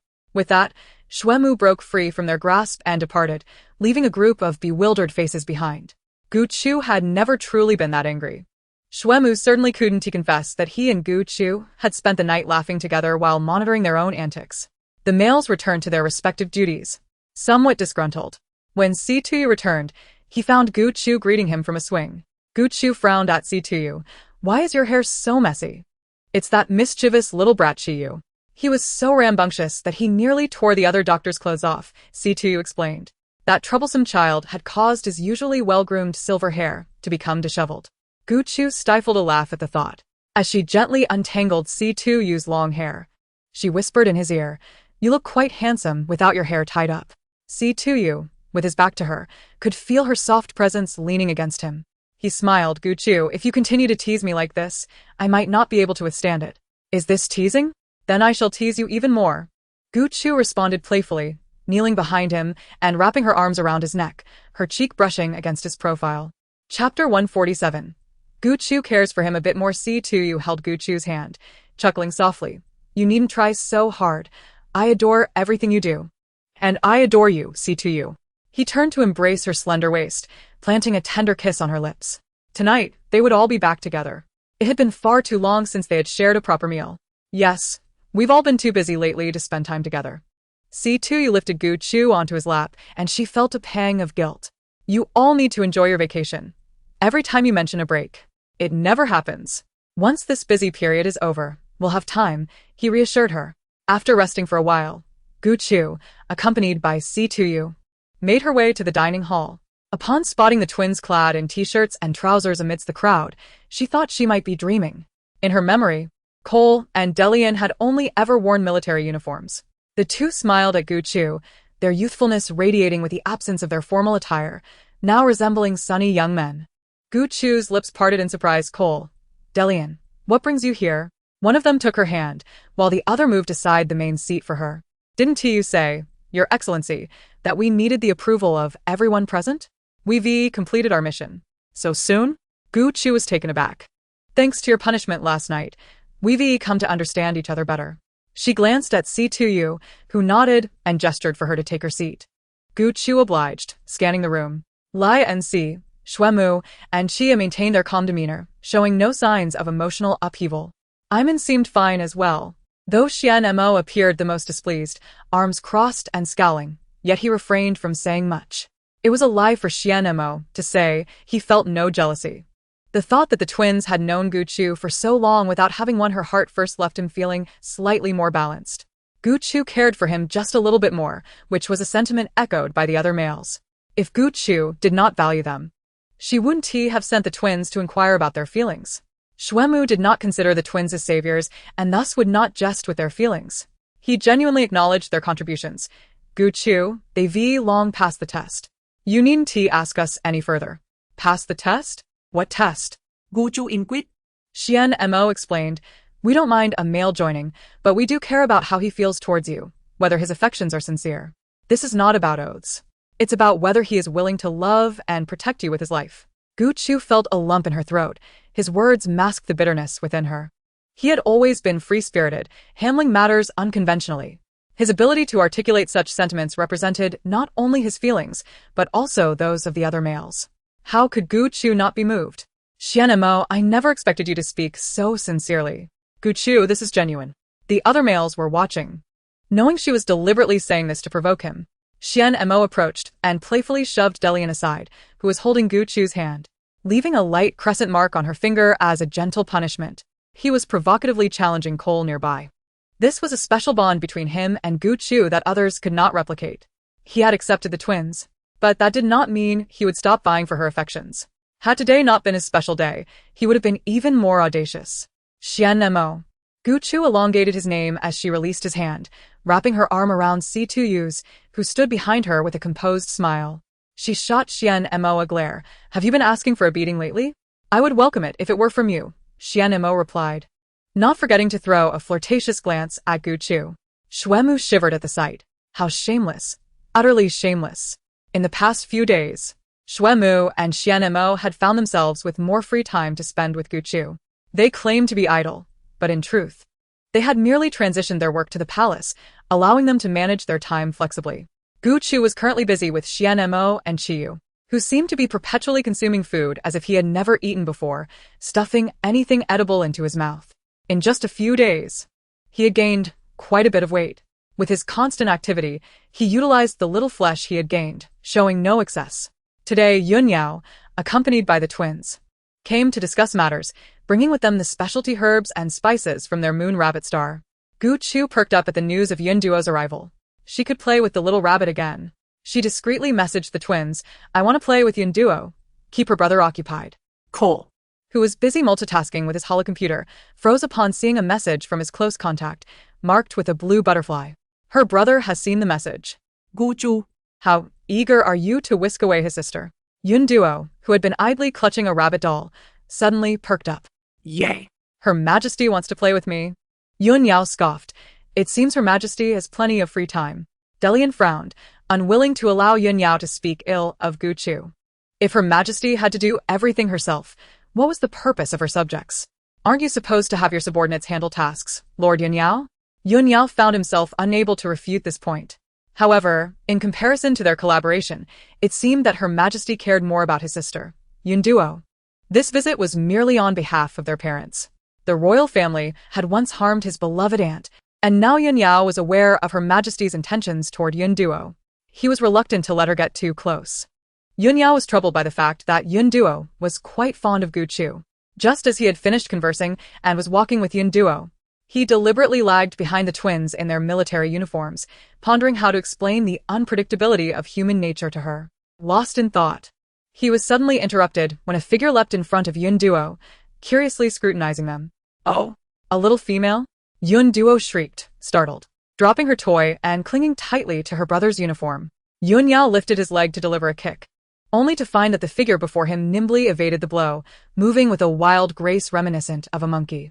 As Yun Yao sought to pursue and capture him, a chain suddenly materialized in the air, ensnaring the male and forcefully yanking him down. Such discourtesy is unacceptable. The melodious voice of a woman, though tinged with irritation, exuded an air of calm and authority, unlike the shrillness of nails scraping on a chalkboard, clearly conveying her stance. "I apologize, mother." Chapter 148.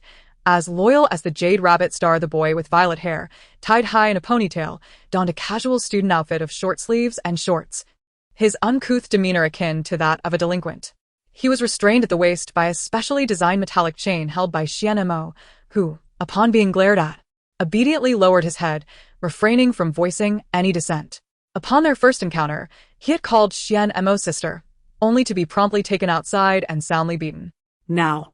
A mere glance from Xian Mo made him stand quietly and submissively by her side. Xian Mo smirked. There was nothing that a good thrashing could not resolve. Though both classified as SS level, she was a mutated winged tiger, effectively invincible among her peers, and even this rhinoceros should be made to behave. "Mother?" Yun Yao's gaze fixated on the rare male who had just frightened his sister, wishing he could slice him into thin strips. Yet, how could he address someone younger than him, the female sovereign, as mother? Chiyu? That name struck a chord of familiarity. The former crown prince? Indeed. It was unexpected that Yun Yao was aware of Chiyu's true name. Hardly anyone knew the true name of a non-crown prince, especially given the tarnished reputation of the royal family, which Gu Chu and the others had no intention of broadcasting. Yun Yao appeared quite knowledgeable about the former royal lineage. The sight of Chiyu triggered memories of the royal family's sordid affairs, igniting an unmistakable fury in his eyes. Retaining the former crown prince seemed an unwise decision on the Empress's part. Xian Mo, frowning as she held Chiyu, remarked, "If you cannot speak properly, I can teach you how to address the Empress." They had their own plans, and it was not for an outsider like Yun Yao to presume to comment. As loyal as the Jade Rabbit star, he mused, recalling Gu Chu's earlier words regarding the royal family. Gu Chu, disregarding Yun Yao, picked up the fallen rabbit doll from the ground, brushed it off, and handed it back to her adorable little sister, Yun Duo. "Were you frightened just now? I'll have Chiyu apologize to you." Smiling as she watched Yun Duo accept the doll, Yun Duo beamed back at Gu Chu. "I'm fine, Your Majesty. Brother is protecting me." A hint of remorse flickered across Yun Yao's face. He had unjustly directed his anger regarding the former royal family toward the Empress. When he first laid eyes on Chiyu, he had been reminded of past grievances involving his aunt, and seeing Chiyu frighten Yun Duo had led him to speak out of turn towards Gu Chu. Acknowledging his misstep, he bowed and offered an apology. "Please forgive my rashness, Your Majesty." After all, he was on her territory, and such an affront could very well invite retaliation from Xian Mo, who, even if he were his father, would not dare to speak against Gu Chu. The influence of the former royal family weighed heavily upon him. The thought of Chi left him with nothing but disdain. Sensing the tension in the air and hearing Xian Mo's words, Yun Duo, fearful that her brother's ire might turn toward the Empress due to her fright, tugged at his arm. "Brother only got a bit angry because he saw I was scared. So don't mind him, Your Majesty. He doesn't understand the rules." Yun Yao was taken aback by his sister's words, a flush creeping up his cheeks as he found himself at a loss for words. Gu Chu observed the scene with a suppressed smile, struggling not to laugh out loud. "He doesn't understand the rules?" Yun Duo misspoke. He was well aware of the rules, but his speech was as straightforward as it gets. more direct than even the officials. Gu Chu held Yin Duo's hand. It is Qiyu who should apologize. Xian Mo, understanding the cue, turned to glare at Qiyu, who, feeling the weight of the gaze, shrugged and shrank back, mimicking a bow of apology. I'm sorry, sister. Sister? Yun Duo exclaimed, pointing at herself in disbelief. Am I that old? I'm even younger than your excellency Gu Chu. I shouldn't be older than that useless former crown prince, should I? Gu Chu was at a loss for words. This adorable little Qiyu truly needed a good thrashing for his careless words. Yun Duo, don't mind what he says. His intellect is that of a mere 10-year-old. He speaks without thinking. You're much more adorable than he is. You're not in the same league. Gu Chu cooed to Yun Duo as one would to a child. Yun Duo smiled bashfully, then sought to defend her brother. Yes, my brother also speaks without thinking. Gu Chu's smile froze awkwardly, glancing at Yun Yao, who was now resting his forehead in exasperation, unable to counter. Truly, she was a wonderful little sister, comparing her brother to a mischievous child. Considering that Yun Duo would be coming to the palace in the future and her delicate constitution, Gu Chu reached out to Qiyu, employing her mental control. Do not harm Yun Duo. The command echoed in Qiyu's mind, and he bowed his head, replying earnestly, Understood, mother. Qiyu's actions were neither gentle nor harsh. She had frequently imposed mental control upon him lately. Even the steamed buns were off-limits for Qiyu, lest he accidentally ruin them. Yun Duo, cradling her doll, remarked with envy, Your Majesty, your mental control is so impressive. You can control such a high-level male. Though Yun Duo was an S-class female, her mental control did not match Gu Chu's finesse. Controlling an S-class male posed considerable challenges, though she might achieve it in the future. Yun Yao observed Qiyu's sudden compliance and realized this was something Yun Duo would never be able to accomplish. Even if Qiyu was somewhat foolish, he remained an SS-class male, effortlessly controlling another of his kind, something no female had ever managed before. Gu Chu was undoubtedly the most powerful among them. If she wished, she could directly control Yun Yao to form a contract, requiring no lengthy discussions, and certainly no need for pleasantries. She could have easily subdued him without Xian Mo's intervention, compelling him to kneel and beg for forgiveness, yet she refrained from doing so. Noticing her animated conversation with Yun Duo, Yun Yao gradually lowered his guard. It appeared she was more interested in befriending Yun Duo. With this thought, he realized that Gu Chu was not as scheming as he had imagined. She possessed the means and did not require cunning.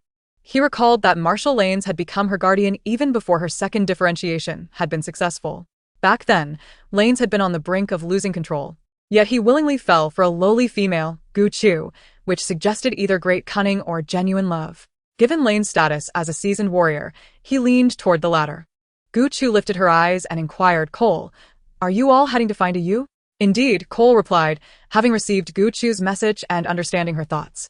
He responded cooperatively, We have a meeting with the experts soon. It will be rather dull and confidential. Gu Chu, glancing past Yun Yao, asked Yun Duo, So, will you accompany your brother or join me? I have prepared some snacks and tea, and I'd like to introduce my dog, Huan, to you. Yun Duo immediately responded, I want to go with your majesty. In the next instant, she realized she'd spoken too quickly, revealing her true feelings, and looked up to see her brother casting a wary glance her way. Oh no, she had forgotten that her brother was wary of the Empress. As she drooped her ears, anticipating her brother would refuse on her behalf, she was surprised to hear him say, Thank you, your majesty. Huh? Yun Duo thought she had misheard, only to see the Empress taking her hand and bidding farewell to Xian Mo and the others. Chapter 149. The brother she would never understand Gu Chu, fearing that Yun Duo's formidable brother might change his mind at any moment, hurriedly whisked Yun Duo away, leaving no trace behind. Xian Mo could not help but laugh out loud. Chu Chu just adores fluffy creatures. Let us hope he doesn't tease us too much. She has been eyeing that beast form for quite some time. Yun Yao, observing the laughter shared by Xian Mo and the twins, remained perplexed about what was amusing them. Once again, Delian spoke up. Her Majesty simply has an affinity for your sister. Or perhaps she is enamored with fluffy rabbits. Gu Chu dashed away with remarkable speed, leaving Yun Yao perplexed as to whether he was truly so frightening or if she remained irate and unwilling to see him. With his gaze lowered in contemplation, he regretted his own rashness. Xian Mo returned to the treatment room with Qiyu, choosing not to intrude upon Gu Chu's gathering with the females. Moreover, with Situ having successfully deciphered the poison, he felt he must keep a close watch on Qiyu. It was a surprise to Yun Yao to witness the twins getting along so well with Xian Mo. Initially, he had presumed that Xian Mo would adopt an air of superiority due to his SS-class male status. However, he was not as he had imagined. Xian Mo dealt with a rabble who had occupied the planet with swift and ruthless efficiency, far removed from the current calm demeanor he exhibited. Despite his usual disinterest in gossip, he found himself intrigued to learn how this notorious space pirate had become part of their ranks. His background was shrouded in mystery. Could it be that he fell for Gu Chu at first sight upon seeing her photograph? Or was it a result of mental control? Unable to restrain his curiosity, Yun Yao inquired of Xian Mo, only to receive a piercing glare that was as cold as ice. When I was with Chu, she had yet to master the art of mental control. Her second differentiation had not even been completed. What we share is true love, real love. Do you comprehend? Do not tarnish the purity of my affection for Chu with your notions of political intrigue. The twins huffed in unison, asserting, we too fell for Lady Gu Chu long ago. And it has nothing to do with mental prowess. They regarded Yun Yao with a newfound pity, declaring, you do not understand what love truly is. You cannot fathom the joy of that sweetness. Of course, not all females are like Lady Gu Chu. They believed that all beautiful words should be attributed to her. Xian Mo had already conveyed his displeasure to Yun Yao. Complete your duties and return to your moon rabbit star. Yun Yao felt the weight of their insinuations, internally mocking their love-struck mentality. No need for your reminders. I am quite busy and have no time for romance. Call and Delian exchanged amused glances, remaining silent. The workaholic Marshal had previously voiced similar sentiments to the twins when he had not been in contact with Lady Gu Chu. Only a fool would assist another male in matters of courtship. Fortunately, due to Yun Yao's deep-seated misunderstanding stemming from the abyss between Moon Rabbit Star and the former royal family, he had approached Chu with a cautious mindset, aware that she would not harbor any fondness for him. Meanwhile, Gu Chu had already enchanted Cloud with tales of the Moon Rabbit and the Moon, including legends of Chang'e and the Golden Toad, leaving Cloud utterly spellbound. Under Gu Chu's coaxing, one transformed into a little rabbit while the other morphed into a lion cat, joyfully frolicking on the bed. Sister Chu, I haven't transformed into my beast form for quite some time. After hearing you say that, I think my beast form is rather adorable. But Mother says that we females must not shift into beast form, as it would be improper. Furthermore, we must not reveal our beast forms in front of males. With Gu Chu's permission, Cloud began to call her sister. Gu Chu selectively responded, in front of males, it is forbidden. However, we females can have pajama parties and even our own beast form gatherings, as long as it is not in their presence. Do you not find this far more liberating than remaining in human form? Indeed, it was considerably more relaxed. Moreover, having shrunk in size altered one's perspective. Gu Chu sauntered across the bed, adopting a feline gait beside Cloud, her soft, white fur complemented by a blue bow around her neck, exuding an air of elegance and allure unique to cats. She could hardly confess that she frequently transformed into her beast form in front of her males. Surely, Cloud's brother would become infuriated and forbid her from playing with Gu Chu. Last night, she had enjoyed transforming into her beast form with the twins, playfully chasing butterflies under the night sky, a delightful experience her straightforward brother would never comprehend. This morning, after awakening to a lengthy and bewildering meeting, Cloud found herself comfortably lying on the soft bed, engaging in idle chatter with Lady Gu Chu and listening to her stories. Her head grew heavy as she nestled on the bed, shutting her eyes, and by the time Gu Chu noticed, she had already drifted into a deep slumber. Asleep already? Gu Chu's feline mouth curled into a grin, her eyes sparkling with mischief. Hee, time to pet the bunny. Petting the female rabbit is perfectly permissible, aha. After indulging in her playful antics, Gu Chu began to lie back, utilizing her mental prowess to absorb the nearby grudges to enhance her own strength. When Xian Mo and Shui Mu arrived to collect Cloud, they were halted at the door by Asian. Lady Chu and Miss Cloud are asleep. Asleep? Shui Mu glanced over, and Asian indicated the side hall's partition. He breathed a sigh of relief, grateful that Chu had not taken Cloud to her master bedroom. Yun Yao had not anticipated that in such a brief span, both Cloud and Gu Chu would succumb to slumber. Let the steward wake Cloud. We shall not disturb Her Majesty's rest. Xian Mo and Shui Mu coldly interjected. You are about to disturb Chu's rest. Yun Yao found himself baffled by their fierce demeanor. What had he done? Before he could retort, Xian Mo and Shui Mu had already dragged him to a nearby gazebo to await. Do not awaken Chu. Waking your sister would mean waking her. Seeing the once gentle and somewhat bashful Professor Shuemu now issue a cold warning, Yun Yao fell silent. After all, he required Shuemu's technical support. Unexpectedly, he did not wait for his sister to awaken but instead witnessed Gu Chuchu's males returning one by one, including Marshal, who had not made it in time for the earlier discussions, now clad in military attire. Upon learning that Gu Chuchu was asleep, the returning males shared a unified thought: wait for Chuchu to awaken naturally. All gathered in the gazebo to wait. Lanes shed his restrictive jacket, donning only a shirt, and joined the returning Iman and Chia in sipping wine and conversing. They were all high-ranking males, and the atmosphere was far from the anticipated tension. Instead, it was relaxed and convivial. This was a stark contrast to what Yun Yao had envisioned. Ultimately, Situ Yu and the twins returned last, noting the late hour. Since Chuchu had just awoken, she would likely have no appetite for a meal, prompting him to request Asian to rouse Chuchu and Cloud. Yun Yao cast a puzzled glance at the male who had just forbidden him from waking Cloud. With an unperturbed expression, no one raised an objection. Had they not just said otherwise? The twins busied themselves preparing food, ready for her to awaken and have a moment before dining. Unbeknownst to Yun Yao, Situ was a doctor and held significant authority over Chuchu's daily routine. Chapter 150. Is it Her Majesty's beast form? Upon returning to the crowded gazebo filled with males, Situ immediately shot a glare at Xian Mo, with Chuchu so fatigued.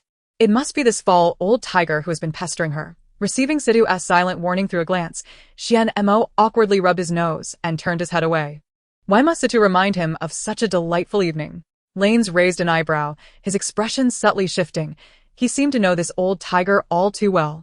If it weren't for the presence of others, he would have directly chastised him for his shamelessness. Seeing Xian Mo's perpetually upturned grin, Lanes felt an urge to deliver a punch. Yun Yao closed his eyes, swirling the wine in his glass, hoping Cloud would emerge soon. He wished to avoid being encircled by a throng of love-struck individuals. The saccharine atmosphere was stifling. When the door swung open, Cloud emerged, yawning and clutching her plush toy as she searched for her brother. Yun Yao's gaze froze upon the lion cat adorned with a blue bow around its neck. In the next moment, Lanes, who had been calmly seated, abruptly appeared before the lion cat, scooping it up before it could react and dashing back. Having just been bickering with Lanes, Xian Mo instinctively followed, closing the door behind them.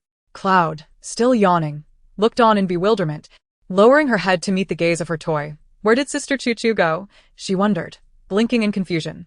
Several males stood up simultaneously, forming a wall.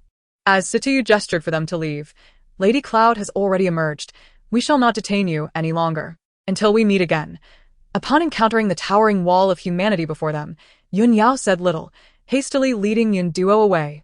The U2 clan was renowned for their agility and keen vision. Although Ryan's movements were swift, he nevertheless caught sight of the languid lion cat that had just awakened. Was that the beast form of Her Majesty the Empress? He glanced down at his still sleepy sister and inquired, is Her Majesty's beast form adorable? Indeed. An exceedingly charming little cat, she replied, still oblivious to the implications of his question. Yun Duo, resting her head on the seat of the aircraft, succumbed to sleep once more, enveloped in the scent of Gu Chu. A flush crept across Yun Yao's cheeks as he recalled how impulsively he had entrusted his sister to the playful Empress. It was a known fact that any male who dared to gaze upon a female's beast form would bear the consequences. His male companions were not keen on his involvement, and he held no desire to engage further, each pretending as if nothing had occurred. Meanwhile, Xian Mo playfully tapped the lion cat's rear, exclaiming, "Naughty cat. You almost exposed yourself." Xian Mo. Ryan tightened his embrace around the lion cat, warning, "If you strike Chuchu again, I swear I shall stomp on your hand." Xian Mo scoffed, "Humph, you, a cold-blooded serpent, shall never comprehend the essence of romance." Besides, she nearly revealed her beast form in front of a male. That does not grant you the right to overstep and strike Chuchu's form. No one is entitled to punish the rarest of females. Ryan shot him a glance, pondering that if there truly were an issue, it could be resolved with lethal force, thus rendering such complexities unnecessary. I find Ryan's reasoning quite sound. Gu Chu tugged at Ryan's shirt, revealing his sculpted physique, her feline face nuzzling against his chest. Then it seems Xian Mo will occupy his time with Ryan henceforth. Ryan snorted, cradling the lion cat as he departed. As Gu Chu exited, she playfully made a face at Xian Mo, deliberately provoking him for being overly arrogant the previous night. Observing the darkening expression on Xianmo's face, he consoled himself, reminding himself that this was merely a facet of romance, a peculiar form of romance. Unbeknownst to Gu Chu, the cunning serpent and fox from fairy tales had inexplicably conspired together, spending the night in her company. On the subsequent evening, Gu Chu knelt in the garden, tending to the flower beds. "Your Excellency, what brings you here?" Oh. "I simply wished for a moment of solitude," she replied. The twins had heard her voice before. Gazing at the neatly arranged flowers, Gu Chu turned to find the twins, clad in their customary attire. They still appeared as they did on that first night, their thoughts a mystery. Gu Chu excused herself to take a bath, leaving the visibly anxious twins to engage in telepathic communication, returning to their quarters in synchrony. They were uncertain of how to proceed with the impending developments. The bathroom, a creation of Gu Chu's own design, was fashioned in a vintage Chinese style. It resembled an open-air hot spring rather than a mere bathing area. Crafted predominantly from natural wood, it was surrounded by bamboo and other verdant plants, while rugged stones created a unique landscape. Concealed screens adorned the ceiling, ensuring that no machinery could detect the interior. A screen partitioned the entrance from the bathing pool, shielding most of the view, with layers of sheer white fabric fluttering softly in the breeze. The beauty soaked in the pool, her movements, though ordinary, evoked the grace of a dance. Each gesture imbued with charm, an enchanting aura wafting amid the steam. The air was thick with mist, infused with a special bathing powder that not only enhanced beauty, but also significantly benefited health. When a knock sounded at the door, Dilian's voice echoed within the bathing area. "Chu-Chu, shall we join together?" "Join together?" Through the screen, she discerned two figures, recognizing Cole's presence beside him. Gu Chu understood. She had always perceived the twins as somewhat reserved, yet now they were unexpectedly assertive. "Come in," she beckoned.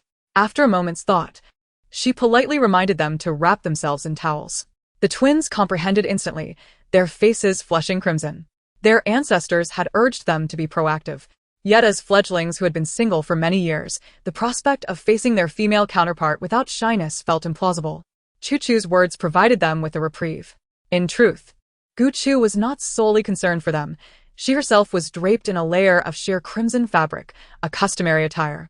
As the twins entered, they beheld the cascading layers of fabric, resembling blooming red flowers upon the water's surface, while Gu Chu languidly reclined at the edge of the pebble pool.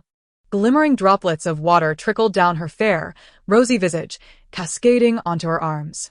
As she lay in a perfectly poised manner, revealing her curves, the twins found themselves entranced, their throats constricting.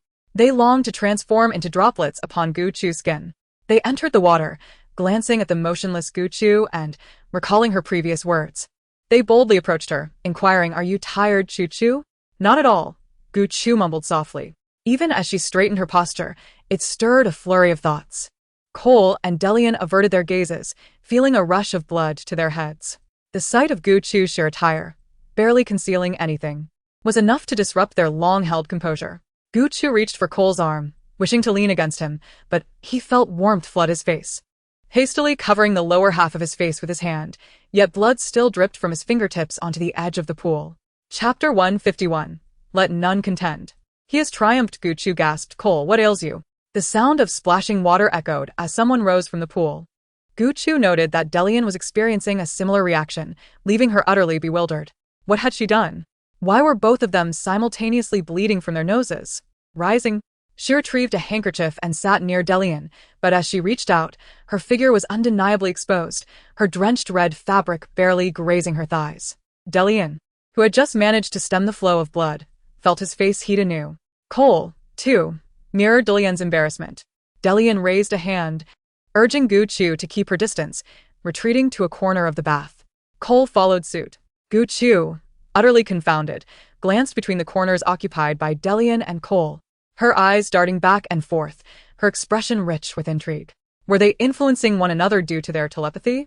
As far as she knew, in this interstellar realm, chastity was not a concept to be upheld, and she was not so antiquated in her thinking.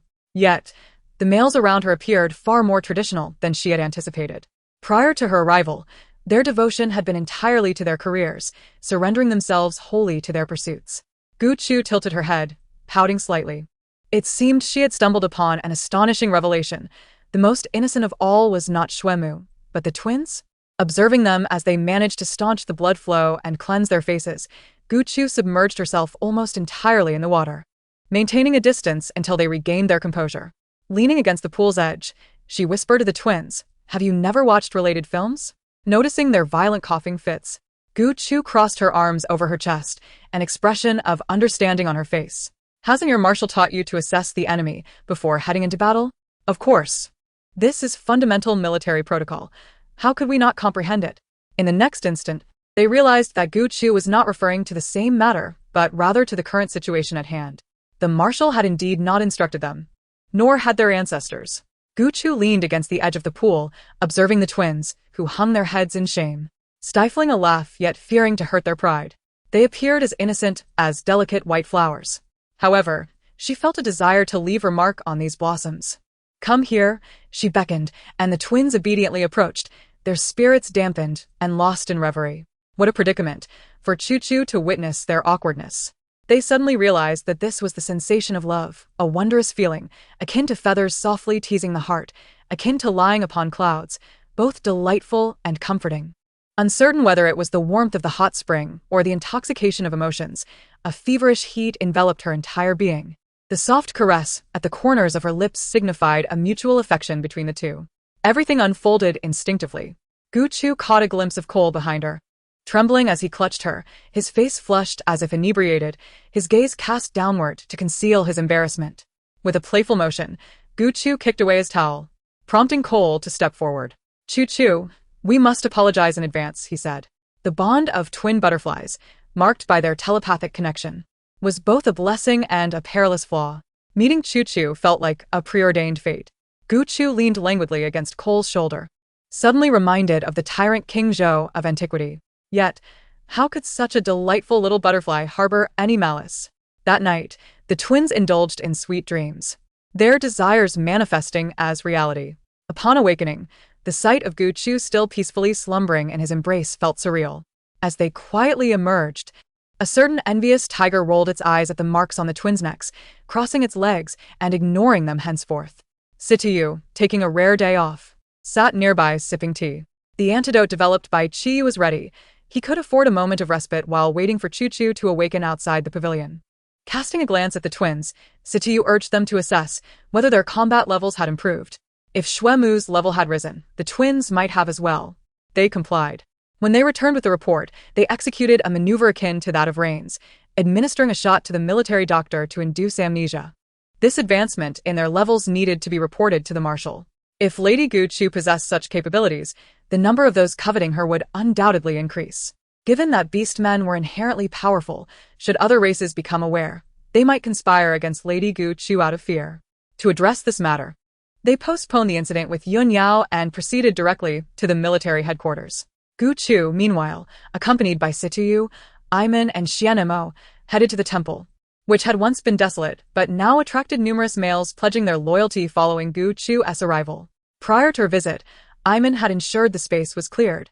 Guchu preferred to keep the existence of the beast god discreet. They merely wished to protect Eve in peace and avoid causing trouble for the beast god. Upon entering the realm crafted by the divine, Guchu was surprised to find both Xianmo and Sitiyu drawn in as well. The white tiger and polar bear approached, causing Xianmo to set aside his usual playful demeanor and bow respectfully. When he beheld the white tiger, he felt an endearing familiarity, as though greeting a long-lost elder. The white tiger, with its formidable physique, stood in stark contrast to Xianmo's delicate features, prompting the white tiger to boast, "My lineage's looks are beyond reproach." The polar bear, exuding a fatherly aura reminiscent of Sitiyu, retorted, "What matters is not appearance, but the grace embodied by our descendants." Sitiyu raised an eyebrow and smirked. The beast god seemed less imposing than anticipated. The celestial python emerged slowly, remarking, "Then it follows that I resemble my offspring the most. Look, Chuchu shares her mother's exquisite taste."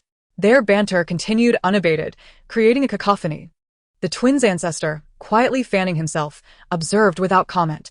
Having successfully united his descendants with Chuchu, he had little ambition left. They had but one, while he had two. There was no need for contention. He was the victor. Meanwhile, the father of the other males, lacking descendants, approached Guchu with concern, discreetly inquiring, "Chuchu, when will you find a crane? You need a balance of herbivorous and carnivorous males. Choo-choo, your future is bright. Do engage in more romantic pursuits. These words resonated like a marriage proposal. She smiled, feigning ignorance, as she distributed badges crafted in haste over the past few days, each inscribed with their names. Iman and the others stood silently by, pondering Gu Chu's thoughts. Would she heed the counsel of the beast gods? Chapter 152. As long as your happy Gu Chu's mental fortitude had evolved significantly, who would dare oppose her will? Yet they too harbor desires towards her. This yearning, akin to a raging fire, united them, yet risked their self-destruction. After distributing the last badge, Gu Chu spoke softly yet firmly. If any of you urge me to seek a male again, I shall reclaim the badges in your possession. Should even one of you voice such a sentiment, I shall consider it a unanimous opinion, and I will no longer grace the temple with my presence. I assure you, I will follow through. The beast gods clutched their badges tightly, fearful that Gu Chu might indeed act on her words, who had just suggested that she should gather more males. Suddenly, under the weight of her gaze, whoever the nuisance was, they would face the consequences once Gu Chu departed. After waiting so many years to find their precious daughter, did they truly need to fret over whom she fancied? Their daughter had discerning tastes. It was not a matter of being undesired. The worries of the three fathers finally eased, especially for Iman, as past painful experiences resurfaced. He thought he had forgotten, only to realize that the recent joy had merely tucked those uncomfortable memories away in a corner he deemed unimportant. He feared, above all, being overlooked by the one he cherished. After visiting Eve, Gu Chu bid farewell to her fathers. Some, anxious not to anger her, gently reassured. We truly don't care about any males. Don't heed those fools. Remember to visit your old father, okay? Yes, their opinions are irrelevant. Your happiness is what matters. You are our only daughter, and we prioritize your desires. Just be yourself, they urged. I understand. I would never blame you, for you act out of concern. However, I do have my own thoughts. Thank you for your care. Gu Chu found her father's endearing but recognized the need to assert her stance. She did not require numbers or to be utilized. Waving goodbye, she promised, next time, I'll bring some treats for you to try. As Gu Chu said her farewells, the beast gods sighed in relief. Their precious daughter hadn't taken offense. They hadn't felt this fear in many years. Their children had long since departed. And now they had gained a beloved gem, deserving of their utmost adoration. Gu Chu had already noticed the male's discontent. Even Sitiyu, typically composed, wore a grim expression on the journey home. Observing the three males in silence, Gu Chu playfully darted between them. What's wrong? Are you bothered by their words?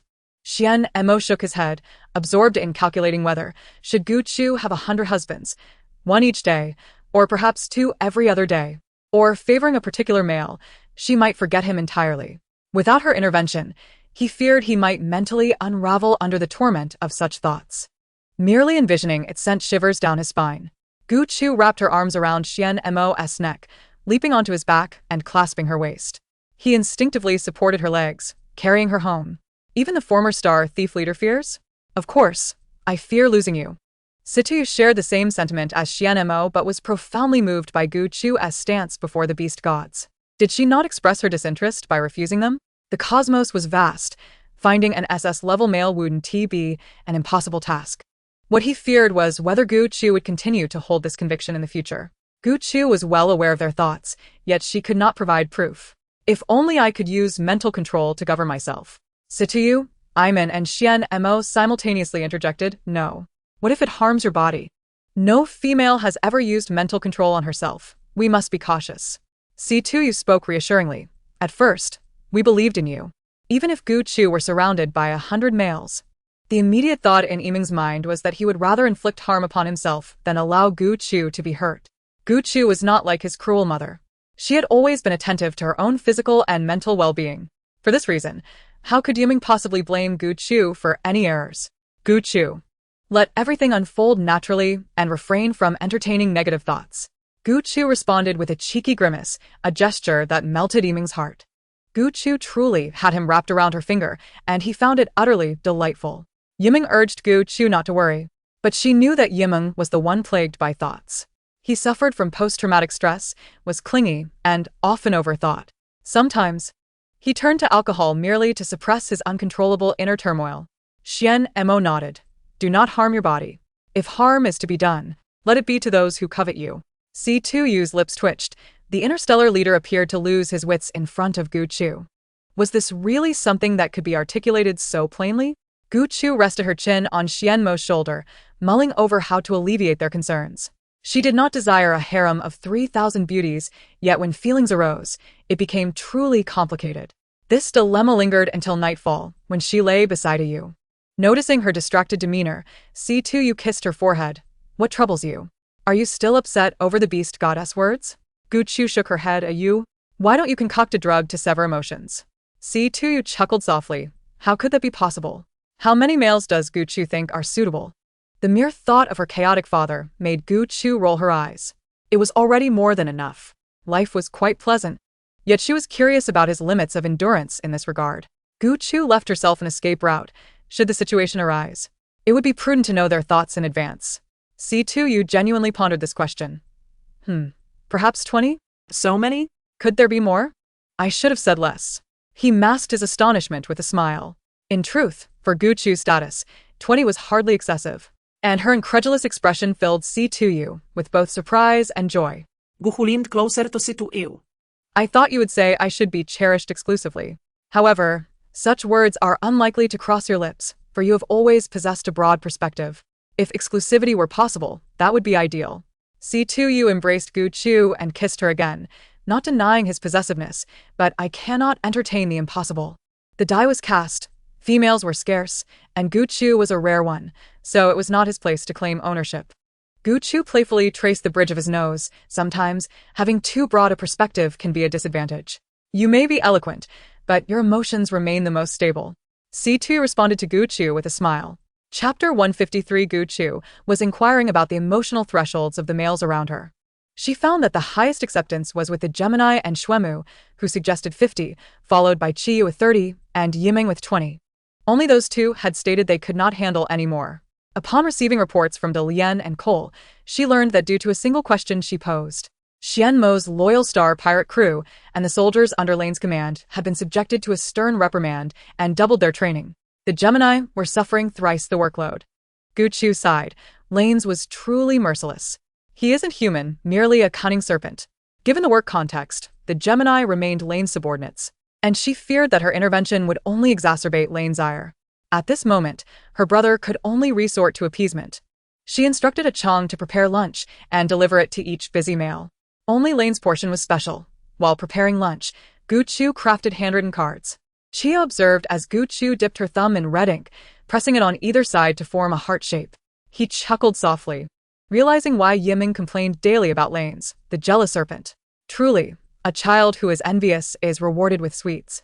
Chia cheerfully helped Gu Chu prepare the ingredients. With Gu Chu nearby, why would he need to feel jealous of those who were absent? However, after sending out the cards and lunch boxes, Gu Chu felt a sense of relief. Having soothed Lane's, Cole, and Alian, they would no longer suffer. Chia pulled his chair closer and, personally, wiped Gu Chu's mouth. Halfway through, he shifted to using his lips instead. Today, during our time together, you're thinking about others. What am I to do? Among all the males, Chia had the best temperament, never quarrelsome or jealous. He was not foolish. Rather, he existed in a state of calm acceptance, unlike Ayu's rationality. His emotional stability was unnervingly profound. Rarely did anything provoke his anger. Gu Chu understood Chia's nature and clung to him with a smile. Yeah, are you sulking too? If a little sulking earns me sweets, I don't mind. She realized he was referring to Lane's. Gu Chu caressed his large hand, amused yet somewhat helpless regarding Lane's disposition.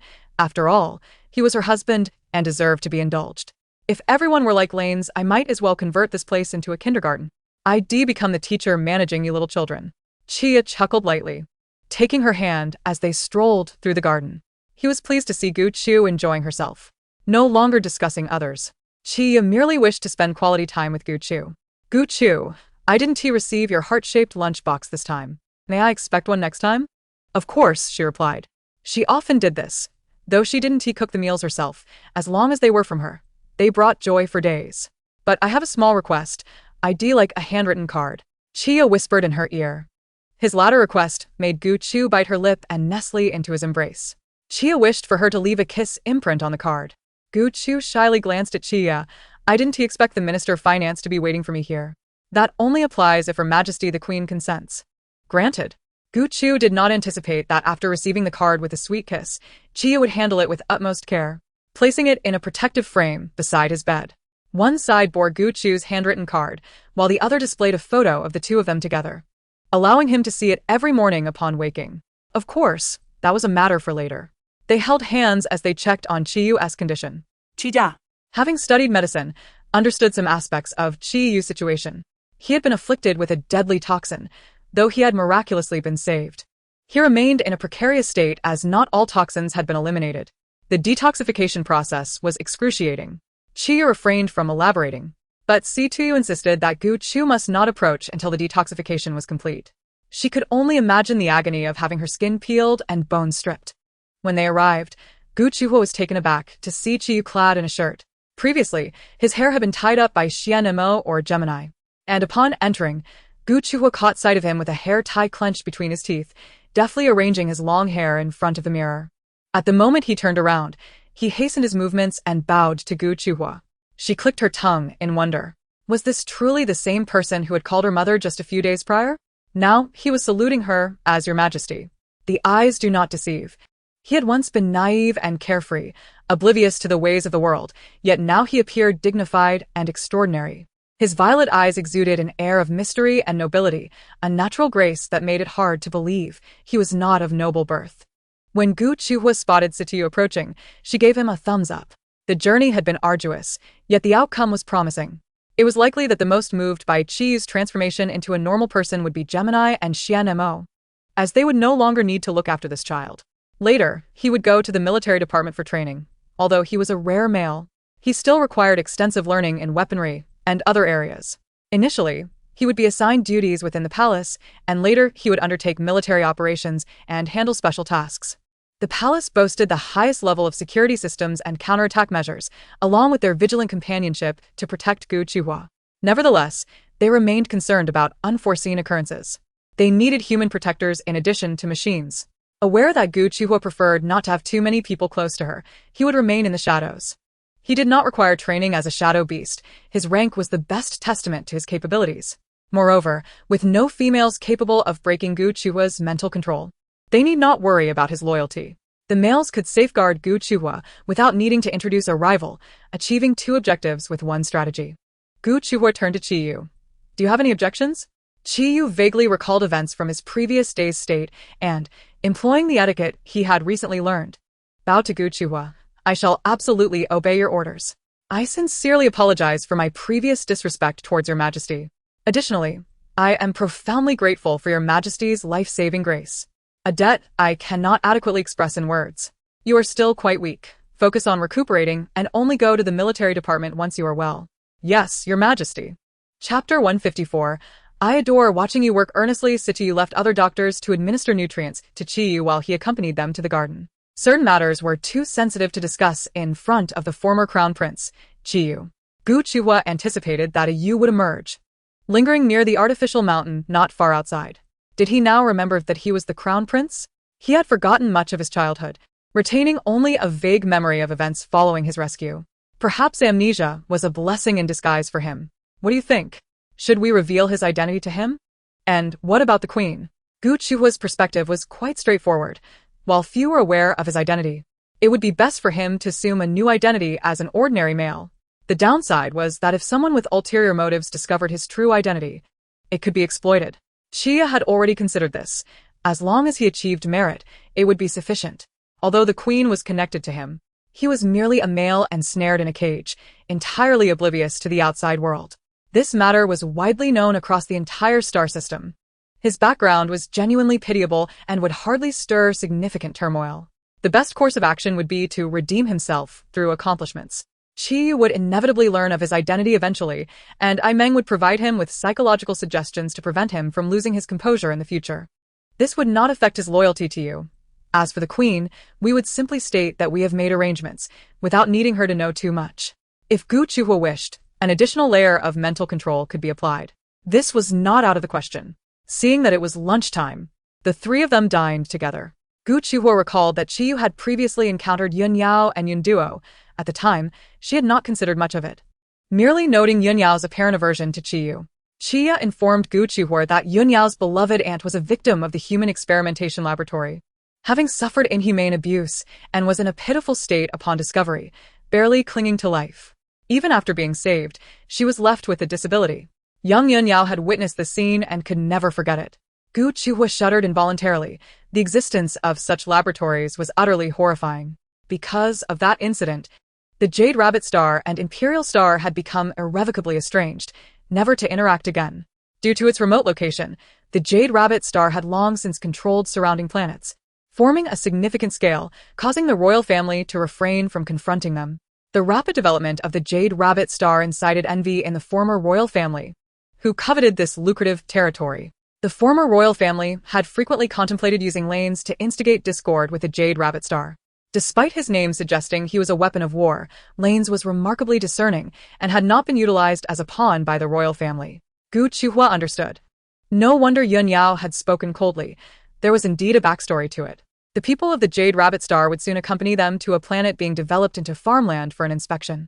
Gu Chuhua intended to seize this opportunity to absorb resentment, anticipating that Chi Yu would inevitably encounter members of the Jade Rabbit Star. Thus, it was prudent to inform him. As for how to convey pleasant yet reasonable words, Chia and the others naturally understood the nuances of this matter. Chia, as the Minister of Finance, had engaged in numerous discussions with Gemini's side and agreed to communicate this matter later. Gu Chuhua admired the way Chia pondered over these issues. She particularly appreciated her male sense of responsibility. Whenever it came to official matters, they never resorted to covertly undermining another male. Even if personal grievances existed, they would settle them with a fight afterward, resuming their discussions the next day as if nothing had occurred. She cherished such frankness and directness.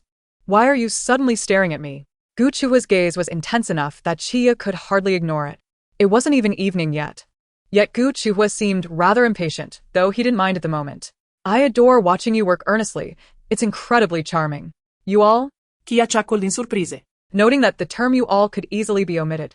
Sitiyu, who had been focused on devouring the lovingly prepared meal by a Chang, suddenly lifted his head, fixating on Gu Chuhua. It seemed Gu Chuhua particularly enjoyed observing them while they worked. She had displayed the same look while watching Xuemu. Thus, they had gleaned a significant piece of information. Gu Chuhua extended an invitation for Yun Duo and the previous gatherings Nathan to join her for shopping. Xiao Xiao, as a travel blogger, sent her a message stating that she was vacationing on a planet, sharing numerous photographs and a lengthy message detailing which attractions were worthwhile and which were not, igniting a yearning in Gu Chuhua for a getaway. Unfortunately, she was due to visit the developing planet soon to absorb resentment. For her mother's sake, she could not afford to relax, at least not during this period. Gu Chuhua needed to ascertain whether her mental strength could influence her sleeping mother. On another note, she suddenly considered consulting Xiao Xiao regarding tourism development. Xiao Xiao understood the mindset of travelers better and was more aware of what people sought in their leisure activities. Her males were entirely fixated on work. Unaware of the current entertainment preferences among beast men, discussing such matters with them often left them at a loss.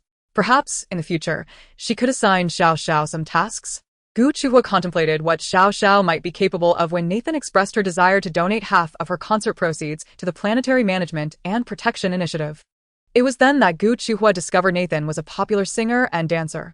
Nathan possessed a captivating appearance and an admirable physique, typical of the Serpent Clan, who were known for their musical talents. Upon debut, she had skyrocketed to fame across the star system, and now she boasted billions of fans. With a wave of her hand, a throng of devoted admirers erupted in cheers for her. Gu Chuhua was taken aback by Nathan's words.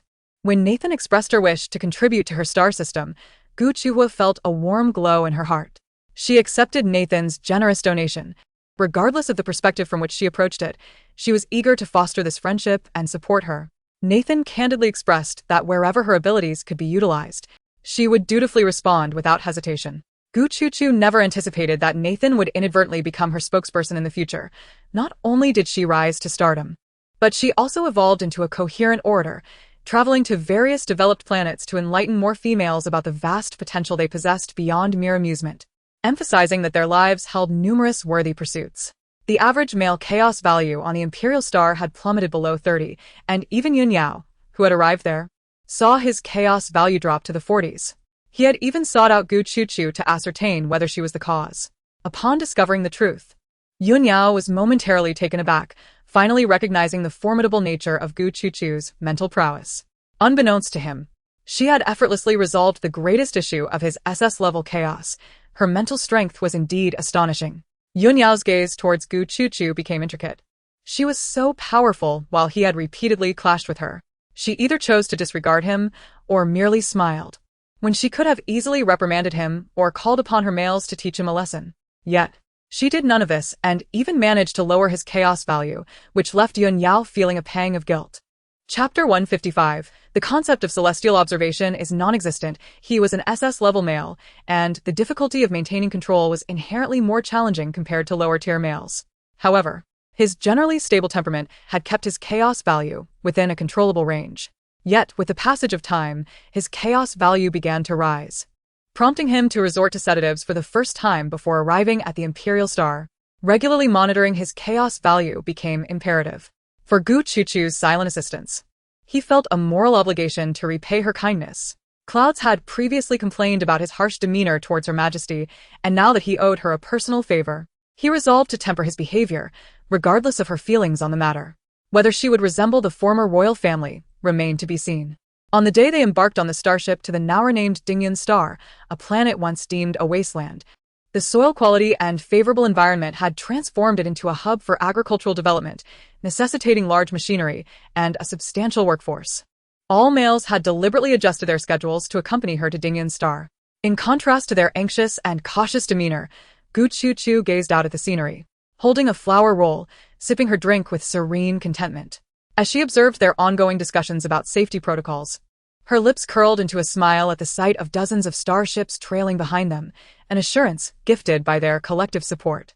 After undergoing training and guidance, the inhabitants of this region had begun to engage in agricultural work, securing stable income and resources.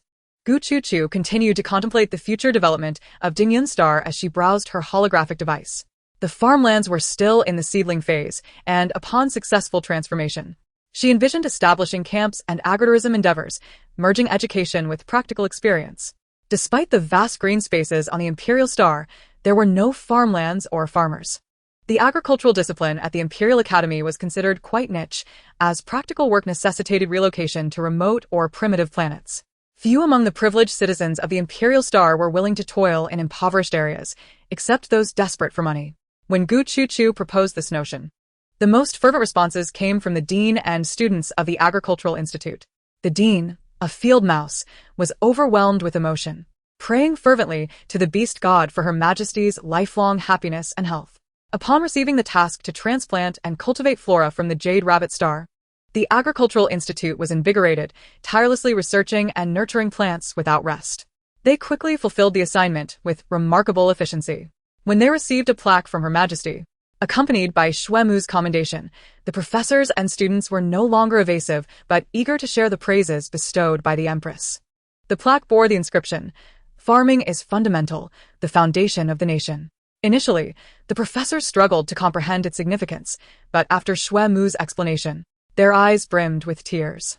Her Majesty truly valued agriculture and held the Agricultural Institute in high regard.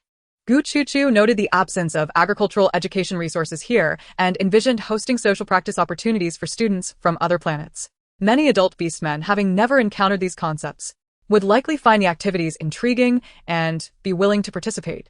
She recalled how her homeland had once transformed barren lands by incorporating online shopping elements, allowing individuals to purchase saplings tagged with their names, marking their benevolence. She believed this could be a potential strategy. However, not every wasteland was suitable for cultivation, as many planets suffered from desolation, rendering even machine-assisted planting a considerable expense. Building infrastructure would also entail substantial costs, and as Empress, she needed to be prudent with her wealth. It was quite a struggle for her as a ruler, especially since she had assumed her position with a deficit. Gu Chuchu felt overwhelmed, and in her quest for revenue, she even jotted down ideas for a wishing tree. Just as she was immersed in drafting her plans, she was suddenly enveloped by the voices of her fathers. "My darling, why have you suddenly left the Imperial Star?" This voice belonged to the crane, who affectionately called her his precious darling. Gu Chuchu explained her reasons for being there, remembering that their beloved daughter was acting for her mother. The fathers were moved to tears, calling her darling and good daughter. The multitude of fathers, each adopting a different tone of endearment, made Gu Chu feel oddly unsettled, with goosebumps rising on her skin. Was this an attempt to compensate for her less than pleasant childhood? Their affectionate teasing felt both bizarre and delightful, ultimately leaving a sweet impression of paternal love. However, one father interrupted the affectionate banter with a stern voice. "Let us get serious. If your heads are empty, they ought to be removed." After that, he turned to Gu Chu, his tone softened, contrasting sharply with his previous demeanor. "Chu, I am the pelican's father." "Pelican's father?" Gu Chu recalled his name. "Are you Guyu's father?" "Yes. I have something important to discuss with you, and you must listen carefully."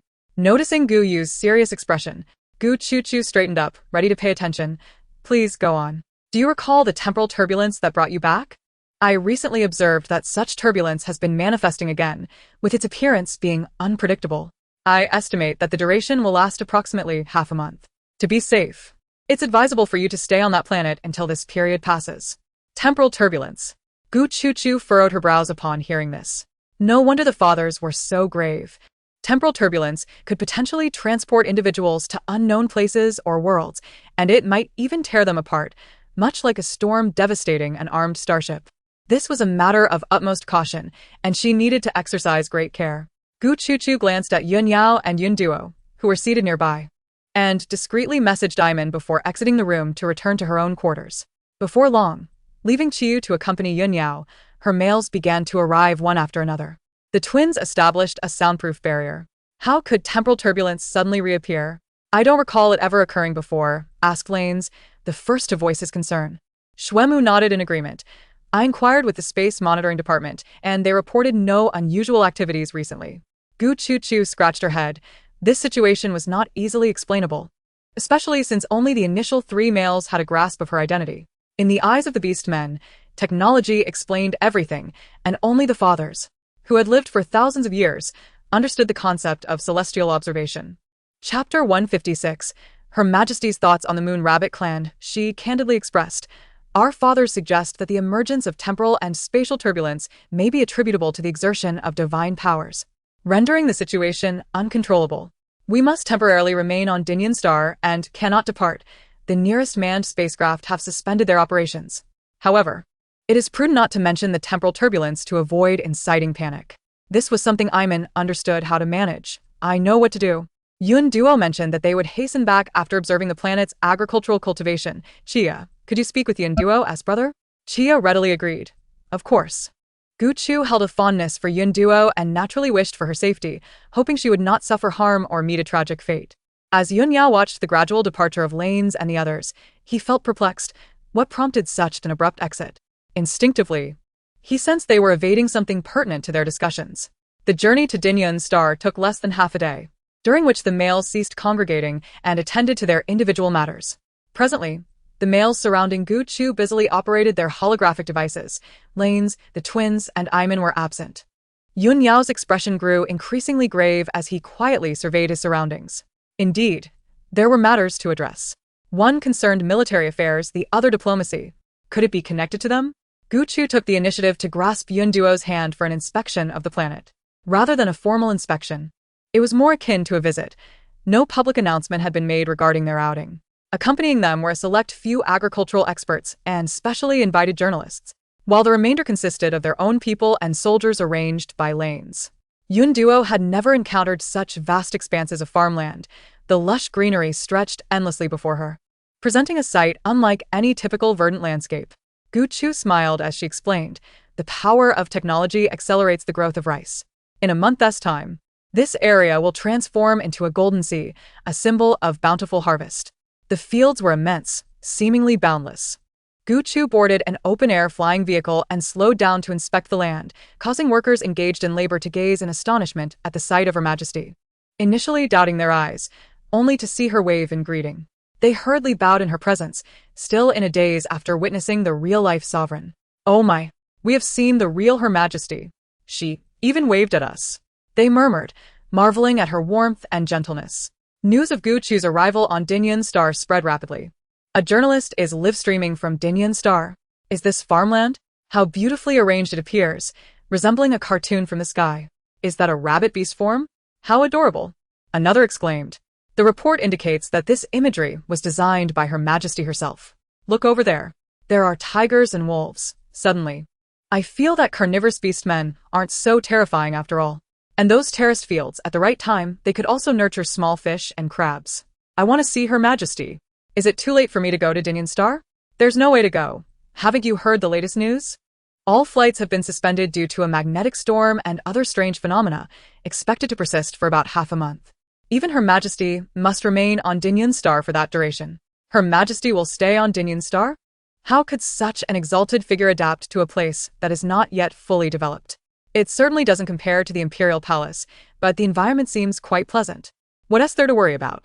If there isn't a suitable place, Her Majesty can rest on the starship.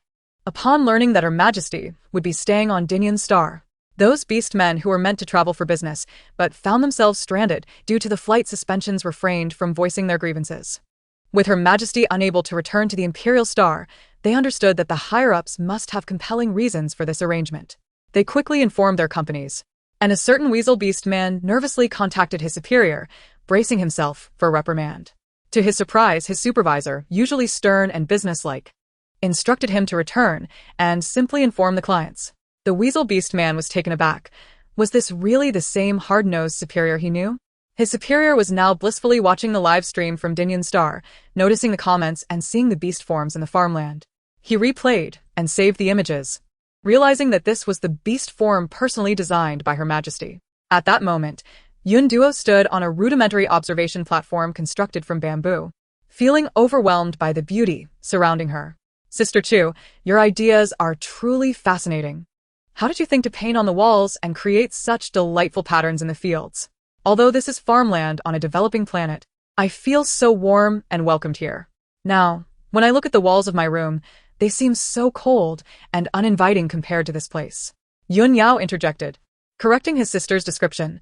There aren't any more people here than on an ordinary planet. It's not about popularity. It's about being in harmony with nature. Yes. It's about being in harmony with nature. I merely drew inspiration from the practices of those who came before us. When it comes to building beautiful rural areas, our country undoubtedly excels. Sister Chu, you are too modest. I eagerly anticipate participating in the ideas you just shared. Yun Duo was sincere. Her brother had privately acknowledged the merit of her ideas and the vast potential for future development. You can do it too, she replied with a playful giggle, flashing her pearly whites. Her cherubic face, round and plump, was utterly pinch-worthy. Yun Duo admired Gu Chu and wished to learn from her. She had observed Gu Chu's professional demeanor and found it incredibly inspiring. Today, witnessing Gu Chu's achievements only solidified her determination. Yun Yao gazed around, profoundly impressed by the transformation of the planet within such a short span. While there were still some imperfections, the progress made was commendable. Upon discovering that the beast forms in the farmland were designed by Gu Chu herself, his initial skepticism began to wane. He realized that her seemingly small actions were meticulously crafted, tapping into the psychology of others, thereby subtly altering many beastmen's perceptions of their own beast forms. He finally understood how Her Majesty perceived their Moon Rabbit clan. No wonder she had been able to win over Marshal lanes so early on.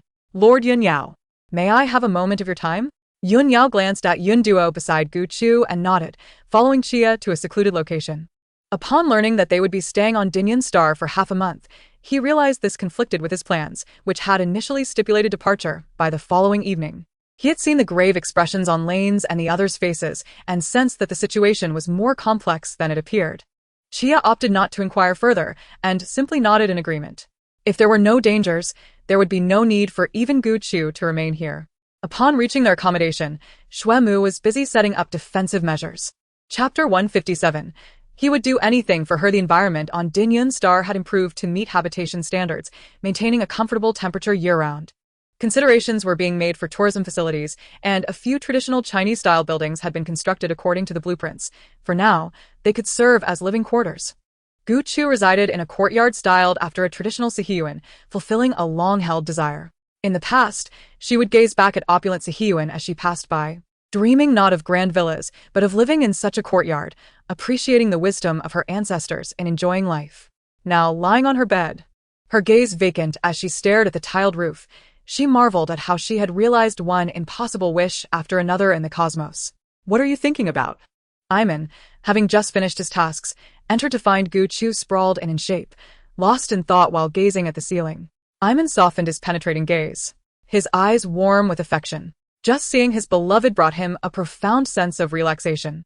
In pondering how I could possibly possess such a splendid and handsome leopard, Iman raised an eyebrow, as all thoughts in his mind were promptly dispelled. The sweetness of Choo-Choo's words lingered longer, enough for him to savor throughout the night. After hastily bathing and transforming into his beast form, he leaped onto the bed, which, though less sturdy than those in the palace, shook violently for a moment. Gu Choo-Choo embraced the leopard to steady herself. "Do you want to pet the leopard?" "Yes," she giggled. With such eagerness offered to her, she was utterly delighted. Remembering another function of her mental energy, she coaxed the snow leopard, saying, "Be good, and I shall use my mental energy to help you relax." Iman buried his head in Gu Choo-Choo's embrace, fervently inhaling her fragrance. Although he had never heard that mental energy could induce relaxation, he believed whatever Choo-Choo said, even if she were to exert mental control over him. From her fathers, Gu Choo-Choo learned that mental energy could treat psychological issues. The male, having long suffered from uncontrollable impulses, had been on medications with side effects that predominantly impacted his emotional state. Coincidentally, this leopard required psychological guidance.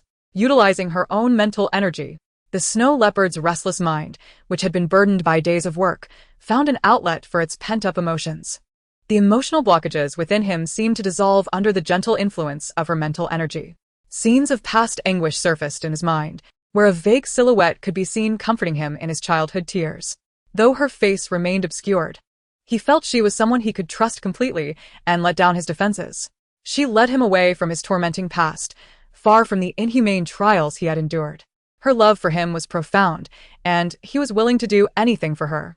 She took his hand and pushed open a great door from the darkness, transforming him from a bullied child into a man who now led her into the light. Iman felt as if he had experienced a beautiful dream. When Gu Choo-Choo ceased her mental influence, he appeared to be purring contentedly, and she playfully tapped his pink nose.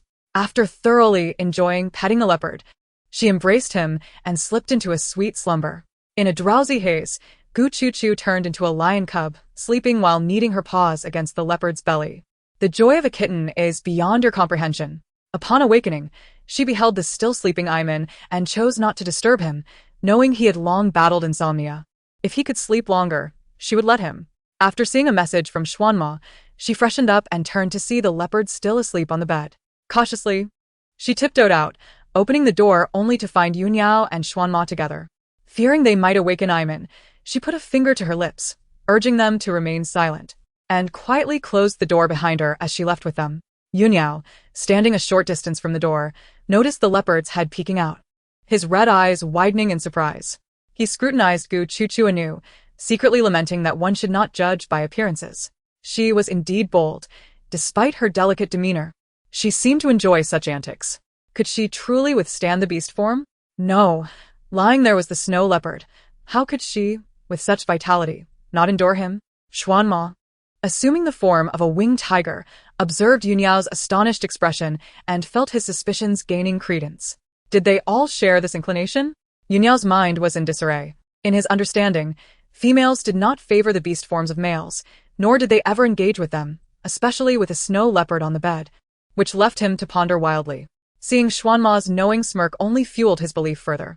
Clumsily synchronizing their movements and feeling awkward, he struggled to digest this information. Yunyao pinched the bridge of his nose, regaining composure after the shock. They were merely colleagues. He should not meddle in their private affairs. However, he resolved to keep Cloud away from her, lest she, like him, witness something inappropriate. The rabbit's beast form was quite fragile. Upon exiting, Gu Choo-Choo met Xuanma's elongated eyes, and they exchanged smiles as she clung to his arm. Shall we go see the vegetable greenhouse? Aren't you going to eat something? No, I'd rather visit the greenhouse. Xuanma, aware that Choo-Choo had no appetite upon waking, offered her a bottle of nutrient solution. Gu Choo-Choo greeted Yunyao with a perfunctory nod, while he, lost in thought, responded only after a moment's delay. Uncertain why Yunyao had joined them, Gu Choo-Choo wished to see her sister, and she subtly gestured to Xuanma, indicating Yunyao's presence.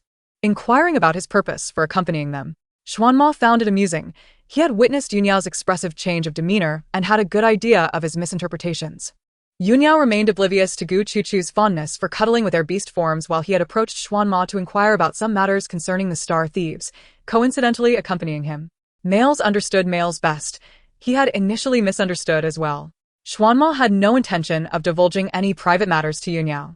Pleased with Yunyao's naivety, he thought it better for him to misinterpret, as that would ensure he did not harbor thoughts about his precious Chu-Chu. A mischievous thought crossed Xuanma's mind as he suddenly leaned down to nibble on Gu Chu-Chu's earlobe. Startled, she recoiled and tightly gripped his arm. This is a public place. What are you doing? Xuanma, unaffected by her grip, merely offered her the whip, saying, If you are not satisfied, you may punish me. Coughing, Gu Chu-Chu's face flushed with embarrassment. Seeing the whip presented to her left her tongue-tied, unable to articulate a coherent response. With a sharp slap, she struck Xuanma, storming ahead in irritation. Chapter 158. Not noticing there were others present, Xuanma leisurely retracted the whip, unperturbed by the slap. It was a small price to pay. He flashed an apologetic smile at Yunyao, whose expression darkened. Just a bit of couple's play. Please excuse us. Yunyao huffed in disdain. He had always prided himself on his virtue, and held no interest in such matters. Upon seeing the whip, he immediately turned away. I cannot bear to witness the antics of the former leader of the Star Thieves. Your display of affection is truly beyond comprehension, especially with others present. Who would wish to see such a display of intimacy? It serves you right for being slapped. Xuanma hastened after Gu Chu-Chu, ignoring Yunyao, unable to contain his smile. It was only fitting that he endured Chu-Chu's slap. He quickly caught up to his wife. Chu-Chu, are you still angry? Gu Chu-Chu shook off his hand, glaring at him. Go away. Please don't be upset. I was just momentarily unable to restrain myself. This only aggravated Gu Chu-Chu further, who had ever played with whips. If you find it so hard to restrain yourself, I shall send you to the temple to accompany my fathers. They will teach you what restraint truly means. Oh dear. It seems I have truly overstepped. Xuanma grasped the hem of Gu Chu-Chu's garment. Please don't be angry. How about tonight I transform into my beast form and take you flying to see the scenery? Riding a flying tiger, feeling the cool breeze, and enjoying the view. Gu Chu-Chu felt a flicker of interest, but recalled her earlier embarrassment. She wasn't easily swayed. Do not think you are the only one who can fly. The Geminis can fly too. Xuanma held his head high with pride. Their backs are not as comfortable as mine. Gu Chu-Chu rolled her eyes. If it weren't for you swapping times with Mumu today, I wouldn't forgive you at all. And tonight, you shall practice complete restraint. Gu Chu-Chu smiled as she patted Xuanma's shoulder, stepping ahead with a light-hearted gait, leaving the winged tiger momentarily stunned. What a losing battle this was.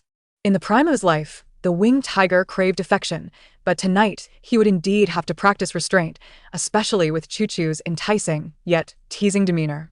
Xuanma sought opportunities for reconciliation but was unexpectedly interrupted by the arrival of Cloud and Chiyu, prompting him to fall silent.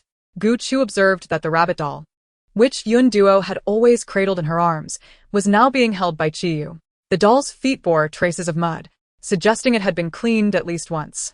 Looking at Yun Duo, who was bowing her head with slightly flushed ears, Gu Chu found it peculiar. She seemed to be preoccupied with something. Chiyu, with his indifferent demeanor, revealed no signs of unusual behavior. Having succumbed to mental control, Chiyu was solely devoted to protecting Yun Duo, with no intention of causing her harm. Gu Chu felt a lingering suspicion, sensing that something had transpired between them. Chu-Chu's sister, Yun Duo began, how did your doll get dirty? This question triggered memories of a recent incident, causing an unnatural flush to rise on her face. Noticing Yun Duo's silence, Gu Chu shifted her gaze to Chiyu. Yun Yao, observing Yun Duo's demeanor, also directed his attention towards Chiyu. Chiyu, with an impassive expression, recounted the recent events. Her Highness Yun Duo intended to visit Her Majesty the Queen. By coincidence, I happened to be there when a toad startled her, causing her to almost stumble into the field. I instinctively rushed to support her. The doll got dirty, so I held onto it for her. Yes, Yun Duo agreed, nodding fervently, her index fingers fidgeting as if she were guilty. Gu Chu ruffled her hair, while Yun Yao said nothing further, accepting the rabbit doll from Chiyu's hands. He was aware of Yun Duo's timid nature and her fear of toads. Gu Chu continued, were you hurt? Yun Duo obediently shook her head, grasping Gu Chu's hand as they walked away. I wasn't hurt. Chu-Chu's sister, what are you going to do? I'll go with you. Observing her reluctance to speak, Gu Chu led her to the vegetable greenhouse, where they were experimenting with cultivating the Yutu star spices and vegetables, hoping Yun Duo could assist in checking on them. As Gu Chu gazed at the fresh green vegetables, she was swept away by a wave of nostalgia, reminiscent of her past life. C2U, Shuemu, and several professors were engaged in conversation inside. Upon seeing Yun Yao's arrival, they invited him over for assistance. Gu Chu was thoroughly satisfied with the vegetables and, seeing that she had no further business, led Yun Duo to a quieter corner of the greenhouse, instructing Chi Yu to wait elsewhere. Noticing Yun Duo's distracted gaze following Chi Yu as he departed, Gu Chu instinctively felt that something had transpired between the two.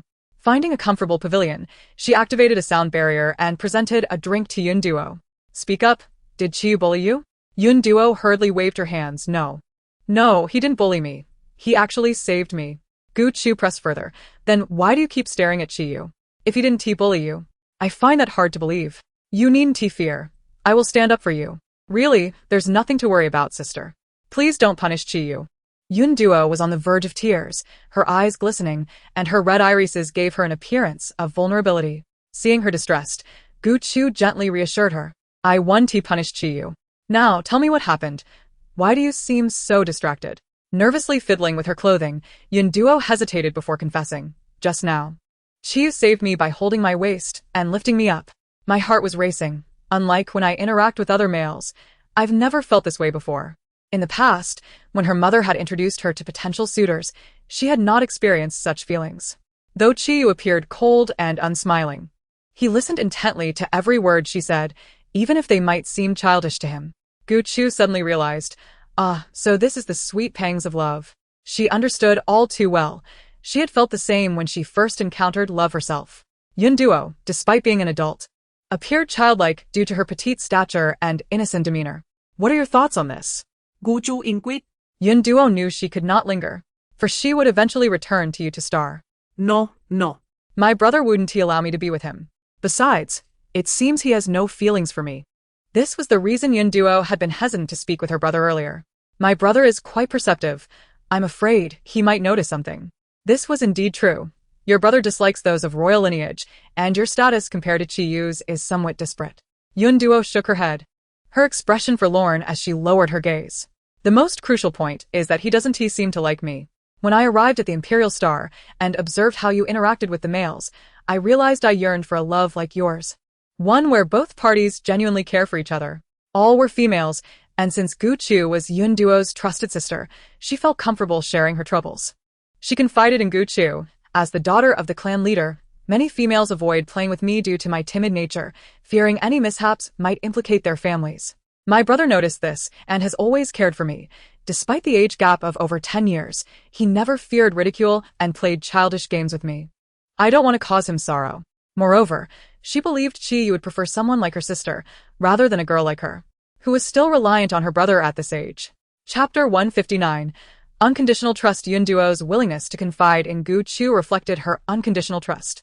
In truth, many males are drawn to delicate females like Yun Duo, evoking a strong protective instinct in them.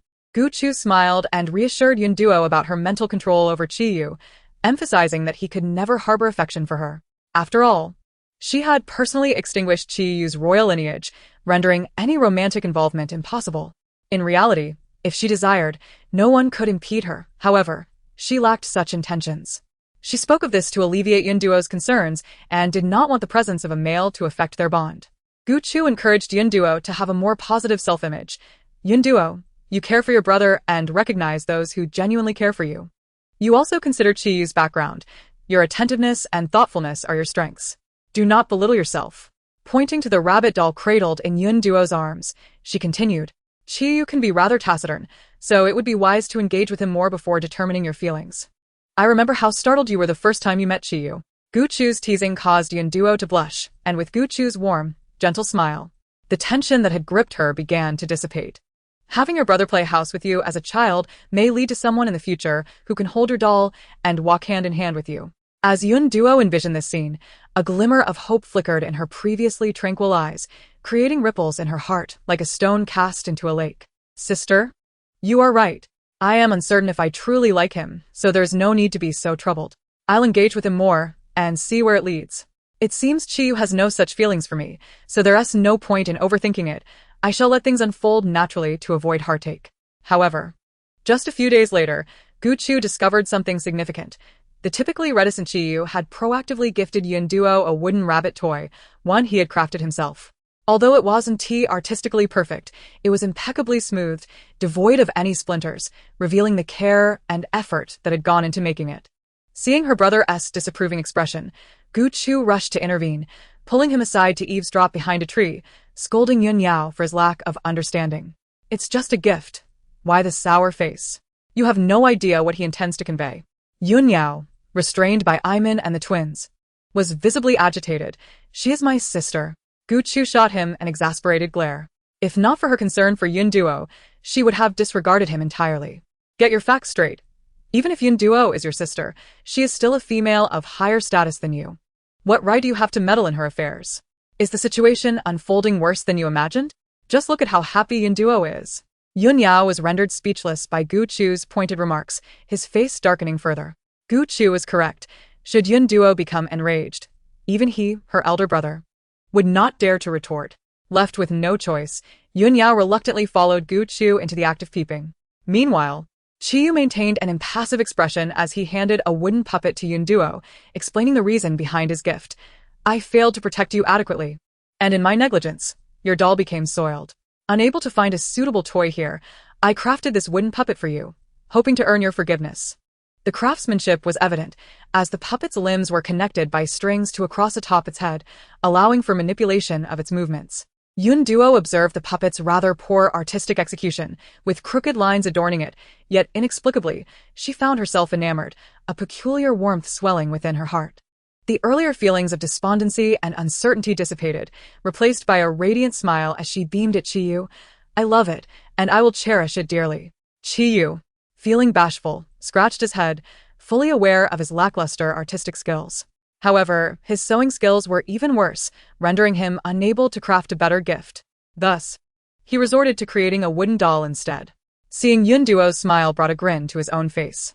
Yun Duo was the second female he had come to know. Although he encountered other females while completing his missions at the military department, his thoughts were solely occupied by the commands of His Majesty Gu Chu, prompting him to look after Yun Duo more attentively. Yun Duo was timid, fearful of toads and cockroaches, disinclined towards cilantro and meat, particularly fish. He quietly noted all these preferences. When she displayed her disappointment at her beloved puppet being soiled, Chiyu pondered ways to cheer her up, and, to his surprise, he succeeded. A bit anxious, Yun Duo couldn't help but inquire, have you made dolls for females before? Chiyu shook his head. No, this is my first time. Have you ever liked any female before? Without a hint of hesitation, Chiyu replied, no. Gu Chu relished the unfolding drama, nudging De Lian beside her. If you had been as proactive back then, I would have agreed long ago. Look at how adept he is. The twins exchanged glances, one of them retorting, Chu, there are outsiders present. Yun Yao, uninterested in their playful banter, remained troubled. Your Majesty, are you aware of the enmity between Chiyu and Are You to Star? Are you truly pushing my sister into the fire? Gu Chu shot back, her thoughts more intricate than he perceived. Aside from you, who else from You to Star knows that Chiyu is of the former royal lineage? His current title is a Rear Admiral of the Imperial Star. Did you not comprehend what I just stated? If you distrust my mental control, would you care to test it yourself? Ignoring him further, Gu Chu pulled the twins along and departed, leaving Yun Yao to contemplate alone. Schwemuchakeld. Patting Yun Yao's shoulder, you should be grateful to your sister. If it weren't for her, Chu wouldn't have shown you such patience. Following that remark, Shuemu caught up with Gu Chu, sharing his discontent with Yun Yao's demeanor, too self-righteous, too rigid, constantly misinterpreting Gu Chu's intentions. Reflecting on Gu Chu and Shuemu's words, Yun Yao rubbed his temples in frustration. He was typically even-tempered. Why had he been so reckless in confronting Her Majesty lately? Gu Chu's tolerance was likely due to her affection for Yun Duo. Without Yun Duo, he might have already lost his head. He found himself baffled by his own feelings. Why did reason elude him when matters concerning Gu Chu arose? He continuously reassured himself that he ought to be thankful to Gu Chu. Without her, the former royal lineage would not have been restored, enabling him to avenge his aunt's grievances. He needed to apologize to Gu Chu for his repeated insolence, recognizing it as a grave disrespect, grateful that she had not held it against him. In the days that followed, Yun Yao avoided Gu Chu, while Yun Duo visited her daily for conversation and to accompany her on inspections of the surroundings. In the evenings, she would report to the twins and Chiyo about areas for improvement. In her leisure, Gu Chu enjoyed visiting the farm to observe the animals, with Yun Duo accompanying her. The sight of newly hatched chicks melted her heart. Gu Chu gazed at Yun Duo, charmed by her innocent delight. Typically, it was Chi Yu and Gu Chu's male companions who were present. Chi was smoothly assigned to Yun Duo's side, albeit with a discreet warning to remain within appropriate boundaries. Though Yun Duo was of age, she had grown up under the protective care of her brother and had never left you to star, resulting in a naively innocent disposition. Although love was said to be free, her friends were concerned for her well-being, wishing for her to interact more before making any firm decisions. They believed she needed time to explore her feelings. That evening, a small bonfire gathering was held, with Gu Chu asking Yun Duo to help organize the event. Elated, Yun Duo accepted her role, while Chi Yu busied himself assisting her. Xue Mu embraced Gu Chu from behind, teasing, "You seem more invested than her brother, Lady Yun Duo." Gu Chu had always cared for the younger siblings in the orphanage, believing that assigning tasks was a way to encourage independent thinking, ensuring they would not wander aimlessly in the world.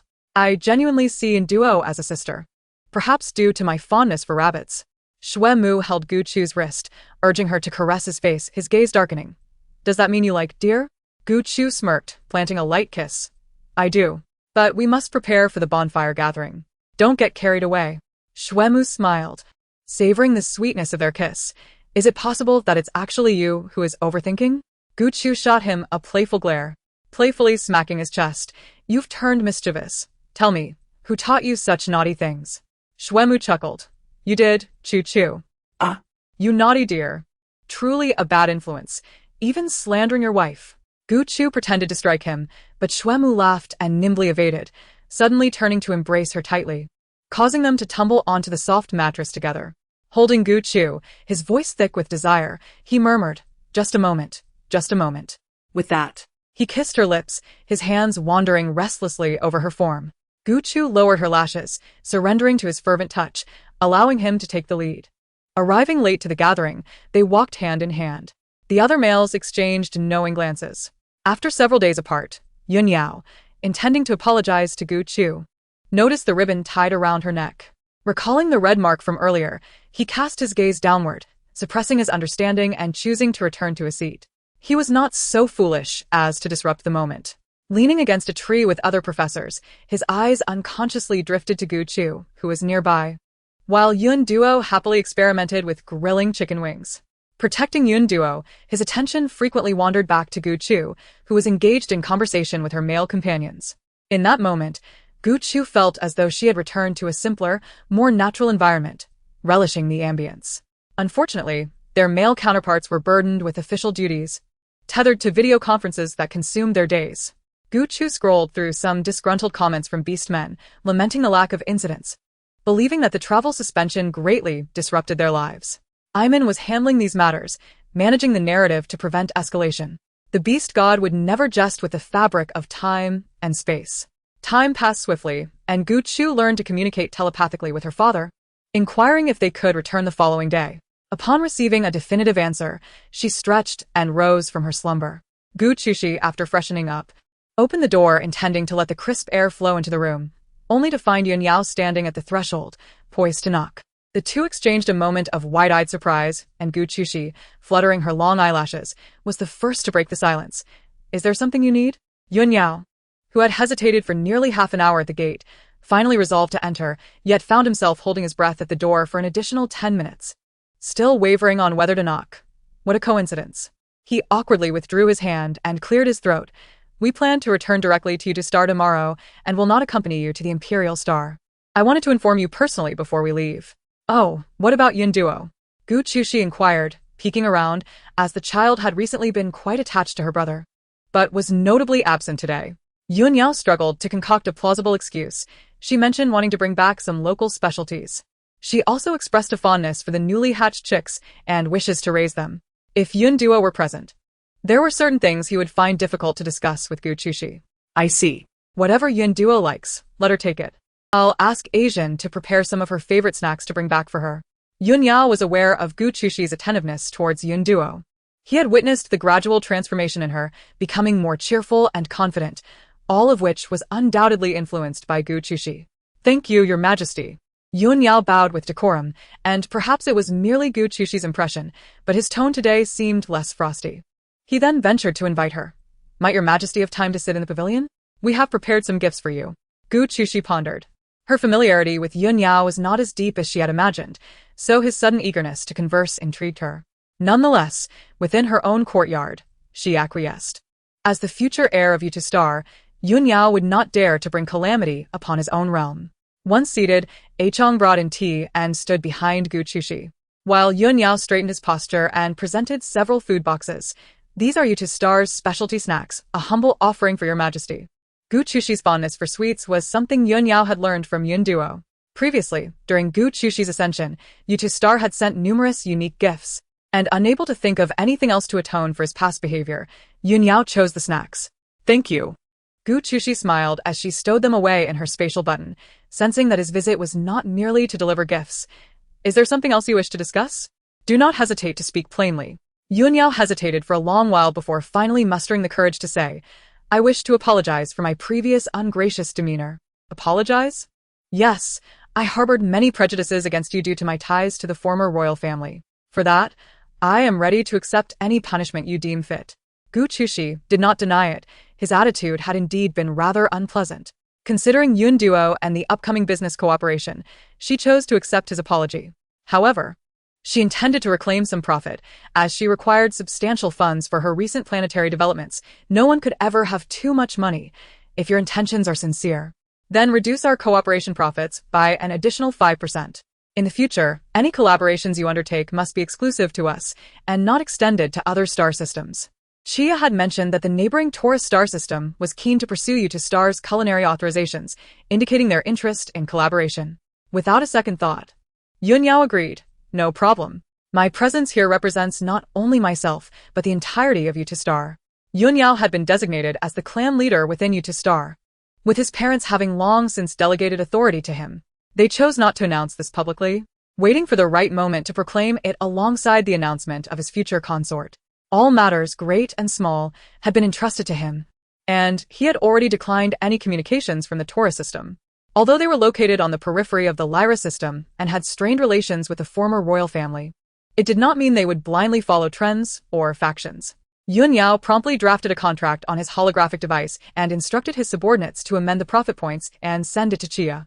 Gu Chushi was quite satisfied upon reviewing the contract. His efficiency and decisiveness in matters impressed her. To mask her own avarice, she sipped her drink, concealing her small greed. The 5% referred to the profits received across the entire star system, envisioning the future distribution of all finished products throughout the system.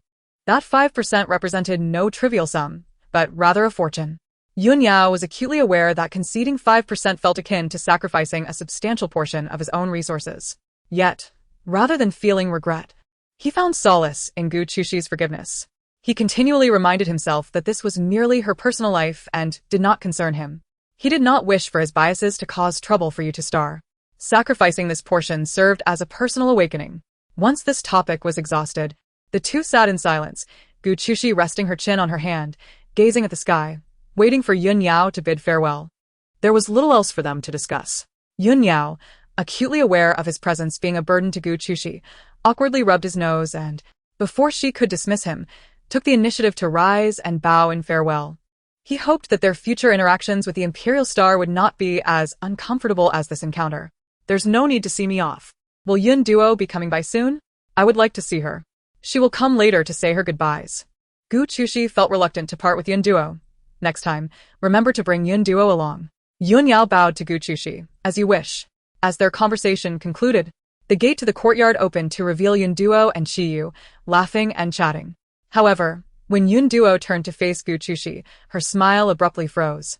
A wave of terror sweeping across her face as she shouted, Your Excellency Gu Chushi. Gu Chushi was bewildered by their panic, and as she stepped forward, she found herself unable to move. It felt as though an unseen force was gripping her from behind, lifting her off the ground. A sense of dread enveloped her heart as she struggled to escape, her limbs numb and unresponsive, seemingly pulled backward by invisible strings.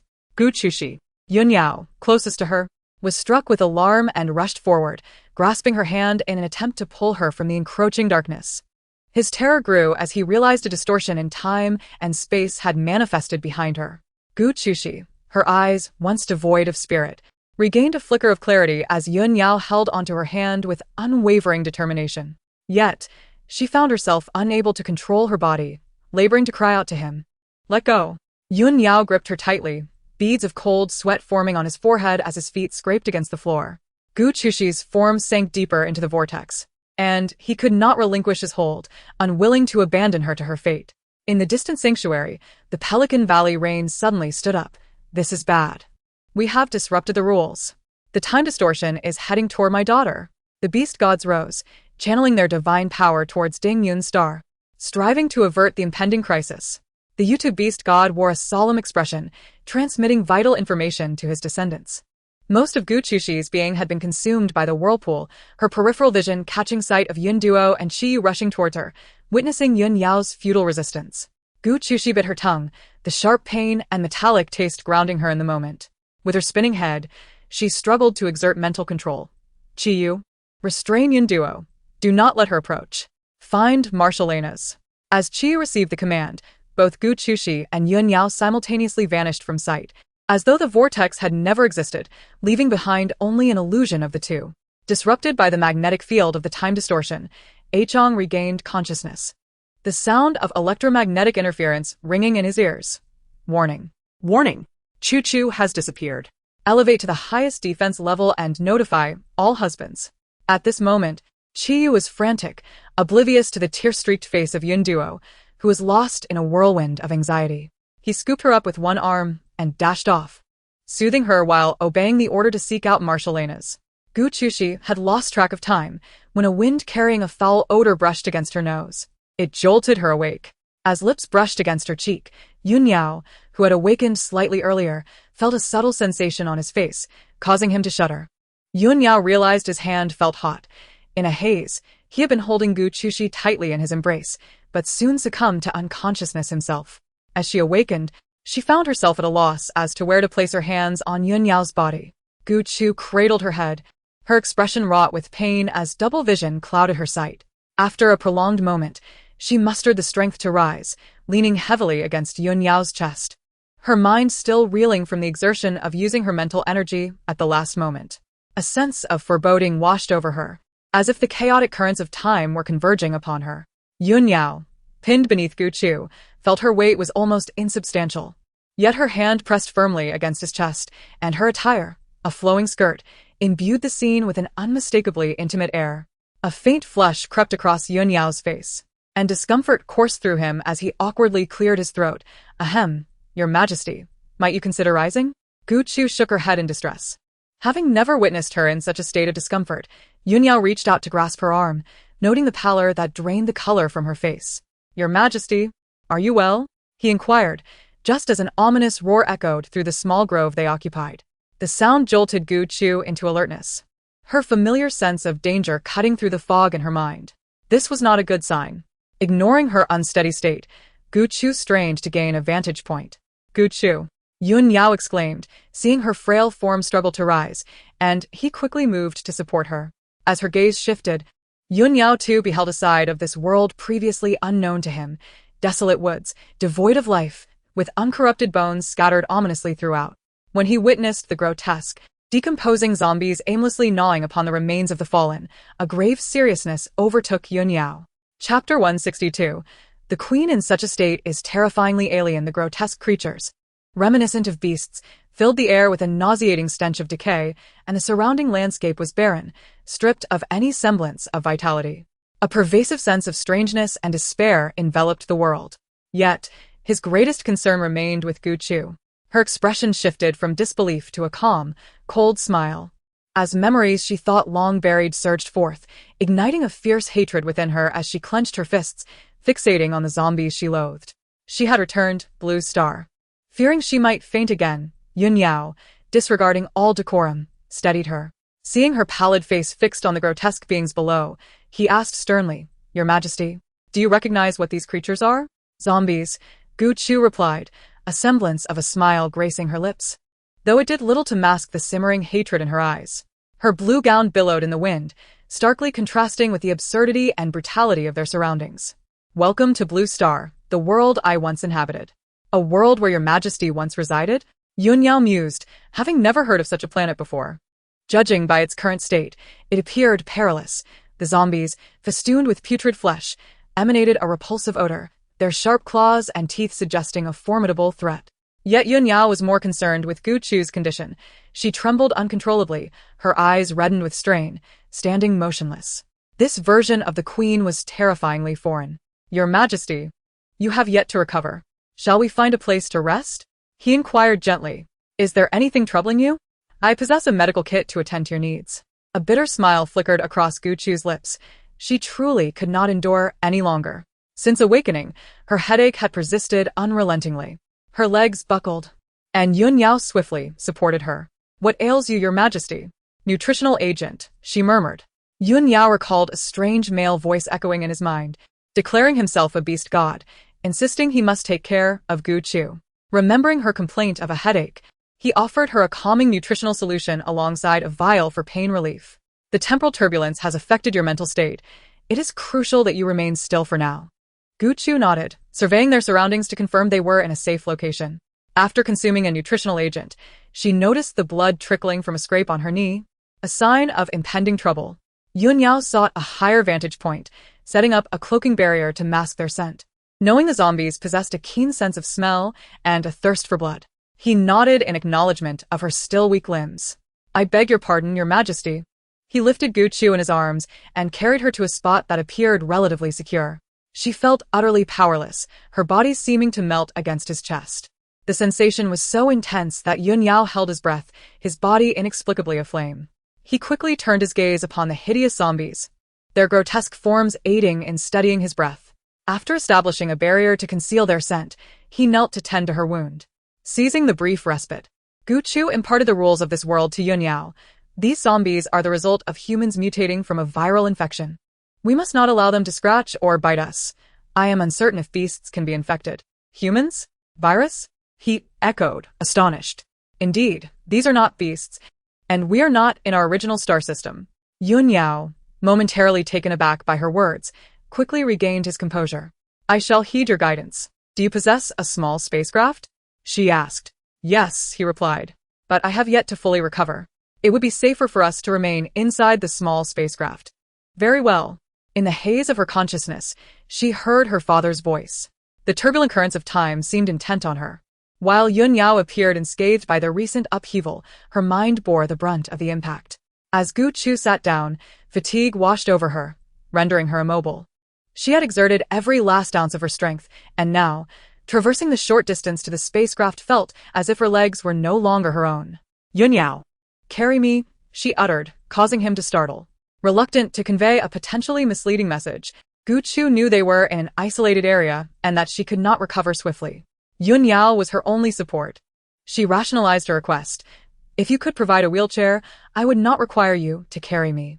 Hesitating for a moment, Yun Yao ultimately scooped her up and carried her towards the small spacecraft. Gu Chu did not wrap her arms around his neck, her hands dangling limply. Swaying with his movements, Yun Yao felt stiff as a puppet, his ears tinged with a flush as he awkwardly held her. The strange yet beautiful sensation returned, flooding his thoughts as he finally placed Gu Chu in the passenger seat of the spacecraft, exhaling in relief. His face flushed, he hastily retrieved a blanket to cover her. "Please rest well," he said, before swiftly attending to the controls, his expression growing serious with each passing moment. He turned to Gu Chu, explaining unfortunately, "The spacecraft cannot fly as it is. We must modify it to use energy stones for propulsion. This will take 2 to 3 hours." Gu Chu observed the spacecraft. Her rest yielding no improvement to her condition, she remained ashen, her voice faint. "I estimate that by the time you finish, it will be dusk. At night, those zombies will become swifter and more aggressive. If that occurs, we shall have to remain in the spacecraft overnight." The spacecraft was constructed from military-grade S-level materials, impervious to higher-tier zombies, thus providing greater safety than any other location. Moreover, she was disoriented, unsure of her whereabouts or the location of any secure towns. If their destination remained unknown, no place could be deemed safe. It would be wiser to focus on modifying the spacecraft. Gu Chu's mind still swam in a haze, her speech weak. "I possess a mech that can take us away. There is no need for concern, though its space is rather limited. Let us keep it for now. I will first proceed to modify the aircraft. You may rest assured." Gu Chu acquiesced, for in this apocalyptic world, Even the mightiest SS-grade male could not be stirred by the strength of mere zombies. She urged Yun Yao to be cautious against bites and insisted on establishing protective barriers before succumbing to exhaustion and closing her eyes. Observing her haggard appearance, Yun Yao was reminded of his aunt's disheveled state post her mental strain. He recalled Gu Qiue's words when she forcibly sent Yun Duo away. Chapter 163. Irreversible. He retrieved the military supplies he always kept on hand, arranging Gu Qiue's toiletries and a box of snacks on a small table for her use upon awakening. Transforming a chair into a makeshift bed, he only hurried down from the aircraft to complete the modifications after ensuring she was in a deep slumber. Gu Qiue's sleep was far from restful. Countless images flashed through her mind. She found herself plummeting into an abyss, witnessing the cruel laughter of her tormentors as they relished in her gruesome fate at the hands of the undead. Clenching her fists, she muttered their names. Lin Yixue, Shen Ran, Your Majesty, Your Majesty. In the dead of night, at the entrance of the aircraft, Yun Yao, equipped with a listening device, remained alert to any sounds from within. Hearing her agonizing screams, he burst into the aircraft, forcibly shaking her awake, yet Gu Qiue clung tightly to her dreams, unable to rouse from her nightmare. Realizing her mental faculties were indeed compromised, he swiftly administered a sedative. As he wiped the cold sweat from her brow, he noticed her expression gradually soften, though his brow furrowed in concern. It was rare for a female to suffer from mental trauma. Their bodies were already frail, and the fact that Her Majesty had not succumbed to madness was a small mercy. Unfortunately, he lacked appropriate medication and could only rely on the sedative to alleviate her condition. When Gu Qiue finally awoke, daylight had broken. She felt slightly revitalized, the pain in her head somewhat eased, though it still pulsed, hindering her thoughts. She gazed out the window, where a mountain of zombies obscured their vessel, with several high-level undead lurking among them. Pointing at the grim tableau, she asked, "Did you kill them?" Upon seeing her attempt to rise, Yun Yao, aware of her mental injury, hastily rushed to support her, his eyes filled with concern. "Do not move recklessly. Are you feeling better?" "I am," she replied. "You have sustained mental damage. Do not exert yourself, or your condition may worsen." It was indeed a rare sight to witness the lofty Yun Yao expressing such concern for her. Would he still care for her now that he was aware of her plight? Gu Qiue lowered her gaze, feigning despondence as she slowly spoke. "Yun Yao, you need not bother with me. My current state may only burden you." Yun Yao frowned, wondering if she truly thought so little of him, believing he would abandon her in this desolate wilderness. Was Her Majesty still reproaching him? He acknowledged his prior dismissiveness towards her, yet he believed he was not so contemptible. Realizing his tone had sounded excessively harsh, he noted her silence and felt a wave of regret for leaving a poor impression. Seeing her dejected expression only intensified his desire to reprimand himself. How could he have spoken thus?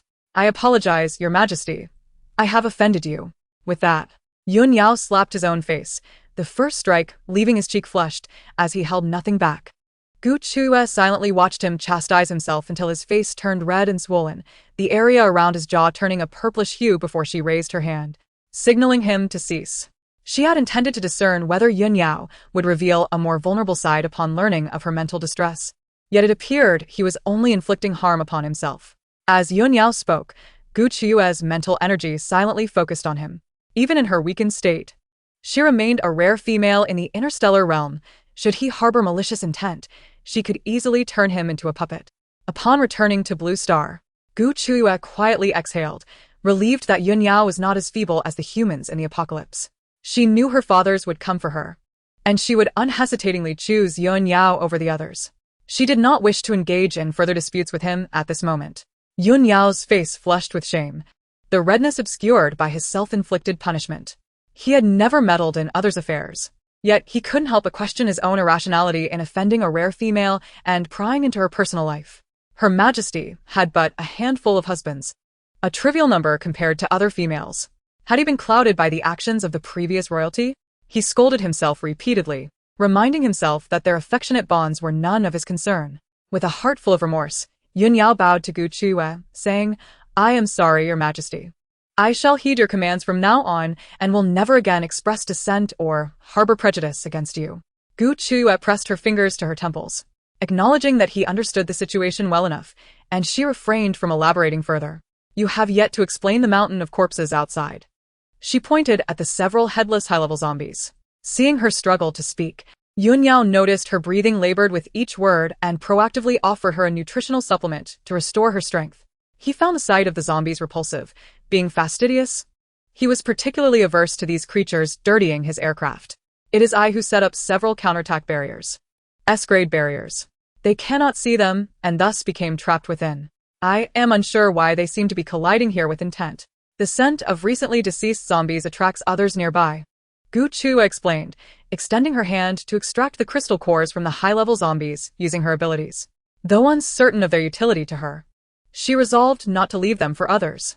As she opened the door, Yunyao watched as crystalline objects from the zombies floated towards her hand, disappearing into her spatial device. It was then he realized Gu Chua possessed this extraordinary ability. Unsure of the purpose of the cores she collected, he noticed her grimace in pain and crouched beside her, urging her to remain still. Your Majesty, mental injuries are difficult to reverse. We currently lack treatment equipment.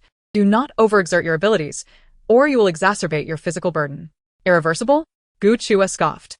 She had revenge to exact, such a fate could not be permitted. Before her fathers arrived, she must find those scoundrels and exact her vengeance. Lin Yixue had framed her, claiming she had clandestine ties with the Western District. This matter was far from over. Gu Chua exhaled sharply. Do not worry. I shall recover in approximately a day. A day? Yunyao observed her eyes, noting no hint of deception. Perhaps she truly possessed a means to recover. Among the scrolls her father had given her was a secret method for restoring mental strength. She now needed Yunyao to assist her, and it was imperative to clarify the survival rules of this world. The two of them checked the nutritional supplements, food, weapons, and other necessities at hand. Fortunately, Gu Chua had retained the habit of stockpiling supplies and had not entrusted all her provisions to a Chang. After the incident with the Security Administration, a Yu had prepared a significant amount of medicinal instruments and a variety of supplies for Gu Chua. Additionally, Xue Mu had provided numerous rare energy stones, enough for the aircraft to operate for several hundred years. However, her weaponry was somewhat lacking, with only a few dozen firearms. Chapter 164. Serving as Her Majesty's soldier, when Yunyao departed from Utustar, he had already packed essential supplies. Unexpectedly, his extensive array of weapons compensated for Gu Chua's shortage. He possessed over 100 types of firearms, including several heavy ones. These arms were sufficient to annihilate an entire district. Given Utustar's remote location, self-sufficiency was essential, leading to advanced weaponry technology. While it could not rival Professor Xuemu, these fundamental tools posed no challenge for him. Gu Chua recognized his modesty and recalled the greed of others, warning Yunyao, do not use firearms unless absolutely necessary. Though numerous, we are but two. Avenging with firearms has rendered Lin Yixue and Shun Ran's demise far too swift and merciless, prompting Gu Chu to ponder the most appropriate course of action moving forward. Yunyao, perplexed by Gu Chu's remarks, chose not to inquire further upon noticing her distress. Acquiescing instead, the aircraft, save for its communication capabilities, functioned flawlessly. Gu Chu instructed Yunyao to activate the stealth mode of the aircraft and head northward. Uncertain of the current time frame, she surmised that if time had not hastened too greatly, they should now be amidst a tripartite standoff. The Northern District, where she once resided, had mistakenly implicated her as a conspirator with the Western District due to Lin Yixue's accusations, tarnishing Gu Chu's reputation and leading to her death at Shun Ran's hands. Yet, all of this was merely Lin Yixue's one-sided narrative, lacking substantial evidence. Her recollection of that dream had become somewhat hazy. She remembered that the Western District was ultimately annihilated by a coalition of the Northern and Eastern Districts, after which the Northern District subsumed the Eastern District, achieving unification. Over a decade later, they successfully developed a vaccine to counteract the zombie toxin, thereby ending the apocalypse and guiding the remaining survivors towards a new beginning. In stark contrast to the foolish individuals of the Eastern District, the leader of the Western District was the one whom Shun Ran feared most, a figure of formidable strength, almost intimidating. Had it not been for cunning stratagems, Shun Ran would have struggled to contend with him. During her previous missions, she had encountered the leader of the Western District several times, barely escaping with her life. His peculiar temperament and penchant for manipulating others did not negate the adage that an enemy of my enemy is my friend. Furthermore, with the prowess of SS-class male Yunyao combined with firearms, the Western District's leader, Yen Wu, would find himself outmatched by Yunyao. Gu Chu's resolve crystallized. She desired nothing less than to see Shun Ran and Lin Yixue utterly disgraced and meet a most unfortunate end. She informed Yun Yao to utilize the infrared monitoring device to search for any signs of life nearby, as she had someone to locate. The aircraft soared above the mountains of corpses, circling cautiously near a city where human habitation was suspected, adhering to Gu Chu's instructions to maintain distance. Supported by Yun Yao, Gu Chu reclined on a makeshift bed he had fashioned, entering her consciousness space. The once lush foliage of the tree had wilted, with some leaves turning yellow and dry. Despite her entreaties, the tree remained unresponsive. Resolved not to dwell further, she began to absorb the lingering resentments. With only Yun Yao, a beast man, available, it was better than nothing. She needed to extract every ounce of the out-of-control value. Suddenly, Yun Yao experienced an unexpected shift, his awareness sharper than ever. He instinctively glanced towards Gu Chu, who lay with her eyes tightly shut, her expression suggesting discomfort, as if caught in a deep slumber or a nightmarish trance. The magnitude of this transformation was unmistakably linked to the absorption of his out-of-control value, a feat only Gu Chu could accomplish. Why would she choose to absorb his out-of-control value at such a time? Wouldn't that only exacerbate his suffering? Remembering Gu Chu's claim of her ability to restore mental faculties, Yun Yao suppressed his curiosity and focused intently on the dismal world around him, as Gu Chu followed her secret method to mend her mental strength. A piercing cry for help resonated in her mind. "Save me, please. I no longer wish to linger here." As these cries multiplied, Gu Chu felt as though she were ensnared in a hellish realm, surrounded by vengeful spirits. Souls? She absorbed their yearning for redemption. The tree emitted a feeble sound, imbued with a desire to consume the potent resentment contained within these souls. Gu Chu had not anticipated this unexpected boon. Her mental prowess was potent enough to control even human resentment. Under the tree's urging, she endeavored to use her mental strength to absorb their grievances.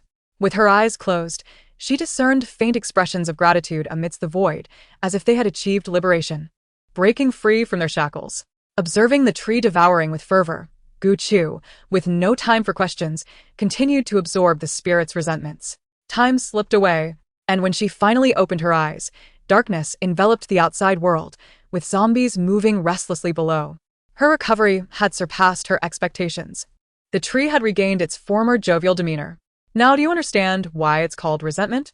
Resentment, a form of negative spirit existing since ancient times, is a prevalent issue among highly intelligent races. Not only orcs and humans, but we can also absorb the resentments of other advanced species. What you just heard was the lingering resentment of the undead. The sheer volume of resentment has accelerated my recovery. Can my mental control extend to humans? No, alas. What a pity that would have been. It would have simplified matters considerably. Gu Chu stretched her arms, feeling her strength nearly restored. As she stood, Yun Yao instinctively reached to support her arm. Gu Chu retracted her arm, leaving Yun Yao grasping emptiness, the sensation of her touch fading, invoking an inexplicable solitude within him. "I have restored my mental faculties." Yun Yao, snapping out of his reverie, gazed at her in disbelief. "Isn't this an irreversible condition? You've healed in such a short time. Where are we now?" Gu Chu approached the window, surveying their surroundings. They were in the heart of a dilapidated town, teeming with mindless, wandering zombies. Gu Chu strained to recall their location. This appears to be the Western District? She had rarely ventured into the Western District, having never been foolish enough to plunder the resources of a stronghold. Did the radar scanner detect any human presence? Not yet.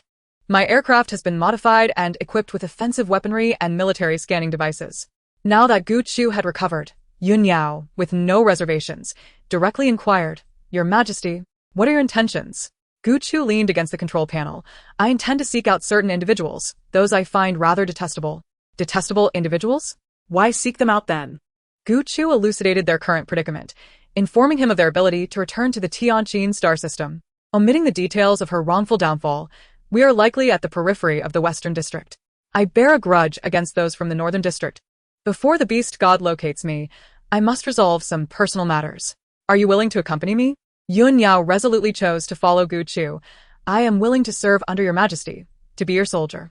Chapter 165. Half asleep. Half awake, Gu Chu gazed at Yun Yao, who knelt before her on one knee. His unwavering determination left her feeling somewhat uncertain. In this apocalyptic era, Yun Yao, who harbored prejudices against Gu Chu and was previously unacquainted with her, could have cast aside her title as your majesty, revealing a more sinister side, abandoning her and seizing her resources. Yet, He refrained from such treachery.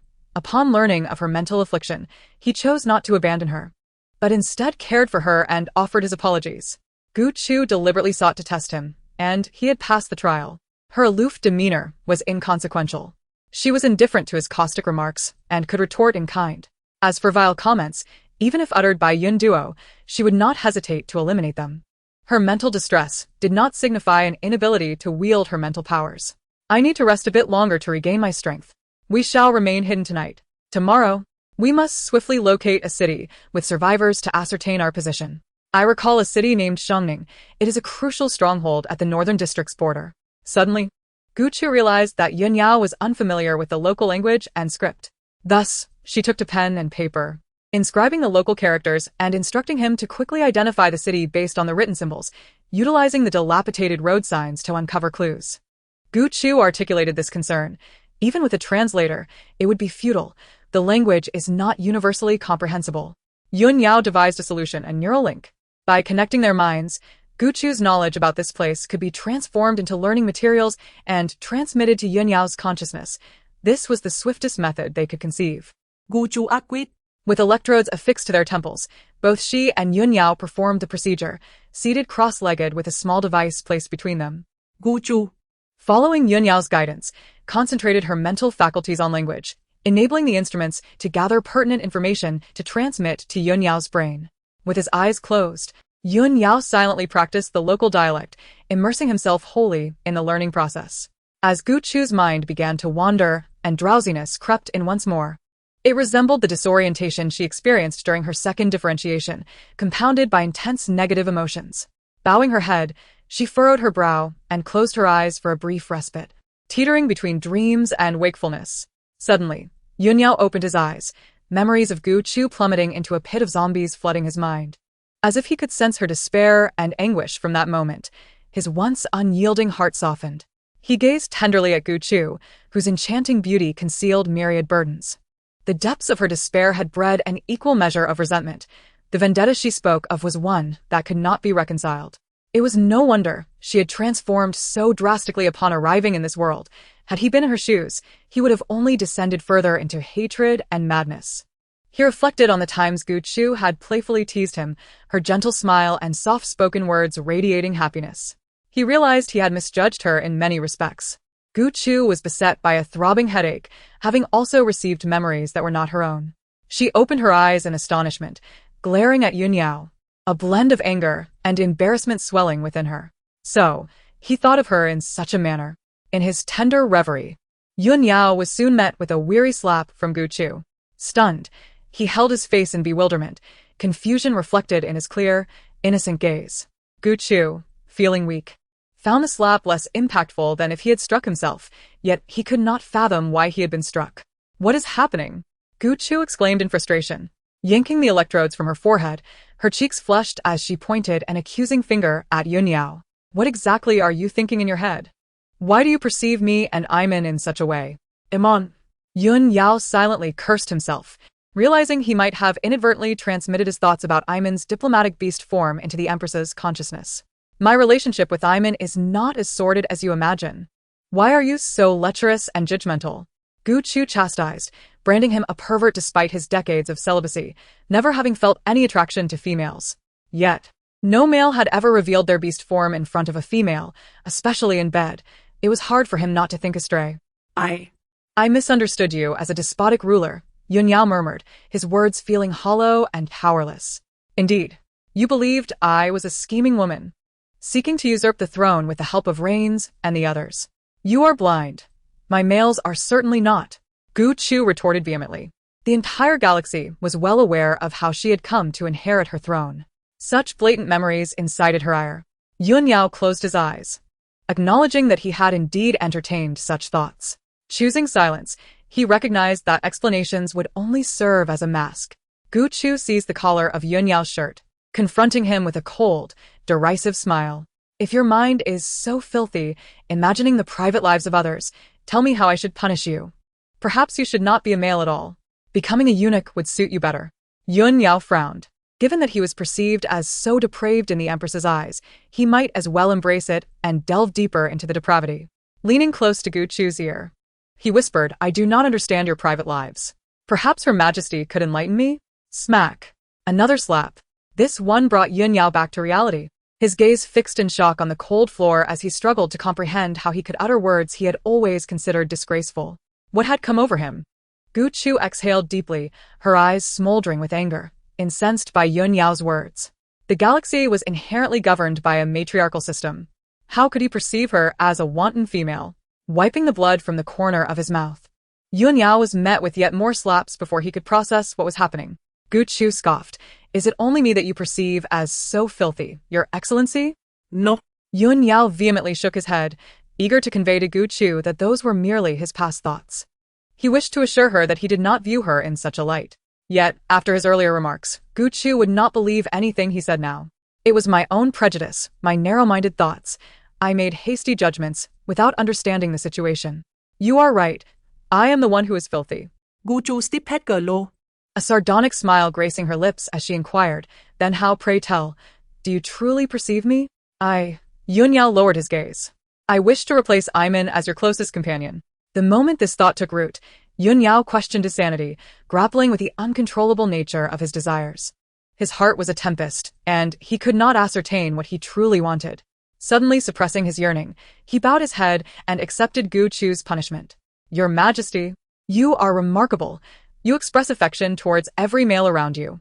Yet I measured you with the heart of a petty person. Please punish me. I am guilty.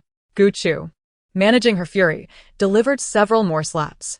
Chapter 166. No wonder he has been gone for so long. Noticing Gu Chu's palms turning red from the slaps, Yun Yao silently offered her a stun baton. This will save you the effort. Gu Chu remained silent, prompting him to assume she disapproved. He then produced a syringe for coercion. This will suffice, but I must protect you. You cannot die yet. His antics momentarily stifled the anger bubbling within Gu Chu. She pressed her temples, wondering if he was suffering from some ailment. I do not wish to tarnish this place. You shall guard against the zombies outside, armed only with melee weapons. I prefer not to see you unless it is urgent. Yes, I shall heed Her Majesty's command. Yun Yao bore no resentment toward Gu Chu's cold demeanor as she willingly faced the hordes of zombies.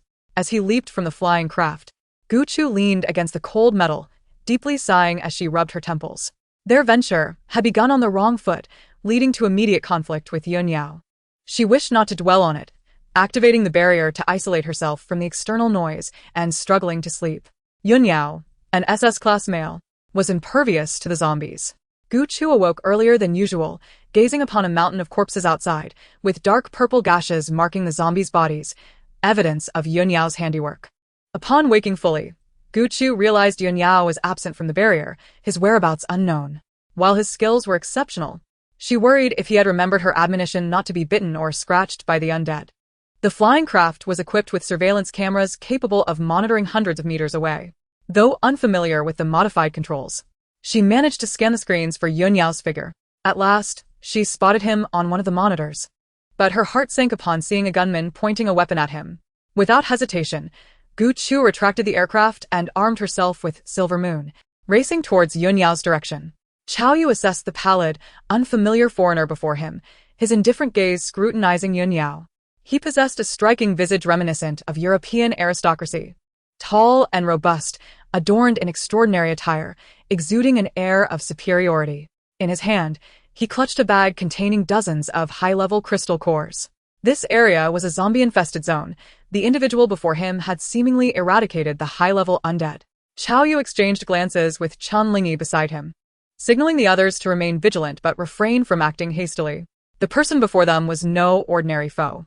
A boyish smile graced Chao Yu's face as he asked, "A foreigner, are you? Do you understand my words? Why have I never seen you before?" Yun Yao regarded them coolly, his mood still sour from a night spent slaying zombies. He was uncertain whether the Empress would still be angered upon his return. He hoped that these trivial crystal cores would improve her disposition. With that thought, Yun Yao chose to ignore them and turned to head back to the aircraft to apologize to Her Majesty. With remarkably sharp vision, he caught sight of a shadowy figure approaching from a distance. A glimmer of brightness appeared in his eyes as he straightened his posture and adorned a composed smile to greet her. "Lady Gu Chui," he began, but she pressed her hand over his to silence him and asserted, "Do not refer to me as woman. I am Gu Chui."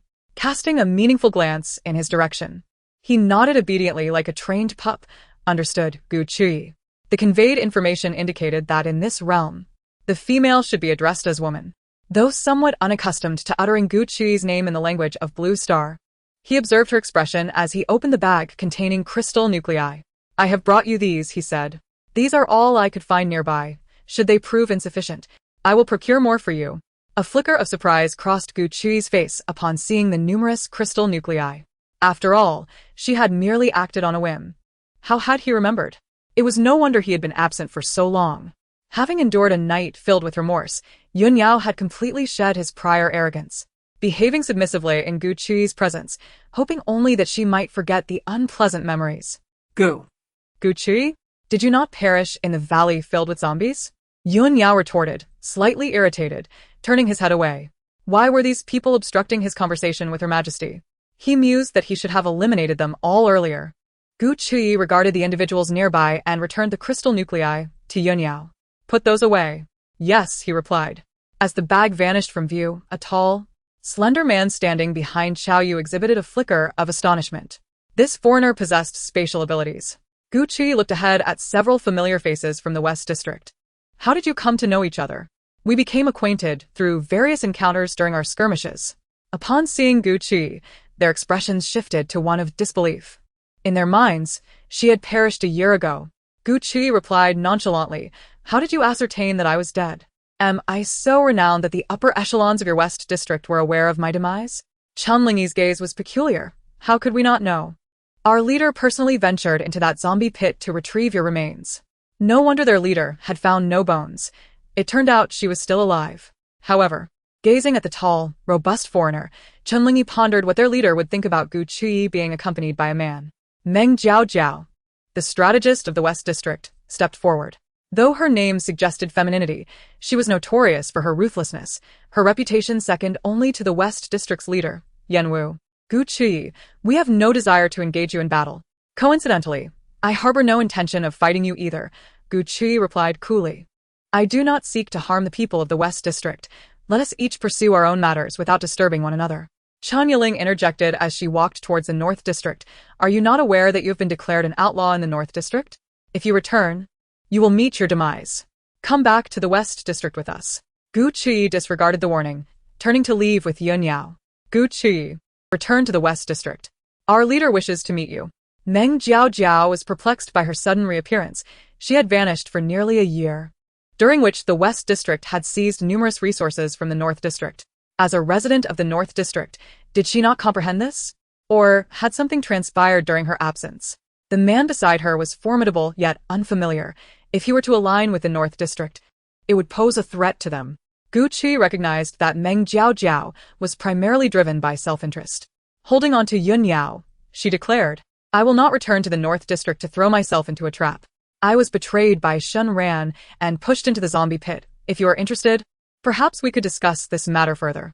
Recalling the sinister expression of their leader from long ago, Meng Jiao Jiao realized that Gu Chui's sudden disappearance was far from simple.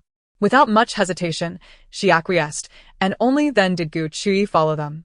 As they prepared to scavenge for supplies, they boarded an open pickup truck. Once everyone was seated, Yun Yao was the first to climb into the truck and turned to extend his hand to help Gu Chui, guiding her gently up.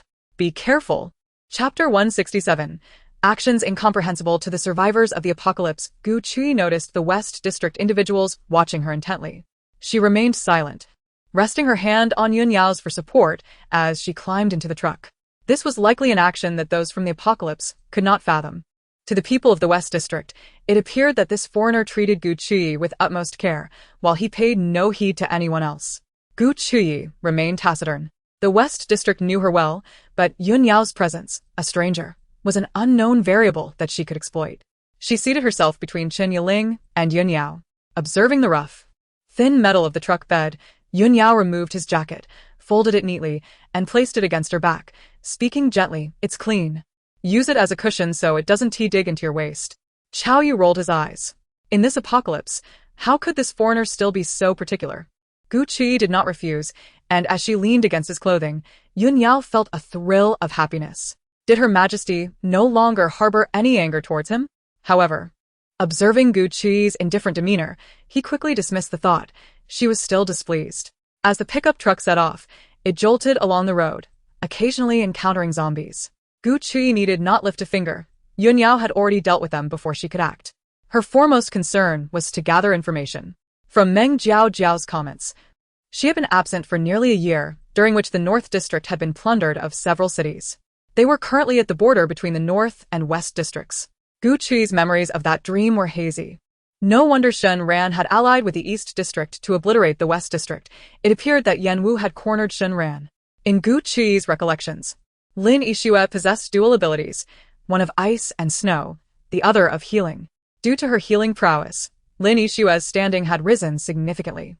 With her eyelids partially lowered, a flicker of hatred crossed Gu Qi's otherwise lifeless gaze.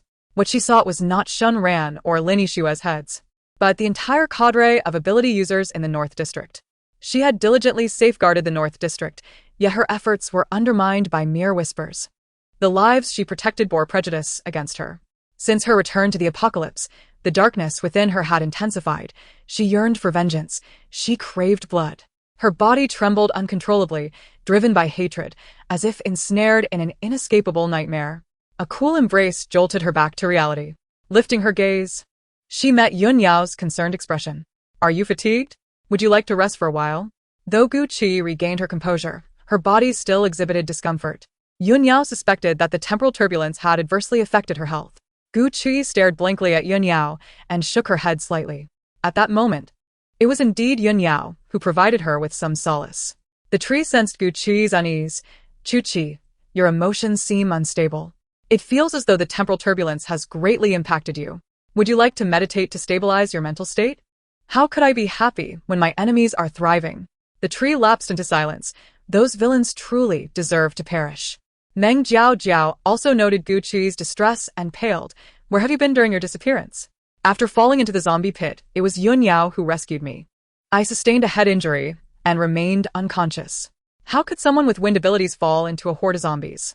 "You can fly." Chao Yu expressed skepticism. Observing that Gu Qi's skin appeared even more radiant than before, as if she had gained some weight, had she not spoken, one might have assumed she had been living quite well, rather than appearing emaciated. "Indeed, I can fly. However, there is only one possibility. I was gravely injured by someone from the North District, someone whose abilities surpassed mine." "No wonder you mentioned Shen Ran," Chen Yiling remarked. "The West District has many ability users, but only one could kill Gu Qi." Seeing Gu Qi nod, Chen Yiling was astonished. "Oh my, our leader guessed correctly. He said Shen Ran was responsible for your demise. He claimed that Shen Ran had long harbored discontent towards you. We later heard rumors in the North District that you sought to kill Lin Yixue to usurp Shen Ran's position, but your scheme was uncovered by Lin Yixue, leading to your downfall at the hands of the arriving Shen Ran. Now, the North District is rife with negative information about you." Chen Yiling genuinely felt sympathy for Gu Qi. She did not believe the rumors circulating in the North District. Gu Qi had engaged in countless skirmishes with her.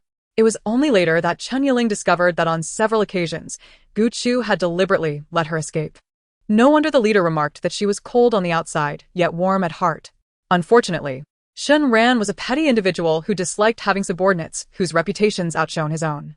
Initially, Gu Qi's reputation was quite admirable, but Shen Ran, fearing that her accomplishments might eclipse his own, covertly orchestrated efforts to undermine her standing. "You cannot return to the Northern District. There are countless rumors about you there. They will not welcome your return," they said, as Chen Yiling cast a glance at the men nearby, discreetly whispering these ill tidings into Gu Qi's ear. Only Yun Yao, with his exceptional hearing, caught Chen Yiling's words, his expression shifting as he clenched his fists. He was filled with a desire to storm into the Northern District and silence those gossipmongers. Yet Gu Qi remained remarkably composed. "I am aware. You all are scavenging for supplies around Shunning City, correct? Could you provide me with a map?" Chen Yiling willingly handed over the map and informed her of their current location. Meng Jiao refrained from interjecting, observing Gu Qi's demeanor. He was curious to ascertain her intentions. Chen Yiling, sensing an opportunity to recruit, knew that while Yun Yao was indeed formidable, the alliance between him and Gu Qi to eliminate Shen Ran was a perilous endeavor, especially given that the Western District boasted nearly 1,000 supernatural beings. Undeterred, Chen Yiling tentatively extended another invitation. "How about coming to the Western District?" Gu Qi merely smiled. and remained silent. She did not intend to linger here. The Western District was merely a stepping stone for her cooperation. Perhaps we can collaborate. I will later demonstrate my sincerity. She was determined to resolve matters in the Northern District without concern for anything else. Meng Jiao expressed interest. Sincerity?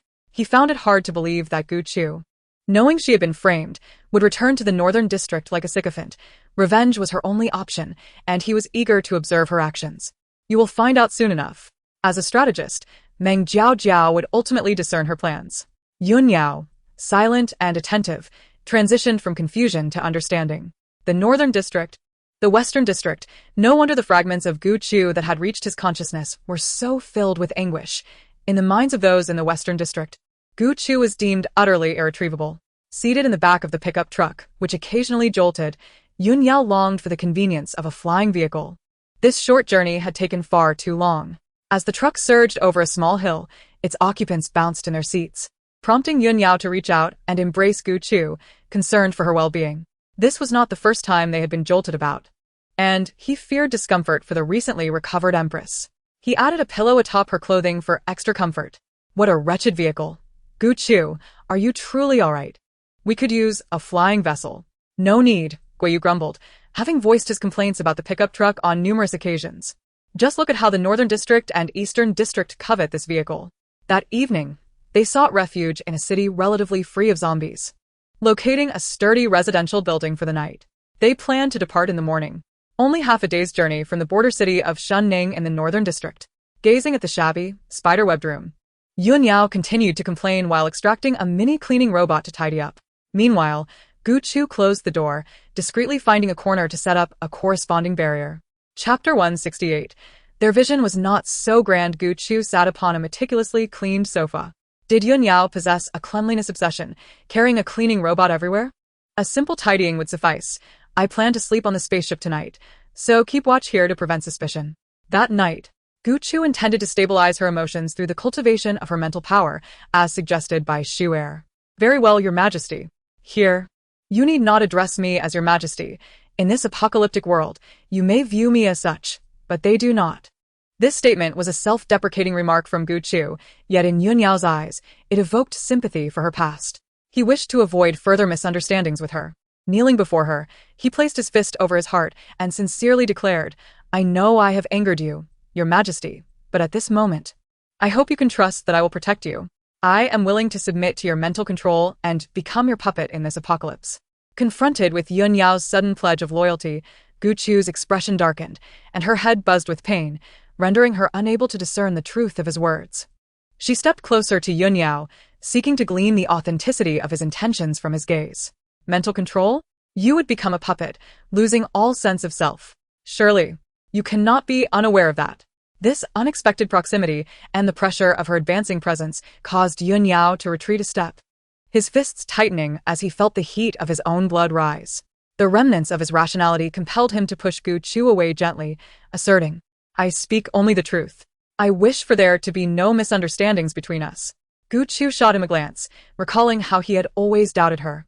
Esteemed Lord Yun Yao, I had thought you were more perceptive than that, given your vivid imagination. Yun Yao desperately sought to clarify, no, Your Majesty, I am still a novice. Coughing, Gu Chu's eyes widened, rendered speechless by Yun Yao's words, only to be choked by her own saliva. What nonsense! What does being a novice have to do with misunderstandings? Gu Chu was at a loss for words, turning back to her seat.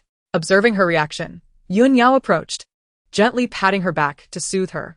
Your Majesty, if you do not believe me, I fear I cannot prove my sincerity. Gu Chu shrugged off his hand. Her pallid complexion flushed with irritation. The more Yun Yao spoke, the more anxious he became, his voice losing confidence. Surely, he could not ask the Empress to verify his claims. He swiftly suppressed his errant thoughts, realizing he had strayed from the topic. Gu Chu sighed, feeling at a loss with Yun Yao, and redirected the conversation to more pressing matters. The anger that had flared momentarily dissipated, leaving her face even paler. Reflecting on past events, Gu Chu spoke with a weariness in her tone. You heard Qin Yiling's words today. The Northern District, I pledged my loyalty to thinks of me in such a light. For the sake of one individual, they effortlessly erase all my accomplishments. How could Gu Chu not harbor resentment? After all this time safeguarding the northern district to be so easily devalued by mere gossip.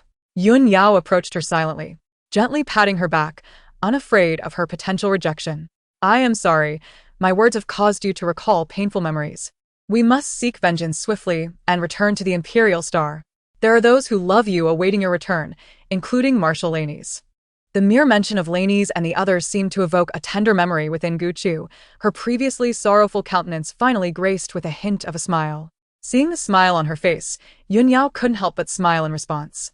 During this time, trust me, I will not harm you. Please do not worry, all right? Whether it was the effect of the medication or the disorientation caused by the temporal turbulence, Gu Chu soon felt drowsy, her body growing weak as she murmured an affirmative and closed her eyes. Yun Yao watched her drift off to sleep, uncertain if she had absorbed his words. He carefully returned Gu Chu to the spaceship, administering her a sleep aid while gently coaxing, "Rest for a while, I will wake you in the morning." In her dazed state, Gu Chu perceived a phantom of Situ urging her to take the medicine, and she obediently complied. After a moment's contemplation, Yun Yao chose to remain by Gu Chu's side, placing a small flying surveillance device resembling a mundane beetle in the room to monitor the situation. This way, he could attend to both matters at hand. Shu Er swayed helplessly, saying, "I told you that you were affected by the temporal turbulence, yet you did not believe it. I must assist you." With that, Shu Er emanated a green light, and Gu Chu seemed to hear a tender lullaby, enveloped in warmth. Gu Chu, wakan. It is time for us to depart. The urgency in Chao Yu's voice broke through the haze. Gu Chu opened her eyes, recalling the faint echoes of Shu Er's voice from the previous night. She nodded at Yun Yao, a slight smile gracing her lips. Shu Er had indeed been a tremendous help. The pain in her head had subsided, and she felt invigorated. All right. I have prepared your toiletries. There is no need to rush. As Gu Chu went to wash up, Yun Yao secretly observed her, noticing her stretching lazily, her complexion radiant, and her eyes no longer dull. Only then did he feel at ease. After Gu Chu emerged, she noticed the dark circles under Yun Yao's eyes and inquired, "Did you not sleep last night?" "Yes, I was keeping watch," he replied. Gu Chu donned her gloves and took out her silver moon blade to begin dispatching the zombies, suggesting to Yun Yao, "Why not take a nap in the car while I keep watch?" Yun Yao stopped in his tracks, reassessing Gu Chu. When their eyes met, Gu Chu's gaze was clear and bright, her tone slightly elevated. "What is it?" Yun Yao smiled knowingly. "It's nothing.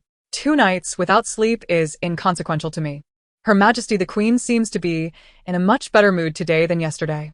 Yun Yao quickly fell into step beside Gu Chu, buoyed by her improved spirits and feeling bolder himself. In a private language only they understood, he asked, "Is Her Majesty still angry with me?"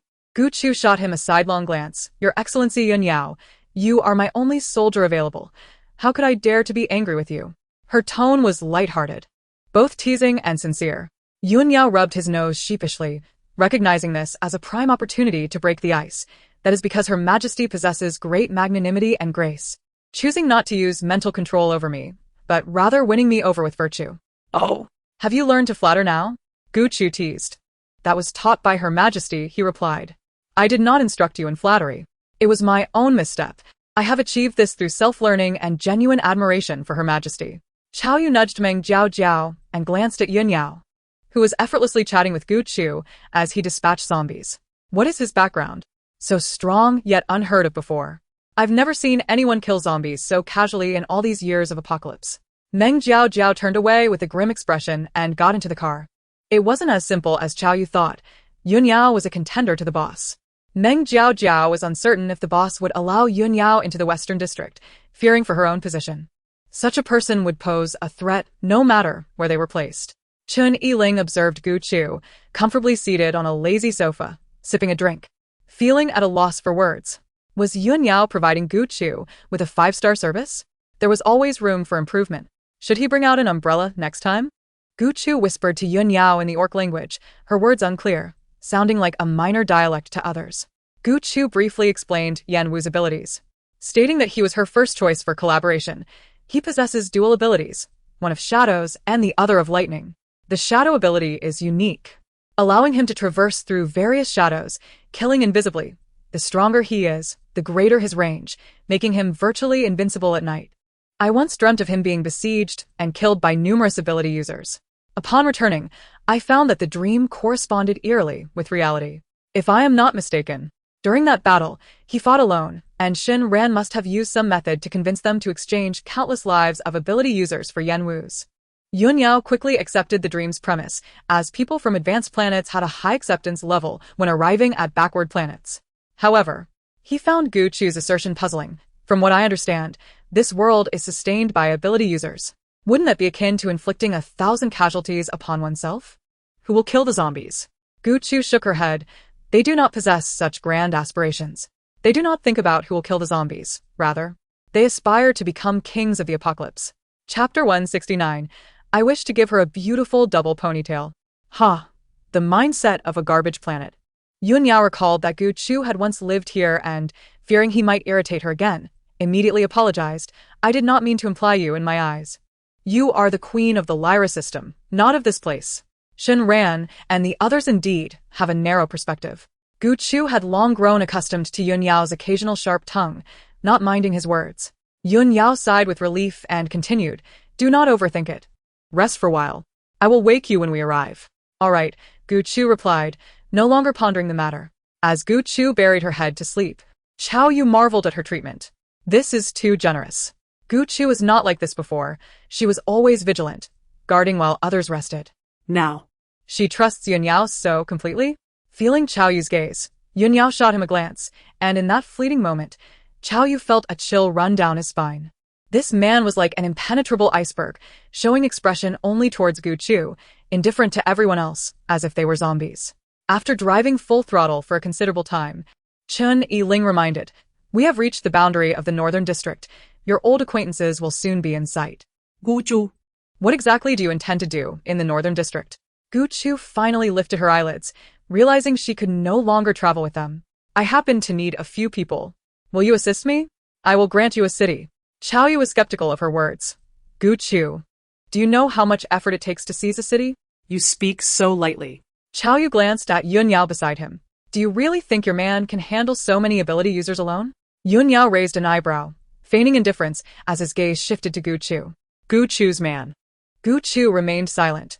Yun Yao's demeanor, in the context of the apocalypse, clearly resembled that of her man, a complexity she felt no need to clarify.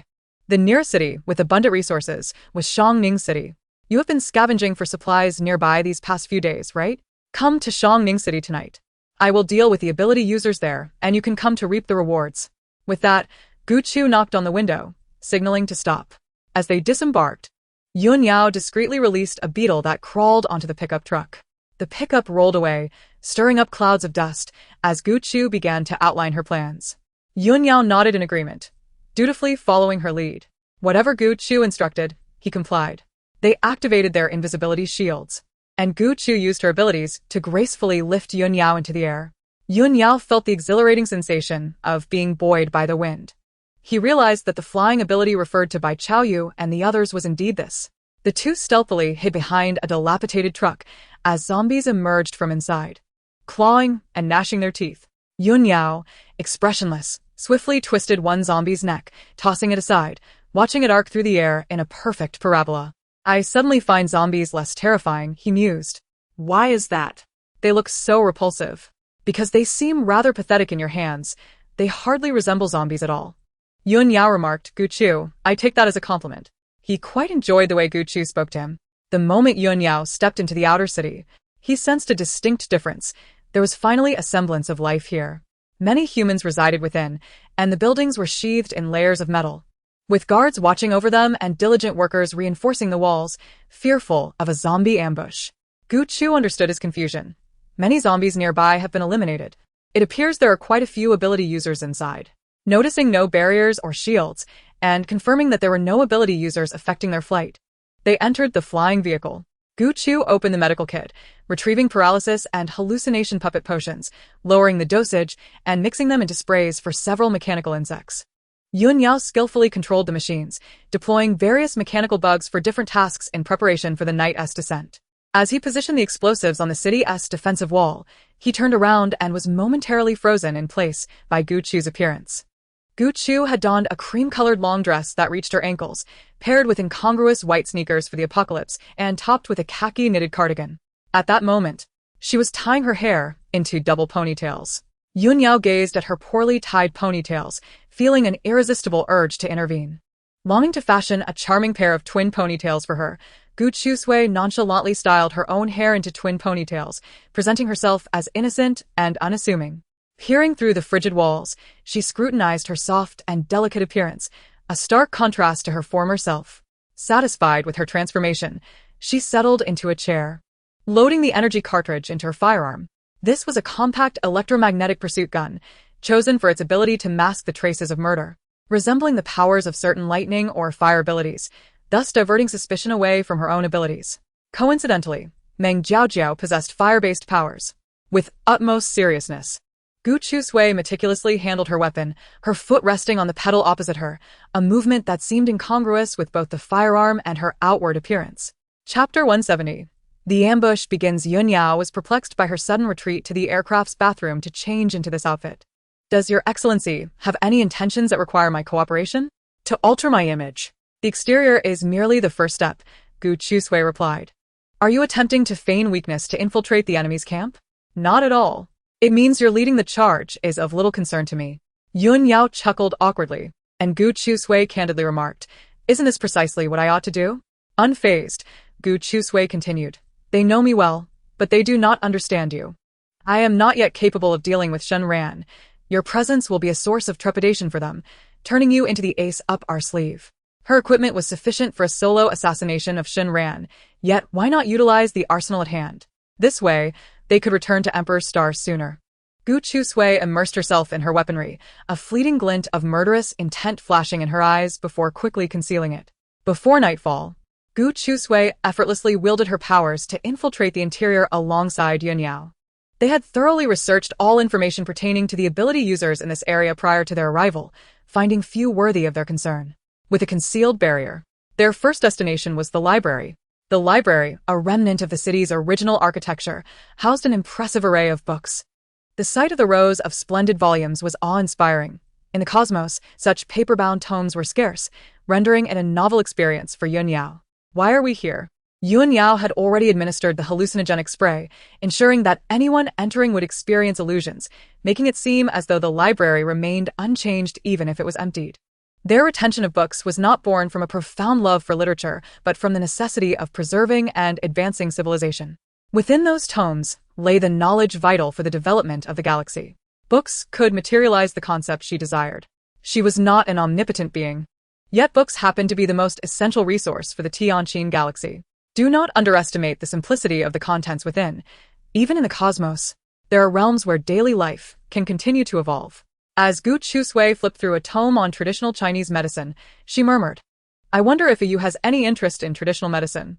It seems your greatest concern lies with Professor Situ? What do you mean? You mention his name most frequently. Is that so? I had not noticed. It feels as though he is your true partner. Perhaps you tends to care for me more. In matters of life and healthcare, do not be fooled by their stern demeanor. In times of crisis, it is often the most carefree of them all, Lanes, who shoulders the heaviest burdens. Although I once had some misunderstandings with Iman, he never harbored ulterior motives towards me. Realizing she had spoken too much, Gu Chusui abruptly ceased, pondering that no one would relish such conversations. Yet, Yun Yao was quite intrigued by their stories, especially regarding the misunderstandings between the diplomat Iman and Gu Chusui. Does Iman still harbor misunderstandings with you? That was in the past. Yun Yao found herself perplexed by how Xian Mo and Xia became Gu Chijui's husbands, as there was no trace of this in any records. Rumors circulated that you had an enigmatic relationship with Xian Mo and Xia. I too am curious. Gu Chusui cast a sidelong glance at Yun Yao, who realized she had spoken out of turn and lowered her head in embarrassment. No, it was my indiscretion. Gu Chusui sensed a hint of fear in Yun Yao towards her, but she had no intention of divulging Xian Mo's past misadventures.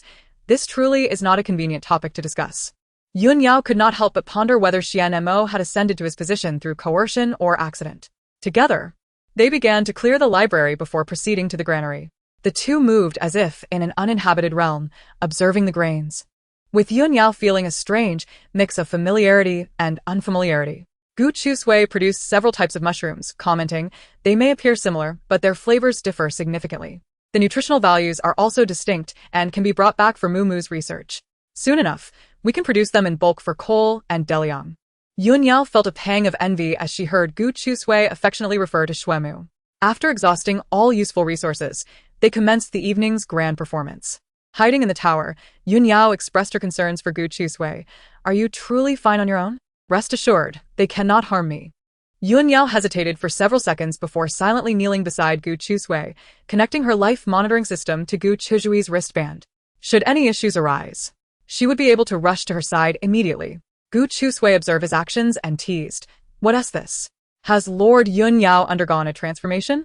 Please refrain from such jesting, Your Excellency. I am genuinely worried about you. Worried that you cannot return? If I cannot return, I shall remain here to protect you. Gu Chijui's smile faded as she regarded Yun Yao's departing figure with a serious expression. His words did not seem like jest. Only after he vanished did Gu Chusui refocus her attention on the placement of the explosives. As the signal for detonation sounded, blinding red warning lights flickered incessantly, accompanied by a cacophony of screams. Gu Chusui observed the panicked ability users rushing from the crowd, refraining from immediate action, instead watching the group of Meng Jiaojiao, who were under surveillance. It appeared that Qiao Yu and his companions had indeed arrived. In the shadows, Yun Yao watched as ability users used ordinary people as shields, the incessant screams echoing in her ears. Even Yun Yao found it unbearable. Civilians should have sought refuge at the first opportunity. No wonder Gu Chusui claimed they were unworthy of sympathy. The moment the unguarded tower fired its first shot, it served as the signal. Yun Yao swiftly moved, wielding her melee weapon to eliminate her targets with precision. The Yu-Tu clan was an ancient lineage, renowned for their swiftness and agility. In a matter of moments, the execution was carried out with such finesse that the ability users scarcely realized how they had met their demise, their throats slashed, blood spraying in the chaos. Amidst the turmoil, Yun Yao decimated half of the enemy's ranks. Gu Chusui rapidly switched positions, retaliating with gunfire while simultaneously raiding other warehouses to secure their remaining supplies and her spatial button, killing any familiar ability users on sight.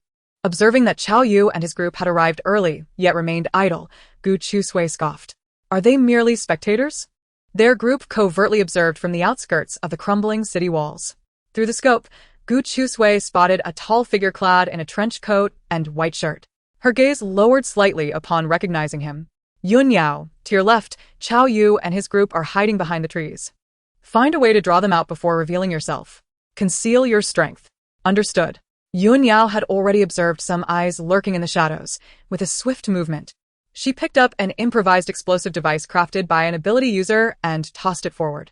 Yanwu squinted at the incoming projectile, and with a leap, he pulled Qiao Yu along, explosions erupting behind them. Amidst the flashes, Yanwu's figure was exposed to the ability users in the Northern District. Chapter 171. She had been teased before Yanwu. It's you again, you rascal. How long do you intend to persist? Are you still letting zombies in? The ability users in the Northern District harbored deep-seated resentment towards those from the Western District, believing he had unleashed the zombies as tools for their siege. Having lost several cities, they had faced harsh reprimands from Shun Ran, leaving them feeling humiliated. Yet, upon seeing that Yanwu was leading the assault, they were both terrified and hesitant to advance recklessly. Yanwu disregarded the derisive shouts as he searched for the one who had lost the artillery shell. The sheer force of it was unmistakably formidable. It was rumored that Gu Chu had a rather impressive man by her side. The thought deepened the chill in Yanwu's gaze. How is it possible that, even after such a long time, he still could not forget Gu Chu? Upon hearing that she was alive, he had rushed to Shangning City without delay. Yanwu sought the silhouette that had long occupied his thoughts. Since Gu Chu wished to bestow this city upon him, he would accept it. His restraint in not exacting vengeance upon the North District could be deemed an act of compassion, yet his words were laced with disdain. Isn't unleashing zombies a common tactic for your North District? It was merely a case of tit for tat. Damn it. You seize our city and our resources, yet you proclaim yourselves virtuous. So what if I like it? Throughout the year since Gu Chu's disappearance, the North District had frequently resorted to such underhanded maneuvers against others. How could they so arrogantly assume a moral high ground from which to castigate others? Gu Chu, having holstered her weapon, drifted silently behind Yun Yao, undoubtedly overhearing these comments. The North District had previously broached this topic, but she had firmly opposed such tactics. In her memories after her death, she had only garnered infamy. Her disappointment with the North District had reached a point of no return, rendering her indifferent to notions of deceit. Taking a deep breath, it was time to perform. Emerging from the side, she pointed at Yanwu. Yan Wu, what are you doing? This exclamation drew the attention of the North District members, who gasped upon seeing Gu Chu. As a former pivotal figure of the North District, she was well known to all. Gu Chu, aren't you supposed to be dead? How are you here? One of them questioned, incredulity etched upon his face. Gu Chu retorted at the man who raised his gun. As a member of the North District, how could I not be here? Weren't you the one who betrayed the boss and got bitten by zombies? A muscular man aimed his weapon at Gu Chu, suspecting her to be a zombie. You're the one who betrayed the boss. Why would I return if I had betrayed him? Gu Chu shouted, suppressing her nausea, calling out to Shun Ran as boss. This was the first time she had raised her voice in such a manner, a sharp rebuke to her antagonists. Are you a fool, or has a zombie mutated? Have you ever seen a zombie converse with you? The insulted individual, now seething with rage, was rendered speechless and fired his weapon. With a flick of her wrist, Gu Chu redirected the bullet, which pierced a small tree. You accuse me of betrayal, but do you have any evidence? I don't recall how I was injured. I'm quite curious about what I did at that time. You don't remember? I find that hard to believe. Yun Yao, calculating the timing of the puppet serum, issued the command, obey. The abilities of those intent on harming Gu Chu began to waver, and they started to doubt themselves. Yes, this is what the boss said, but they have no substantive proof. Did they say Gu Chu hoarded supplies? Who doesn't he have a little something on the side? Gu Chu doesn't he even possess space abilities to carry much? I think Gu Chu has changed. She truly doesn't he remember? The anesthetic puppet serum transformed into a cloud of smoke that filled the air, sufficient to lower the intelligence of the North District members within a short time. Continuous inhalation would gradually lead to dementia in humans. Gu Chu found it amusing. Fortunately, her medicine cabinet contained the puppet serum, which, when diluted, required no further argument from her as it controlled their perceptions seamlessly, rendering everything seem logical. Yan Wu silently observed this transformed Gu Chu, and upon seeing her, a sense of peace washed over him, his previously mocking gaze now rare, with a hint of tenderness. What had come over her? Her attire and demeanor had undergone discernible changes. Yan Wu wore a subtle smile, pondering why Meng Jiaojiao had not informed him about this. However, the man beside her was particularly irksome. Yun Yao shot a hostile glance at Yan Wu. His imposing presence impossible to ignore as he coldly declared, she was gravely injured and fell into a zombie pit. It was I who saved her. Some memories had become elusive. Gravely injured? The members of the North District exchanged glances, finding this inconsistent with what the boss had said. Gu Chu, seizing upon his words, rebuked the North District. What? Do you have an issue with my return?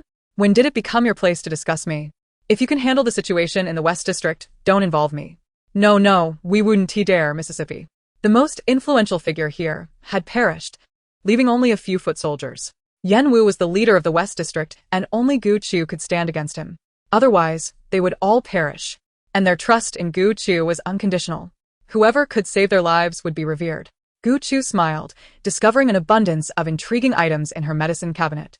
You is so thoughtful, leaving me with so many good things. She coldly scoffed at the people from the West District before turning to Yan Wu. Yan Wu, what do you intend to do? After watching the unfolding drama, Yan Wu pondered why Gu Chu sought a reason to return to the West District, and how they could seek vengeance together. If she desired it, he would oblige. I'll take the city. Gu Chu, these folks from the North District claim you're a traitor. Why not come with me? You certainly appear more agreeable than they do. Yan Wu had often teased her in the past. The now less intelligent members of the North District protested, pleading with Gu Chu not to believe Yan Wu's deceit. Without Gu Chu, no one could assert authority here. Yan Wu's taunting words grated on the nerves, prompting Yun Yao to position himself between Gu Chu and Yan Wu, their gazes colliding like sparks. Gu Chu peered from behind Yun Yao. Yan Wu, I advise you to watch your tongue. Yan Wu's eyes glinted with amusement. Did Gu Chu not realize her current demeanor lacked any lethality? Gu Chu felt a sense of satisfaction within. The more she acted this way, the more the North District members would believe they were in cahoots. Noticing Yan Wu's demeanor, Yun Yao's internal alarm bells rang. He hastily moved into the city. I don't want any trouble. The city is yours to govern. I'll take the people from the North District. Yan Wu didn't bother to glance at Yun Yao. What I discuss with Gu Chu is none of your concern. Yun Yao rolled his eyes, having gleaned from their fragmented dialogue that he was being regarded as Gu Chu's man. Boldly, he grasped Gu Chu's hand and raised it for Yan Wu to see. Understand? Yan Wu's eyes brimmed with malice as he rubbed his fingers together. For the first time, he truly contemplated murder. Gu Chu raised her gaze at the hand intertwined with hers, pausing momentarily, reminding herself not to act rashly. Then turned to Yenwu. If the city is yours to govern, with so many zombies around, there is no need for humans to slaughter one another.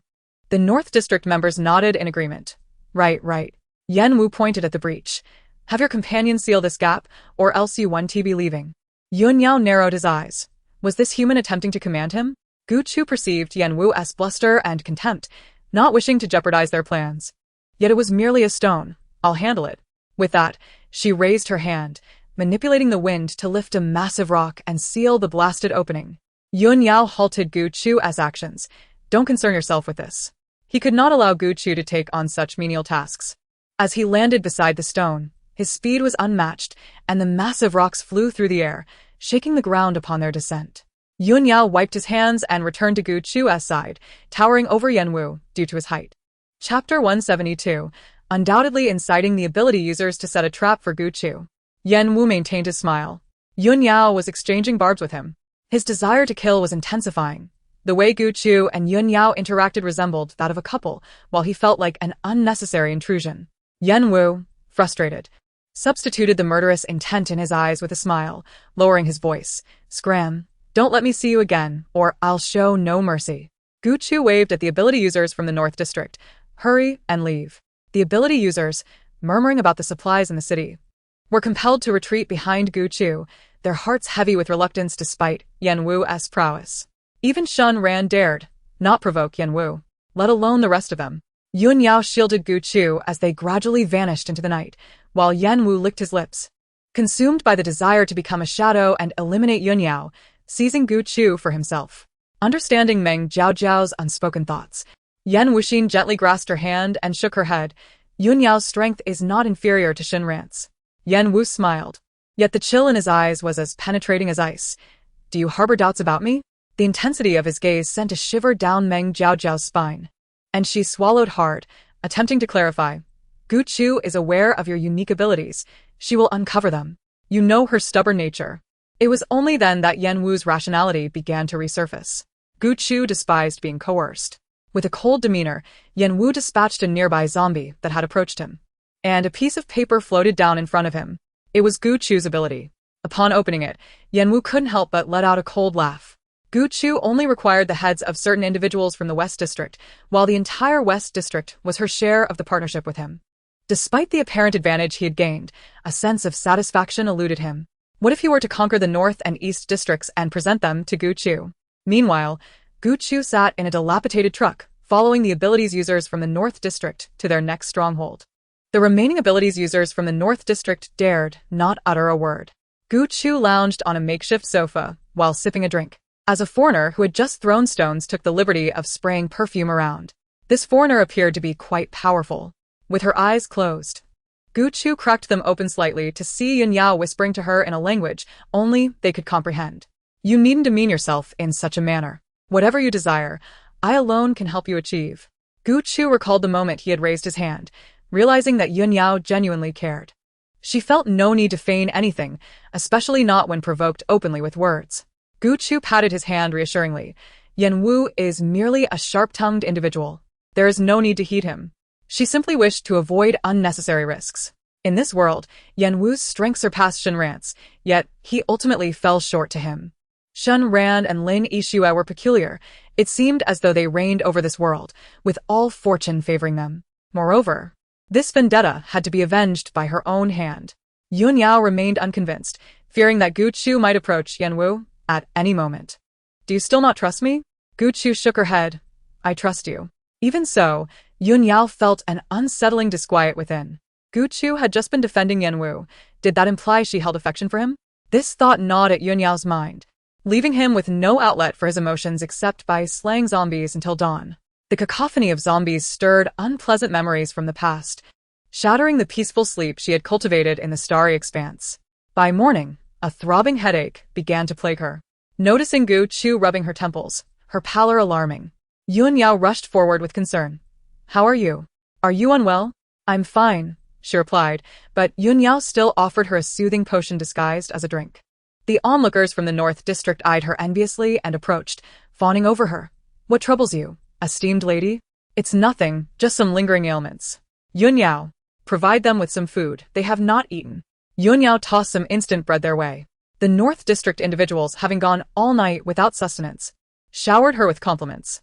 Upon reaching another stronghold, some rushed inside to relay the news.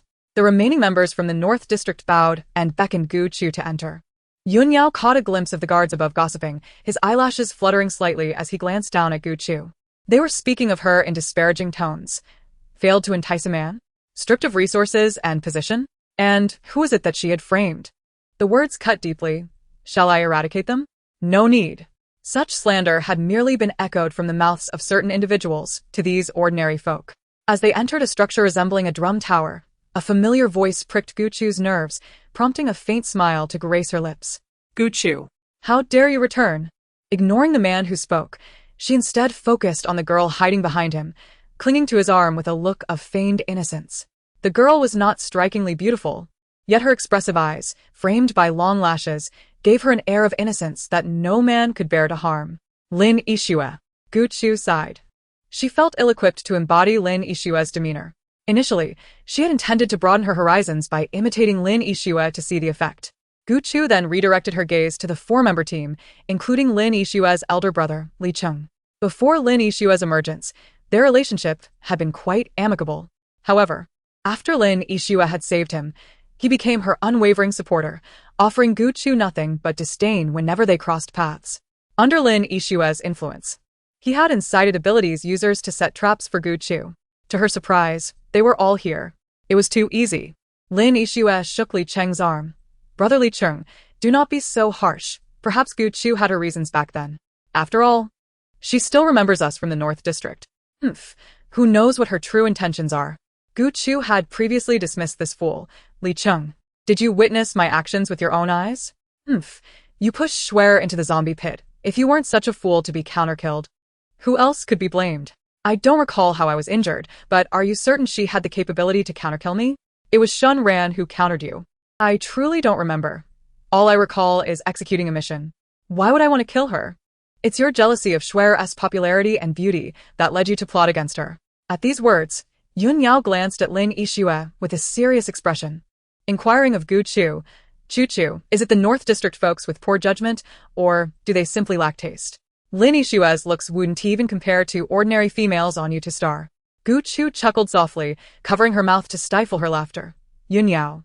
That phrase suits you perfectly, a leaf obstructing the view. It fits Li Cheng remarkably well. Gu Chu. With a subtle release of a colorless, odorless puppet potion, she manipulated the public sentiment. Those who had previously aided Lin Yixue began to turn against her. Whispers circulated, questioning whether Li Cheng was blind. Comparing Gu Chu to Lin Yixue was simply ludicrous. Even before her mutation, Gu Chu had been strikingly beautiful, and after being bitten, her appearance transformed, rendering her even more alluring. Chapter 173. The shift in public opinion. Gu Chu concentrated the mist around Li Cheng, who inhaled a significant amount of the puppet potion, causing the surrounding gossip to plant seeds of doubt within him. He scrutinized Lin Yixue intently.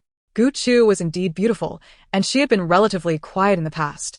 Aside from her assertive demeanor in business matters, she had always spoken to other girls gently, even assisting them on occasion. Though Gu Chu did not possess an extensive social circle, she was undeniably more attractive than Schwer.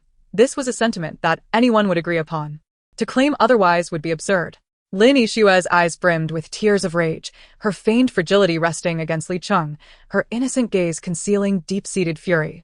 How could this eyesore still be alive? A flicker of doubt crossed her mind. She refused to believe Gu Chu had truly lost her memory. Releasing her grip, she approached with a face full of disappointment, eager to mar Gu Chu's beguiling features. Suppressing her anger, she choked out, "Sister Chu, I never thought you would remain so unrepentant, returning with such composure after pushing me off a cliff." Brother Shin Ran witnessed it all. Upon seeing Lin Yixue advance, Yun Yao's displeasure became evident as he stepped in to block her approach. The moment Lin Yixue laid eyes on the tall, handsome foreigner, her thoughts shifted, and she leaned forward like a willow in the wind. In Yun Yao's presence, her movements appeared exaggeratedly slow. If it were Gu Chu before him, he would eagerly welcome her. His gaze shifted back as he gracefully pivoted, wrapping his arms around Gu Chu and spinning away to evade. Gu Chu, puzzled, stared at Yun Yao. Why drag me down with you while you hide? Glancing at Lin Yixue, who had fallen in a most undignified manner, she couldn't help but feel a sense of satisfaction at the unfolding drama. Yun Yao hesitated, struggling to articulate his cunning little schemes, stammering as he sought excuses for himself. If I evade her, she will inevitably encounter you. She is utterly filthy. Gu Chu interject. Is it possible that she has long harbored a desire to kick Lin Yixue? Lin Yixue, sprawled on the ground, was hastily assisted by Li Cheng. Upon hearing Yun Yao's words, she trembled violently, clutching her chest as though deeply traumatized. Am I filthy? Do you, dear brother, not realize that Gu Chu is the truly vile one? Do not let her deceive you. Inquire among those around us about her past deeds. Gu Chu silently observed Lin Yixue's theatrics. Would Yun Yao be swayed by Lin Yixue's words? She was curious to find out. Each time Lin Yixue spoke, everyone seemed to lose their reason, blindly following her lead. Her casual actions effortlessly garnered the trust of others. Gu Chu vividly recalled a moment when Lin Yixue had revealed to the dying Yanwu that she possessed 3 abilities rather than 2. A vague suspicion arose in Gu Chu's mind that this was related to her 3rd ability. You speak slander, as if you are a paragon of virtue. If I trust rumors over my own woman, what kind of man does that make me? As Yun Yao uttered the words my woman, he felt a heat rise to his cheeks, unwilling to cast even a glance at the delicate and pretentious Lin Yixue. Even without having read Gu Chu's apocalyptic memories, he would resolutely choose to believe in her. As for murder, the blood on his hands was far from negligible. Who was he to judge the Empress? Lin Yixue gritted her teeth, her body shaking as tears streamed down her face, prompting Li Cheng to step forward in comfort. Yun Yao embraced Gu Chu's shoulder and casually arranged accommodations for them through a bystander. The individual unwittingly chosen cast a glance at Li Cheng, who nodded in affirmation before leading them away. Noticing that Li Cheng had not come to her aid, Lin Yixue persisted in her complaints. Why do you not help me? The old Li Cheng would never treat me this way. He would defend me. Faced with Lin Yixue's tearful lament, Li Cheng felt an internal panic. No. What they said was not entirely wrong. I did not witness it firsthand. Am I to be deemed incorrect merely because I am the victim? Li Cheng spoke candidly, but you cannot retaliate against Gu Chu. Lin Yixue was infuriated. How could Li Cheng side with Gu Chu? That seductress. Upon returning to their room, Gu Chu fixed her gaze on Yun Yao, who clung to her as though loath to let go. Might you release me now? Yun Yao, feeling a pang of anxiety, dared not meet Gu Chu's scrutinizing gaze. Isn't the performance supposed to be comprehensive? If your excellency requires me, I shall remain unwaveringly loyal. Gu Chu turned her head, denying Yun Yao the chance to inquire further. He buried himself in setting up barriers, grumbling about the unsanitary conditions and the need to clean and disinfect the room. Later that evening, Yun Yao ventured out and returned with a meal and several large bottles of fine liquor, which Gu Chu recognized immediately as high quality. Those individuals sent them. They harbor ulterior motives. I even encountered Lin Yixue. She attempted to seduce me. Oh! Gu Chu accepted the liquor, and, upon observing Yun Yao's appearance, one of a wronged party seeking justice from her, could not suppress a laugh. Lord Yun Yao, does this mean you have accepted it? In the entire northern district, everyone seems to adore Lin Yixue. Upon seeing Gu Chu smile, Yun Yao approached to assist her with the meal and pour drinks. He could never allow Gu Chu to be disappointed. No, she is quite calculating. I merely increased the dosage of the puppet potion. You will soon understand. As Gu Chu clinked glasses with him, she shared her speculations that Lin Yixue's exceedingly rare 3 abilities warranted caution. The potion will take effect soon. If your excellency is concerned, she might attempt to exert mental control over me or administer the puppet potion. Why do you constantly bring this up? Gu Chu chuckled, shaking her head. You should be grateful you are the brother of Yun Duo. I indeed benefit from my sister's influence.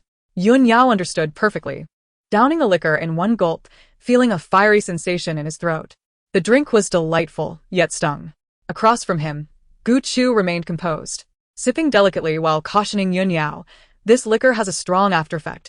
Do not consume so much. Understood. After dinner, Yun Yao felt lightheaded. Gu Chu, noticing he had barely consumed half a bottle, questioned his low tolerance for alcohol. Drunk? Allow me to fetch you an antidote.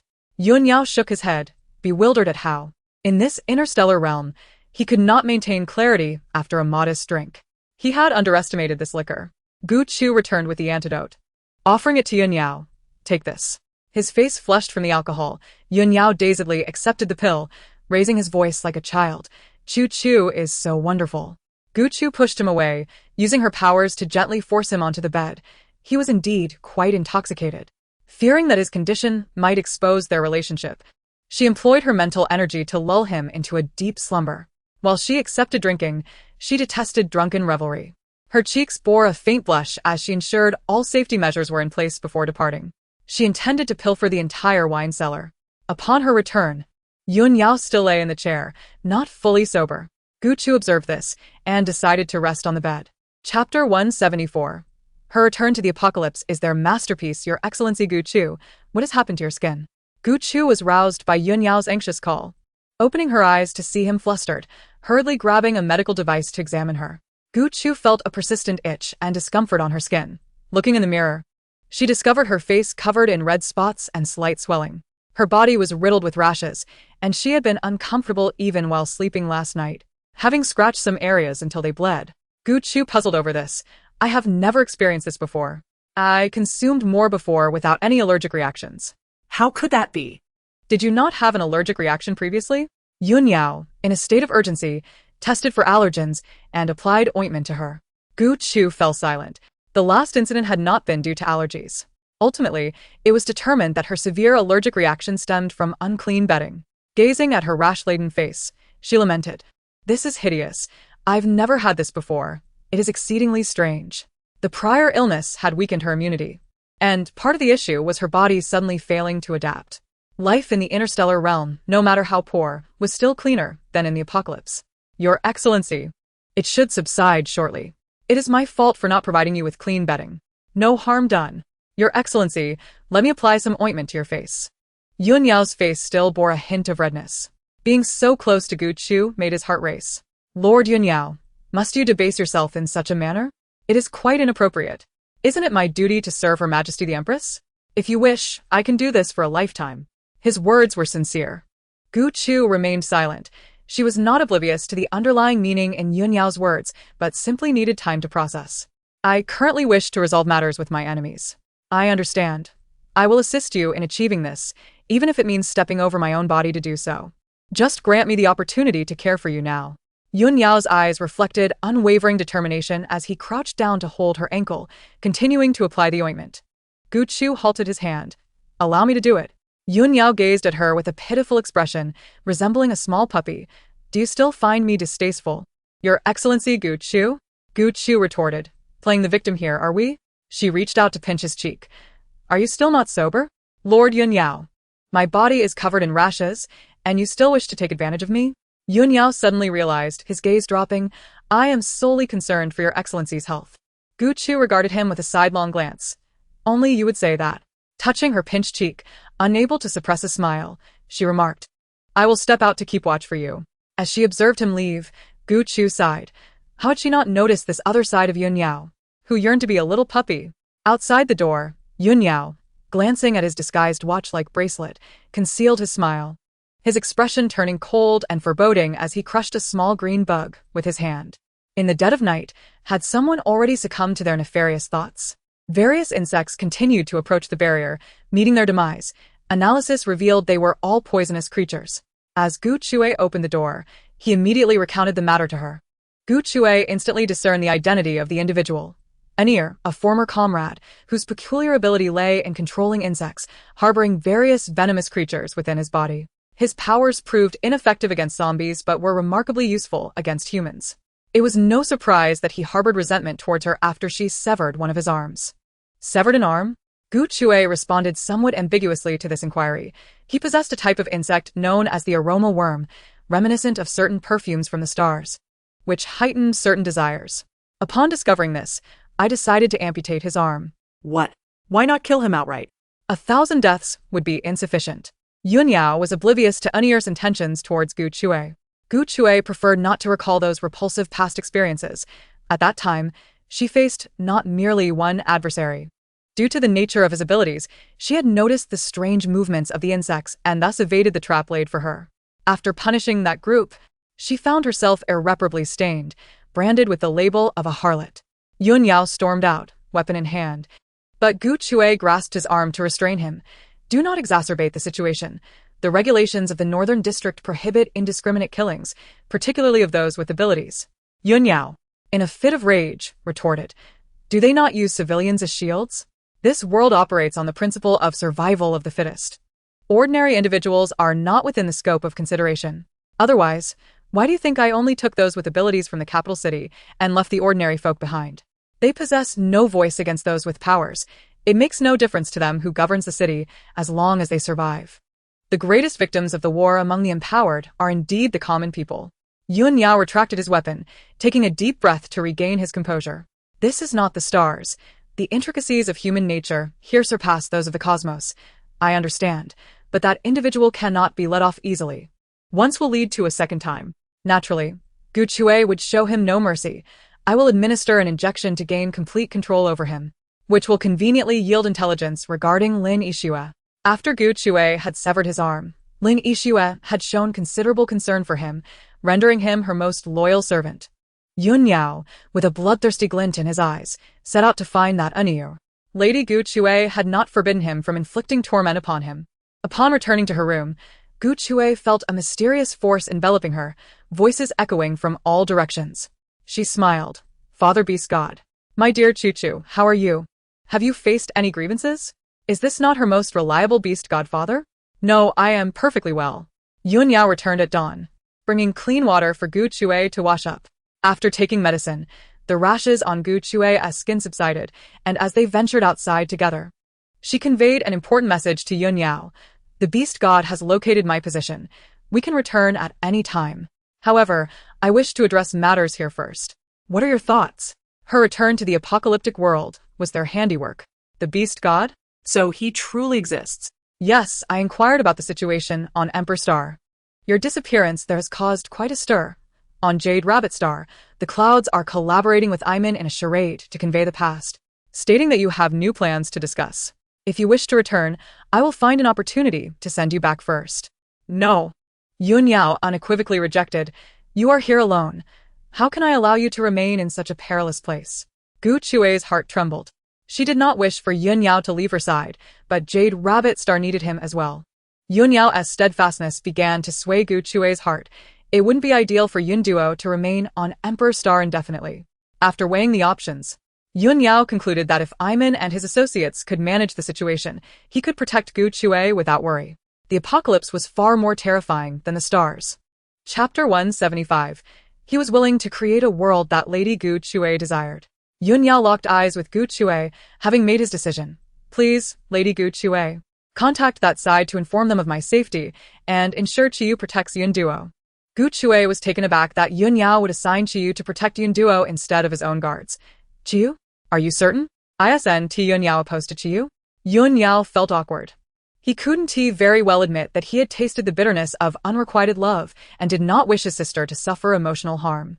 "Lady Gu Chue, I was just about to say." His words were cut off as Gu Chue pulled him into a corner, placing a finger to her lips to signal silence. Yun Yao found himself pinned against the wall by Gu Chue, his mind momentarily blank. The adorable height difference left him dazed. "Lady Gu Chue, are you all slamming me?" The assertive gesture carried an unexpected charm. Due to their disparate heights, the pose lacked any heroic quality, and Yun Yao gazed at the earnest figure listening intently, yearning to pull her into his embrace. In a moment of impulse, he wrapped his arms around her waist, pressing her closer to his chest. Offering a flimsy rationale, "We must hide. We'll be discovered otherwise."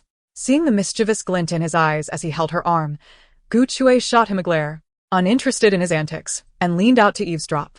"Li Chung, what caused the quarrel between Anir and Lin Yixue?" Yun Yao pressed against Gu Chue, his face burning, daringly whispering in her ear, "Lady Gu Chue, do you feel differently towards me, which is why you do not resist?" Gu Chue was taken aback by his words, pinching his cheek to silence him. "Are you love-struck? Is this really the time to ask such questions?" Yun Yao grinned. "Yes, I am blinded by love." "Indeed." "Lady Gu Chue does not resist me." Gu Chue glared at this love-struck fool. "Enough chatter. If you keep this up, I'll send you back." Yun Yao chuckled and obediently sealed his lips. He longed to share a unique world with Lady Gu Chue in the apocalypse. Gu Chue continued to observe the unfolding argument, which had drawn a considerable crowd. Seizing the opportunity, she pulled Yun Yao over to be spectators.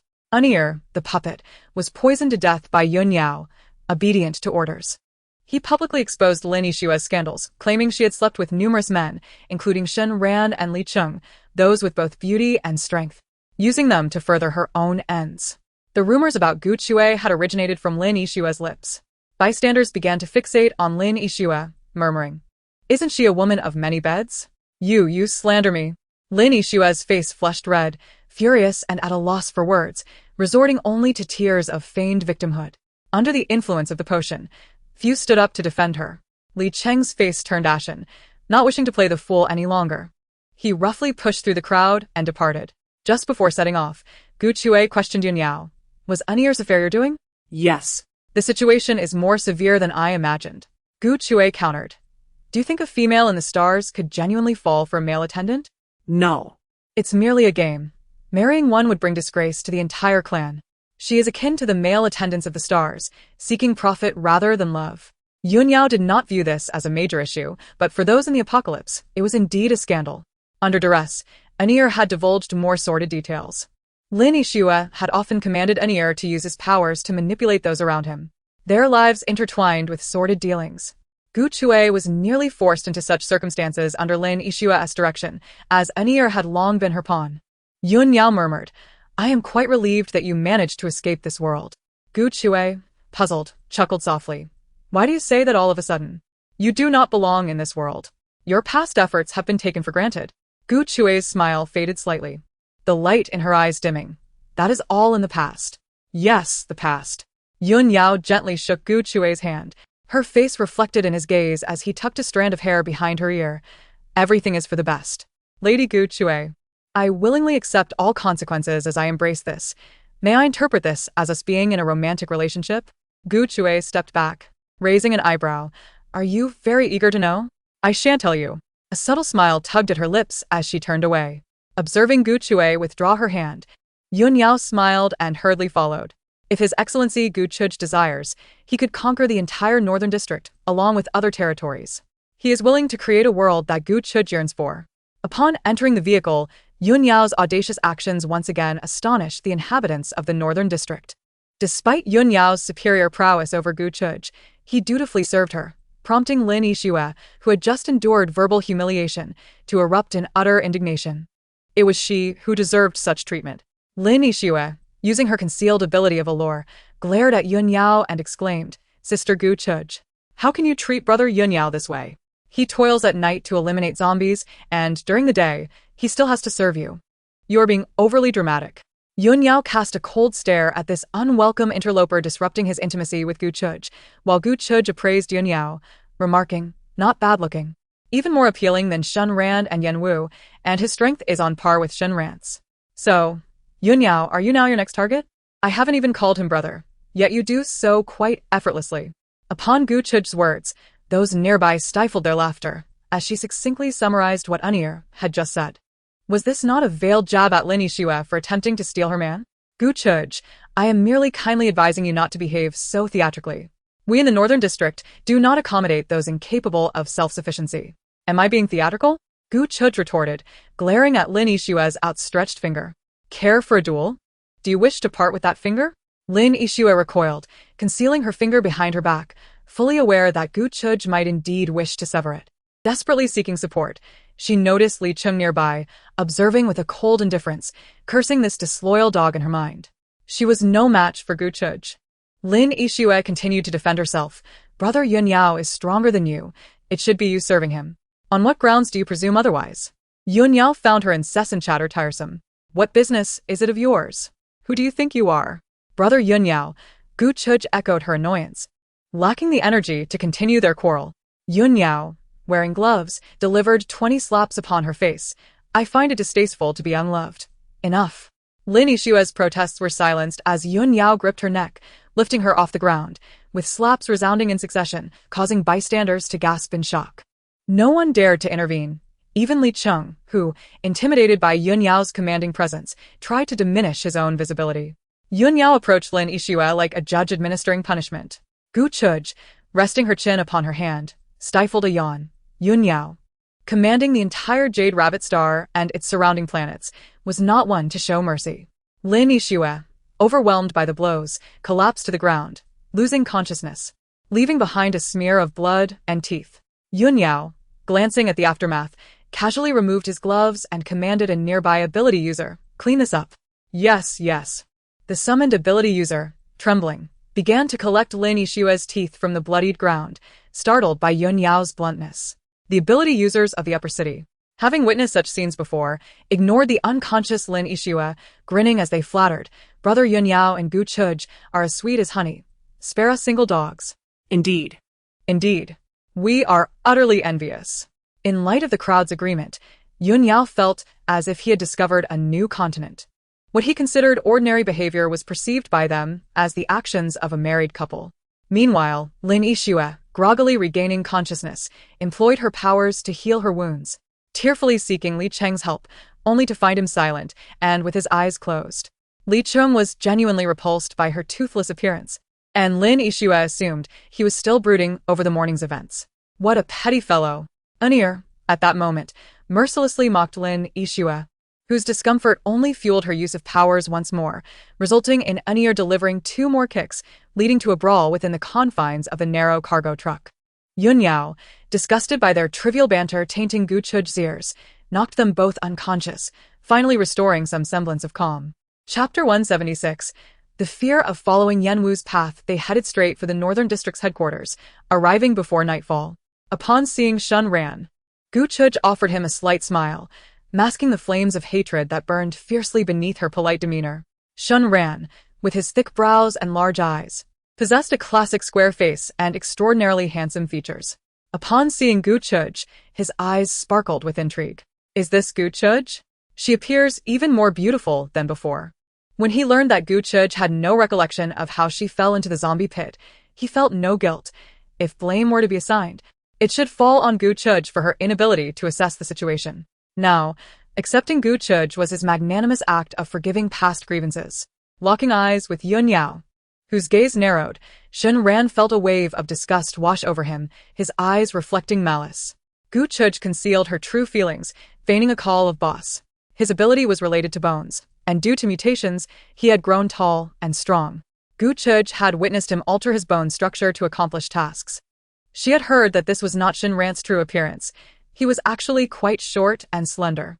To be honest, Shun Ran found Gu Chuj's current vivacity far more pleasing than her previous dull demeanor. He had no objection to having multiple women around him, though she was not particularly obedient. Where did this man come from? Immediately upon arrival, Shun Ran took a jab at Yun Yao, looking so flamboyant. Since when did you become so superficial? Gu Chuj inwardly scoffed, noting how Shun Ran pretended to uphold integrity while surrounded by few attractive women himself. Such a person deserved to be taught a lesson by Xianemo, who was both beautiful and powerful. Gu Chuj took the initiative to link her arm with Yun Yao's. Feigning shyness, "He is my savior, caring for me meticulously. It is only natural for feelings to develop." Yun Yao, listening to her words, felt indifferent, instinctively protecting Gu Chuj as Shun Ran's lecherous gaze remained fixed upon her. He longed to deliver a punch. Gu Chuj, sensing the tension, pulled Yun Yao away, eager to conclude matters quickly. "I will return first. I still need to readjust to communal living." Wait. Lin Yishue called out to Gu Chuj. Having repaired her teeth with her powers and immediately clinging to Shun Ran, weeping, "Brother Shun Ran, Gu Chuj broke the rules. She had him hit me. And Yun Yao possesses spatial abilities, hiding quite a few valuable items." "Is that so? Gu Chuj, you are becoming increasingly reckless," Shun Ran reprimanded her. "Are you unaware of the rule against hoarding resources?" Gu Chuj replied nonchalantly, "Boss, Yun Yao is not from the Northern District. I have only just returned. If there are issues to address, let us wait until I've rested enough. If you take issue with Ai Yao, you can resolve it in the arena. Ai Yao has been eager to spar with you. Gu Chuj, do you think bringing back a man grants you the right to seize power? Not at all." Gu Chuj mimicked Lin Yishua's tone, adopting a wronged expression. "I simply wish to avoid causing conflict. I would like Ai Yao to join the Northern District, but if he does not wish to, there is nothing I can do. We will need to fight together in the future, and our resources are scarce. The beverages Ai Yao provided were only because he cares for me." Shun Ran glared at their departing figures, filled with murderous intent, muttering to himself, "Ai Yao, Ai Yao. Has Gu Chuj returned as a different person? Can she even speak like that now?" Lin Yishue gazed at Gu Chuj, who was clinging to Shun Ran's arm, projecting a pitiful appearance. "Brother Shun Ran, Why did you let them go? They possess numerous valuable items. Shun Ran abruptly shook her off his arm, finding her actions before Gu Chuj reminiscent of a clumsy imitation. I want to ask you why you brought back Yin Yao. Have you taken a liking to him? Lin Yixue, flustered, activated her powers with reddened eyes, stammering, I could never. My heart belongs only to you. Shun Ran ignored her, sweeping away as he departed. That Yun Yao was exceptionally strong. Without him, would he still have the upper hand over Gu Chuj? Returning to her room, Gu Chuj exhaled a deep breath. She must eliminate Shun Ran. Gu Chuj, you must be cautious of Shun Ran. He is not a good person. Gu Chuj patted Yun Yao's arm, forcing a smile. Let us discuss our upcoming plans. She intended to capture Shun Ran alive. She harbored no fear of Yun Yao engaging in a duel with Shun Ran. Rather, her trepidation lay in his potential entrapment and persecution along the path of Yanwu. Their foremost objective was to subdue all the ability users present in this locale. Now that they had arrived, it was time to settle old scores. While Yun Yao stepped out to fetch the meal, he meticulously arranged all surveillance devices and discreetly administered drugs in both Shun Ran's and Lin Yixue's rooms. Gu Chu, meanwhile, was inside the room, utilizing a holographic computer to monitor the entire scenario. Chu, I have returned. Gu Chu gazed at the door as someone knocked, swiftly concealing the holographic device and sending a message. Come in.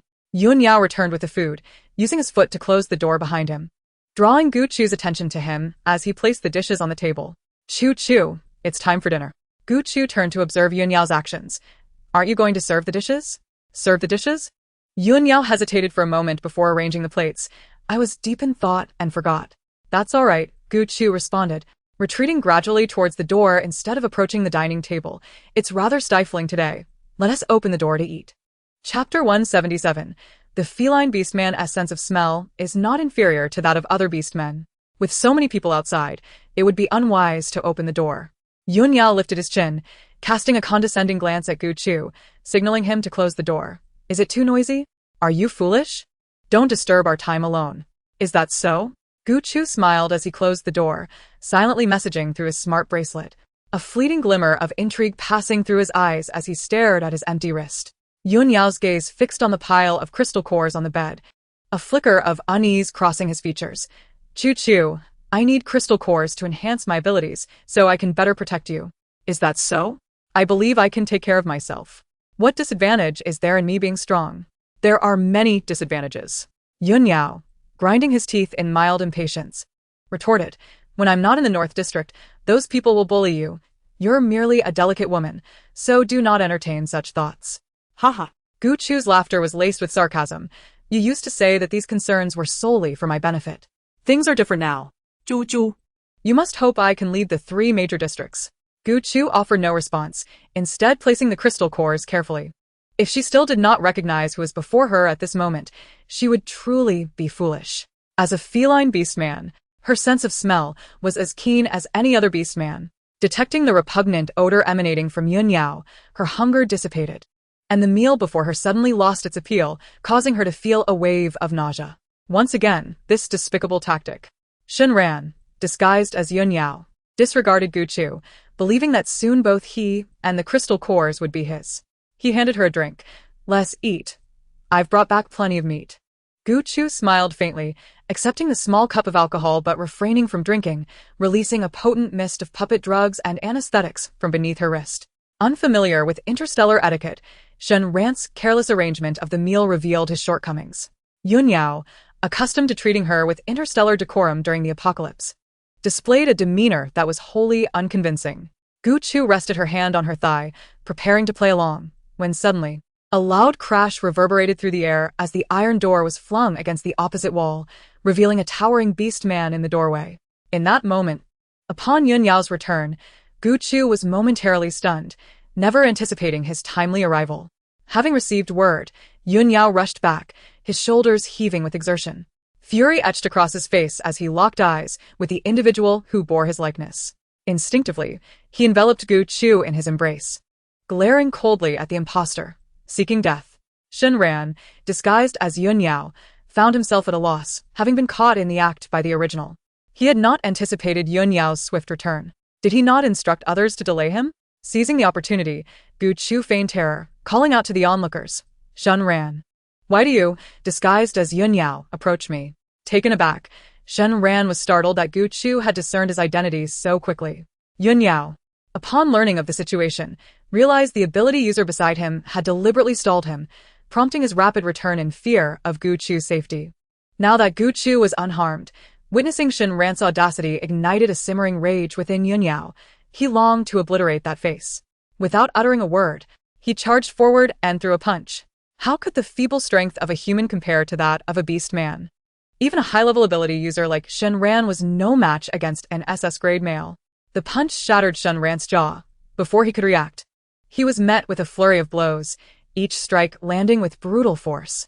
Blood spilled from Shen Ran's lips. He could not reveal his abilities, for that would expose his actions, and he weaved through the crowd, seeking refuge amidst the throng. Yun Yao halted, resisting the urge to pursue Shen Ran. He could not act recklessly. He feared it might be a ruse to draw him away, unaware of whether Gu Chu was still in peril. The audacity of this person, impersonating him, was infuriating. Gu Chu had no intention of chasing after him, instead adopting a demeanor of victimhood, pointing at the fleeing Shen Ran and informing the onlookers how he had disguised himself as Yun Yao to torment her. The crowd began to believe that Shen Ran was indeed responsible for the misdeeds. Once the throng dispersed, Gu Chu returned to her previously composed demeanor, fully aware that this incident alone would not be sufficient to incriminate Shen Ran. Upon returning to the room, Yun Yao immediately inspected the meal, discovering traces of mind-altering substances. Enraged, he disposed of the food. "Your Highness, are you unscathed? Did he lay a hand on you?" "No, the surveillance beetles you installed have been monitoring everything. I saw you outside. Whoever was out there could not possibly have been you." Gu Chu found the notion amusing. Had I activated the counterattack barrier, Shen Ran would have been in quite a bind. Yun Yao exhaled a sigh of relief, though his fury still simmered within. He should be eliminated. Scum like him deserves no mercy. Gu Chu chuckled softly, bemused by his indignant demeanor, as if he were the one being wronged. She wrapped her arms around his sturdy waist, momentarily distracting Yun Yao from his wrath. "I know you. I want to be deceived." She never expected Yun Yao to return so swiftly from afar. The moment he struck Shen Ran, her heart trembled in sync with his movements. The notion that someone would protect her in this apocalypse was something Gu Chu had never dared to dream.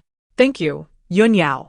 "Your Highness." He hesitated momentarily, unaccustomed to such intimacy, embracing Gu Chu's waist. "This is what I ought to do. You need not exert yourself so much."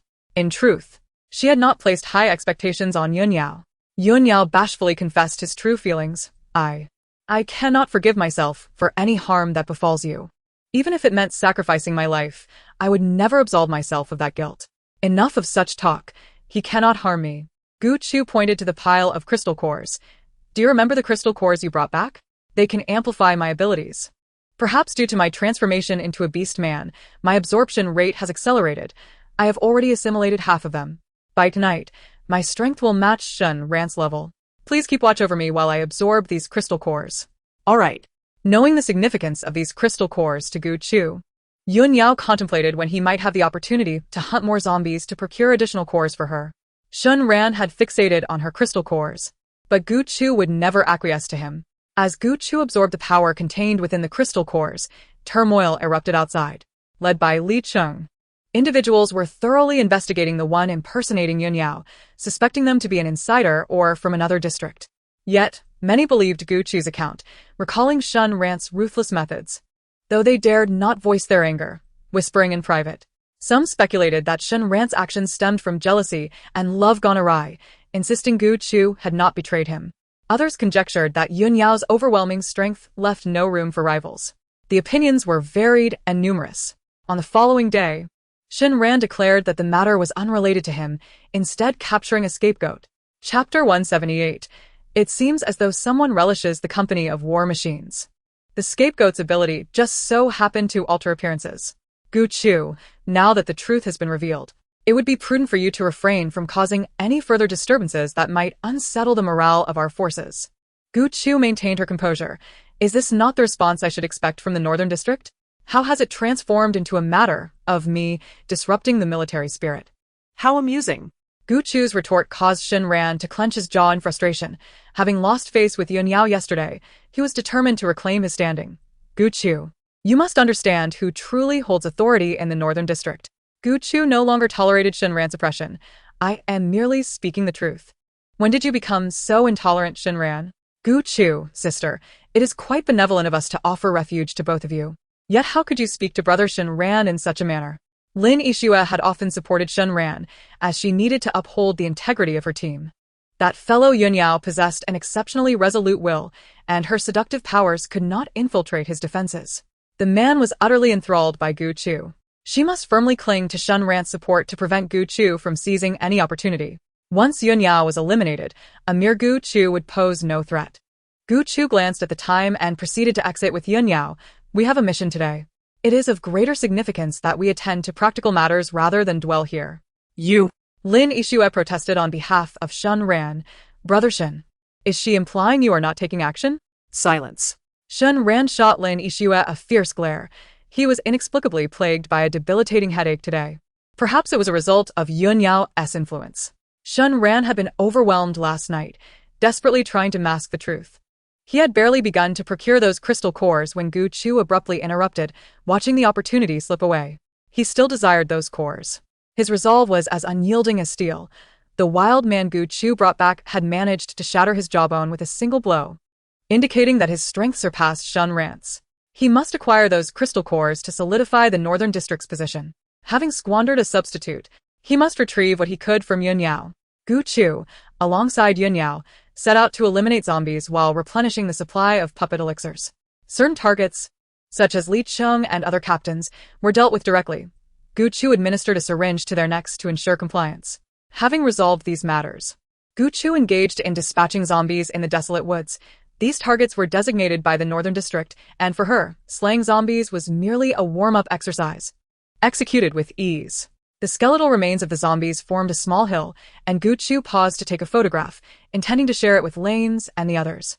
As she set up her holographic device, the voice of the beast god echoed from afar. My precious daughter, I have brought you some company. Gu Chu scanned her surroundings, curious about the identity of the newcomers. The spiritual entity within her seemed to resonate with the beast god, the trees swaying as if beckoning something forth. And in a flash of golden light, Gu Chu abruptly found herself in an embrace. No, to be precise, there was another behind her. Gu Chu remained dazed for a while, mistaking the encounter for an illusion, but upon discerning the identities of her encircling figures, the coolness of their embrace confirmed the reality. Lanes? Chu, it's me. The one at her back spoke, and me as well. Gu Chu struggled to articulate her overwhelming excitement. With one arm wrapped around each, Lanes and Situ bent down to her. Ah, you. How did you both arrive? We heard you were seeking revenge, so we came. Lanes allowed Gu Chu to touzle his hair, intimately pressing their foreheads together. After their affectionate interaction, Lanes glanced at Yunyao, who stood frozen, knife in hand, clearly stunned. This fellow must have taken considerable advantage of Chu. She reeked of his scent. As for the surrounding zombies now piled into a hill, they were merely an eyesore, not worthy of further attention. Situ chuckled as he helped Gu Chu tidy her disheveled hair. We wanted to bring you home soon, so we asked the beast god if we could come. They had all clamored to join, ultimately deciding that Situ, skilled in healing and Lanes, the most formidable in combat, would go, one to protect, the other to tend to Gu Chu's well-being. Your Excellency Gu Chu, Yunyao approached, nodding in simple acknowledgement. Let us retreat to the aircraft. This is not a suitable place for discussion. Very well. Once aboard the aircraft, Lanes refused to relinquish his hold on Gu Chu, insisting she sit upon his lap. Gu Chu relaxed, nestling against him, caressing his face resting upon her shoulder, her joy evident as she playfully remarked, Lanes, you are quite clingy. I am a serpent. It is in my nature to coil. Situ shot a disapproving glance at Lanes. Do you have no shame? Situ settled beside Gu Chu, inquiring curiously about her exquisitely styled twin ponytails. I helped Your Excellency Gu Chu with her hair. Situ's expression darkened. After all, it was Yunyao who had been beside Gu Chu at that moment. From both Yun and Chiyu, he learned that Yunyao had rushed to seize Gu Chu. Had he not, she might have faced the horrors of this cannibalistic land alone. Without Yunyao's presence, Lanes and the others would likely have spiraled out of control. They dared not imagine how Gu Chu would cope. In their hearts, Gu Chu deserved unwavering adoration. Situ inquired if Gu Chu had sustained any injuries, and upon confirming her well-being, he felt a sense of relief. Observing Lanes and Situ's escalating emotional turmoil, Gu Chu's heart sank as she absorbed their distress. It was no exaggeration. Both Chia and Iman had experienced the highest levels of turmoil regarding Gu Chu, only regaining some semblance of sanity after Lanes had resorted to violence against them. During that time, the group had split into factions, and Lanes and his comrades had expended considerable effort to rein in the rampaging beasts. Once they had calmed down, they complied with Lanes's directives, ultimately employing secret methods and sedatives to subdue them. Upon learning that time in the interstellar realm progressed more swiftly than in the apocalyptic world, Gu Chu felt a surge of anxiety. It appeared imperative that she resolve matters here swiftly. With her companions now present, her plans would inevitably shift. Their sudden appearance could arouse suspicion. They need not enter the city, but could instead lie in wait aboard the aircraft, striking at designated targets under the cover of night. Situyu recognized Gu Chu's grievances and, brimming with murderous intent, assured her that she would witness Shun Rant's disgrace the following day. As the hour grew late, Gu Chu returned with Yun Yao. Noticing Yun Yao's persistent frown since their earlier encounter, Gu Chu took the initiative to grasp his hand as they walked back. Lanes clicked his tongue in annoyance. After all, those humans seemed to assume that Yun Yao was Gu Chu's mate, leaving Lanes with no opportunity to accompany her. In the coming days, he would have to share an aircraft with Situyu, a prospect he found utterly distasteful. Marshal, please refrain from being so petty. Situyu watched Gu Chu depart before turning back to prepare the toxins he would need later. It was as if anyone desired to accompany a war machine. Chapter 179. He did not wish to part from Gu Chu. Yun Yao's gaze was a tumult of emotions, all entangled together as he vacantly followed Gu Chu. Noticing his discontent, Gu Chu asked, "Why do you appear less happy now that we are returning early?" Yun Yao forced a smile. Having witnessed the sweet and harmonious interaction between Gu Chu and Lanes, he felt utterly out of place. He found himself reflecting on his own inadequacy. He had never seen Gu Chu smile in such a manner while he was present, as though they were not in an apocalypse, but in the grandeur of the stars.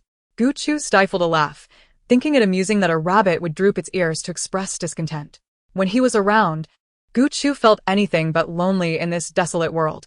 Yun Yao's companionship and attentiveness provided her with a profound sense of security, especially at that moment when he had resolutely chosen to remain by her side.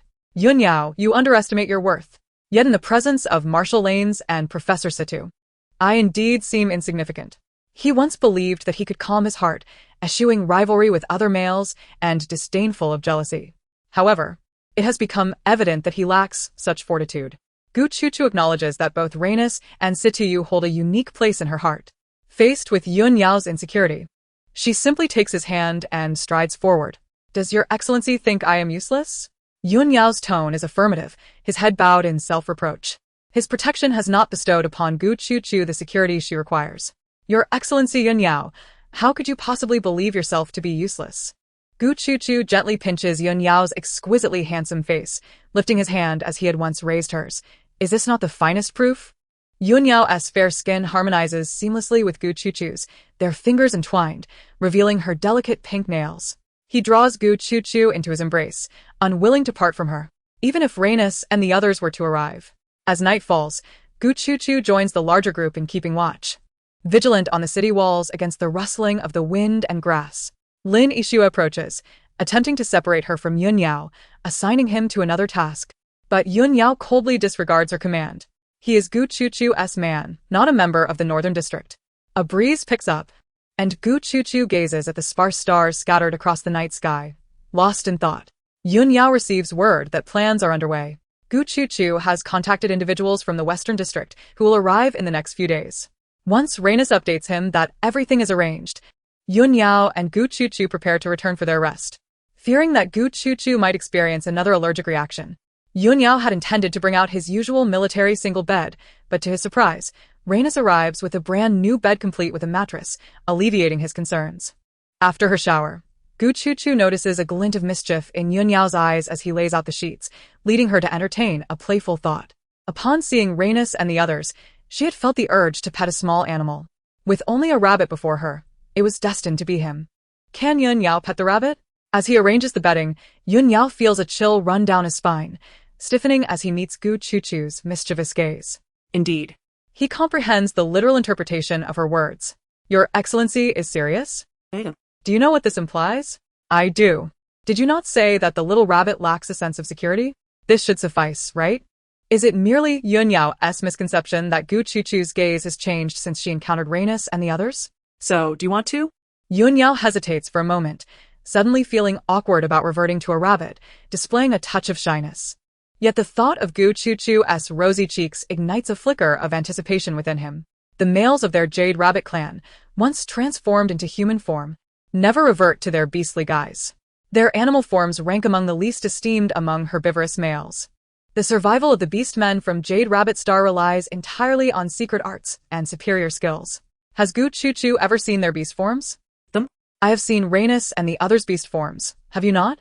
She refers to her encounters with Iman's beast form.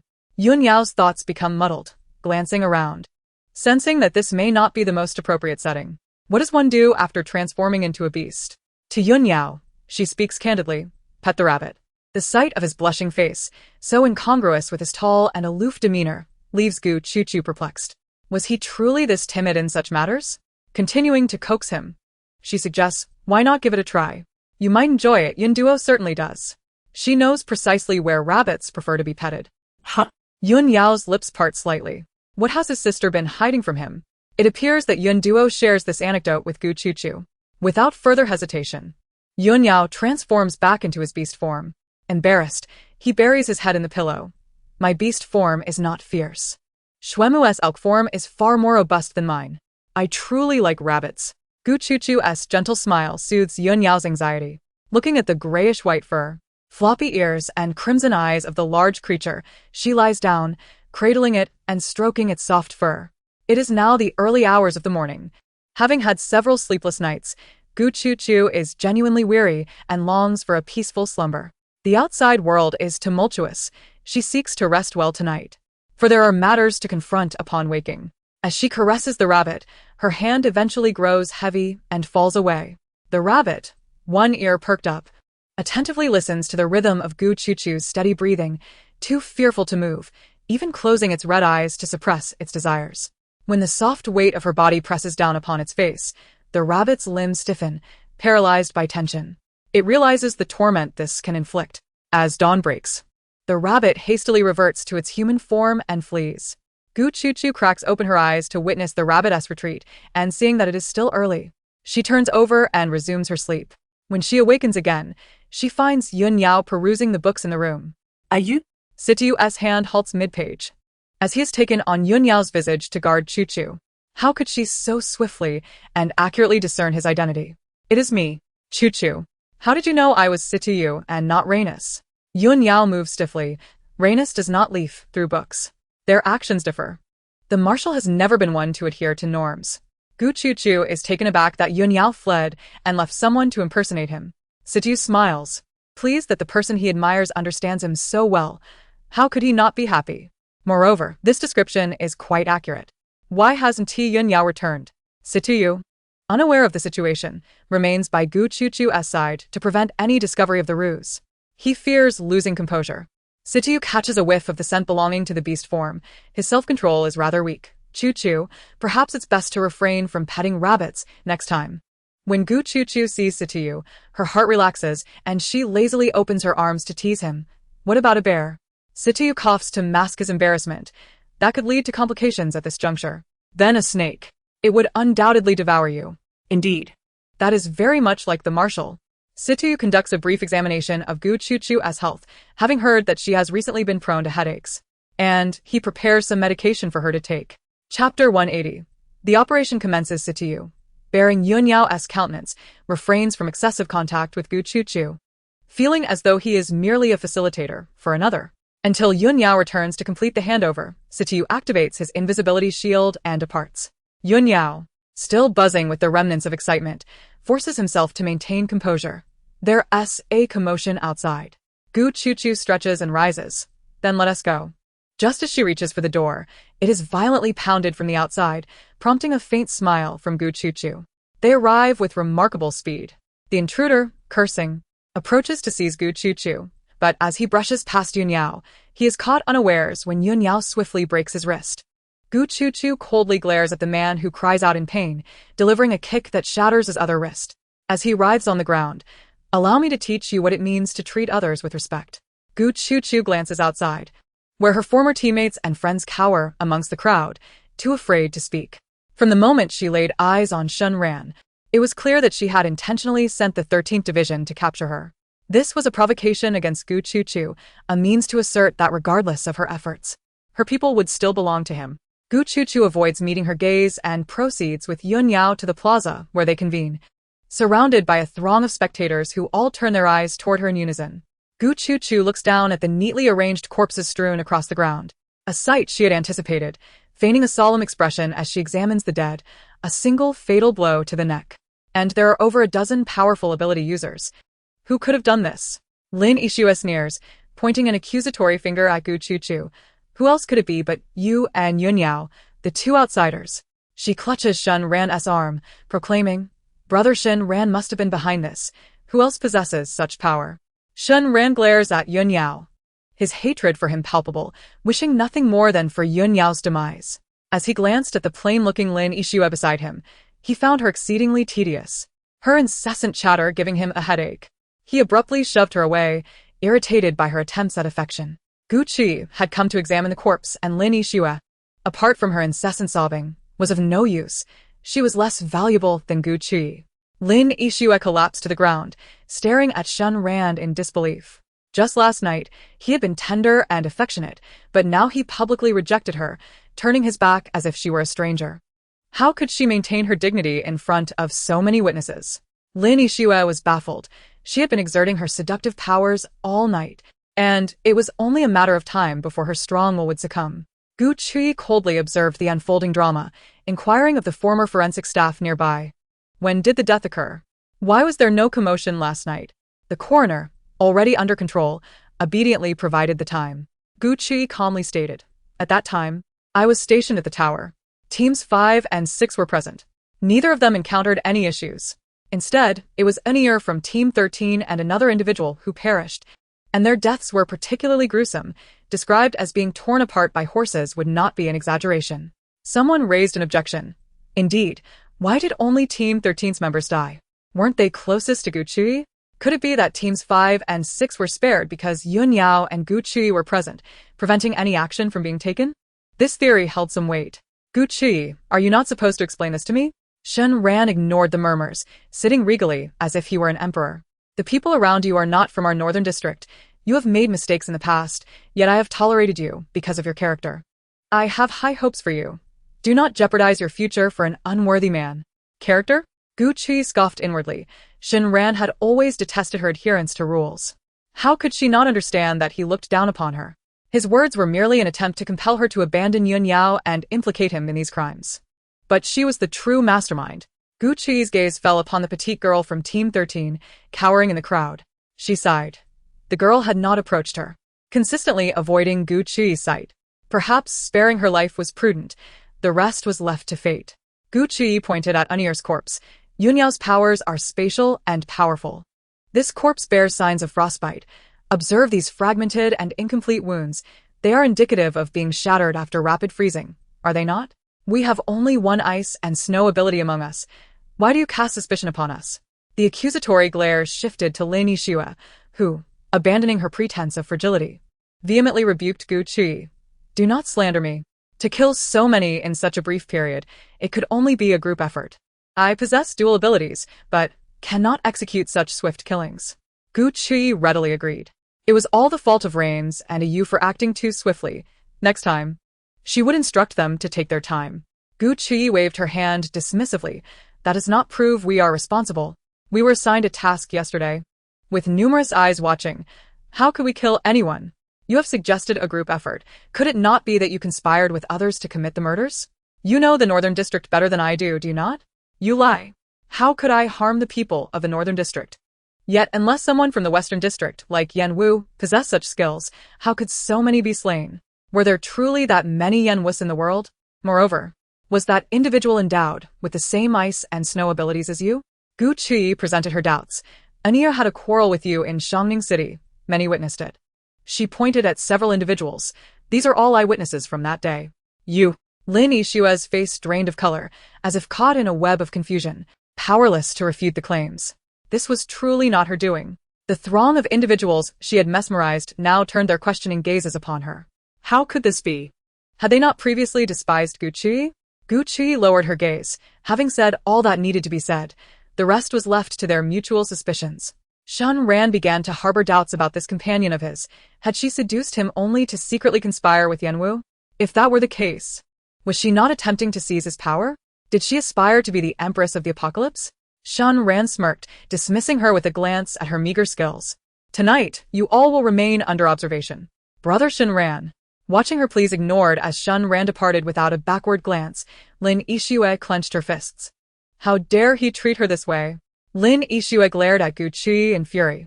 If it were not for Yanwu's heart being entangled with Gu Qi, she would not have chosen Shun Ran. She had never anticipated that Yanwu would seize the northern district city due to her demise. And now Gu Qi's return had rendered even Shun Ran indifferent to her. That vixen. Gu Qi appeared utterly unperturbed, resembling anything but a prisoner under surveillance as she leisurely found a seat, calmly sipping tea. Noticing Lin Yixue glaring at her, she quipped, "What are you staring at? Jealous that I am more attractive than you? Gu Qi, have you finally revealed your true colors? You rely solely on your looks to seduce men. Yun Yao, do you think she is so innocent? She has undoubtedly been involved with Yan Wu long before this." Chapter 181. Please enter the trap. Yan Wu? Gu Qi feigned indifference. Even if there were some truth, it was impossible. Stifling a yawn, she remarked, "You are quite noisy." With that, she vanished from her seat, delivering a powerful slap that sent Lin Yixue crashing against the wall, eliciting a cry of pain. Gu Qi, now transformed into a beast, possessed strength far exceeding her previously mutated state. Lin Yixue's body, as an ability user, could not withstand such force.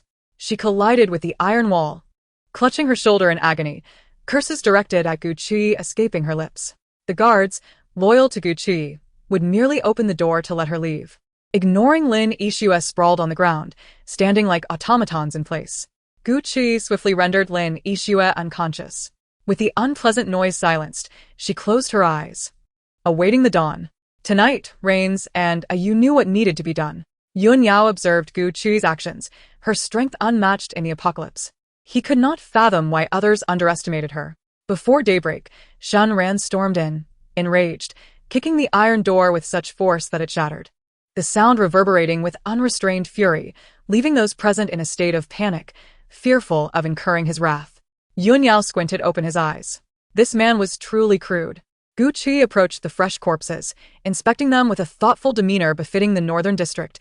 If this loss reaches the western district or the eastern district, we will face significant trouble. Lin Yixue, with a broken arm and a swollen face, saw Shun Ran and, resorting to her powers of allure, wept, "Brother Shun Ran. It must be Gu Qi. Ever since her return, people have been dying. Get lost." Shun Ran, brimming with suppressed rage, his eyes bloodshot and menacing, slapped Lin Yixue, causing her ears to ring incessantly. "Stop being a nuisance." Gu Qi observed Lin Yixue making a fool of herself with cold indifference. The effects of the drug grew more pronounced, and Shun Ran's temper began to spiral out of control. Seizing the opportunity, Gu Qi suggested, "Could it possibly be the Western District? Only Yanwu's abilities could achieve such stealthy killings. Yanwu's powers were akin to shadows, unimpeded by the darkness. Otherwise, Shun Ran would not have needed to expend such great effort to eliminate him. It is possible." Shun Ran forcibly suppressed his rage, turning to Yun Yao. For only he could assist in eliminating Yanwu. Cooperation was essential. Otherwise, the northern district would quietly be obliterated. "I know Yanwu has long sought to possess Gu Qi. If the northern district falls, Gu Qi will be the first to suffer." Yun Yao frowned. "Do not speak of Gu Qi as though she were an object." Shun Ran was pleased with Yun Yao's expression. "To eliminate Yanwu, we require the combined strength of the three of us." Seeing the two nod in agreement, Shun Ran smirked triumphantly. At this moment, they had no option but to collaborate. Was Yun Yao not infatuated? This was an opportunity to exploit. However, this unexpected turn of events played right into Gu Qi's hands. Having regained her freedom, Gu Qi swiftly conveyed the news to Lanes, receiving an affirmative response that illuminated her countenance with radiant joy. She would soon return to the stars. It turned out that the leader of the Eastern District had been in the Northern District all along, and they had now conspired to unite against the Western District. But it mattered not, for their Titan Python was at hand. These individuals were unaware if they would suffice to fill its hunger. Observing the middle-aged man clad in a suit, who, despite his years, exuded neither grease nor decay, but rather maintained a remarkable physique. Gu Chu noted how his experience and maturity afforded him a high standing in the Eastern District. This man was Lin En, the district's leader. His ability to wield lightning paired with Lin Yixue's ice powers rendered them nearly invincible. Gu Chu could hardly spare a glance for Lin En, as she had always found his hidden, lecherous gaze repugnant. Suppressing her excitement, Gu Chu counted the heads around her, eagerly anticipating the night's outcome. The sudden eruption of gunfire indicated that a confrontation had commenced. The Western District had long been within her surveillance. Lin Yixue urged Gu Chu to venture forth, asserting that her wind abilities could be utilized to gauge the situation. If you wish to push me to my demise, simply say so. A solitary challenge against Yan Wudua holds no advantage for the Northern District, Gu Chu retorted. Lin Yixue's malevolent gaze bore down on her, revealing her dissatisfaction since Gu Chu's return, which had also cost her Shun Ran's trust.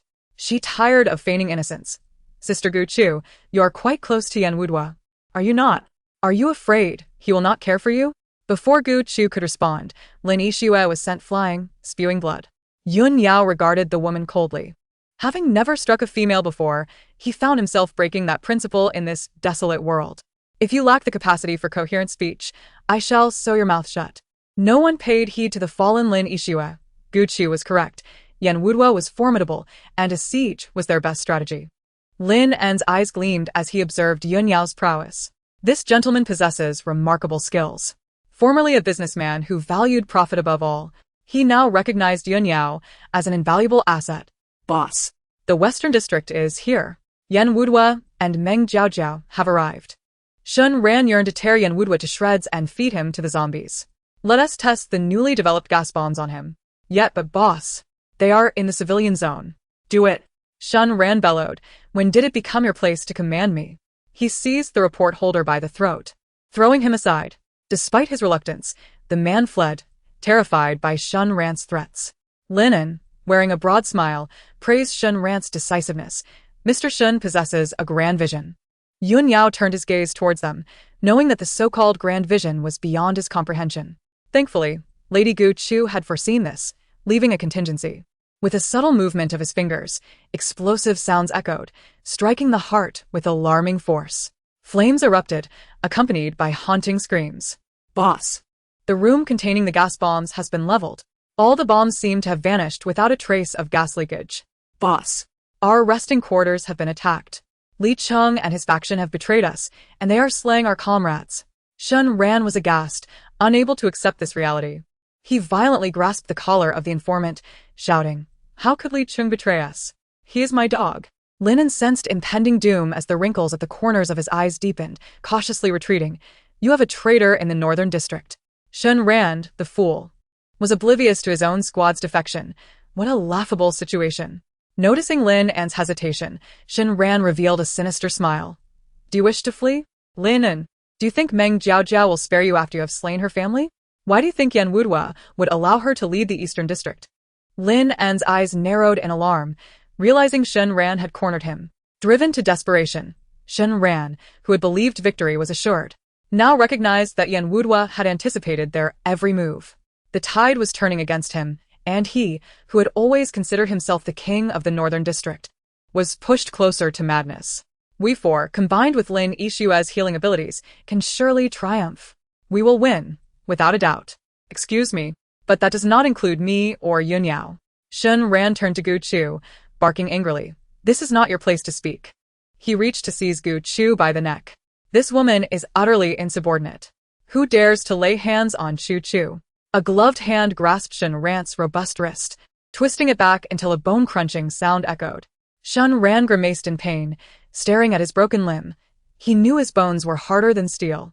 Shun Ran gazed in astonishment at the man in military garb across from him, who calmly removed his cap, his vacant, abyss-like eyes inscrutable. Lin En observed intently, beads of cold sweat forming on his brow as he grasped the implications of Gu Chu's earlier words. She was not from the Northern District. Gu Chu approached Lanes, instructing Lanes, "Keep an eye on him. His abilities allow for regeneration. I have dealt with many regenerative beings throughout the year." Frustrated, she added, "With such extensive experience, why did you not believe me when I said I had survived the apocalypse?" Lane stammered, "I was momentarily bewitched." With that, he lifted Shun Ran into the air. Gu Chu, unable to seize the weapon of war in time, called into the darkness, "Do not kill him. Leave him half alive." She needed time to deal with another individual. As Lin retreated in silence at Gu Chu's betrayal, he found himself paralyzed with fear. Did he wish to escape? An icy dread enveloped him. And as he glimpsed the figure behind him, he was struck in the neck by a syringe filled with an unknown liquid. As Lin writhed on the ground, foam escaping his lips as his body contorted grotesquely, Sitiyu retracted his syringe, indifferent to Lin An's impending agony from the toxin, and approached Gu Chu with decorum. He had initially wished to shield her from bloodshed, but with chaos unfolding and the stench of blood permeating the air, this was beyond his control. Ju. How should we handle Lin Yixue? Do not kill me. Lin Yixue trembled, terrified at the sight of the two men. No matter how she attempted to utilize her enchanting abilities, they remained unmoved. They were still aligned with Gu Chu, their tone laden with respect for her. Especially the one currently subduing Shun Ran. Realizing that the entire scheme had been orchestrated by Gu Chu, she thought, which method of torment would be most suitable? Sitiyu, a savior by nature, was not inclined towards murder. You might want to consult Lanes about that, Yun Yao suggested. Why not bind her and toss her into a horde of zombies? Sitiyu cast an incredulous glance at Yun Yao. Was this truly the same aloof Yun Yao, now voicing such ruthless thoughts? Lin Yixue, shaking with fear, protested, "No, please don't. I am not the one who harmed you. It was Shun Ran who compelled me to act thus. If you seek vengeance, direct it at him." Gu Chu held a coarse rope, determined that Lin Yixue must bear witness to everything. At that moment, Lin Yixue lunged forward, clasping Gu Chu tightly. "I will not allow you to escape unscathed." Her eyes were filled with malice, her once beautiful visage now twisted into that of a demon. She envisioned Gu Chu shattering into ice, her jealousy of Gu Chu morphing into a fervent desire for her demise. As her fingers grazed the ground, Lin Yixue was incredulous to see a vast expanse of ice forming beneath her powers, and Gu Chu's figure evaporated before her very eyes, all dissolving like fleeting bubbles. "Have you forgotten what my abilities are?" Gu Chu's voice jolted Lin Yixue back to reality. She had lost, utterly and completely. Gu Chu tightened her grip around her neck, while Lin Yixue desperately clutched the coarse rope, attempting to harness her powers, only to be stunned by a slap from Gu Chu, who then crushed both of her hands underfoot. This was the first time Sitiyu had witnessed Gu Chu's ruthlessness. He moved to assist her, but was halted by Yun Yao's outstretched arm. "Your Excellency, Gu Chu desires to conclude this herself." Taken aback, Sitiyu retracted his steps and quietly remained by Gu Chu's side. Disdainful of such brutish methods, Gu Chu used a needle to incapacitate Lin Yixue entirely. Gu Chu? Gu Chu was wiping her hands when she turned to see Yanwu approaching. Who are they?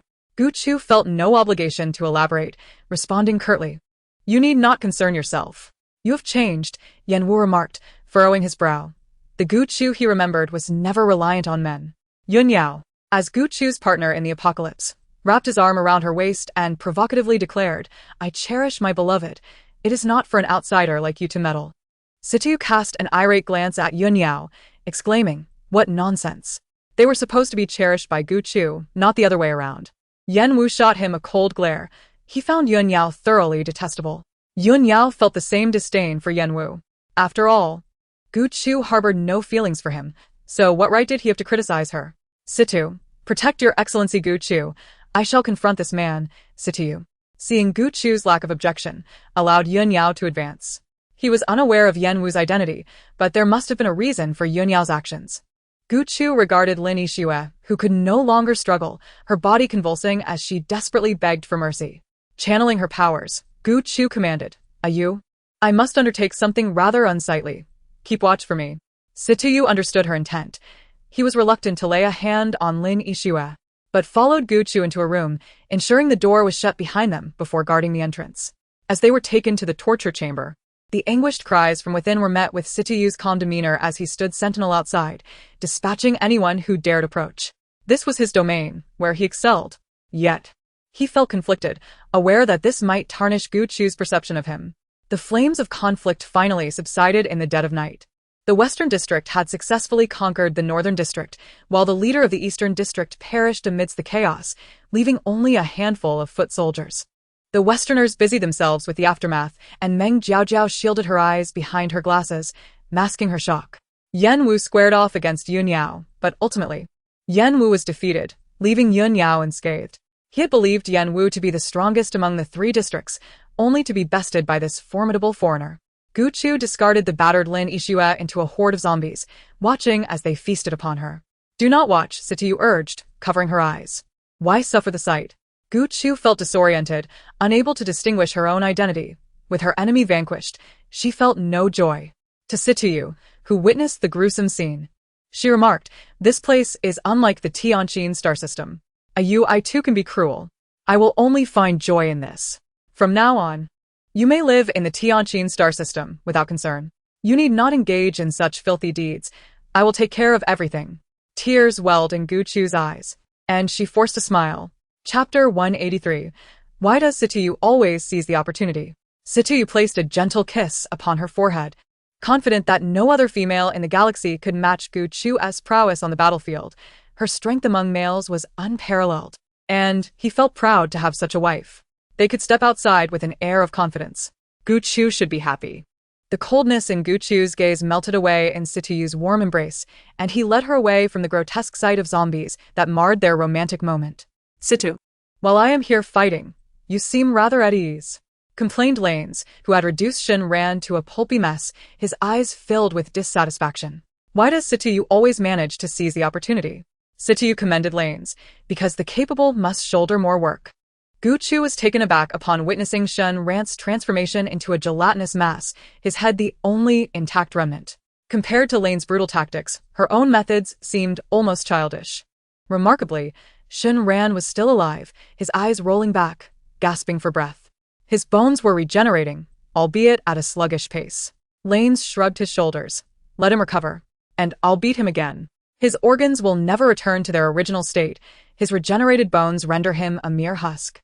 Gu Chu swallowed hard, fear creeping in. How had she ever allied herself with Lanes? He kindly offered her gasoline. "Fire burns nicely. He won't die too quickly." It was no wonder they said he was skilled at inflicting torment. Thankfully, there were no instruments of torture. Otherwise, the methods could have been even more exquisite. Situyu rubbed his nose, rendered speechless by Lane's antics. Gu Chu poured gasoline over Shin Ran and tossed a lighter onto him, igniting a fierce blaze as he screamed in agony, his cries gradually fading with time. Yun Yao approached them, with Chun Yiling trailing behind, searching for Gu Chu. "Gu Chu, where are you going?" "I'm leaving. Don't you want the Northern District?" If Gu Chu desires, she could easily become its leader. Gu Chu waved her hand dismissively, unwilling to converse further with Chun Yiling, never to meet again. Wait. "Don't you want to see Yan Wu?" Chun Yiling hesitated, the words unspoken. Yan Wu was left battered and bruised by Yun Yao's blows. As she turned to gaze at the peculiar purple smoke rising from the fire, she realized Gu Chu had poisoned Shin Ran, ensuring he could not escape. Her instincts told her that the 4 of them could easily conquer the 3 districts. But where were they headed? Gu Chu and her companions distanced themselves from the Northern District, landing their aircraft beside a waterfall to rest for the night. Lanes and the others arrived fully equipped, untroubled by the threat of zombie intrusion. Gu Chu savored the roasted meat prepared by Lanes, noting that the time had come. She did not wish to linger another night in the apocalypse. "Let us return," she declared. Situyu responded, "The beast god requires your mental strength to respond to them. Should you not rest a while longer to avoid exhaustion?" The depletion of mental energy could harm her health, and he noticed Gu Chu appeared fatigued. As a devoted husband, he was attentive to his wife's mental state. The process may be a bit of a headache and induce drowsiness, akin to a secondary differentiation. "You just keep an eye on things. I wish to return home. I miss Iman and the others." Yun Yao remained silent, tending to the fire, his emotions conflicted. He yearned to return yet feared that upon doing so, Gu Chu would neglect him. Each of her male companions was uniquely exceptional. After their meal, Gu Chu summoned her mental energy, and soon enough, her father's voice echoed in her ears. "My precious daughter has returned." Suddenly, the ground beneath the 4 of them gave way, the solid earth transforming into a dark vortex, and they felt a weightlessness as they plunged downward. Gu Chu. Yun Yao instinctively wrapped his arms around her, protecting her as memories flooded back. "We're going home, Yao." Gu Chu's sparkling eyes shimmered with affection as she grasped Yun Yao's hand. His anxious heart lightened at her words. "Yes, we're going back." He vowed never to release Gu Chu's hand for the rest of his life. "Brother? What are you doing? Let go of Her Majesty." Yun Yao cradled Gu Chu in his embrace, Startled by the reprimand from Yun Du coming to his senses, he realized they were in Gu Chu's palace, surrounded by a group of males and his own sister, all glaring at him. Beside him, Lanes and Situyu exchanged glances, their expressions revealing dissatisfaction. They had missed their opportunity, due to his slow reaction. It was Chiyu who dared to break the silence first, asking, "Has Her Majesty reconciled with Lord Yunyao?" Xian Mo and Xia exchanged knowing looks, silently deciding to let this matter slide. Situyu lifted the still somewhat dizzy Gu Chu in his arms and headed straight for their room. Chu, let us rest and check your condition." Yimeng had just received news from the beast god and, still processing the revelation, was taken aback by Gu Chu's sudden appearance. The joy he had been suppressing surged forth, prompting the diplomat to rush into the room. Chu.